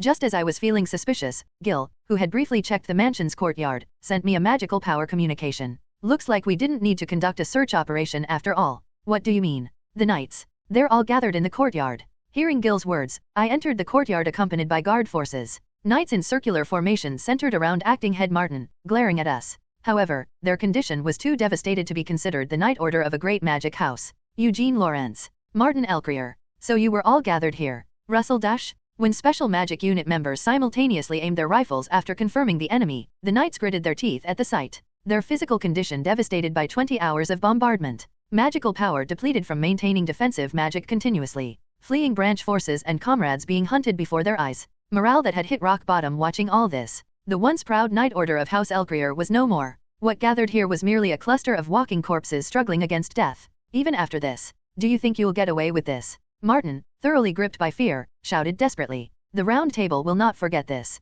They will never forget the fact that you destroyed one of the 12 houses. The magic nobles will have your head. He was right. To borrow a common cliché, Elcrier was the weakest among the Round Table's magic houses. They had an imprint unsuitable for combat as they focused on research, and their knights level wasn't high either. However, even to deal with such knights, the Special Magic Unit and Imperial Army had to mobilize this much resources and manpower. Even to bring down Elcrier, the weakest among magic nobles, we had to employ every possible scheme and strategy. Without that, we simply couldn't defeat them. And using this victory as a starting point, magic nobles would begin seriously threatening the Emperor and me. However, try it if you can. At the words that flowed from my mouth, acting head Martin's eyes wavered. You idiots who abandoned the battlefield, blinded by rebels, think you can defeat our Imperial army that brought down the Republic. You, bastard. A Knight Order that couldn't even control one revolution and abandoned the front line thinks they can beat our special magical power unit? Don't make me laugh. As I spat those words, determination swirled in the eyes of the soldiers who had followed me into the mansion. A sardonic smile hung on the lips of the special magic unit members lined up on either side of me. Confidence in having put magic nobles beneath our feet. The possibility of crushing the Knight Order. This stage was set to prove that. Your Elcrier is just the beginning. There is a plan. There were chess pieces to be used, and disasters to be drawn in. What remained was the trigger to execute that plan, and my growth that would be catalyzed by it. And this battle was the ignition point to start it all. Therefore, all units, prepare to fire. Special magic unit members moved in perfect unison, loading magic bullets into their weapons. Magic amplified in an instant, equipped with explosive power rivaling that of knights. When hundreds of spells aimed at them, fear spread across the knights' faces. Faces that sensed death. After briefly observing their terror as they trembled with helplessness. Fire. With my command, the members' gun barrels simultaneously spewed fire. One of the 12 great magic houses, Count Elcrier, their proud Knight Order vanished under the special magical power unit's magic. The completely devastated city of Elcrier. Looking at the tragically collapsed walls and the desolate city, people who had evacuated to the outskirts of the territory muttered in dismay. Everything's collapsed. The mill, the hospital, the blacksmith.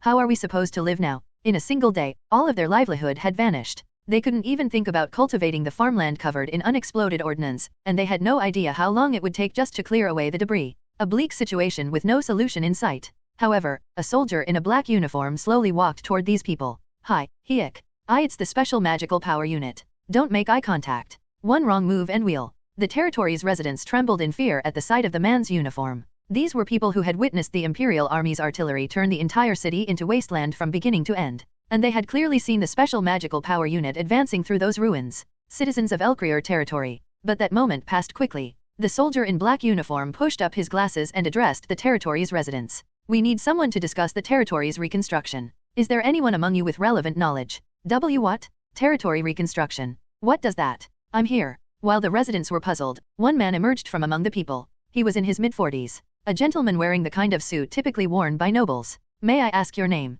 Hansen Albeck. I was the tax collector in charge of Elcrier territory's tax affairs. I majored in public administration at the Imperial Academy and have work experience in the Imperial Court. So you were a public official. I am Special Magical Power Unit Staff Officer and Major Eric Hartman. Hansen Albeck. Upon hearing that name, voices of concern rose from among the territory's residents. Oh no, Mr. Hansen? Come back quickly. These are the ones who turned our territory into ruins. Who knows what they'll do to you? The residents worried about his well-being. Seeing this, the soldier Eric Hartman's eyes gleamed as he looked at the documents containing the man's career details. Judging by people's reactions, he seems to have quite a reputation in the territory. Just as our investigation showed, the documents Eric held were filled with information about him. Hansen Albach, tax collector. He was someone who had taken the residents' side against the harsh rule of House Elcrier, including secretly redistributing portions of the collected taxes among them. A local who's well respected among the residents and skilled in administration. This man could be useful. Having finished his assessment, Eric immediately began speaking. By special order of His Majesty the Emperor, large-scale reconstruction will be carried out in this territory. Territory, reconstruction. Yes. This is the approximate scale of the project, and the equipment and essential personnel should arrive in about 3 days. When Hansen examined the documents handed to him, his eyes lit up with interest. A streamlined logistics plan and well-structured urban planning. According to the reconstruction plan, the Elcrier territory could develop into something far greater than before. This is an excellent plan. But why are you showing this to me? Well. Trailing off, Eric immediately got to the point. We plan to employ the territory's residents as labor for this reconstruction work. Could you possibly mediate this, Mr. Hansen? The compensation would be this much. When he received Eric's documents, the tax collector's eyes widened. 2 years of tax exemption? And this much salary? No, with this much, the costs would be considerable. The costs. Eric smiled awkwardly and pointed to the ruined Elcrier mansion. We plan to sell all the bonds and assets seized from Count Elcrier and his branch families. After the Imperial court collects a portion of the amount, the remainder will be distributed to this territory. I believe this should be more than enough to cover the reconstruction costs. The officer calculated the estimated construction costs and wages on the spot, showing the numbers. It was a dizzying sight just to look at, but that wasn't what was important right now. We'll be leaving in 3 days. If you don't give us an answer by then, personnel from the central government will be dispatched to manage and supervise the reconstruction. I'll do it. No, please let me do it. This was an opportunity. A chance to rebuild the territory and restore people's shattered daily lives. If they missed this now, there would be no guaranteeing the future of the territory's remaining residents. I'll bring you a list of territory residents as quickly as possible. Then, if you'll excuse me. With those words, the tax collector hurriedly ran off to gather people. Jobs? Is this real? We're saved? So, when does construction start? I was at a loss about how to live from now on, but this gives us some breathing room. People rejoiced at the rare good news. Watching them, Eric recalled what had happened just before. Territory reconstruction. In Eugene's office on the armored train, Eugene tilted his face as if telling Eric to continue when he heard his proposal. The land officially declared forfeit from Count Elcrier will probably be incorporated into direct Imperial territory. Soon, a civil official will be dispatched from the central government to take charge of administration, but this process will take about 2 weeks. 2 weeks in temporary quarters like emergency tents would be quite an ordeal for the territory's residents too. That's right. Agreeing with Eugene's words, Eric immediately continued. So I was thinking, how about having the locals lead the reconstruction project? I've outlined the reconstruction project here, and this is the budget. All we need is your approval. After saying this, Eric watched Eugene tensely. Eugene silently flipped through the documents Eric had handed him. This won't be easy. Eric had full authority over administrative matters and supply planning related to the unit. But getting involved in matters outside the unit was a different issue.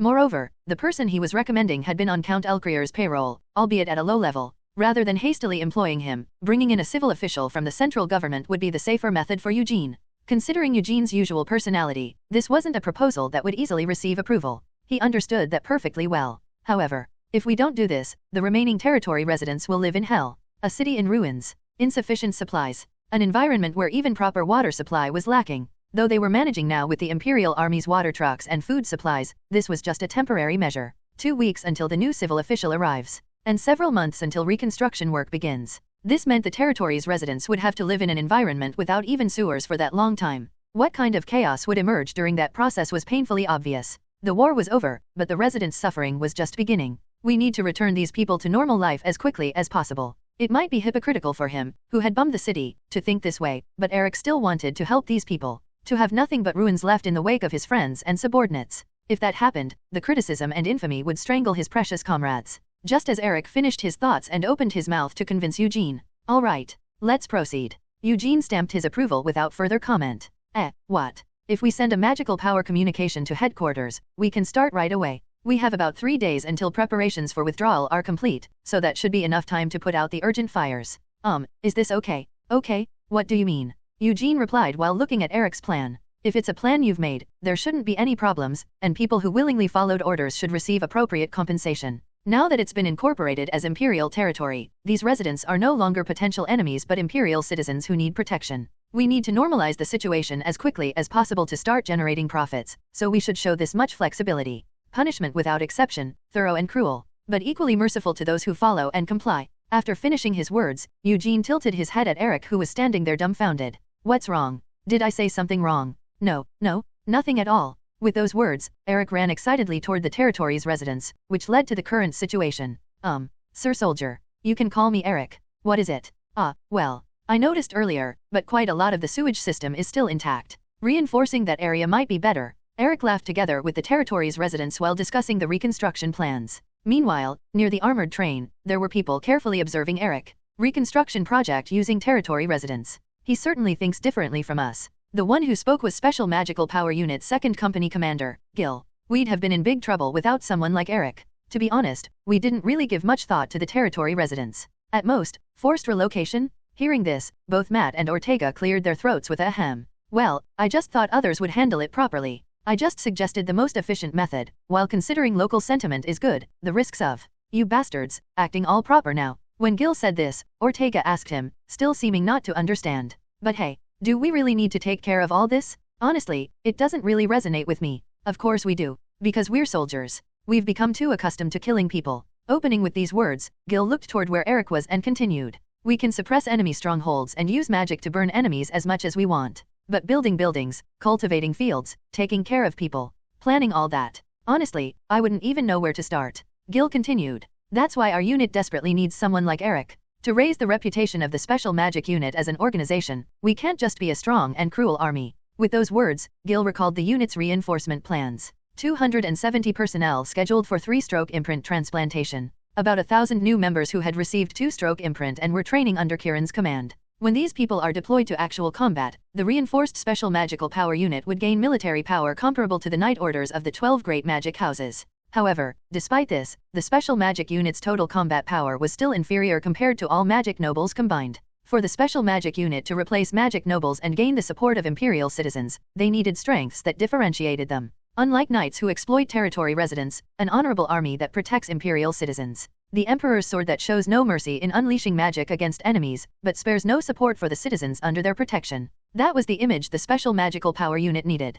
Of course, the current image of the Special Magic Unit under Eugene's command is no different from demons risen from hell. Was that too serious? When Gil shrugged his shoulders saying that, faint smiles appeared on the faces of the other two as well. When this battle becomes known, that infamy will probably get worse. Hey, did you hear? We got another nickname. Hounds. They're calling us hounds. The Empire's hounds? Don't you think that sounds kind of cool? Cool my ass. The trio laughed as they said this and moved their feet to prepare for withdrawal. If Eric's role was to help people and raise the Special Magic Unit's reputation by taking care of them, their role was to raise their infamy by killing enemies before them. Extermination? Is this true? It's news that just came in. Martin, who was first in line to inherit the family, and the Knight Order were annihilated in Elcrier City, and seizure operations against subordinate houses are currently underway. In a dark study late at night, hearing the report transmitted through magical power communication, a middle-aged man with a dignified impression darkened his expression. He had already thought something would happen when he heard the news of Count Elcrier's death. But official designation? And extermination?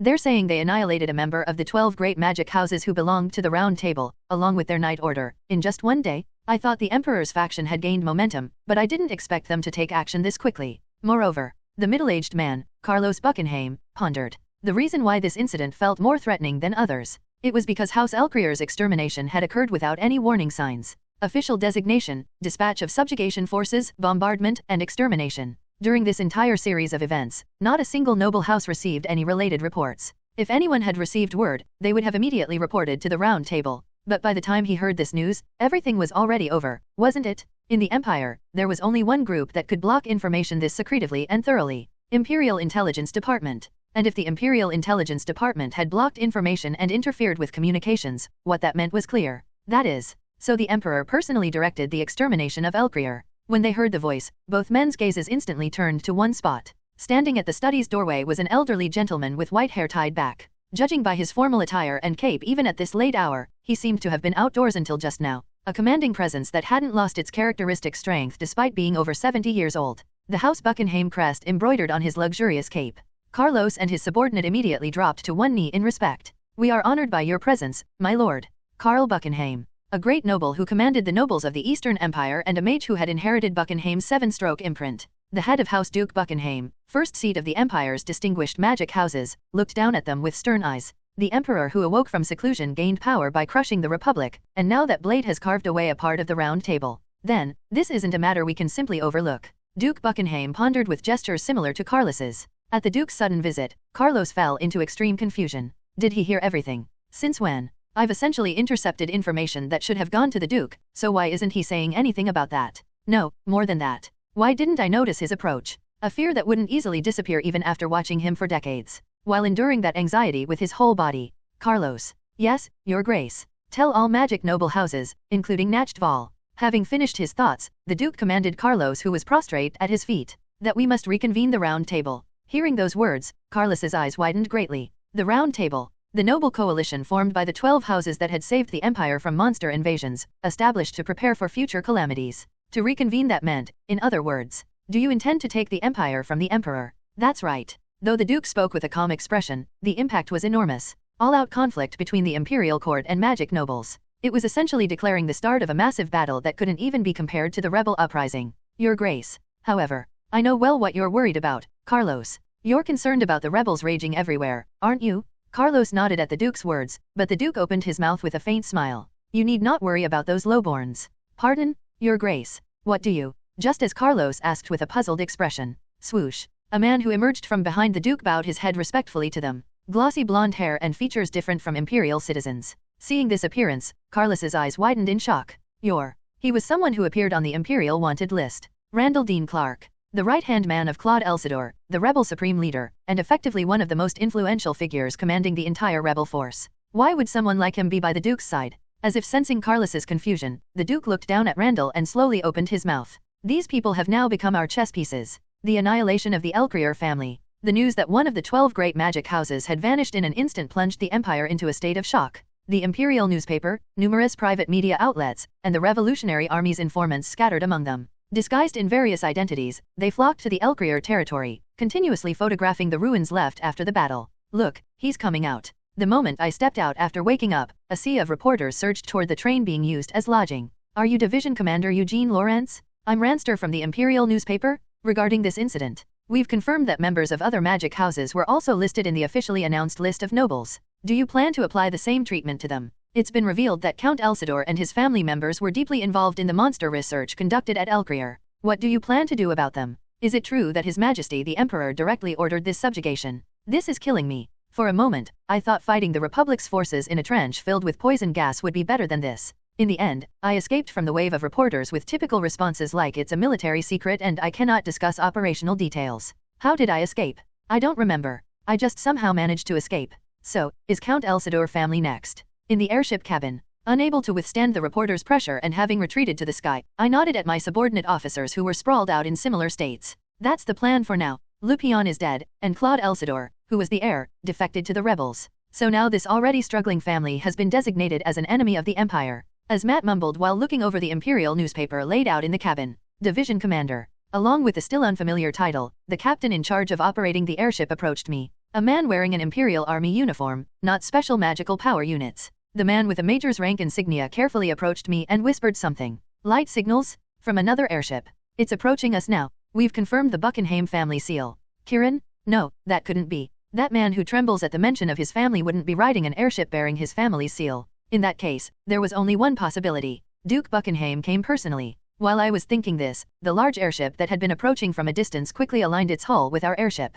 The other airship is requesting permission to board. The captain said while looking at the light signals visible through the window. He's asking me to decide? After thinking for a moment, I nodded in approval. Clank dash. As the metal bridge extended from the other airship connected, a group of knights approached from there. Knights bearing Duke Buckingham's seal. Looking at the emblem on their shoulders, they were high-ranking knights with 5-stroke imprints, Knight Order Commander level. Dolores Angilio, 7th Knight Order Commander of Buckingham. It is an honor to meet the renowned hero of the Empire. Special Magical Power Unit Battalion Commander Eugene Lawrence. I didn't expect a Knight Order to come all the way here. I have no intention of exchanging pleasantries. It means get to the point. Seeming to understand my meaning, Dolores cleared his throat a few times before speaking to me. I bring a message from His Grace Duke Buckingham. I'm listening. The Elsidor family has been designated as enemies of the Empire. A subjugation operation against them is underway. What nonsense is this now? Hearing those words, the officers behind me frowned. Of course, I felt the same way they did. Are you saying that magic nobles are going to subjugate other magic nobles?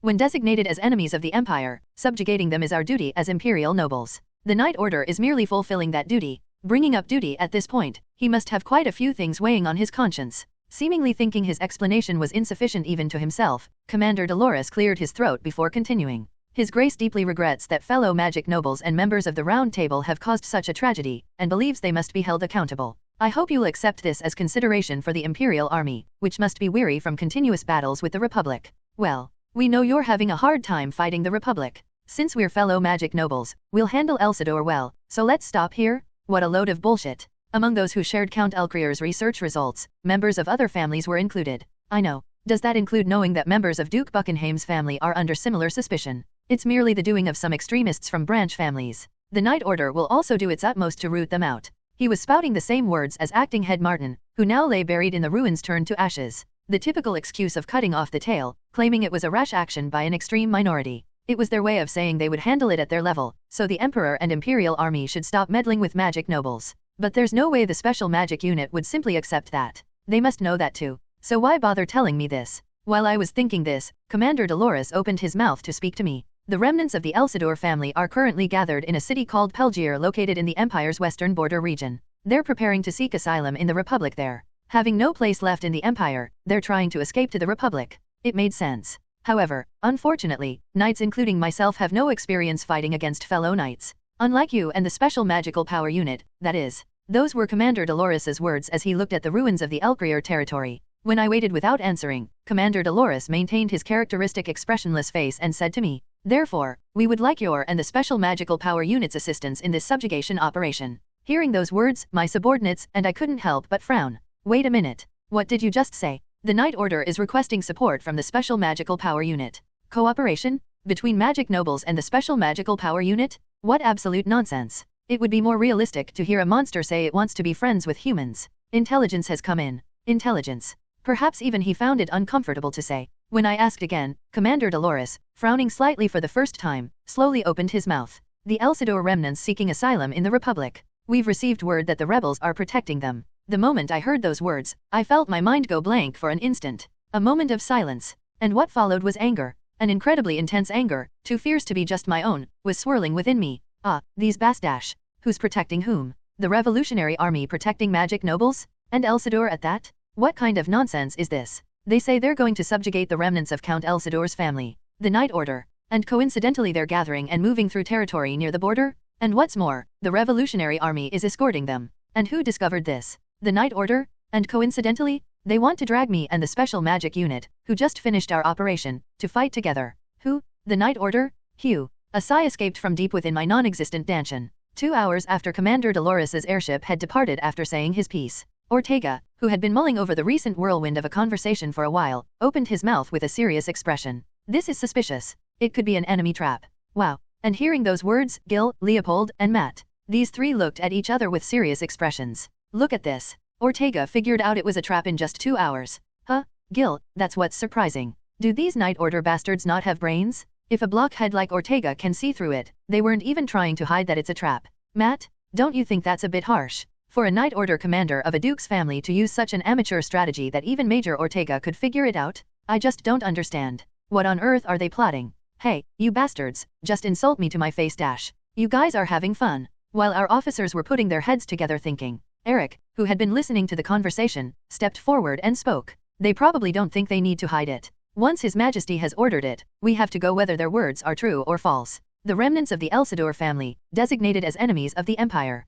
If the rebels are protecting them, the backlash for refusing the request would be too strong. However, but even while saying this, Eric clutched his head in frustration. It hasn't even been a week since we finished the Elcrier subjugation. Shells, bombs, magic bullets, we're out of everything. It would take at least 2 weeks to get supplies and depart, but by then, the Night Order would have already finished their subjugation operation. Gil and Matt also supported Eric's opinion. The condition of our troops is also a problem. They're incredibly fatigued from using magic bullets. If we're going to the battlefield, they need at least a week of rest. We also need to select people to train the next batch of recruits. We need to send at least 30% back to headquarters, but that would create another gap. Strictly speaking, Count Elcrier's family was too big a prey for the Special Magic Unit to swallow. That's why we're suffering from these after effects after swallowing them. In other words, even if we took Special Magic Unit members now, it would be impossible to deploy them as proper fighting force. Then, there was only one option left. We'll have to bring in forces from elsewhere. Having finished my thought, I immediately spoke up. The special magic unit doesn't need to step in this time.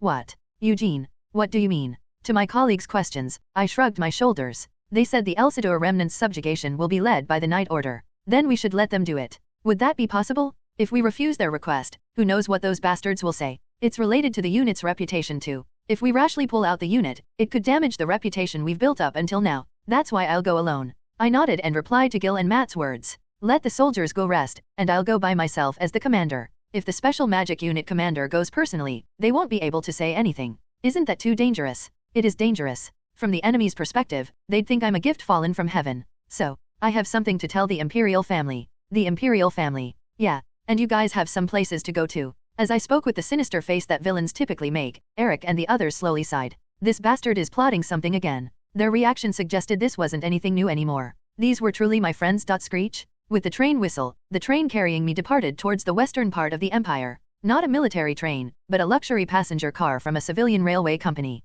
A first-class compartment created by renovating an entire passenger car. Seeing the luxurious sight that couldn't even be compared to a military armored train, Leopold, the adjutant accompanying me, opened his eyes wide. B Battalion Commander? This is. You followed me without even getting time to rest after working so hard in the Elcrier territory. I should at least treat you this much. Wow, the bed? It's huge. Renie, who had already jumped onto the bed and was bouncing around, and Leopold, who was looking at me with eyes full of emotion. B Battalion Commander. Is this all right? This compartment must have cost quite a bit. Your battalion commander has lots of money. Although it was an extravagant expense compared to the 3-day travel time, I didn't feel particularly wasteful about it. If not now, when else would I spend money? The Special Magical Power Unit was a unit composed of mages, and their salary was considerable. Among the Special Magical Power Unit, as the battalion commander leading the entire unit, I was guaranteed an enormous monthly salary, with all sorts of reward money and additional allowances allocated. However, there was one advantage, if you could call it that. From moving from battlefield to battlefield, while money poured in abundantly, there were hardly any opportunities to spend it, even if you looked high and low.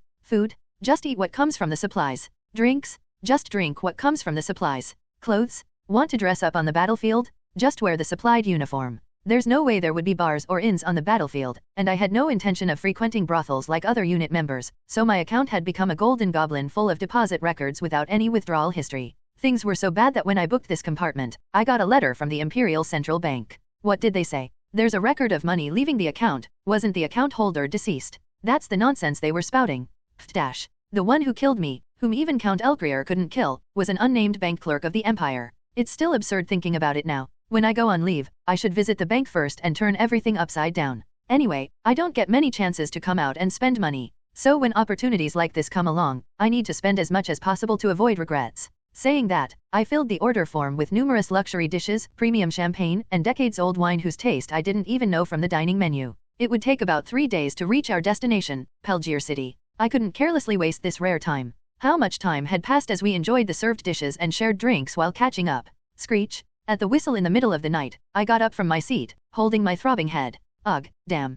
50-year-old premium wine? While connoisseurs might praise it as heavenly delicacy, to a street rat like me, it was just alcoholic rotten grape water. Ugh, it's so thick. If I drink that again, I'm not human but a monster. By the way, why did we stop? We should still have about a day left until arrival. While thinking that, I heard knocking on the compartment door. When I opened the door, standing there was the captain in charge of operating this train. Seemingly well aware of the value of the compartment I was staying in and the food I had ordered so far, he maintained a polite posture and bowed his head. Excuse me for the late hour, dear customer. The knights who just boarded wish to meet you. Knights? What nonsense is this now? At my words, the captain nodded and extended his hand to point somewhere. The place where the train had stopped was an intermediate station before entering Pelgier City. A group of knights had already boarded the large train. Looking at their emblems, it's Buckingham and Nachtval ducal family mixed in. The moment I recognized them, I drew up magical power to dispel the intoxication built up in my body. Buckingham and Nachtval. When knights dispatched from 2 ducal families of the Empire gathered in one place, it wasn't an ordinary matter. Oh, there he comes. Leopold, my adjutant, had already passed out drunk. I, dressed in full uniform, slowly approached the knights and saluted the man standing in the middle. It's been a while, Lord Carlos. The middle-aged knight receiving the salute with a stern expression was Carlos Buckingham. The heir of Duke Buckingham had personally come leading the Night Order. I didn't expect to meet in a place like this. On my way to the Western Empire to command the subjugation operation, I heard there was someone wearing an Imperial Army uniform. However, I didn't expect it would be you. Hearing Carlos's words, Eugene glanced at the captain. The captain gave a thumbs up with a triumphant expression. It made sense. When such a big shot as a ducal heir arrives, making connections would help with career advancement. From the captain's perspective, he was doing a favor by arranging this coincidental meeting, though it wasn't at all welcome from the receiving end. Eugene, Lawrence. Young Master Delling. It's been a while. Recognizing Eugene, Delling, who was standing next to Carlos, gritted his teeth. A gaze mixed with anger and fear. The shameful memory from several years ago must have resurfaced. Oh, so you're that Eugene? The one who created the special magical power unit. Meanwhile, an unfamiliar voice approached, calling Eugene's name. A blue-haired handsome man wearing the Nachtval ducal family seal on his shoulder. Though he extended his hand with a grinning expression, Eugene's face remained stiff upon seeing him. Zeplant el Nachtval, the first son of the Nachtval ducal family, and an unprecedented bastard in this game's history. He was looking Eugene up and down with interested eyes, as if he'd found a new toy. Eugene. Among the knights lined up in the back, a familiar face greeted. Felen. Having at least one familiar face made him feel somewhat relieved. While exchanging greetings with the knights who had boarded the train. Noticing that Eugene was alone, Carlos's eyes narrowed. Did you come alone? Yes, is there a problem? At those words, Carlos frowned and openly showed his displeasure. I heard the Night Order definitely requested support from the Special Magical Power Unit. But just one person, what is this? I heard this subjugation operation would be conducted under the Night Order's leadership. Just before an outburst could occur, Eugene cut off his words with a firm voice. With this many knights gathered, I don't think my unit and I would be needed. If you still called us despite that, the role would be advisory rather than direct combat participation. That's because. Eugene smiled slightly and opened his mouth. It was a deliberately provocative attitude. Unlike our special magical power unit, the Night Order hasn't had experience killing Imperial knights. What did you say? At those words, Carlos's eyes sank, and Delling growled while grinding his teeth. Magical power seeping out from Carlos. While feeling that and preparing for any possible situation. Wait a moment. Zeplant, with his characteristic grinning expression, stepped between the two as if mediating. Rebels have set up camp ahead of us. In such a situation, there's no need for us to fight among ourselves, is there? Sending just one person as reinforcement for the important mission of subjugating rebels. This is an act of disrespect towards the Night Order. Is that so?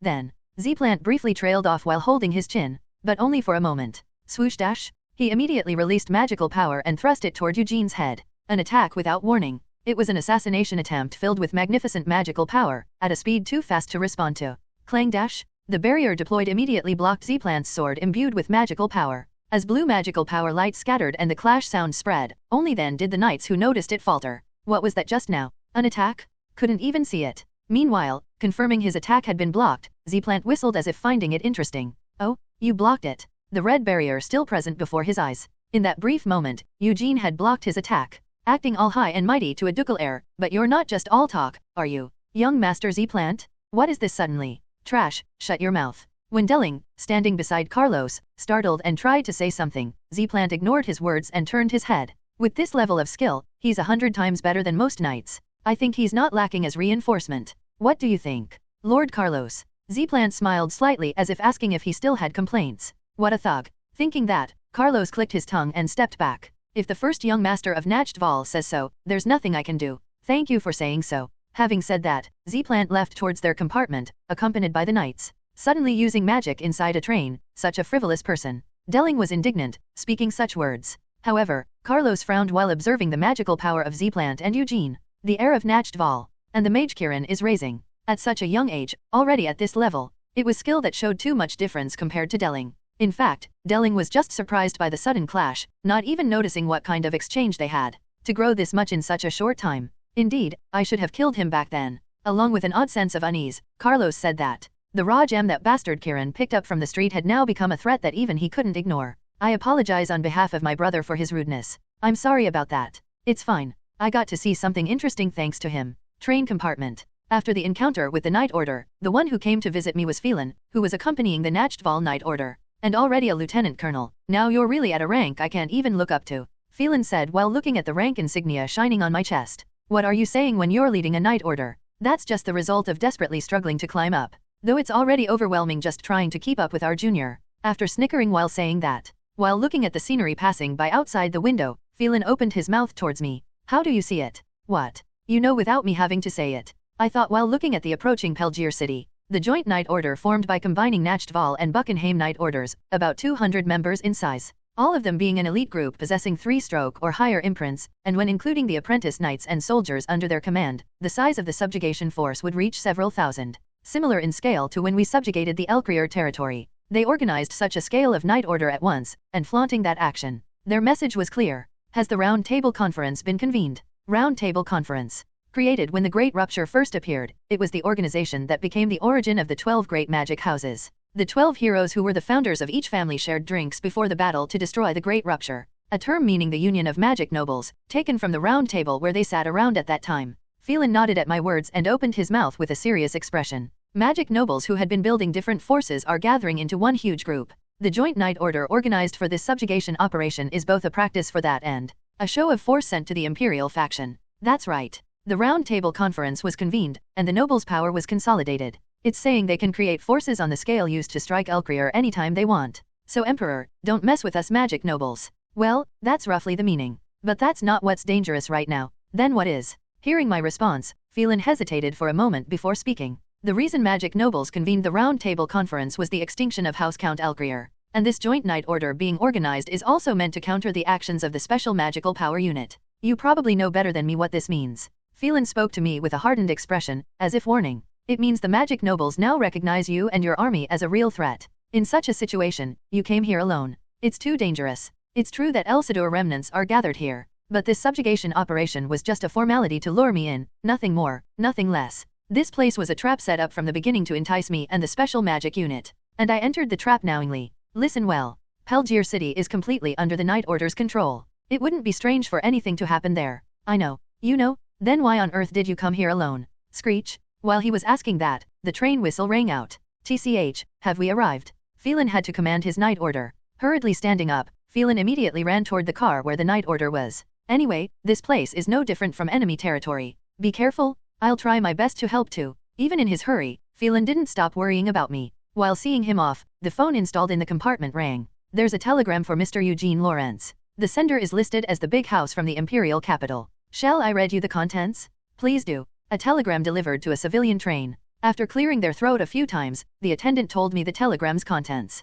Uncles from the big house are coming. A pleasant smile bloomed on my face upon hearing those words. Coming alone to enemy territory? As if that would happen. Night order, everyone dismount dash. As the train arrived at the station, the knights of Duke Buckenheim and Duke Nachtval disembarked one after another. The knights moved in perfect unison, maintaining their ranks and files. Seeing them off was a group of knights wearing purple sashes. They are the knights of the 6th seat of magic noble houses, Count Racard. Leopold, who was watching from a distance, informed me. The Night Order commander saluted Carlos as he got off the train. Among the knights lined up behind him, there was a familiar face. Kyle. A knight with a bright, cheerful smile. It was Kyle Racard, my military academy classmate. Oh, Eugene. Why are you here? The suppression operation is being led by the Joint Night Order. Father sent me and the knights to gain combat experience. His face remained as carefree as ever. It was the typical reaction shown by most magic noble heirs. Military service was merely a brief formality for entering the Night Order. He would be preparing to inherit his house while leading its knights. And, however, in the middle of speaking, Kyle opened his mouth with an uncharacteristically serious expression.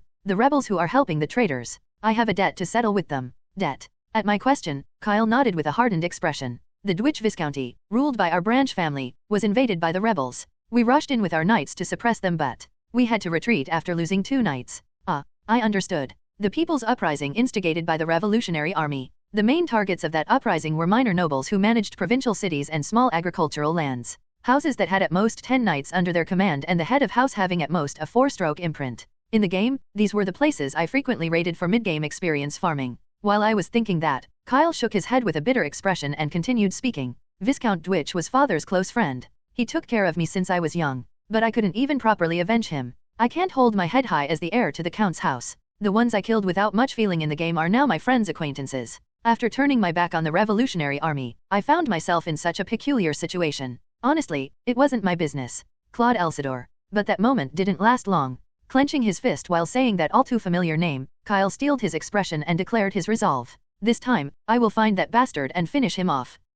Kyle spoke with a determined expression. However, he soon changed his expression and guided Leopold and me with practiced etiquette. It meant he couldn't keep discussing gloomy topics in front of a friend he hadn't seen in a long time. We're using a hotel on the outskirts of the city as temporary quarters. The facilities are better than expected. The building reminds me of our time at the military academy. Of course, it was built by the same construction company. In other words, it's a hotel built by your family. When I sneered like that, Kyle grinned and walked ahead with a swagger. Unlike the past when he was just like a child, he had become more mature. Looking at his back as he walked, I quietly muttered, Can't let you finish him off just yet. That bastard you're grinding your teeth at as your sworn enemy. He's a chess piece I need to use. I didn't expect that not telling Felen about the operation would help like this. I just wanted to make him suffer because I didn't like him. In the dark night, as Z-Plant snickered while sitting in the conference room chair, Delling, sitting across from him, frowned. To show such an insolent attitude in front of the heir of Buckingham. Although he was seething with anger, his father sitting beside him opened his mouth without any particular restraint.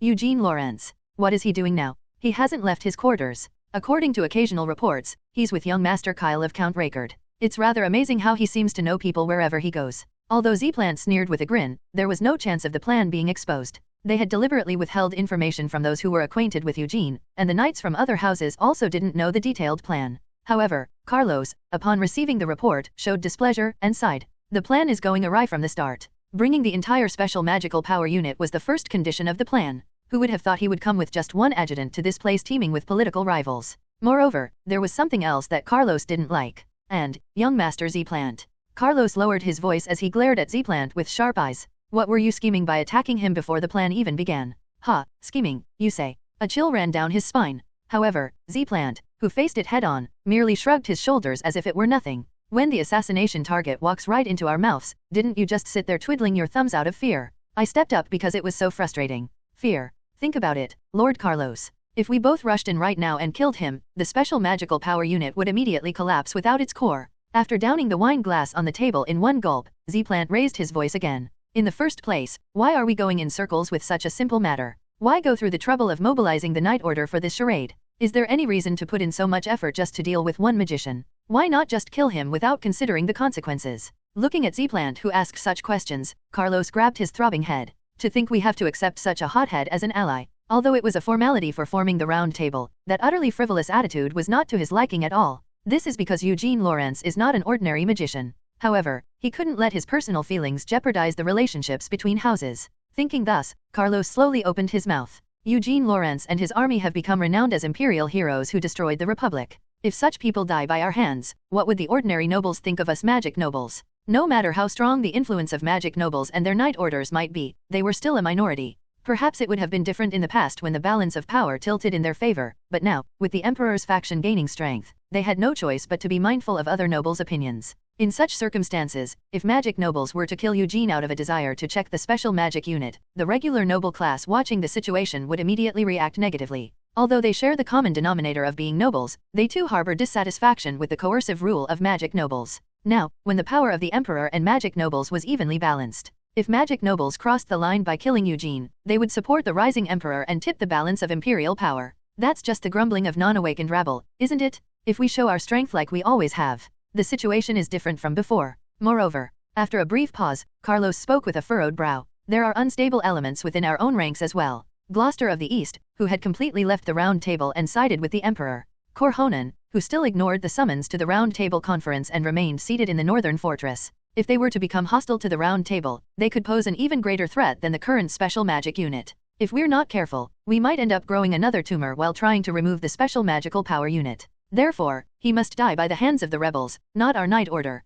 That was the only way to kill him without giving the Emperor's faction justification. Upon hearing Carlos's explanation, Z-Plant made a face and waved his hand dismissively. Ugh, complicated politics. That person is now. Although Delling was grinding his teeth at the insolent attitude, Carlos raised his hand to stop him. Despite his demeanor, he is the heir to House Nachtval. A person of equal rank to me. This is not your place to step in. My apologies for the discourtesy. Carlos looked at Z-Plant with narrowed eyes. Z-Plant, hailed as the genius of House Nachtval, was a 6-stroke imprint holder like Carlos. He, who had just awakened to 5-stroke, was no match at all. And probably the same went for that Eugene fellow. If they were to eliminate him, regular knights wouldn't stand a chance. Then, young Master Z-Plant. Carlos called out to Z-Plant and spoke without hesitation. You've briefly engaged in combat with Eugene. What do you think? If the two of you were to clash, could you win? Ha, you ask if I could win. Z-Plant smiled slightly at those words and answered with a confident voice. Of course. That single confident word, and the magical power flowing from his body. For the first time, I'm taking a liking to this frivolous fellow. Thinking this to himself, Carlos nodded and opened his mouth. Then, we shall proceed with the operation as planned. Having said that, Carlos looked at the map spread out on the table. The Night Order that had blockaded the city. The remnants of Elsidor and the rebels working with them. Everything was a stage prepared to catch one person. All the humans standing in this space were chess pieces arranged to kill a single person. If you had accepted my offer and worked for me, you wouldn't have faced such a miserable death. He recalled when he first met that boy. I let a valuable talent slip away. Though there was regret, it couldn't be helped. Those who opposed the rule of magic nobles had to have their sprouts erased at any time. Like the Emperor had been. Like Kirin and his subordinates had been. Informant M. Just like Maximilian had been. The possibility of overturning an era must be crushed before it bears fruit. Since the rule of magic nobles began, there had been numerous attempts to break that system. However, not one of them had succeeded. The rebels currently shaking the empire would be the same, and the resurgent emperor's faction would be as well. And he would survive while crushing all those possibilities, while enjoying the power and authority of the eternal magic nobles. I, Carlos Buckingham, representative of Duke Buckingham, command all knights gathered here. At Carlos's words, numerous knights revealed themselves from various corners of the conference room. Knights waiting for his orders while harboring fierce fighting spirit. Carlos looked around at them with satisfied eyes and opened his mouth with a solemn voice. Eliminate Eugene Lawrence. But at that moment, Lord Carlos, a knight who hurriedly opened the command post door and entered, delivered shocking news. An armored train is approaching the station, confirmed the twin-headed eagle crest engraved on the golden seal. What? A look of dismay crossed Carlos's face upon hearing those words. The twin-headed eagle crest. There was only one group in the empire that could use that. The Imperial Guard Knight Order is entering here. Knights adorned with golden decorations were disembarking from the stopped train one after another. The Imperial direct subordinate, Imperial Guard Knight Order. When he faced a person he didn't want to see among the knights forming ranks, Klaus felt his insides twisting. André Leonhardt. The magnificent magical power emanating from a body over 2 meters tall. Why on earth did the Imperial Guard Knight Order commander, who should be directly guarding the Emperor, appear here? However, he couldn't carelessly show his emotions. Like other nobles would typically do, he greeted André with a perfunctory smile. Welcome. I never expected the Imperial Knight Order to visit this place. His Majesty personally ordered it upon hearing news of eliminating the Empire's public enemy. With a simple bow, André said this while surveying the knights with a chilling gaze. Buckingham, Nachtval, and Rakard. Eugene standing alone in the middle of this space where knights from magic noble factions had gathered. It wasn't difficult to guess what their real purpose was. In a situation where all members of the Empire seek to expel the traitor, His Majesty said the Imperial Guard Knight Order, as his vanguard, cannot remain in the Imperial Palace. I see. While Eugene and his unit members were one thing, meddling with the Imperial Guard Knight Order was nonsensical.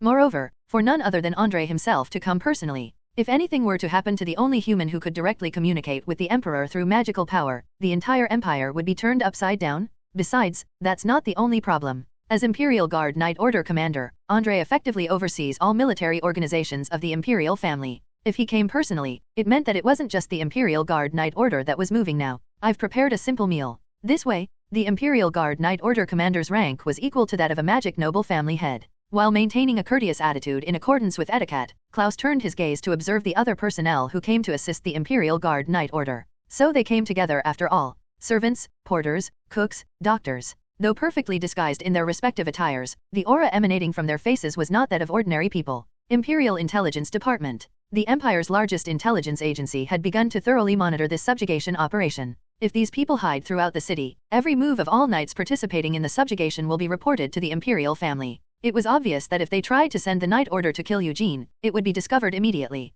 That wasn't the only problem. If they left them be, it was clear that surveillance would extend to the remnants of Count Elsidor's family, who were the subjugation targets. If that happened, in the worst case, the fact that this subjugation is the Round Table's self-orchestrated play might be exposed. Judging by André coming personally, he probably already had subtle suspicions. If they start digging for information in earnest, discovery was just a matter of time. That had to be avoided at all costs. In the end, Carlos had no choice but to modify the plan with a heart that felt like it was bleeding. It's an unexpected situation. Lord Carlos? What's this suddenly? He sent a magical power communication to the Elsidor remnants standing by inside the city. The magical power communication frequency was confidential information passed down through the family. Even the Imperial Intelligence Department couldn't discover it. We'll initiate action right now. Since the Knight Order is tied down, you must eliminate Eugene Lawrence by yourselves. What are you saying, Lord Carlos? He knew. Their magical power was at best 4-stroke mage level. There was no way they could defeat Eugene, who possessed 5-stroke or higher imprint. However,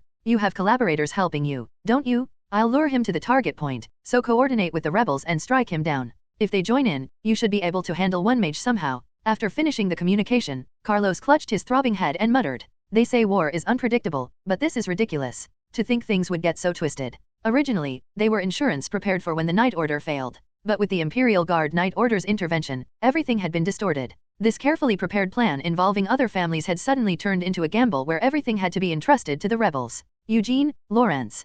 Carlos raised his head to look at the young boy talking with Andre from a distance. That young boy who came alone at his leisure had the entire night order in the palm of his hand, twisting and turning them as he pleased. His Majesty was incredibly worried. He said it was no different from entering a wolf's den, and alone without your unit members. That's why I didn't write it in the letter. I asked you to come quickly. I smiled slightly and replied thus to Andre's reproachful words. I know it's a dangerous method, but what can I do? The special magic unit had already made Count Elcrier a public enemy of the Empire and confiscated all the family's assets. In this situation, if we backed out of handling the Elsidor remnants, there was a risk of damaging the reputation we had carefully built up until now. Our special magical power unit has a short history. Starting like that, I spoke while watching the knights moving around various parts of the city. 12 heroes who saved the world from monster invasions, and 12 magic noble houses that inherited their will. To break down this authority that has existed for hundreds of years, we need a myth grand enough to overshadow their reputation and history. The Empire's invincible army. A group of iron men who cannot accept even a single defeat, a single failure. To stand against magic nobles, anything less wouldn't be enough. There was no way we could run away from the enemy before us. So that's why you came alone? Saying that Elsidor's remnants are nothing you can't handle by yourself, you jumped into enemy territory alone? That's reckless. I know well. As Andre said, it was a dangerous action. I had to check for poison through Renie whenever food came out, and spread magical power fields every night to check for assassins. If the Imperial Guard Night Order hadn't come in time, I would probably be half mad and disabled by now. But the Imperial Guard Night Order did come. I had obtained the first thread to overturn this trap. Now that the intelligence department has spread throughout the city, they must be getting anxious too. Indeed. All secrets will be revealed within 2 weeks at the latest. So they'll try to eliminate me somehow before that? Cracks were appearing in their fortress-like plan. If we could exploit those cracks, we could overturn this entire trap. Thump thump. A city turned to ruins by bombardment. Carlos blocked the city with the night order, then sent out a reconnaissance team saying they had discovered Elsidor remnants attempting to escape to the border region. The reconnaissance team consisted of me and Felen, and about 10 trustworthy knights dispatched from Buckenheim and Nachtval. The knights hurried their steps while positioned to surround us. The atmosphere was such that it wouldn't be strange if they turned around and pointed their swords at any moment. Of course, it's not like these guys could defeat me even if they tried. Putting aside how blatant it is, at this point it's fair to say they have no intention of hiding it. I concur. Felen muttered in a low voice after observing them. I thought this when first receiving the support request, but being here on site made it even more clear. Buckenheim wants to eliminate me, and Nachtval wants to kill Felen, who has emerged as Z-Plan's competitor. That's probably how the conversation went. The knights blockading the city couldn't move freely since they were under Imperial Guard Night Order surveillance. Thus, Carlos was satisfied with sending out just a few knights while avoiding their eyes. The restraint from the Imperial Guard Night Order was this much, otherwise, my head would have been off by now. Just as I was thinking that, my magical power spread in all directions detected projectiles flying this way. Fireballs filled with magnificent magical power. Though it was a basic attack spell, the precision of the technique was incomparable to ordinary mages.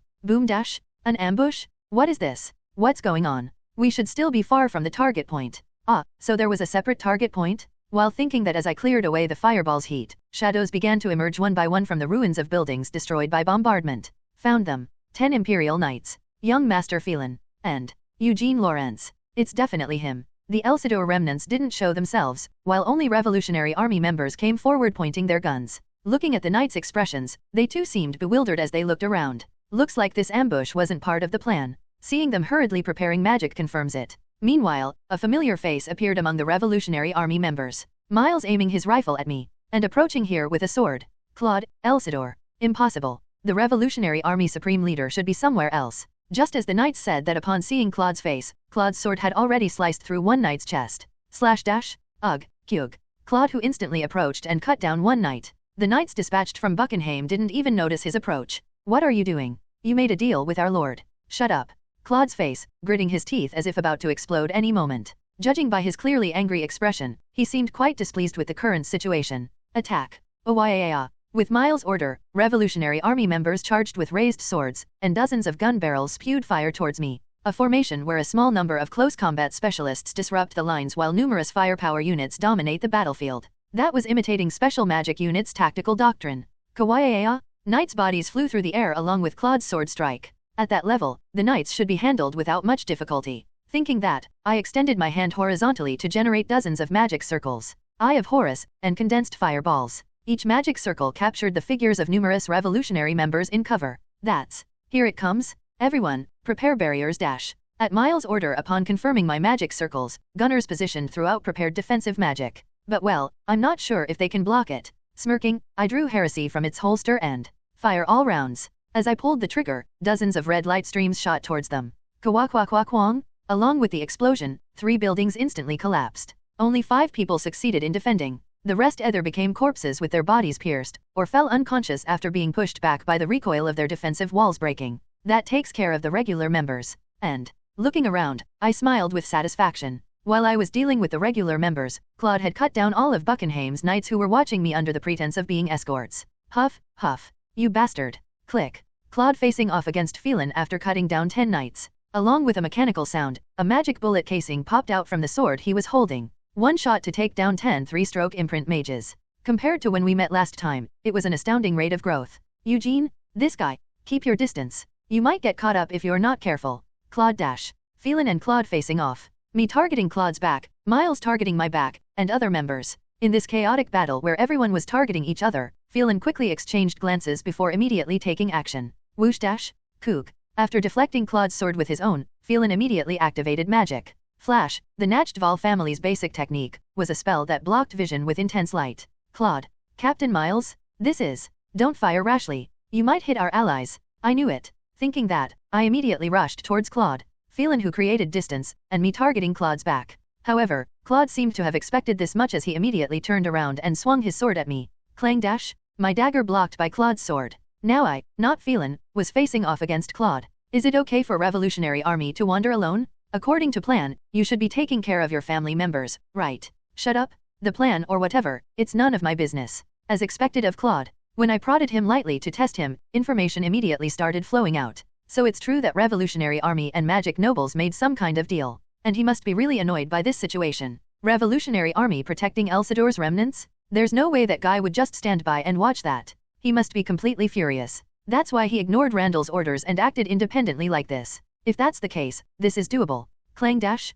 After deflecting his sword with my dagger, I raised heresy and fired a magic bullet. Magic circuit instantly raised to maximum output. Seems like you and I have a lot to talk about. So, feeling that sense of omnipotence, I generated magic circles in the air. Let's cool your head first. The 6th magic imprint of Wings of Crimson shone brilliantly. First beat him until he's nearly dead. Then let's talk slowly. If I kill you here, this ridiculous plan to protect the remnants of Elsidor will end. This absurd situation of colluding with magic nobles, everything. Well, I don't think this will end that easily. Shut that mouth dash. Clang. Realizing that I was preparing magic, Claude kept swinging his sword to pressure me. If someone was trying to use large-scale magic, they had to be subdued before they could use it. It was orthodox magical combat doctrine. Clank dash. The dagger in my hand and Claude's sword became intricately entangled. My strength and Claude's were evenly matched. However, as time passed, Claude's face showed increasing signs of urgency. Even at this moment, my magic circle floating in the sky was gradually taking shape.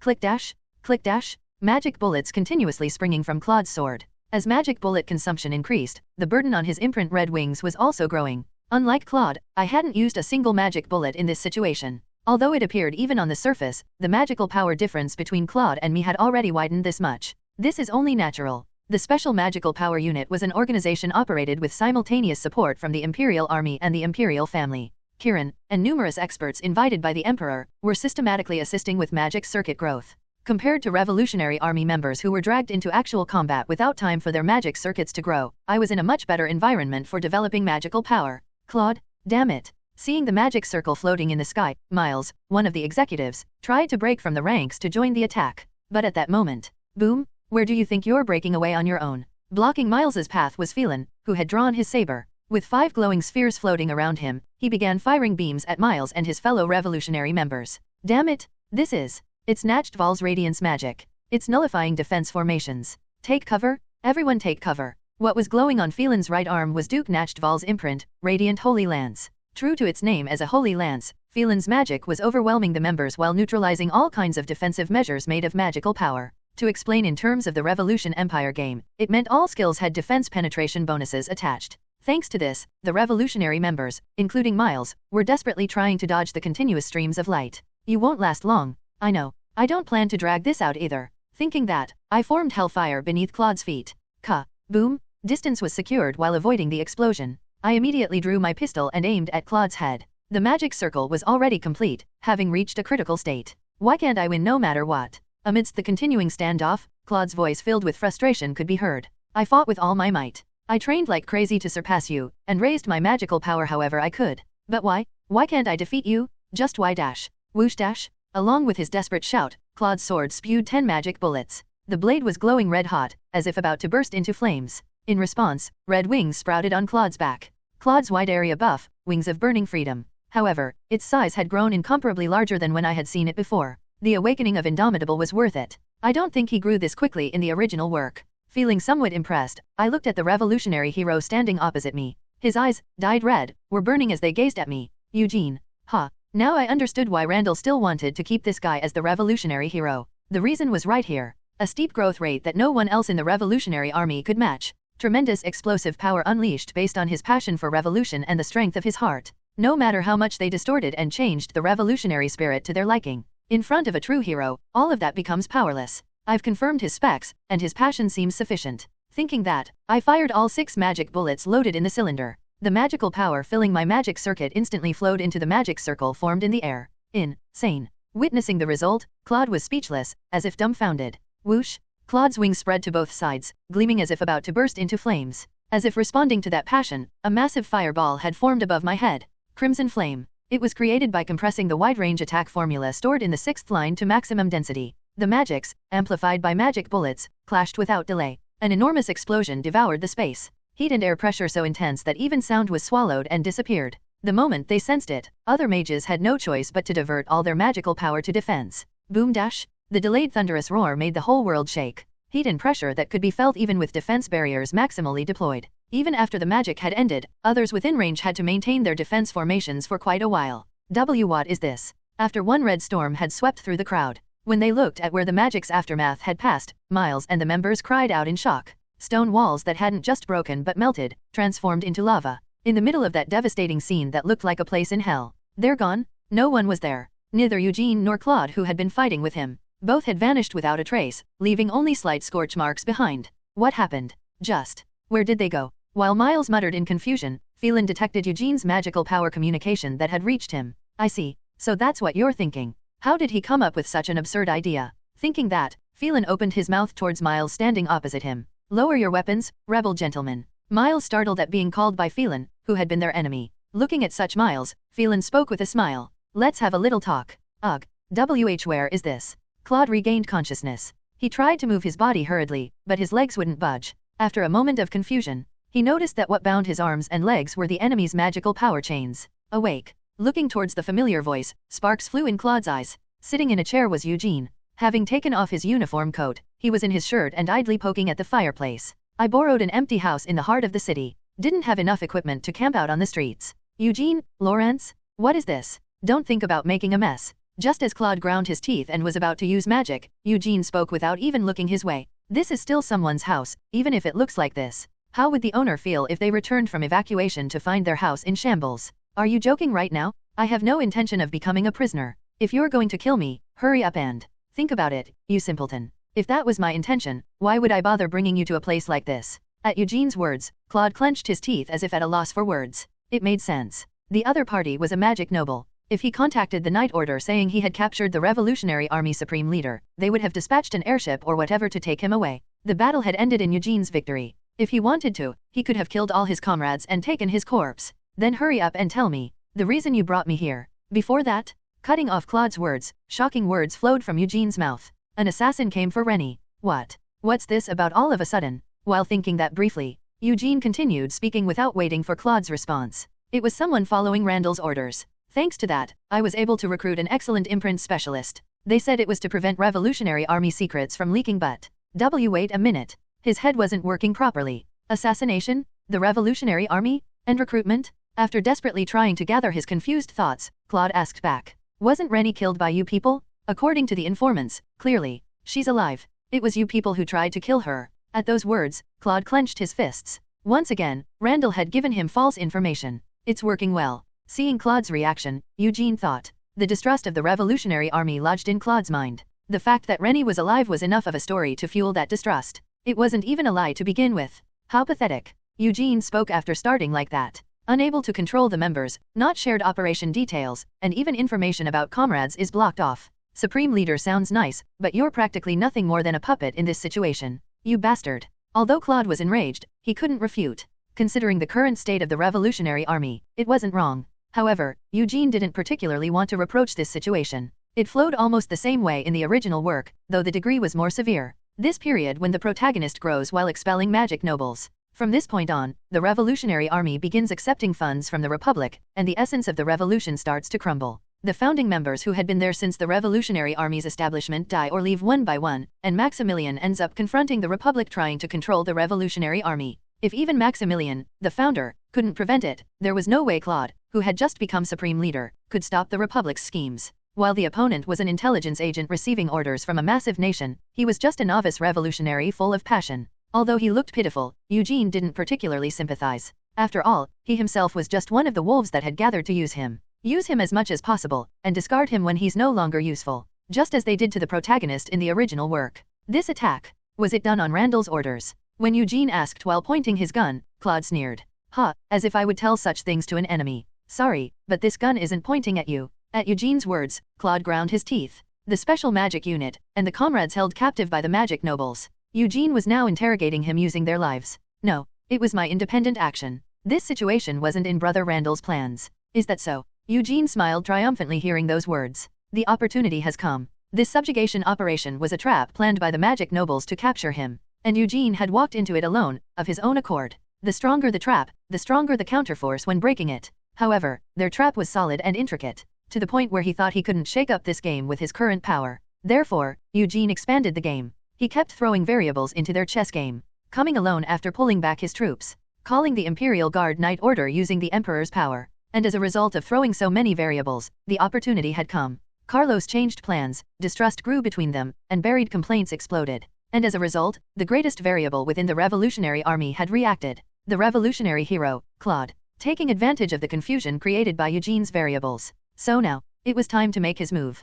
Claude de Lascaux. Eugene quietly called Claude, using the name he had changed to, not his original surname. Adding the title acknowledging him as Maximilian's successor, he opened his mouth towards the revolutionary hero. Do you want to try a real revolution? If they would make the Revolutionary Army their snake. Eugene intended to make the revolutionary hero his snake charmer, right? I understand. After the sudden visit from the informant. Upon hearing his whisper, Randall Dean Clark, an executive of the Revolutionary Army, held his chin in thought. Claude leading his comrades out and clashing with the target on his own. The plan has been disrupted. Indeed, it was an unexpected situation. Although he had shown signs of anxiety before, who would have thought he'd run off like this? However, it wasn't incomprehensible either. Well, he must be starting to feel threatened as he sees the Revolutionary Army that Maximilian created falling into my grasp. Though he could have been displeased by this unexpected variable, what bloomed on Randall's lips was a sardonic smile. However, it's already too late. Most of the members already followed him, and the Revolutionary Army's finances were also under his management. It was just a matter of time. The Revolutionary Army would completely fall into his hands. While thinking this, a voice came from one side of the office. Is there a problem? Hearing the voice, Randall's gaze turned to his office desk. A wireless communication device made with Republic technology. To the man's voice coming from the speaker, Randall clicked his tongue and said, "No, it's nothing." Then focus. Small talk during such an important conversation? Has living comfortably in the Empire made you slack? A sharp voice, and at the same time, an impatient one. Understandable enough. Randall's sneer deepened as he looked at the communicator. After losing the war, the Republic's upper echelons had become even more anxious, and that impatience was coming back as pressure directed at him. Answer me, Director Randall. Mages, weapons, money? Your Revolutionary Army, which consumes a budget comparable to an entire Republic Army Corps. Why during this war? I believe the Cal-Hiram Revolutionary Army achieved sufficient results in this war. Though an irritated voice came through, Randall answered with a relaxed attitude. Secretary General's plan was thorough. The people's uprisings caused by the Revolutionary Army across various locations were meant to bind the Knight Order's feet, while the Republic Army that rushed in during that time was supposed to defeat the Imperial Army in a short period.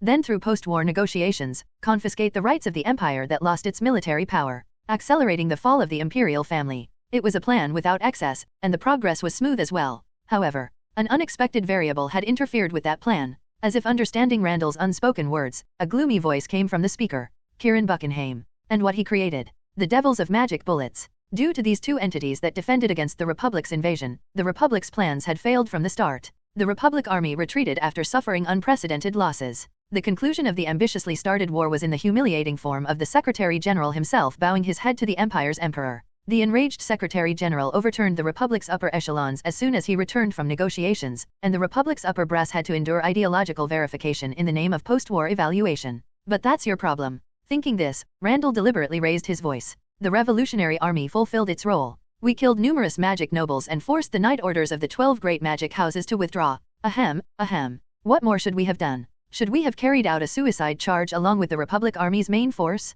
Let me state clearly. The responsibility for this defeat lies not with the Intelligence Department and Revolutionary Army, but with the frontline commanders who were played by Kieran's tactics. Director Randall, watch your rash words. Though shouting flowed from the communicator, Randall had no intention of backing down. Like pigs sitting in the Kermal Palace, just eating their feed. After driving countless Republic citizens to their deaths with their incompetence, they would turn their guns on him and his agents carrying out missions in enemy territory? What nonsense. It wasn't me who lost the war, it was you bastards. Just as the argument between Randall and the Republic's upper echelons was about to continue. Enough. At one man's voice, the voices of all the executives stopped simultaneously. The first Secretary General of the Westrain Republic. When he directly spoke, no one dared to carelessly open their mouths. Randall. Yes, Secretary General. How is the operation progressing? At those words, Randall immediately opened his mouth. We've made contact with Duke Buckingham. Thanks to that, we were able to corner the head of the Special Magical Power Unit, who had been holding back the Republic Army. The young man the soldiers were talking about? The news had reached even the Secretary General?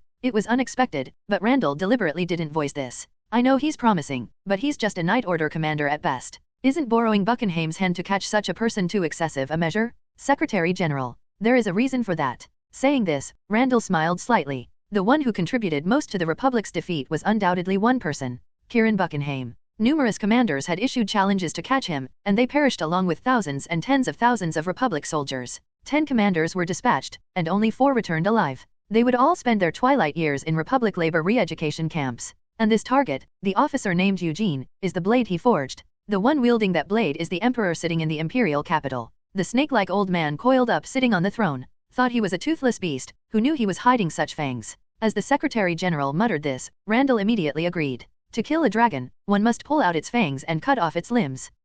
At those words, other executives showed interest. Director Randall. Are you saying, Eugene Lawrence? That officer is just the beginning. The ultimate goal of the Republic Intelligence Department and the Revolutionary Army it controls. We will kill the Emperor. After a brief pause, Randall slowly opened his mouth. This time, without fail. The conditions were perfect. Republic agents occupying most key positions in the Revolutionary Army. Original members divided and scattered around the field. Even new recruits gradually beginning to accept Republic ideology. Unlike last time, the Revolutionary Army was transforming into a faithful appendage that followed Randall's orders. If cooperation from the magic nobles was added to this, success was practically guaranteed. Hearing Randall's report, the Secretary General beyond the communicator immediately spoke. I'll send support supplies and weapons. A satisfied voice. Hearing those words, Randall clenched his fist. Got it. The Secretary General now completely trusted him. We'll have to prepare a Republic Hero Medal. I expect successful mission completion without mistakes. Intelligence Director Randall Dean Clark. I will complete the mission without the slightest error.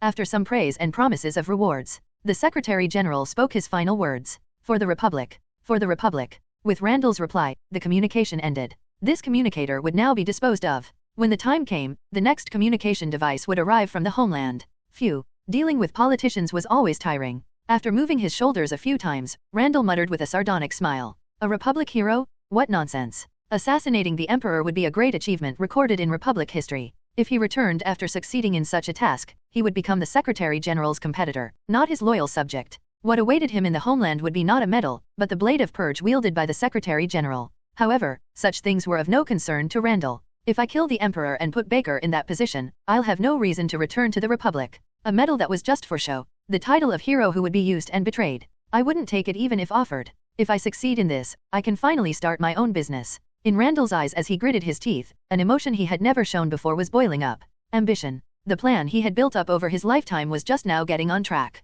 And, trailing off, Randall looked at a photograph placed in one corner of his office. Maximilian, Vark, and himself with arms around each other's shoulders in a friendly pose. And Claude, standing stiffly as if nervous in the middle of it all. It would be nice if I could get rid of one disobedient dog during this opportunity. Is it too greedy to want this too? Who knows? Thinking this, Randall looked at the photograph on the table. A cherished photo from a time that could no longer be seen. However, Randall's eyes as he looked at it were cold beyond measure. That's probably Randall's plan. When other Revolutionary Army members arrived guided by Felen, this shabby house had turned into a negotiation venue between me and Claude. To think that a Special Magical Power Unit battalion commander and Revolutionary Army supreme leader would be sitting around a campfire like this. Come to think of it, isn't this exactly like when I met Maximilian? If Maximilian in heaven saw this scene, he might have done a surprised triple axel somersault.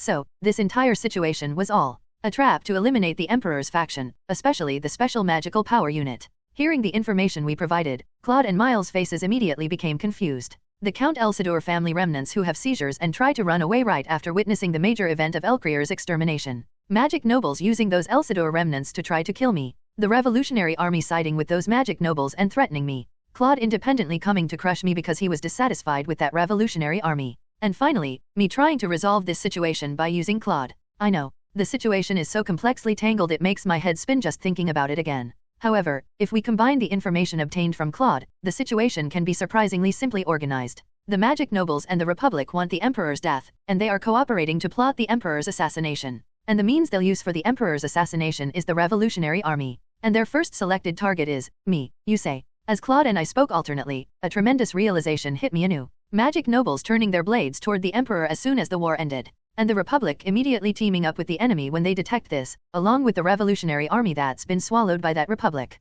And of all people, these bastards team up and aim for me first? Oh shit, I'm so honored I don't know what to do with myself. You bastards. Feeling curses rising from deep in my gut, I looked at Claude sitting across from me. Emperor assassination. In planning such a massive operation, why did I? Seeing him trembling with clenched fists, he seems as pissed off as I am. No, thinking about it, he's probably even more pissed off than me. He may be a powerless figurehead, but for someone who's supposed to be the Revolutionary Army Supreme Leader to have to deduce their operation details through the enemy? At this point he's not a Supreme Leader, he's just an outcast. Indeed, the advanced Revolutionary Army that rose up valiantly to overthrow the class system. Their treatment of the Supreme Leader is truly amazing. Whew, I made the right choice throwing away revolution and everything else earlier. If I were in that position, I would have died from stress. Anyway, I have one thing to propose. After thinking this briefly, when I brought attention back to the surroundings, Claude and the Revolutionary Army members looked my way. You need to change the nature of the Revolutionary Army that's been corrupted into the Republic's puppet, and I need to report and prepare for the assassination plan they're plotting.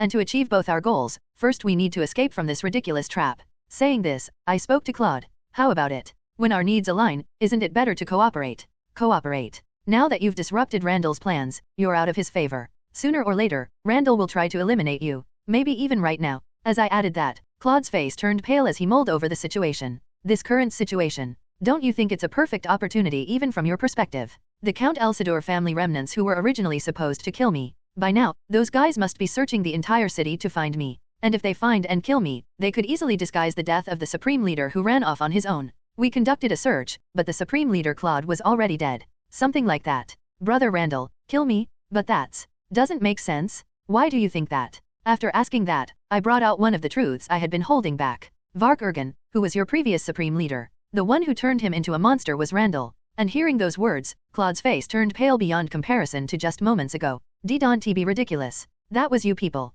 The Empire turned Vark into a monster? You believe that even knowing why the Elcrier family was exterminated. The reason Elcrier was designated as an Imperial enemy was because they conducted research on monsters. After pointing out this well-known fact, I continued speaking. The Empire is a nation that gives life sentences just for possessing documents about monsters. In such an empire, they developed technology to turn people into monsters? And used that technology on the Revolutionary Army Supreme Leader in public? Don't you think that doesn't add up? But on the other hand, what about the Republic? I brought up the Republic's weapons I had seen on the front lines. Monsters clad in armor plates, following human commands. The fact that the place conducting the most active research on monsters was none other than the Republic. And Randall is running the Revolutionary Army with support from that Republic. Then, could it have been the Empire that could turn Vark into that state? Who was the only person who could contact him while he was imprisoned and mutate him? A cause-and-effect relationship simple enough for a child to understand. Though Claude's mouth gaped trying to refute something, no voice came out. He must have been suspicious. He just didn't have enough evidence to be certain.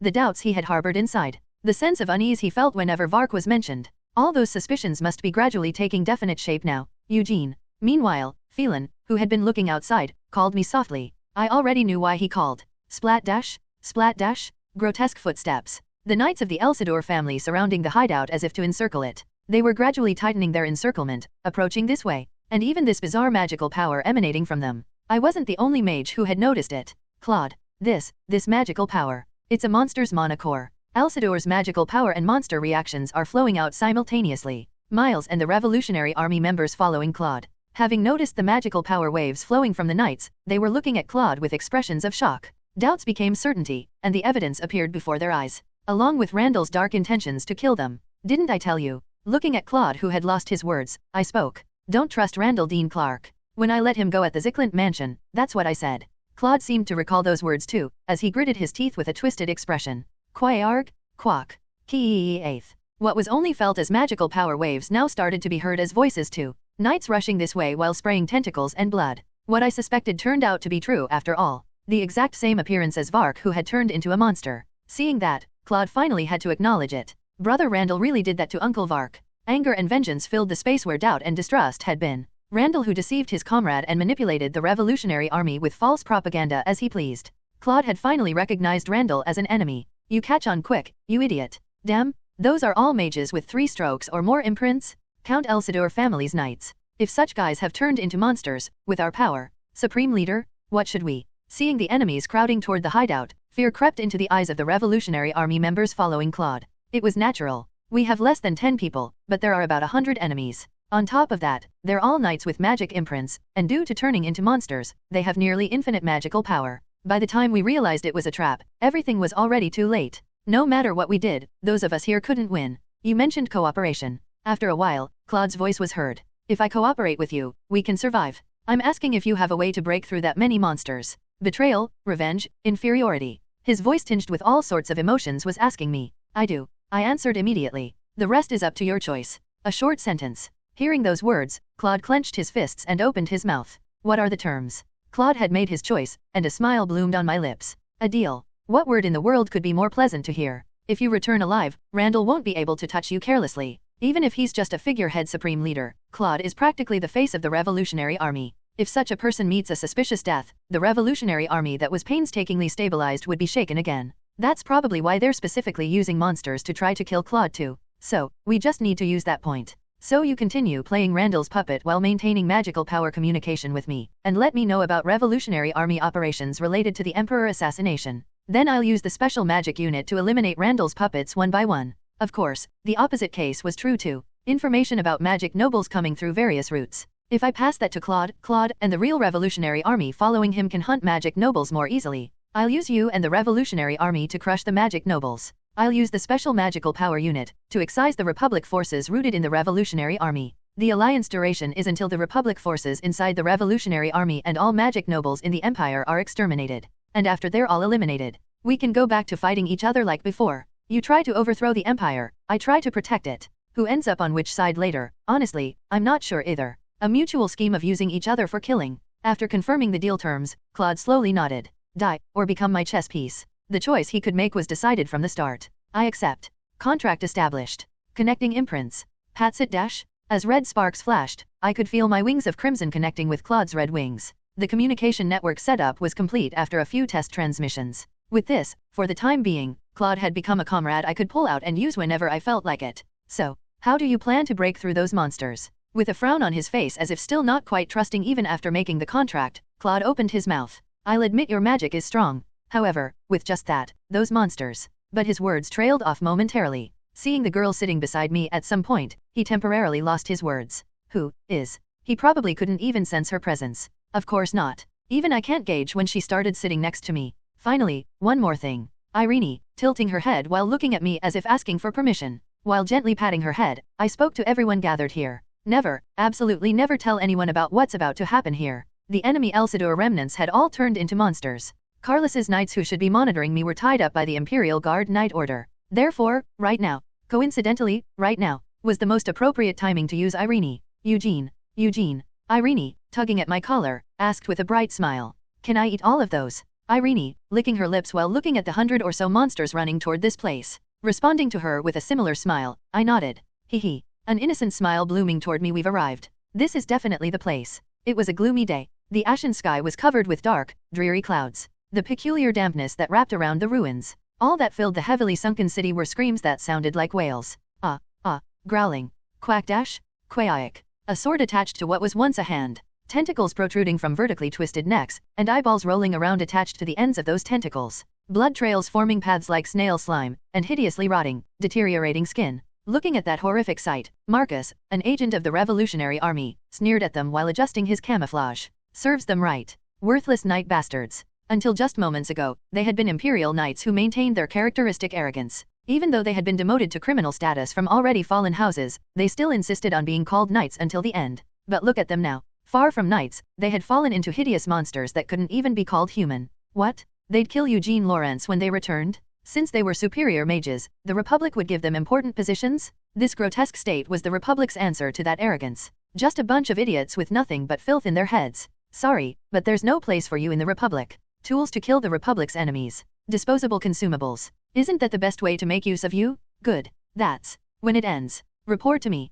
When he noticed the noise interfering with long-range magical power communication, Marcus immediately terminated the magical power communication. They're interfering with long-range magical power communication. Those Night Order bastards. They're thorough with their work, I'll give them that. To affect the entire city, the range must be quite wide. It was large-scale magic that mages of the Republic couldn't even imagine. To think they'd go to such lengths just to catch one young officer. While other agents seemed unconvinced, Marcus thought differently. They said the Imperial forces surrounding the city couldn't move because of the Imperial Guard Night Order. And the one who called the Imperial Guard Night Order was this Eugene guy stuck between those monsters. As soon as he realized he had fallen into a trap, he immediately took action to shake things up. If he was capable of such schemes, they couldn't afford to overlook even the smallest details. If they carelessly allowed magical power communication, who knows what he might do? Kawabang? While he was thinking this, an explosion occurred in the building where Eugene and his group had hidden. A powerful explosion that blew away an entire section of the building. Some monsters staggered from being caught in it, but they soon regained their composure and began running toward where the explosion had occurred. So they won't die quietly, huh? Marcus, hiding on the roof and observing the situation, immediately understood their intention. They probably planned to lure the monsters with the explosion, then break through where the encirclement was thinnest. The most effective method available to them in the current situation. Knowing this, Marcus smiled triumphantly. The encirclement was already complete. To think they'd fall for such a trick. However, at the moment he thought that far. Step. What is that? Marcus's brow furrowed immediately. Smoke rising from the impact of the explosion. Because a strange figure slowly walked out from within that smoke. A woman. It was a woman. A very young girl who didn't even look 20. A white shirt with a black ribbon, and a black skirt. Brown boots kicking through the murky mud. It wasn't at all an outfit suited for a battlefield. As if she had come out for a stroll, or gone on a picnic. A girl in such an innocent appearance was leisurely walking toward the hideously twisted monsters. No, wait. The black sphere floating above her head. Seeing the large sphere the size of her outstretched arms, Marcus felt an inexplicable sense of déjà vu. Despite its enormous size, its strange appearance gave no sense of weight at all. While he was frowning at the sight of it, it didn't take long for Marcus to notice something was wrong. Krook, growling. Kee. The monsters were becoming agitated. Monsters covering their eyes as if they had seen something they shouldn't see. Monsters trembling as if they had met something they shouldn't have met. Among them, some even knelt down and made gestures of prayer with their hands clasped together. What is this? It was a scene that could drive one mad. Monsters feeling fear? Praying? What on earth? That girl, just what? At the moment Marcus's voice trembled at seeing this impossibly bizarre sight. Gurik. With a horrible distortion, something appeared from the sphere. It was an eye. A huge eye glowing with an amethyst light. That eye, which looked exactly like a human's, was gleaming with its characteristic light while looking down at the monsters surrounding it. The girl looking around at the monsters slowly, as if examining food laid out on a dining table. Can I eat them all? I might get weird again like before if I'm not careful. But I did get permission. After pondering while looking at the monsters for a moment. As if finished thinking, the girl nodded to herself and opened her mouth with a smiling face. Whatever? Eugene said I could eat them, so I'll eat them. And right after those words ended. Quack. Black shadows extending from the black sphere began to pounce on the monsters instantly. Quajik.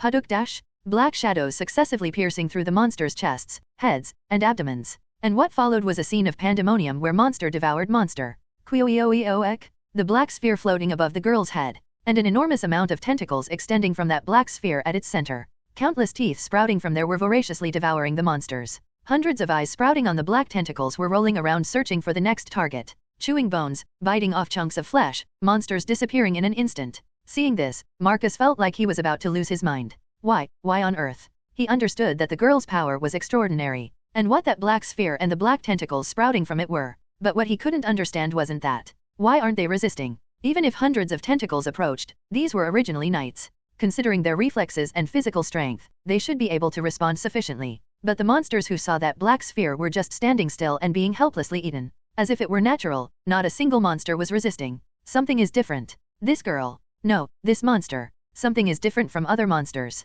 Something is different. Due to settings not being explained in the original work, I'm also in the dark about exactly what's different. Behind me already? The moment he turned around thinking that, Eugene was there. Eugene Lawrence. Bind.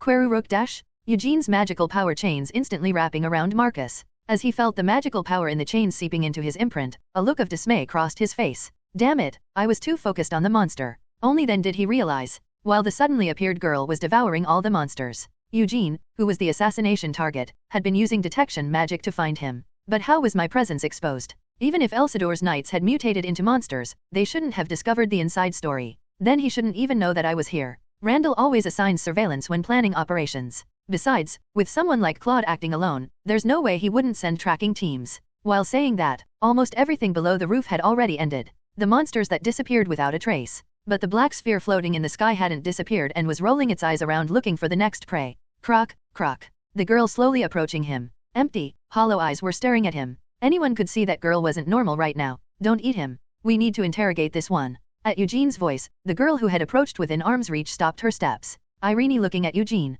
As Eugene approached, she spoke in an anxious voice. Eugene, I feel strange. It's okay. You're not strange. According to plan. After muttering that, Eugene grabbed Irene's shoulders and opened his mouth. You'll lose consciousness for a moment. You'll want to eat everything you see, and your body will react on its own, as if it's not yours. A gentle voice, like a father reassuring his child. Then Renie immediately asked back. Isn't that bad? Eugene, you said that eating people is wrong. No, it's okay now. Hearing those words, focus momentarily returned to Irene's eyes. Do what you want to do, Renie. What you want right now is what I want. A smile that couldn't be more gentle. That smile shone to no one else but her. Seeing that, a blush rose to Irene's face. Okay. A dazzling smile blooming on her snow-white face. Seeing that, Marcus could easily guess what was going on. The one handling that monster was Eugene. And realizing that fact, goosebumps rose on Marcus's body. Just what? What kind of insane act is this? Opening his mouth with a trembling voice, Marcus shouted at Eugene. The Republic never just lets monsters loose. Mental control, self-destruct devices, restraints. Only after applying all kinds of restrictions do they barely send them to the battlefield. But this girl that he handles? She had no restrictions placed on her at all. She was simply eating monsters and growing stronger according to her instincts. And look at that appearance. That appearance of effortlessly devouring 100 monsters. That's already beyond the scope of what can be controlled. It's no different from a bomb that could go off at any moment. That's why I'm trying to set it off now to check. What? Saying that, Eugene looked at the girl swaying with dazed eyes. The black sphere thrashing around out of control. Seeing that, Eugene opened his mouth with a satisfied expression. 300 knights is about 0.003% of what she ate in the original work. With no humans left in the city, it's perfect for observing her reaction when she goes berserk. What are you saying? Just what is he saying right now? After briefly thinking that. After chewing on Eugene's words, Marcus trembled with the fear that washed over him. This. That man is intentionally trying to make this girl go berserk right now.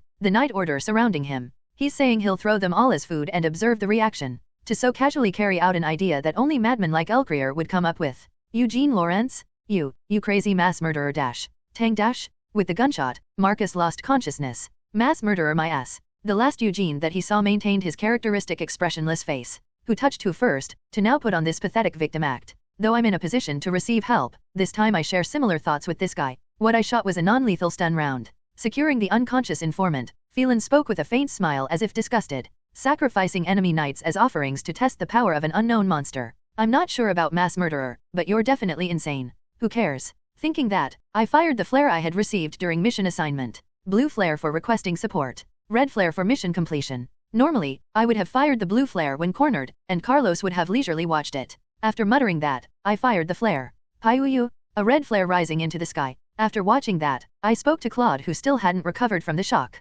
How long are you going to stay like that? What? Claude who finally snapped to his senses. It seemed he couldn't keep up with the situations unfolding one after another. Some partner, being this slow. With a slight sigh, I looked at him and said, the moment they see the flare, they'll realize something went wrong. And they'll try whatever they can to bury me in this city. They won't know about Irene's existence, after all. And the moment they approach the city center to find me, Renie will go berserk. Hearing those words, Claude's face turned pale. Berserk? Then. That's why we don't have time to waste here. After shouldering the unconscious informant, I raised my hand to point behind me. We were still within the blast radius when a nuclear test was about to begin, after all. What are you doing? Hurry up and run. No time. We'll really die if we mess up. That. Red? A red flare. That means Operation Headquarters. Seeing the red light rising from the center of the city, the expressions of André and Carlos, who had been in heated argument until just now, contrasted sharply. André, who had been frantically insisting they must rescue Eugene after confirming the monsters in the city. Carlos, who had been holding firm that they couldn't disrupt the entire operation until the investigation of the monster's appearance was complete. The tense standoff between these two people was reversed by a single flare in the sky. The Elsidor remnants. No, are they saying all those monsters were eliminated? Impossible. There's no way. He was well aware that Eugene and Felen's magical power was formidable. Felen, evaluated as Nachtval's rising promising talent, was 5-stroke. And Eugene, who had been praised as the Empire's young hero, had risen to 6-stroke, the same level as himself. That's why he had planned even more meticulously. The 100 or so Elsidor knights waiting to kill Eugene. The noble house's knight orders surrounding the city on standby. And himself and Zplant, both 6-stroke mages. Forces gathered that could handle not just Eugene alone, but the entire special magic unit if they came. When communication was cut off with the knights we dispatched, I had my suspicions, but the knight orders prepared were unable to move carelessly due to being tied down by the suddenly appeared Imperial Guard Knight Order. Moreover, the rebel supreme leader who had moved ahead first had made things even more complicated. A battle where unexpected situations and variables never ended. However, Carlos had thought all of that was useless struggling. There were 100 Elsidor knights waiting in the city. Moreover, according to what this Randall person said, they could be mutated into monsters and strengthened at any time. With that much force, it should have been impossible not to kill him. He had definitely thought that and focused only on stopping Andre, but how? How did they break through so many monsters? Interfering with long-range magical power communication to prevent possible information leaks had backfired. With those few people, they dealt with 3-digit numbers of knights, yet he couldn't even guess what had happened inside. Grit dash? Carlos gritted his teeth. This operation. Failure is not acceptable. This subjugation battle was directly led by Duke Buckingham himself. And he was the commander-in-chief of that subjugation battle? If Eugene slips away here, the aftershocks will all come back to him.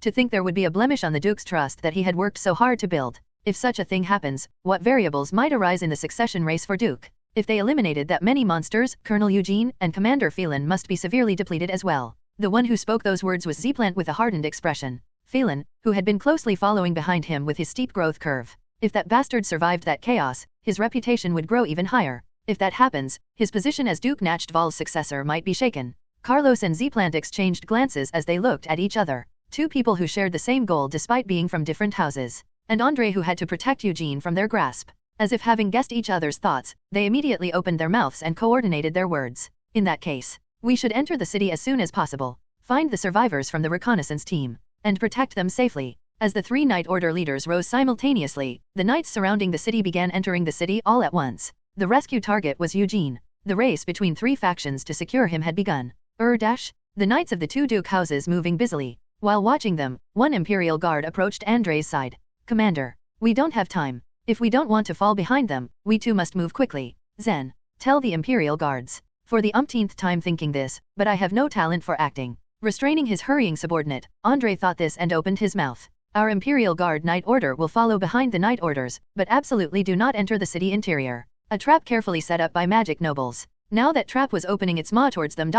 What in the world? It didn't take long for the knights who departed on Carlos's orders to reach the city center. That was only natural. Unlike the Imperial Guard Knight Order that had just arrived, Buckingham and Nachtval had been preparing for this subjugation for over 2 weeks. However, upon reaching the city center, Carlos was facing a completely unexpected situation. There's nothing here. As he said, there was nothing in the city center. No Eugene waiting for allied forces in an exhausted state. No Elsidor family knights who had transformed into monsters and lost their sanity. No corpses, no traces of battle, just an empty space. Only the bloodstains scattered across the plaza gave a vague hint of what had transpired here. Is it an enemy trap? If so, from which side do you think it came? Did the rebels betray them, or did the surviving Eugene devise some scheme? Carlos clicked his tongue in discomfort at those words that considered all possibilities. A battlefield where no one could be trusted. When he returned, he would make sure to teach that Randall fellow a lesson. Father, there. As he was thinking this, Delling, who stood beside Carlos, raised his finger. That's a woman? Why in the middle of this city? A girl standing alone in the middle of the desolate city. She was watching them with wide eyes and a smile. Empty pupils. A grotesquely distorted face that stretched to her ears. Though she had beautiful features that would turn any man's head, that grotesquely distorted expression contained an unpleasantness that couldn't be considered human. Lord Carlos. That's. Send 2 knights. Have one watch the woman, and one secure her. She could be an informant or enemy agent. Hearing those words, Delling immediately signaled to the knights. The knights approached the girl slowly with raised swords. Perhaps a domain resident who couldn't evacuate in time? Thinking this, the knight nodded to his companion before slowly reaching out toward her, and crunch dash, tentacles that extended from the girl's shadow bit off the knight's hand. Ugh, tastes bad. Along with that cold voice, empty purple pupils gazed at them. A bizarre magical power wavelength fundamentally different from that of humans. The moment they sensed it, the other waiting knight swung his sword without hesitation. This magical power reaction. Monster? It's a monster dash. Damn, battle positions? Battle positions dash. As hundreds of gathered knights drew their swords, tentacles extending from the girl's shadow lunged at the knights. Black Witch, Renie. Her rampage had begun. Uayak. What is this? Where did it come from? Gyarg dash. The two knights who had approached closely became Irene's first sacrifices. The two knights caught by tentacles before their swords could even reach Renie. Crunch. Crack. Their bodies were crushed before they could even deploy magical power fields, becoming masses of flesh that scattered blood and flesh. Hee. Eugene said she could do whatever she wanted. She'd already eaten this much, but he said she could eat more. Having reached her limit after consuming the Elsidor Knights, Renie gave herself over to the surging appetite with unparalleled satisfaction. Grrrrrrrr. As tentacles wrapped around Irene's body, the black sphere floating above her head gradually distorted its form. The sphere split vertically, and from within, what slowly revealed itself was... could it be? The Great Rupture. A despairing cry emerged from among the knights who had experienced monster battles before. 10 knights had already charged toward Irene with swords imbued with magical power. However, at that moment, something that burst from the rupture cut off the heads of the charging knights. There were 5 shadowy figures. Smooth black carapaces instead of mangled flesh. Red eye light glowing through slits like helmet visors. Monsters that watched the knights with refined movements rather than rampaging without reason. Seeing this, Carlos opened his mouth with a troubled expression. Pure breeds. Pure breeds. Unlike normal monsters that were mutations of creatures contaminated by the rupture, these were otherworldly beings that came directly from beyond the Great Rupture. Higher-level entities whose appearance triggered empire-wide subjugation orders. Damn it, Knight Order charge. We must stop those monsters. Maintain formation. Clang dash. The knights who confirmed the pure breeds immediately began to act, but those monsters charged even faster. KRRK. Kee. Red eye lights emitting an eerie glow. Their targets were Carlos and Zplant who commanded the Knight Order. They heard our conversation just now and realized we're the commanders of this group. In other words, these monsters possessed enough knowledge to understand human language and respond accordingly. Cold sweat ran down Carlos and Zplant's faces. Pure breed monsters that were reported to have appeared during the Great War. To think they would witness such beings in a place like this. However, Carlos immediately activated his magic imprint. Duke Buckingham's imprint, Steel Wall Lion. The moment he manifested all 6 strokes, crystals made of magical power enveloped his body. Boom dash. A massive knight in the form of full plate armor. The majestic magical power contained within repelled the monsters rushing in from all directions at once. Quack Wong, don't get cocky, you monster trash. We Buckingham are descendants of the hero who slaughtered your kind at the vanguard of the last Great War. Did you think the techniques and magic we've developed since then wouldn't be enough to defeat you? Keeing. At the same time, Nachtval's magic imprint Radiant Holy Lance shone. A ray that nullified all defensive measures including magical power fields. The monsters that instantly scattered in all directions to avoid it lowered their stances with eyes full of wariness. These bastards, they dodged that. Reaction speed that instantly detected attacks without warning. Flawless coordination of 5 entities moving as one body. Seeing this, Zplant smiled with cold sweat. The magical circuit output of each individual was at best that of a 4-stroke mage. However, they made up for that insufficient gap through coordination achieved with monster-specific physical specs and high intelligence. It feels like common sense about monsters is crumbling. I have similar thoughts, said the 2 heirs who had deployed their magic imprints to the extreme. Until now, monsters had charged in relying on their near-infinite magical power, contamination, and massive bodies. But these ones that emerged from that rupture were fundamentally different from other monsters. I can understand why the Elsidor remnants failed. However, that made it even more incomprehensible. Why had such beings appeared here? So strong. Just like Eugene said. What? What words had they just heard? Eugene? While they were thinking this, Irene, wrapped in tentacles, spread both arms while maintaining her characteristic smiling face. KRRK. Kuorg dash. Black shadows gradually encroaching across the plaza. From those shadows, horribly distorted monsters were revealing themselves one by one. Could they be? Elsidor? How? Boom dash. Over 100 monsters positioned around the 5 pure breed monsters. Seeing this, the knights swallowed dry saliva as they steeled themselves for the battle about to begin. Why is this happening? The causal relationship was incomprehensible. Regret washed over them, but the time to dwell on it had long since passed. That monster was already watching him and the Knight Order, and the monsters were baring their fangs at them. Knight Order, battle positions dash. With Carlos's shout, the formation centered on 2 6-stroke mages was completed. An army of monsters and the Knight Order. A grave silence enveloped everyone for a moment, and... Keeing. Starting with the Nachtval Knight's light magic, hundreds of magic imprints shone simultaneously. A battle between 200 knights and monsters endlessly flowing from the Great Rupture. In the middle of the empty city, a battle of the century was beginning. Sir Eugene. We found him, Lord Andre. This way. The Imperial guards found Eugene right after magical power light rose from the city center. A large-scale battle suddenly breaking out in a city that should have been empty. Andre had no choice but to ask for an explanation from the only person who would know the situation. Could you explain what this situation is all about? Tremendous magical power being released simultaneously by hundreds of knights. It meant an enemy had appeared that required mobilizing the entire Central Knight Order. It's the Great Rupture. He couldn't carelessly reveal details about Renie. Starting with those words, Eugene presented the lie he had prepared in advance to report to his superiors.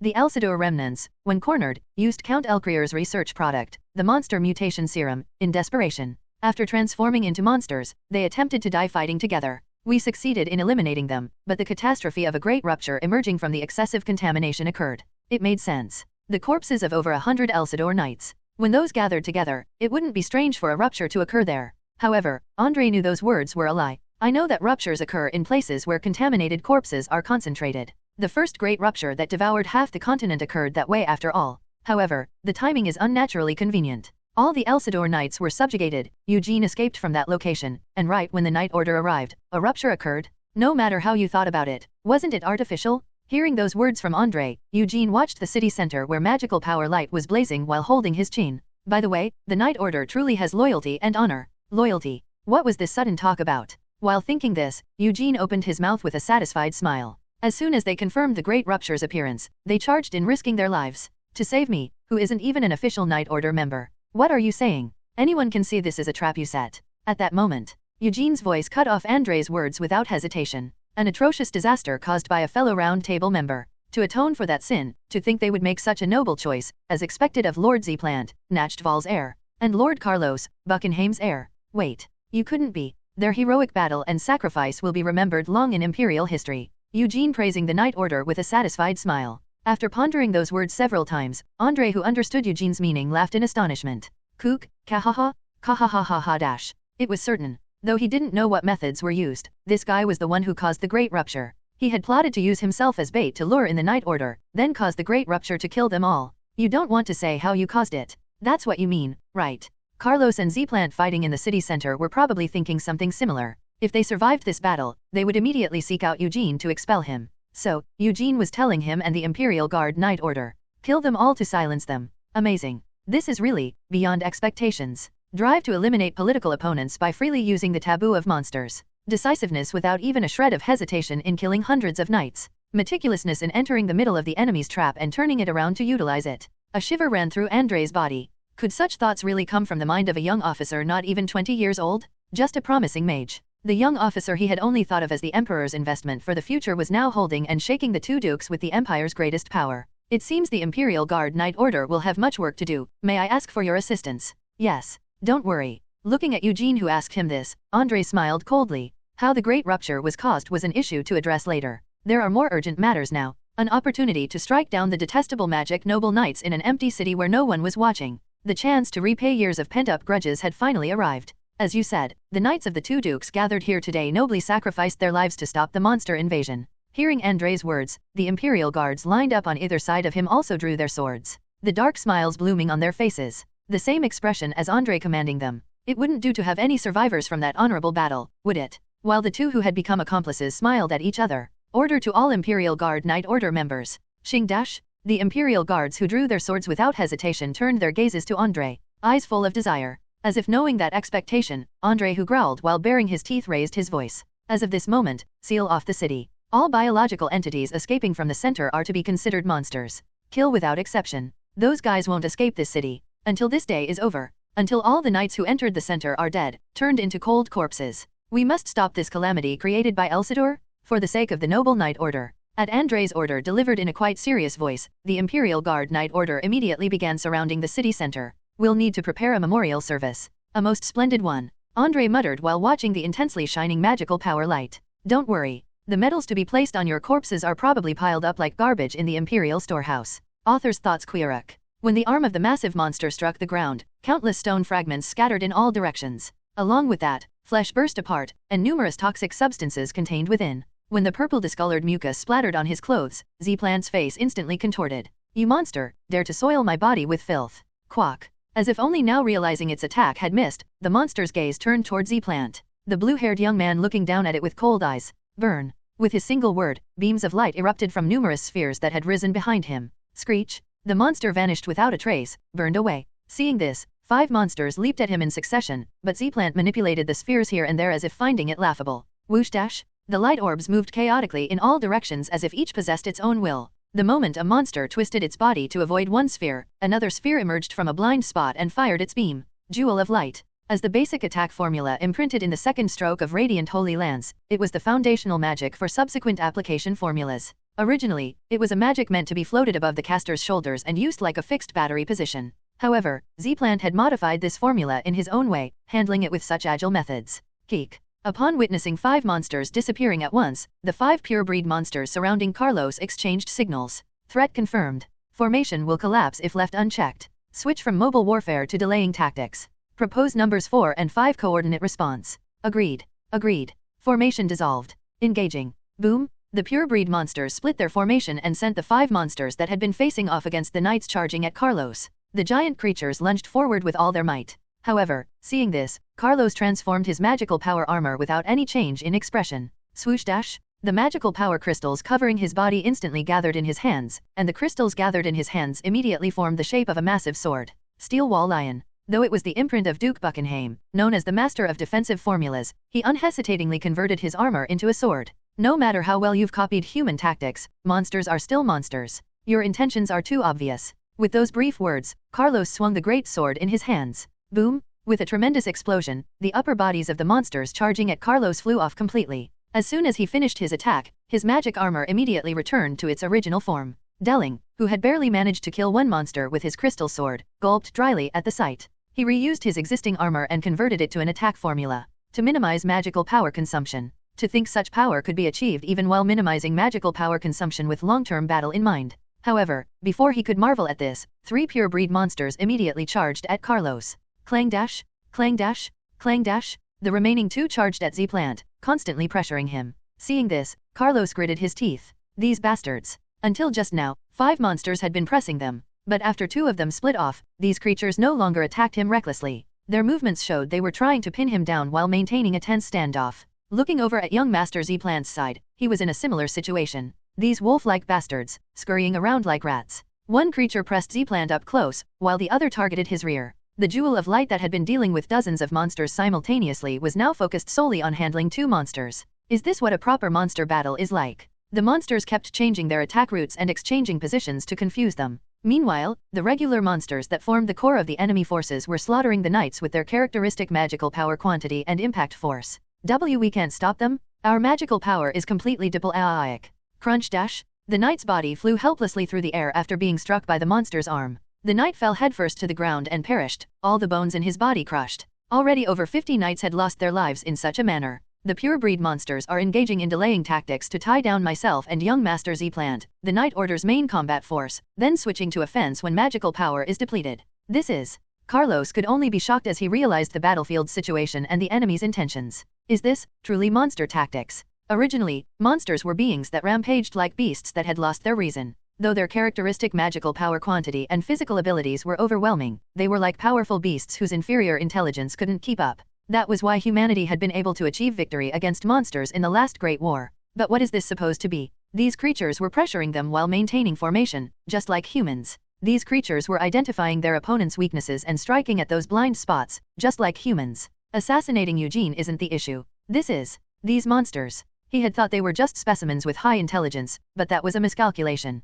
Monsters that mimicked human behavior. A group of monsters moving in perfect unison, matching their movements. Hundreds of gathered monsters forming a system like an army? What in the world created such an impossible existence? If this were left unchecked, if such monsters increased their numbers and invaded the Empire again, then at that time? Kick. Just as he was thinking this, a low laugh sounded right in front of Carlos's face. A pure-breed monster that had broken through his containment and approached within arm's reach. The sound came from the head of that monster looking up at Carlos. It laughed. A monster? In that moment when his attention was briefly diverted by this bizarre sight he had never experienced in his life. Thunk dash! The spear in the monster's hand didn't miss that brief moment. Kook. Father dash! The monster's spear pierced Carlos's chest. The sharp blade made of material like monster teeth immediately began injecting contaminated substances into his body. Crack dash! Crack dash! The black liquid spread through his blood vessels. The monster's contamination that instantly spread throughout his body blocked his magical power circuits, and the magical power armor covering his entire body slowly began to dissipate. Ki. Kruk. Kruruk.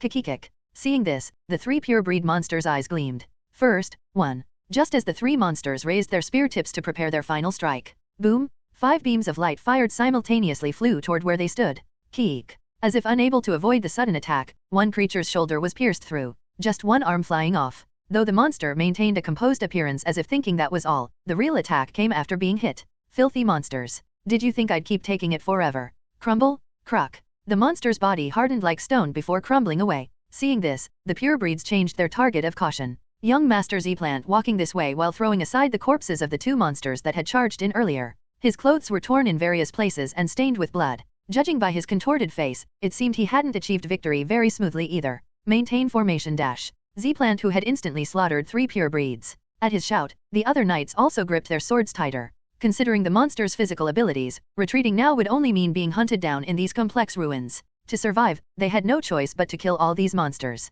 Kill every last one of these abominable monsters. The knights of the 2 dukes who had been at each other's throats whenever they met now formed ranks while protecting each other. The sight of them tending to the wounded and guarding their comrades' backs. Their previous goal of eliminating political enemies had completely disappeared. Now they were simply struggling to survive. Thud dash, huff, huff. In the center of the city littered with corpses. After confirming the last monster had fallen, Z-Plant dropped to one knee while breathing heavily. To think you'd collapse just from handling one more. I'm disappointed in Buckingham, Lord Carlos. Yes, I'll be sure to repay this debt. Z-Plant who stood protectively before Carlos, and Carlos who offered brief thanks to such a Z-Plant. As he moved his hand to control the jewel of light, the monsters protecting the girl in the center instantly turned to powder and scattered. Out of over 300 knights, less than 50 survived. Wasn't this close to total annihilation? Thinking this, Z-Plant glanced toward Carlos. Judging by his complexion, that man seemed to be having similar thoughts. Still, we gained an unexpected harvest. Harvest. Hearing Carlos's words, Z-Plant struggled to stand using his sword as support.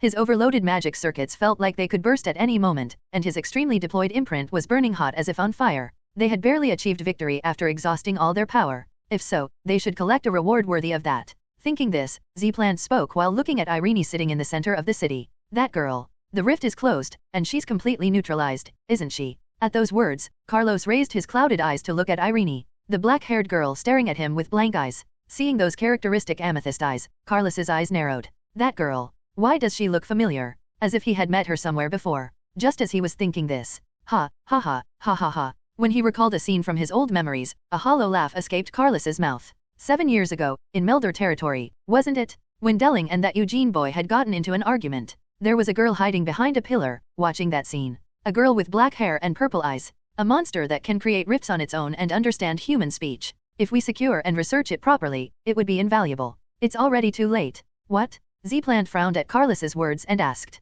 What do you mean it's too late? What are you suddenly? Yes. Now I understand everything. He. Carlos laughing weakly like a madman. Seeing this, Z-Plant's expression turned strange. What's wrong? Has he gone mad from the contamination? Lord Z-Plant? How dare you show such disrespect to Father? Imperial Guard Knight Order. Carlos, who had muttered weakly, continued speaking through gritted teeth. The Imperial Guard Knight Order still hasn't shown themselves? No matter how unfamiliar they are with the geography, those who departed almost simultaneously with us. The Guard Knight Order. As if only now understanding Carlos's words, young Master Z-Plant's eyes widened. Wait. No, but that's impossible. I had similar thoughts. However, I remember seeing that girl. Back then, he had thought she was just a nameless maid. But that wasn't it. That boy had been raising such an impossible existence all that time. Such a dangerous being, without anyone knowing? Click dash. At the sound of metal, Z-Plant turned around hastily with a pale face. Eugene. Lawrence. It was that boy. Without so much as a scratch, let alone injuries, the boy was pointing a gun at them with an immaculate appearance.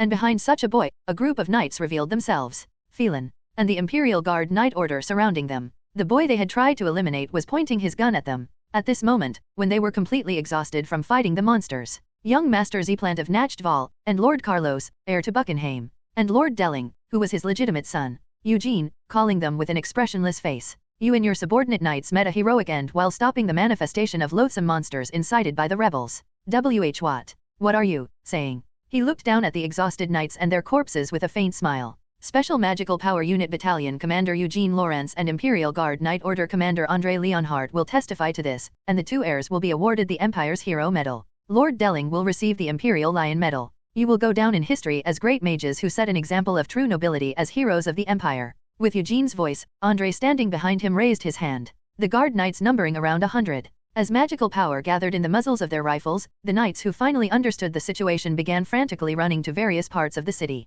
But at that moment, bang dash, a bullet fired from Eugene's gun pierced through the head of one fleeing knight. Eugene smiling brightly while looking at them. Seeing his eyes, Carlos trembled. Eugene Lawrence. You, demon. Rest in peace in the afterlife. Demon my ass. Thinking this, Eugene spoke to them. The Empire will remember you as heroes. Open fire. With Andre's order, the muzzles of the Imperial Guard Knight Order's guns all blazed at once. Not a single knight survived in the desolate ruins of Peldia City. Cease fire. With Andre's command, the smoke-filled central plaza slowly came into view. Knights lay fallen, turned into cold corpses. However, their number barely reached 30. The remains of the monsters that had attacked them. The corpses of the knights that originally numbered 300. No matter how many times they looked around, those remains were nowhere to be seen. Where could they be? The Imperial Guards had their doubts, but they would soon find their answer. Guruk Guruk. Black tentacles stretched toward the knights' corpses. Gripping the legs of the dead, they dragged them toward the center of the plaza, their teeth and eyes glinting. This is insane. Commander. What in the? A pool made of black shadows.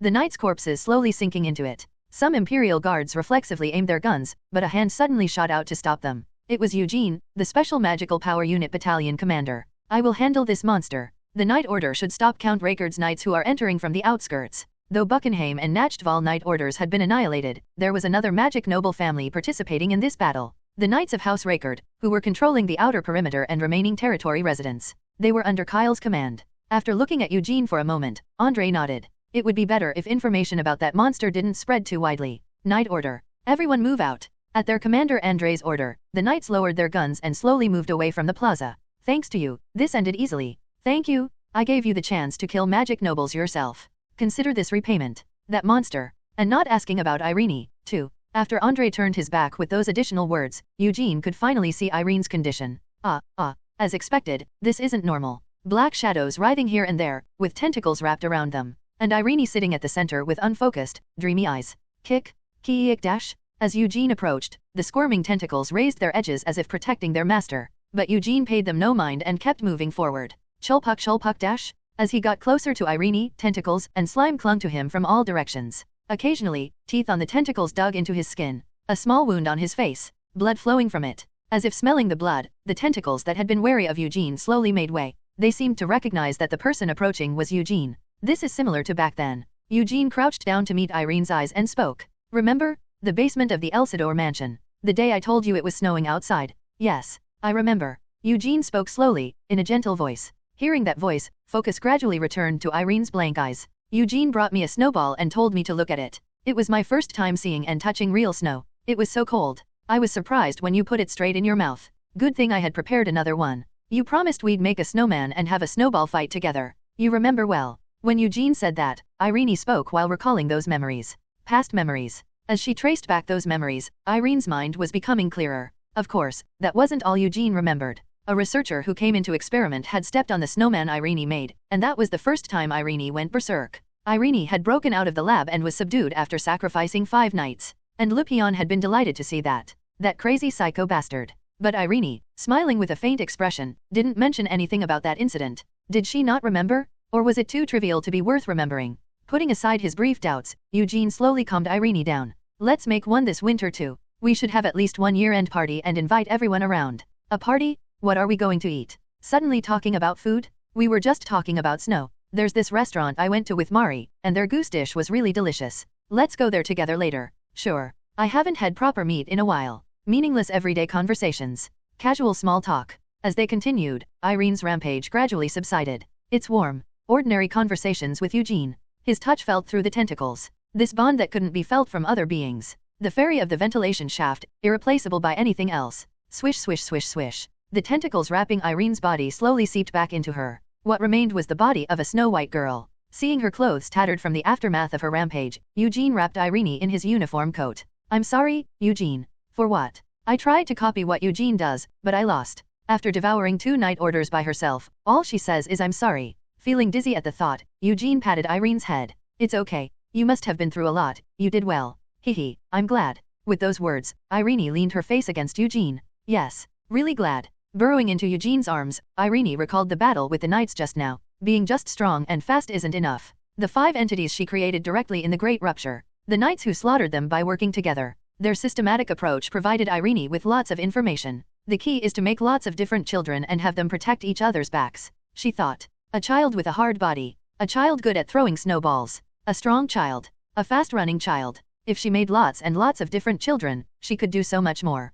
Like Eugene does, she could eat more. And when that happens, then... Renie. In the middle of her thoughts running wild, Renie looked up at Eugene's face as he held her. What are you thinking about? Nothing? Nothing at all. Seeing Eugene tilt his head, Renie smiled as if she couldn't contain her joy. I can't wait. Next time. I think I can do even better than now. Failed? You say it failed. Inside the dark study of the Buckingham mansion. Upon receiving the report, Duke Buckingham frowned and turned to look at the knight delivering the news. A great rupture appeared in the center of Pelgier territory, according to reports. The remnants of House Elsidor suddenly mutated into monsters. So, you're saying not a single one survived? Finding it difficult to even speak of such things, the words wouldn't come easily. But the terrified knight somehow managed to squeeze out his voice. Why yes, that's correct. The Imperial Guard Knight Order is directly confirming it, and when our investigation team arrived, Intelligence Department had already finished the cleanup. Without leaving a single trace, neat and clean. Seeing the knight unable to continue speaking, the Duke sighed and waved his hand to dismiss him. Though anger rose to his head, taking it out on an uninvolved knight would be beneath him.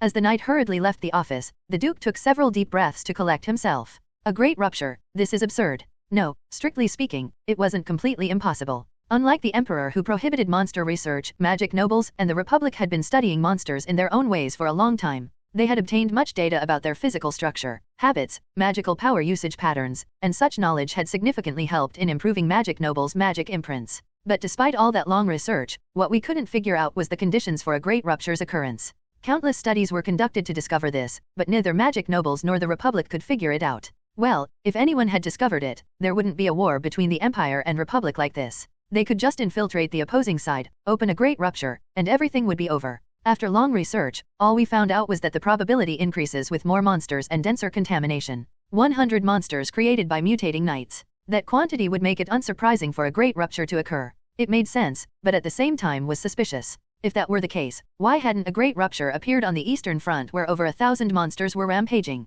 Why specifically in Pelgier territory? Are you saying a great rupture occurred at that exact moment when Eugene was cornered? And Carlos and Z-Plant, who witnessed the scene, sacrificed their lives to stop the great rupture? What nonsense. Though slaying monsters is a knight's calling, Carlos wasn't a fool. He wouldn't normally expend the entire Knight Order trying to subjugate monsters right in front of him. Did the monster's strength exceed expectations? It was possible, but still hard to accept. After all, monsters were like beasts rampaging without reason. Unlike Republic forces or rebels, they didn't use tactics. Then, there's only one conclusion. The real enemy wasn't the monsters. The Imperial Guard Knight Order, and Eugene. They must have been the ones who attacked the Knight Order. Having finished his thoughts, the Duke immediately connected a magical power communication. I heard the news. The operation failed. Yes, I just heard as well. Such a brazen voice despite ruining the operation. Though inwardly furious, hearing the voice suggested the other side felt similarly. The chilling cold hidden beneath the voice tinged with laughter. It seemed the rebel bastards weren't in a comfortable position either. We lost a Knight Order and are now in a position where we must plead with Duke Nachtval.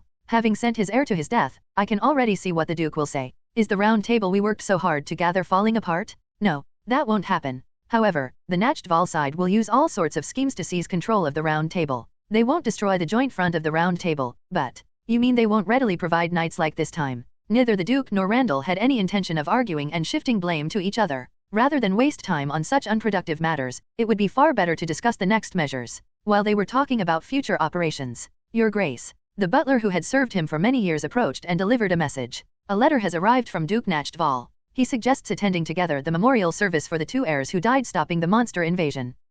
It's come as expected. Thinking this, the Duke clicked his tongue. They were two houses competing for the first seat position among magic noble families from the start. The operation that began at Buckingham's suggestion had failed spectacularly, so they would demand he take responsibility. To have to bow his head to that snake-like fellow. The mere thought filled him with disgust, but there was no choice. The final goal remains unchanged. At those words, Randall spoke with surprise from across the magical power communication. I'm surprised. Even though you lost your son, you still maintain cooperation with us. I chose him as heir because I liked his loyalty to the family. There are plenty of replacements. Cold words impossible to imagine from a father who lost his son. After saying this, the Duke spoke to Randall. As long as we share the common goal of the Emperor's death, you rebels are useful chess pieces. There are too many valuable aspects to discard after one failure. I'm honored you think so highly of us. So, prepare the next plan quickly. Schemes and strategies are the specialty of you Republic dogs, isn't it? When the Duke said this, recalling experiences from the past war, Randall ended the communication saying he would contact him soon.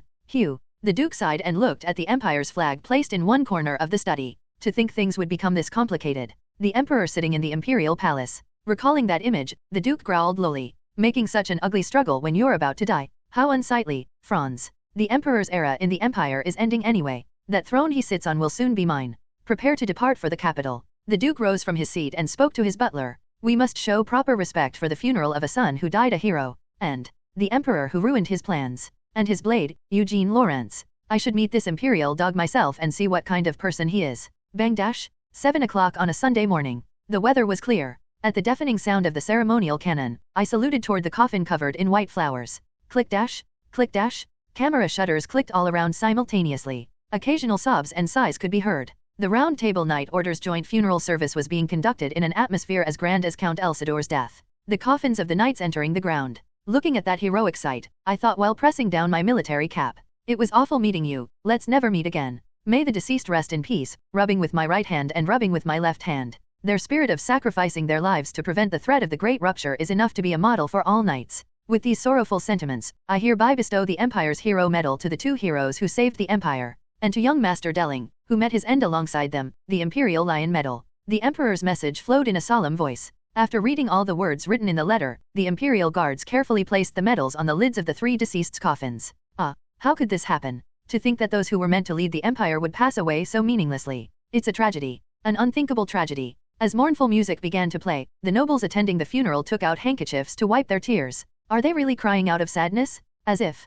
The ones mourning the death of the 2 heirs in this way were the regular nobles, not the magic nobles. They were like ticks trying to establish connections with magic noble families using this tragedy as an opportunity. Then, what were these magic nobles that these nobles were desperately seeking doing? Eugene Lawrence. Everyone died but that guy survived. Then, that subjugation battle. They were cautiously observing my every move while being on high alert. It made sense. In just a week, I finished off Count Elcrier family, and now I had driven both the first and second seat magic noble heirs to their deaths. The situation is quite amusing. Regular noble families condemn the Revolutionary Army for attacking the Knight Order that sacrifices so much fighting for such noble causes. The magic nobles say this is all a plot by the Imperial faction to kill the heirs, and that this matter needs to be thoroughly investigated. But the truth? It was the magic nobles who tried to exile Elsidor. It was the magic nobles who conspired with the Revolutionary Army for that purpose. It was also the magic nobles who tried to drive Eugene to his death. In other words, they caused all that chaos to trap me, but in the end, they only ended up losing their own Knight Order. If they thoroughly investigate this matter as other nobles are saying, at that moment, the incompetence of the Empire's 2 dukes would spread throughout the Empire. In the end, they have no choice but to accept all the false statements that came from my mouth at face value. Would they rather be seen as fools who failed after plotting to kill an allied Imperial officer and even bringing in the Revolutionary Army? Or would they rather say we worked together to kill the remnants of Elsidor, and they met heroic deaths while stopping the disaster they caused? As I was their assassination target, I proposed an honorable death first, leaving the 2 dukes with no choice in the matter. It was a situation where a single Imperial officer had 2 dukes in the palm of his hand. I don't know who planned this subjugation, but they must be quite twisted. As I was thinking this while looking at the graves of enemies buried without even finding their bodies. Yes. Thanks to you, I got to see quite an interesting show. A voice came from behind me, dignified. A voice that carried authority befitting its power. Until that voice was heard, I hadn't noticed anyone behind me. Eugene Lawrence. When I hurriedly turned around, a tall elderly man called my name in a low voice, similar to Carlos, and at the same time, similar to Kieran. No, it was the opposite. Those 2 must have resembled this man's face. This is insane. The moment I recognized him, I immediately stood at attention and saluted. Your Grace, Duke Buckingham. Carl Buckingham. The head of House Duke Buckingham, first seat of the Empire's magic nobles. The number 1 magic noble was looking at me with gleaming eyes. I'm screwed. That was my first impression when I faced Duke Buckingham, who appeared behind me. Creak, creak.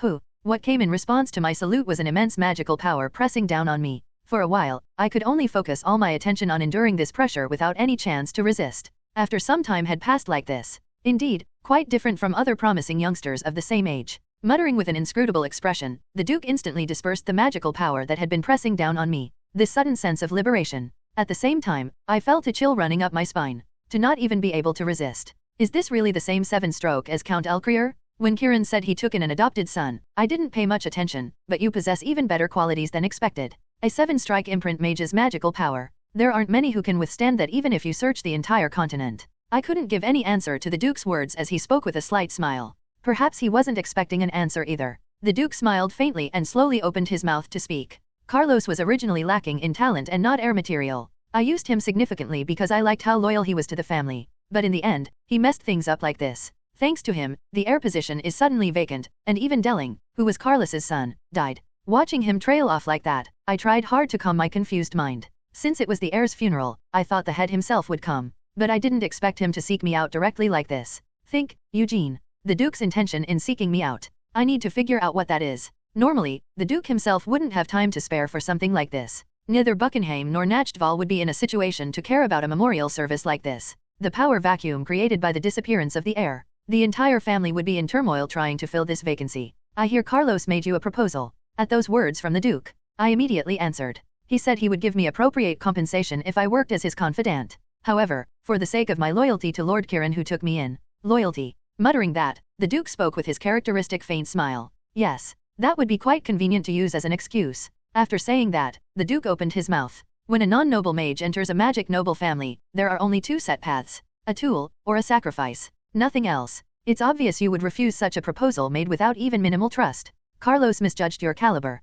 His tone was as if scolding Carlos. Looking at his son's coffin buried without even finding the body, he spoke in an even voice. Well then, let me ask you one question. Please ask. If I were to make the same proposal now, what would you do? Hey, you piece of. What nonsense is this now? Your Grace. If I may be so bold, those words.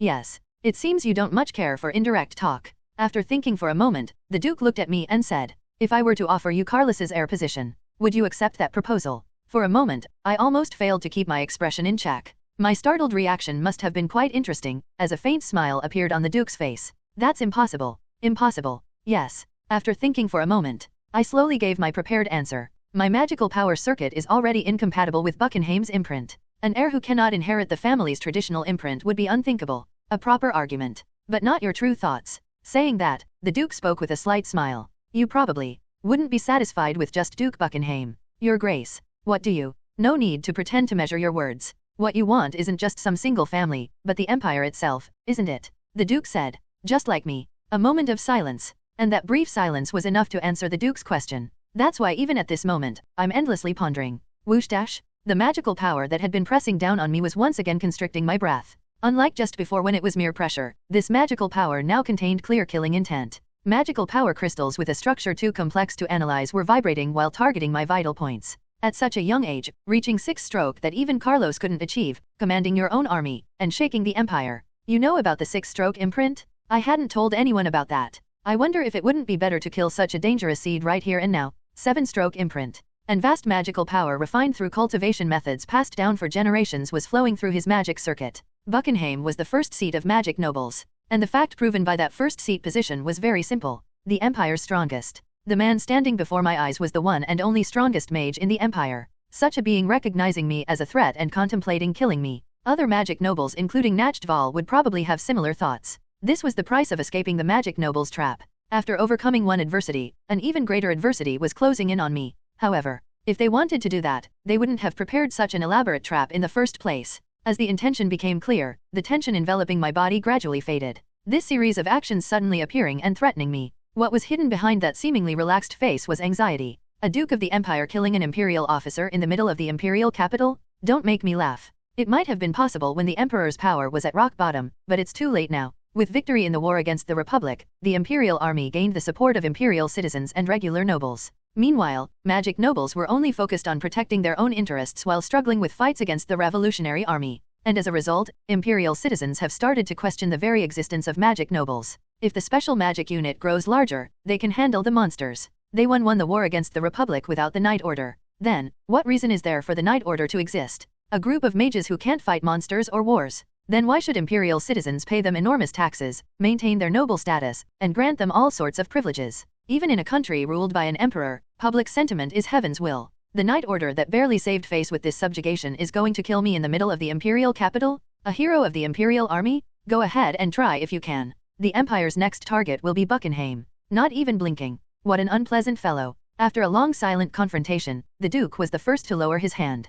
Though my legs felt like they would give out the moment the pressure disappeared, I managed to endure. Indeed, the same situation as back then. What do you mean back then? After muttering such incomprehensible words to himself, the Duke turned his back as if finished with his business. Since you've crushed the Republic's face, there will be a brief peace for a while. This battle is undoubtedly your victory. But at the same time, remember this. Duke Buckingham slightly turned his gaze and slowly spoke while looking at me. Eugene Lawrence, that I, Buckingham, remember your name. Hearing those words, I swallowed dryly. I'm in trouble. This situation where the Empire's strongest mage was hostile to you. Then, there was no time. The ceasefire will last about 2 years. Within this time of 2 years, I had to awaken the final stroke. Emperor Franz has finally created a monster. On the airship returning to Castle Buckingham, feeling a slight floating sensation, the Duke muttered. A mere 16-year-old boy has already become someone that even I can't carelessly touch. With achievements unbelievable for his age, a seed of change trying to shake the world alone. That boy resembled the man who created the rebels. And at the same time, he resembled that man's archenemy, Maximilian, and Lupion. After mentioning the two names, the Duke looked down at the Imperial capital spread below and muttered. I was truly surprised when I heard they fell on the same battlefield. 2 inflection points that would have changed the Empire, no, the world, disappeared in an instant. Though their methods differed, they were all those who tried to eliminate magic nobles and reach the Empire's peak. Maximilian through revolution, Lupion through his own power, but they clashed and vanished at Castle Elsidor. 2 beings who were at the center of change disappeared so futilely, and piercing through those corpses, that boy appeared. It was what he discovered after investigating Eugene's background. The magical power aptitude test records from Grey Quarter District. Traces of Lupion's visit and the secret organization he was secretly nurturing. The Revolutionary Army's invasion and the complete destruction of the Elsidor territory. That boy's life was marked by countless misfortunes and coincidences, and he ultimately survived through that brutal death. Those who have lived such lives don't fall easily. No, it might be fortunate if he merely survived. He thought. No, this might not be a thought, but just an uneasy premonition. What if all those trials were intentionally orchestrated by him? If that life from the back alleys until now was all part of his numerous plans? No, this is going too far. Duke Buckingham shook his head to clear away the thoughts. A being who could plan their entire life? That could hardly be called human. But with this, one thing has become clear. Just like with Count Elsidor, it's impossible to bring the flame to our side. Yes, and, muttering thus, the Duke spoke while looking at the person standing across from him. If the flame is in his grasp, the current emperor is dangerous, just as Informant M was, and just as Lupion Elsidor was. The response came from a middle-aged man standing across from him, Duke Nachtval. Looking at him, the Duke slowly nodded. Embers must be stamped out. For the sake of our eternal era. And for that, the ceasefire agreement's validity period of 2 years. During that time, we must complete preparations somehow. The 2 dukes looked at each other and simultaneously spoke the same words. Operation to assassinate the Emperor. The hero's mission that they couldn't complete back then. How could you just show up so suddenly? You should have contacted me in advance. You're making a fuss about me visiting. How am I supposed to send a letter while sitting in an airship? At a cafe located in the Imperial Capital Academy. After briefly grumbling, Mari fidgeted with the bouquet Eugene handed her several times before letting out a deep sigh. As expected, these are from the Kreliana flower shop.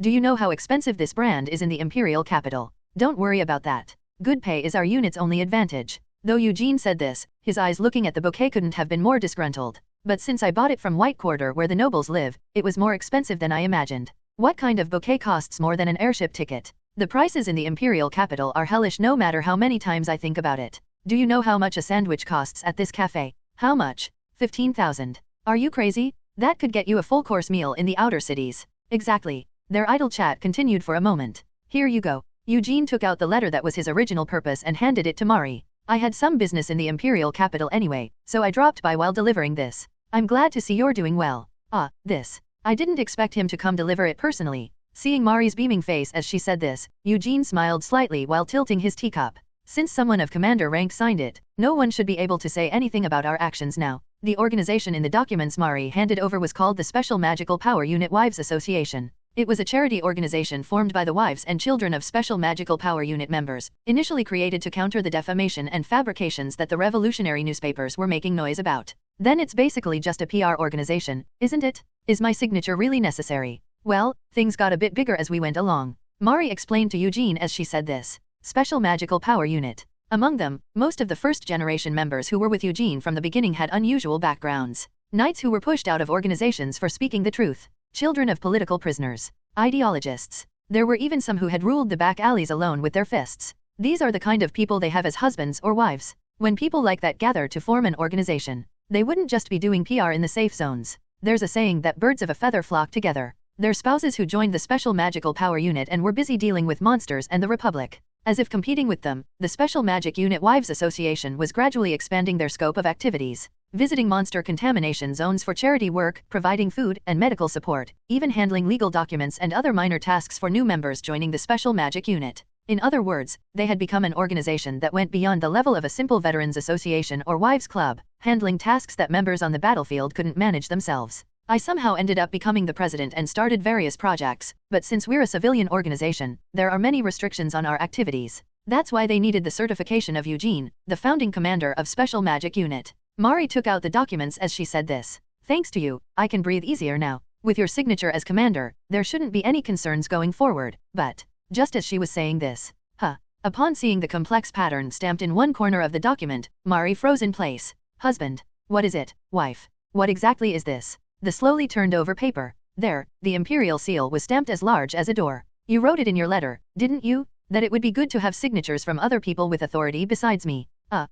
So I asked His Majesty the Emperor to stamp his seal. Eugene, who said this matter-of-factly, added as if just remembering. Now if anyone interferes with your wives' association activities, it's treason against the state. Why you? And at Eugene's added comment, Mari finally exploded. You crazy person dash. What was simply a charity created by wives had now become a state-sponsored project directly certified by the Imperial family. A signature. I thought I had experienced most things while leading the Empire, but to think there would be something like this too. In the Emperor's audience chamber, picking up the pink stationery paper that didn't match the solemn atmosphere, the Emperor was chuckling as if amused. I never thought I would end up stamping the seal on something like this. You shouldn't have done it, Your Majesty. The Imperial seal, for something like this. It's fine, Andre. Using the seal that's usually only stamped on unpleasant matters for something like this is rather refreshing. Besides, the Emperor paused briefly before giving Andre a meaningful smile. Come to think of it, this seal will probably only be used for things like this from now on. Your Majesty, it's no use trying to persuade me again, Andre. Our era has ended. The Emperor spoke in a calm voice as he slowly set down the ornately decorated seal. I understand what you're worried about. They are lying low, gradually aiming for my life. This is not something to show off about, Your Majesty. By mobilizing the Night Order and Intelligence Department, their movements. Calm yourself, Andre. Being suspicious of those who are doing nothing would be playing right into their hands. The Emperor seemed to be thinking about something after saying this, taking a sip of tea placed on the desk. Eventually, a faint smile appeared on the Emperor's lips as he set down his teacup. Eugene. Yes, Your Majesty. You said you recruited someone who calls for true revolution. Why bring up Claude here? When I confirmed this was correct, the Emperor nodded and muttered. To catch a loach hiding in a pond, you need suitable bait. Your Majesty, what do you mean by bait? Just as Andre asked with an anxious expression. This is an Imperial command, Eugene. I await your orders. Arrange for me to meet the young man called Claude. The Emperor issued a truly unexpected order. Your Majesty, that is. Though Andre immediately showed resistance, the Emperor firmly raised his hand. What he had issued was an Imperial command. Raising objections would be rebellion against Imperial authority. Your Majesty, do you also object? No, just. From my position, there was no particular reason to object. Though I had noticed signs that they were preparing something, I hadn't yet thought about how to respond. May I humbly ask your intentions for wanting to meet him? I want to make a proposal. What kind of proposal? The smile on the Emperor's face grew deeper. It was a mischievous smile, as if he had returned to his childhood days. The Empire. Even among it all, the night view of the Imperial capital was considered one of the finest sights even in the game. Skyscrapers where steel and steam engines were intricately intertwined. The antique golden decorations wrapping those mechanical devices, and the light emitted by the people living there. Instead of the starlight that had long since become invisible, the lights of airships decorated the sky like the Milky Way. But below that, past the brilliant white corridor glowing with golden light, going down below the red corridor where the middle class resided, a space completely different from this image of the Imperial capital unfolds. Makeshift buildings tangled messily on the cold cement ground. A place where musty stench and all kinds of garbage and waste from the city flow in.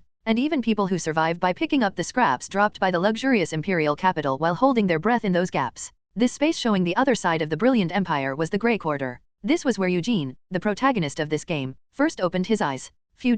Eugene, dressed in a black military uniform, leaned against the back alley wall while smoking a cigarette. The back alley where Saul had cornered him when he was young. Though 10 years had passed already, the scratches made back then remained exactly the same, as if time had stopped. Just as he was lost in thought looking at those scratches. From within the dark shadows of the back alley, someone slowly revealed themselves. To think the meeting place would be the Imperial capital of all places. What were you thinking if surveillance was assigned? Don't worry. There's no one tracking us. In the first place, who do you think is watching you people? Thinking this, Eugene looked at the man who appeared from the darkness. Claude Elsidor. Eyes full of wariness and a face frozen stiff. This man, sharp as a whetted blade, was the leader of the Revolutionary Army. Any companions? None. That was the condition after all. Is that so? As Claude answered while looking around, Eugene smiled slightly and raised his hand. Swoosh dash? You bastard, as expected. Claude's eyes narrowed as special magic unit members appeared from all directions with guns aimed. What are you trying to do here? Eugene, you're the one who said we should meet alone, just the two of us.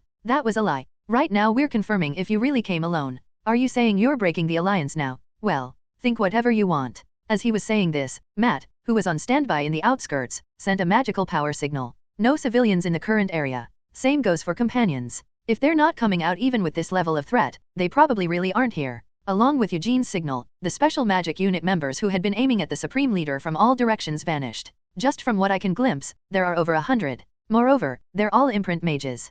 Claude gulped hard as he sensed the magical power of the members spread throughout the entire back alley. To be able to casually mobilize over 100 mages. Have they grown this much in just 2 years? While he and his comrades had only just reached the starting line? I'm not the one who asked for this meeting. Someone said they really wanted to meet you, so I called you here. Wanted to meet me? Me? Yes. The reason I brought all our people like this was to secure safety. At Eugene's words, Claude felt puzzled. If someone needs 100 trained mages as bodyguards, they must be an incredible big shot. Such a person wants to meet me? Not Randall, who is the real power in the Revolutionary Army, but me? Just as Claude was frowning and thinking this. You can come out now. Along with Eugene's voice directed behind him, one person slowly revealed themselves. A simple suit and coat. An elderly man slowly walking while leaning on a cane made of fine material. Though he looked like a gentleman from any noble family, Claude could not say a word as he stood frozen in place upon seeing the old man's face. Are you Claude? The one who inherited Maximilian's will. Friedrich Franz Karl Hiram. The one who had called him to this back alley was the Emperor of the Empire. The Emperor, right before my eyes. His mind couldn't keep up with the sudden situation. No, to be more precise, Claude was closer to using all his strength to suppress the surging impulse. The Emperor is right in front of him now, within reach if he stretched out his hand. No magical power could be sensed, and he wasn't wearing any defensive equipment, completely defenseless. One surprise strike. With just that, he could strangle the Emperor's throat? I'm sure I don't need to tell you, but that was only for a moment. It would be better not to have any foolish thoughts. Whoosh dash? Along with Eugene's words as he stood beside the Emperor, an incredible torrent of magical power burst forth toward Claude. Did he shoot out magical power? No, that wasn't it. Seeing the magical power emanating from Eugene, Claude could tell. Eugene had already loaded a spell imprinted on the 6th stroke and was aiming it at him. What was pressing down on him now was the residual magical power being emitted by the loaded spell. The other soldiers on standby are also on edge. This is impossible. After gauging the situation, Claude withdrew the magical power he had raised with a heart that felt like it was coughing up blood. A sign of no intent to fight. Confirming this, the Emperor spoke to Claude. I heard from Eugene. You said you wanted to change the revolutionary army that has been infiltrated by the Republic and carry out a true revolution. That's correct. A short answer. Though he used honorifics, his attitude couldn't have been more disrespectful. If it were the Imperial guards, they would have been furious, shouting, "How dare you be so rude to His Majesty the Emperor," but the Emperor and Eugene guarding him didn't seem to mind much. Asking the leader of rebels trying to overthrow the Empire to show proper respect would be nothing more than picking a fight. To overturn the Empire with the pure will of Imperial citizens, without borrowing the hands of foreign powers like the Republic. It's an upright thought. A difficult and painful path too. Since you chose it without hesitation, you must surely be the one who inherited his will. What is he saying since earlier? That wanting to bring revolution to the Empire is an upright thought? No, more than that, those words just now. Isn't his tone as if he had known Maximilian from before? Speaking just like about an old friend he had long been with. To such a hero of revolution, I would like to make a proposal. A proposal, you say? Indeed. At Claude's questioning, the Emperor smiled slightly. It was the kind of smile a villain would typically make, full of schemes. Would you like to plan an Emperor assassination operation together with me? What is this? What on earth is he saying? Hello, everyone! As we wrap up this video, I want to share a quick note. I have a Patreon account. If you'd like to support me and enjoy on-demand audiobooks, you can become a Patreon member. Alternatively, you can check out my Google Drive link, which has 500+ novel audiobooks available through my Ko-fi or Patreon shop. I appreciate your support.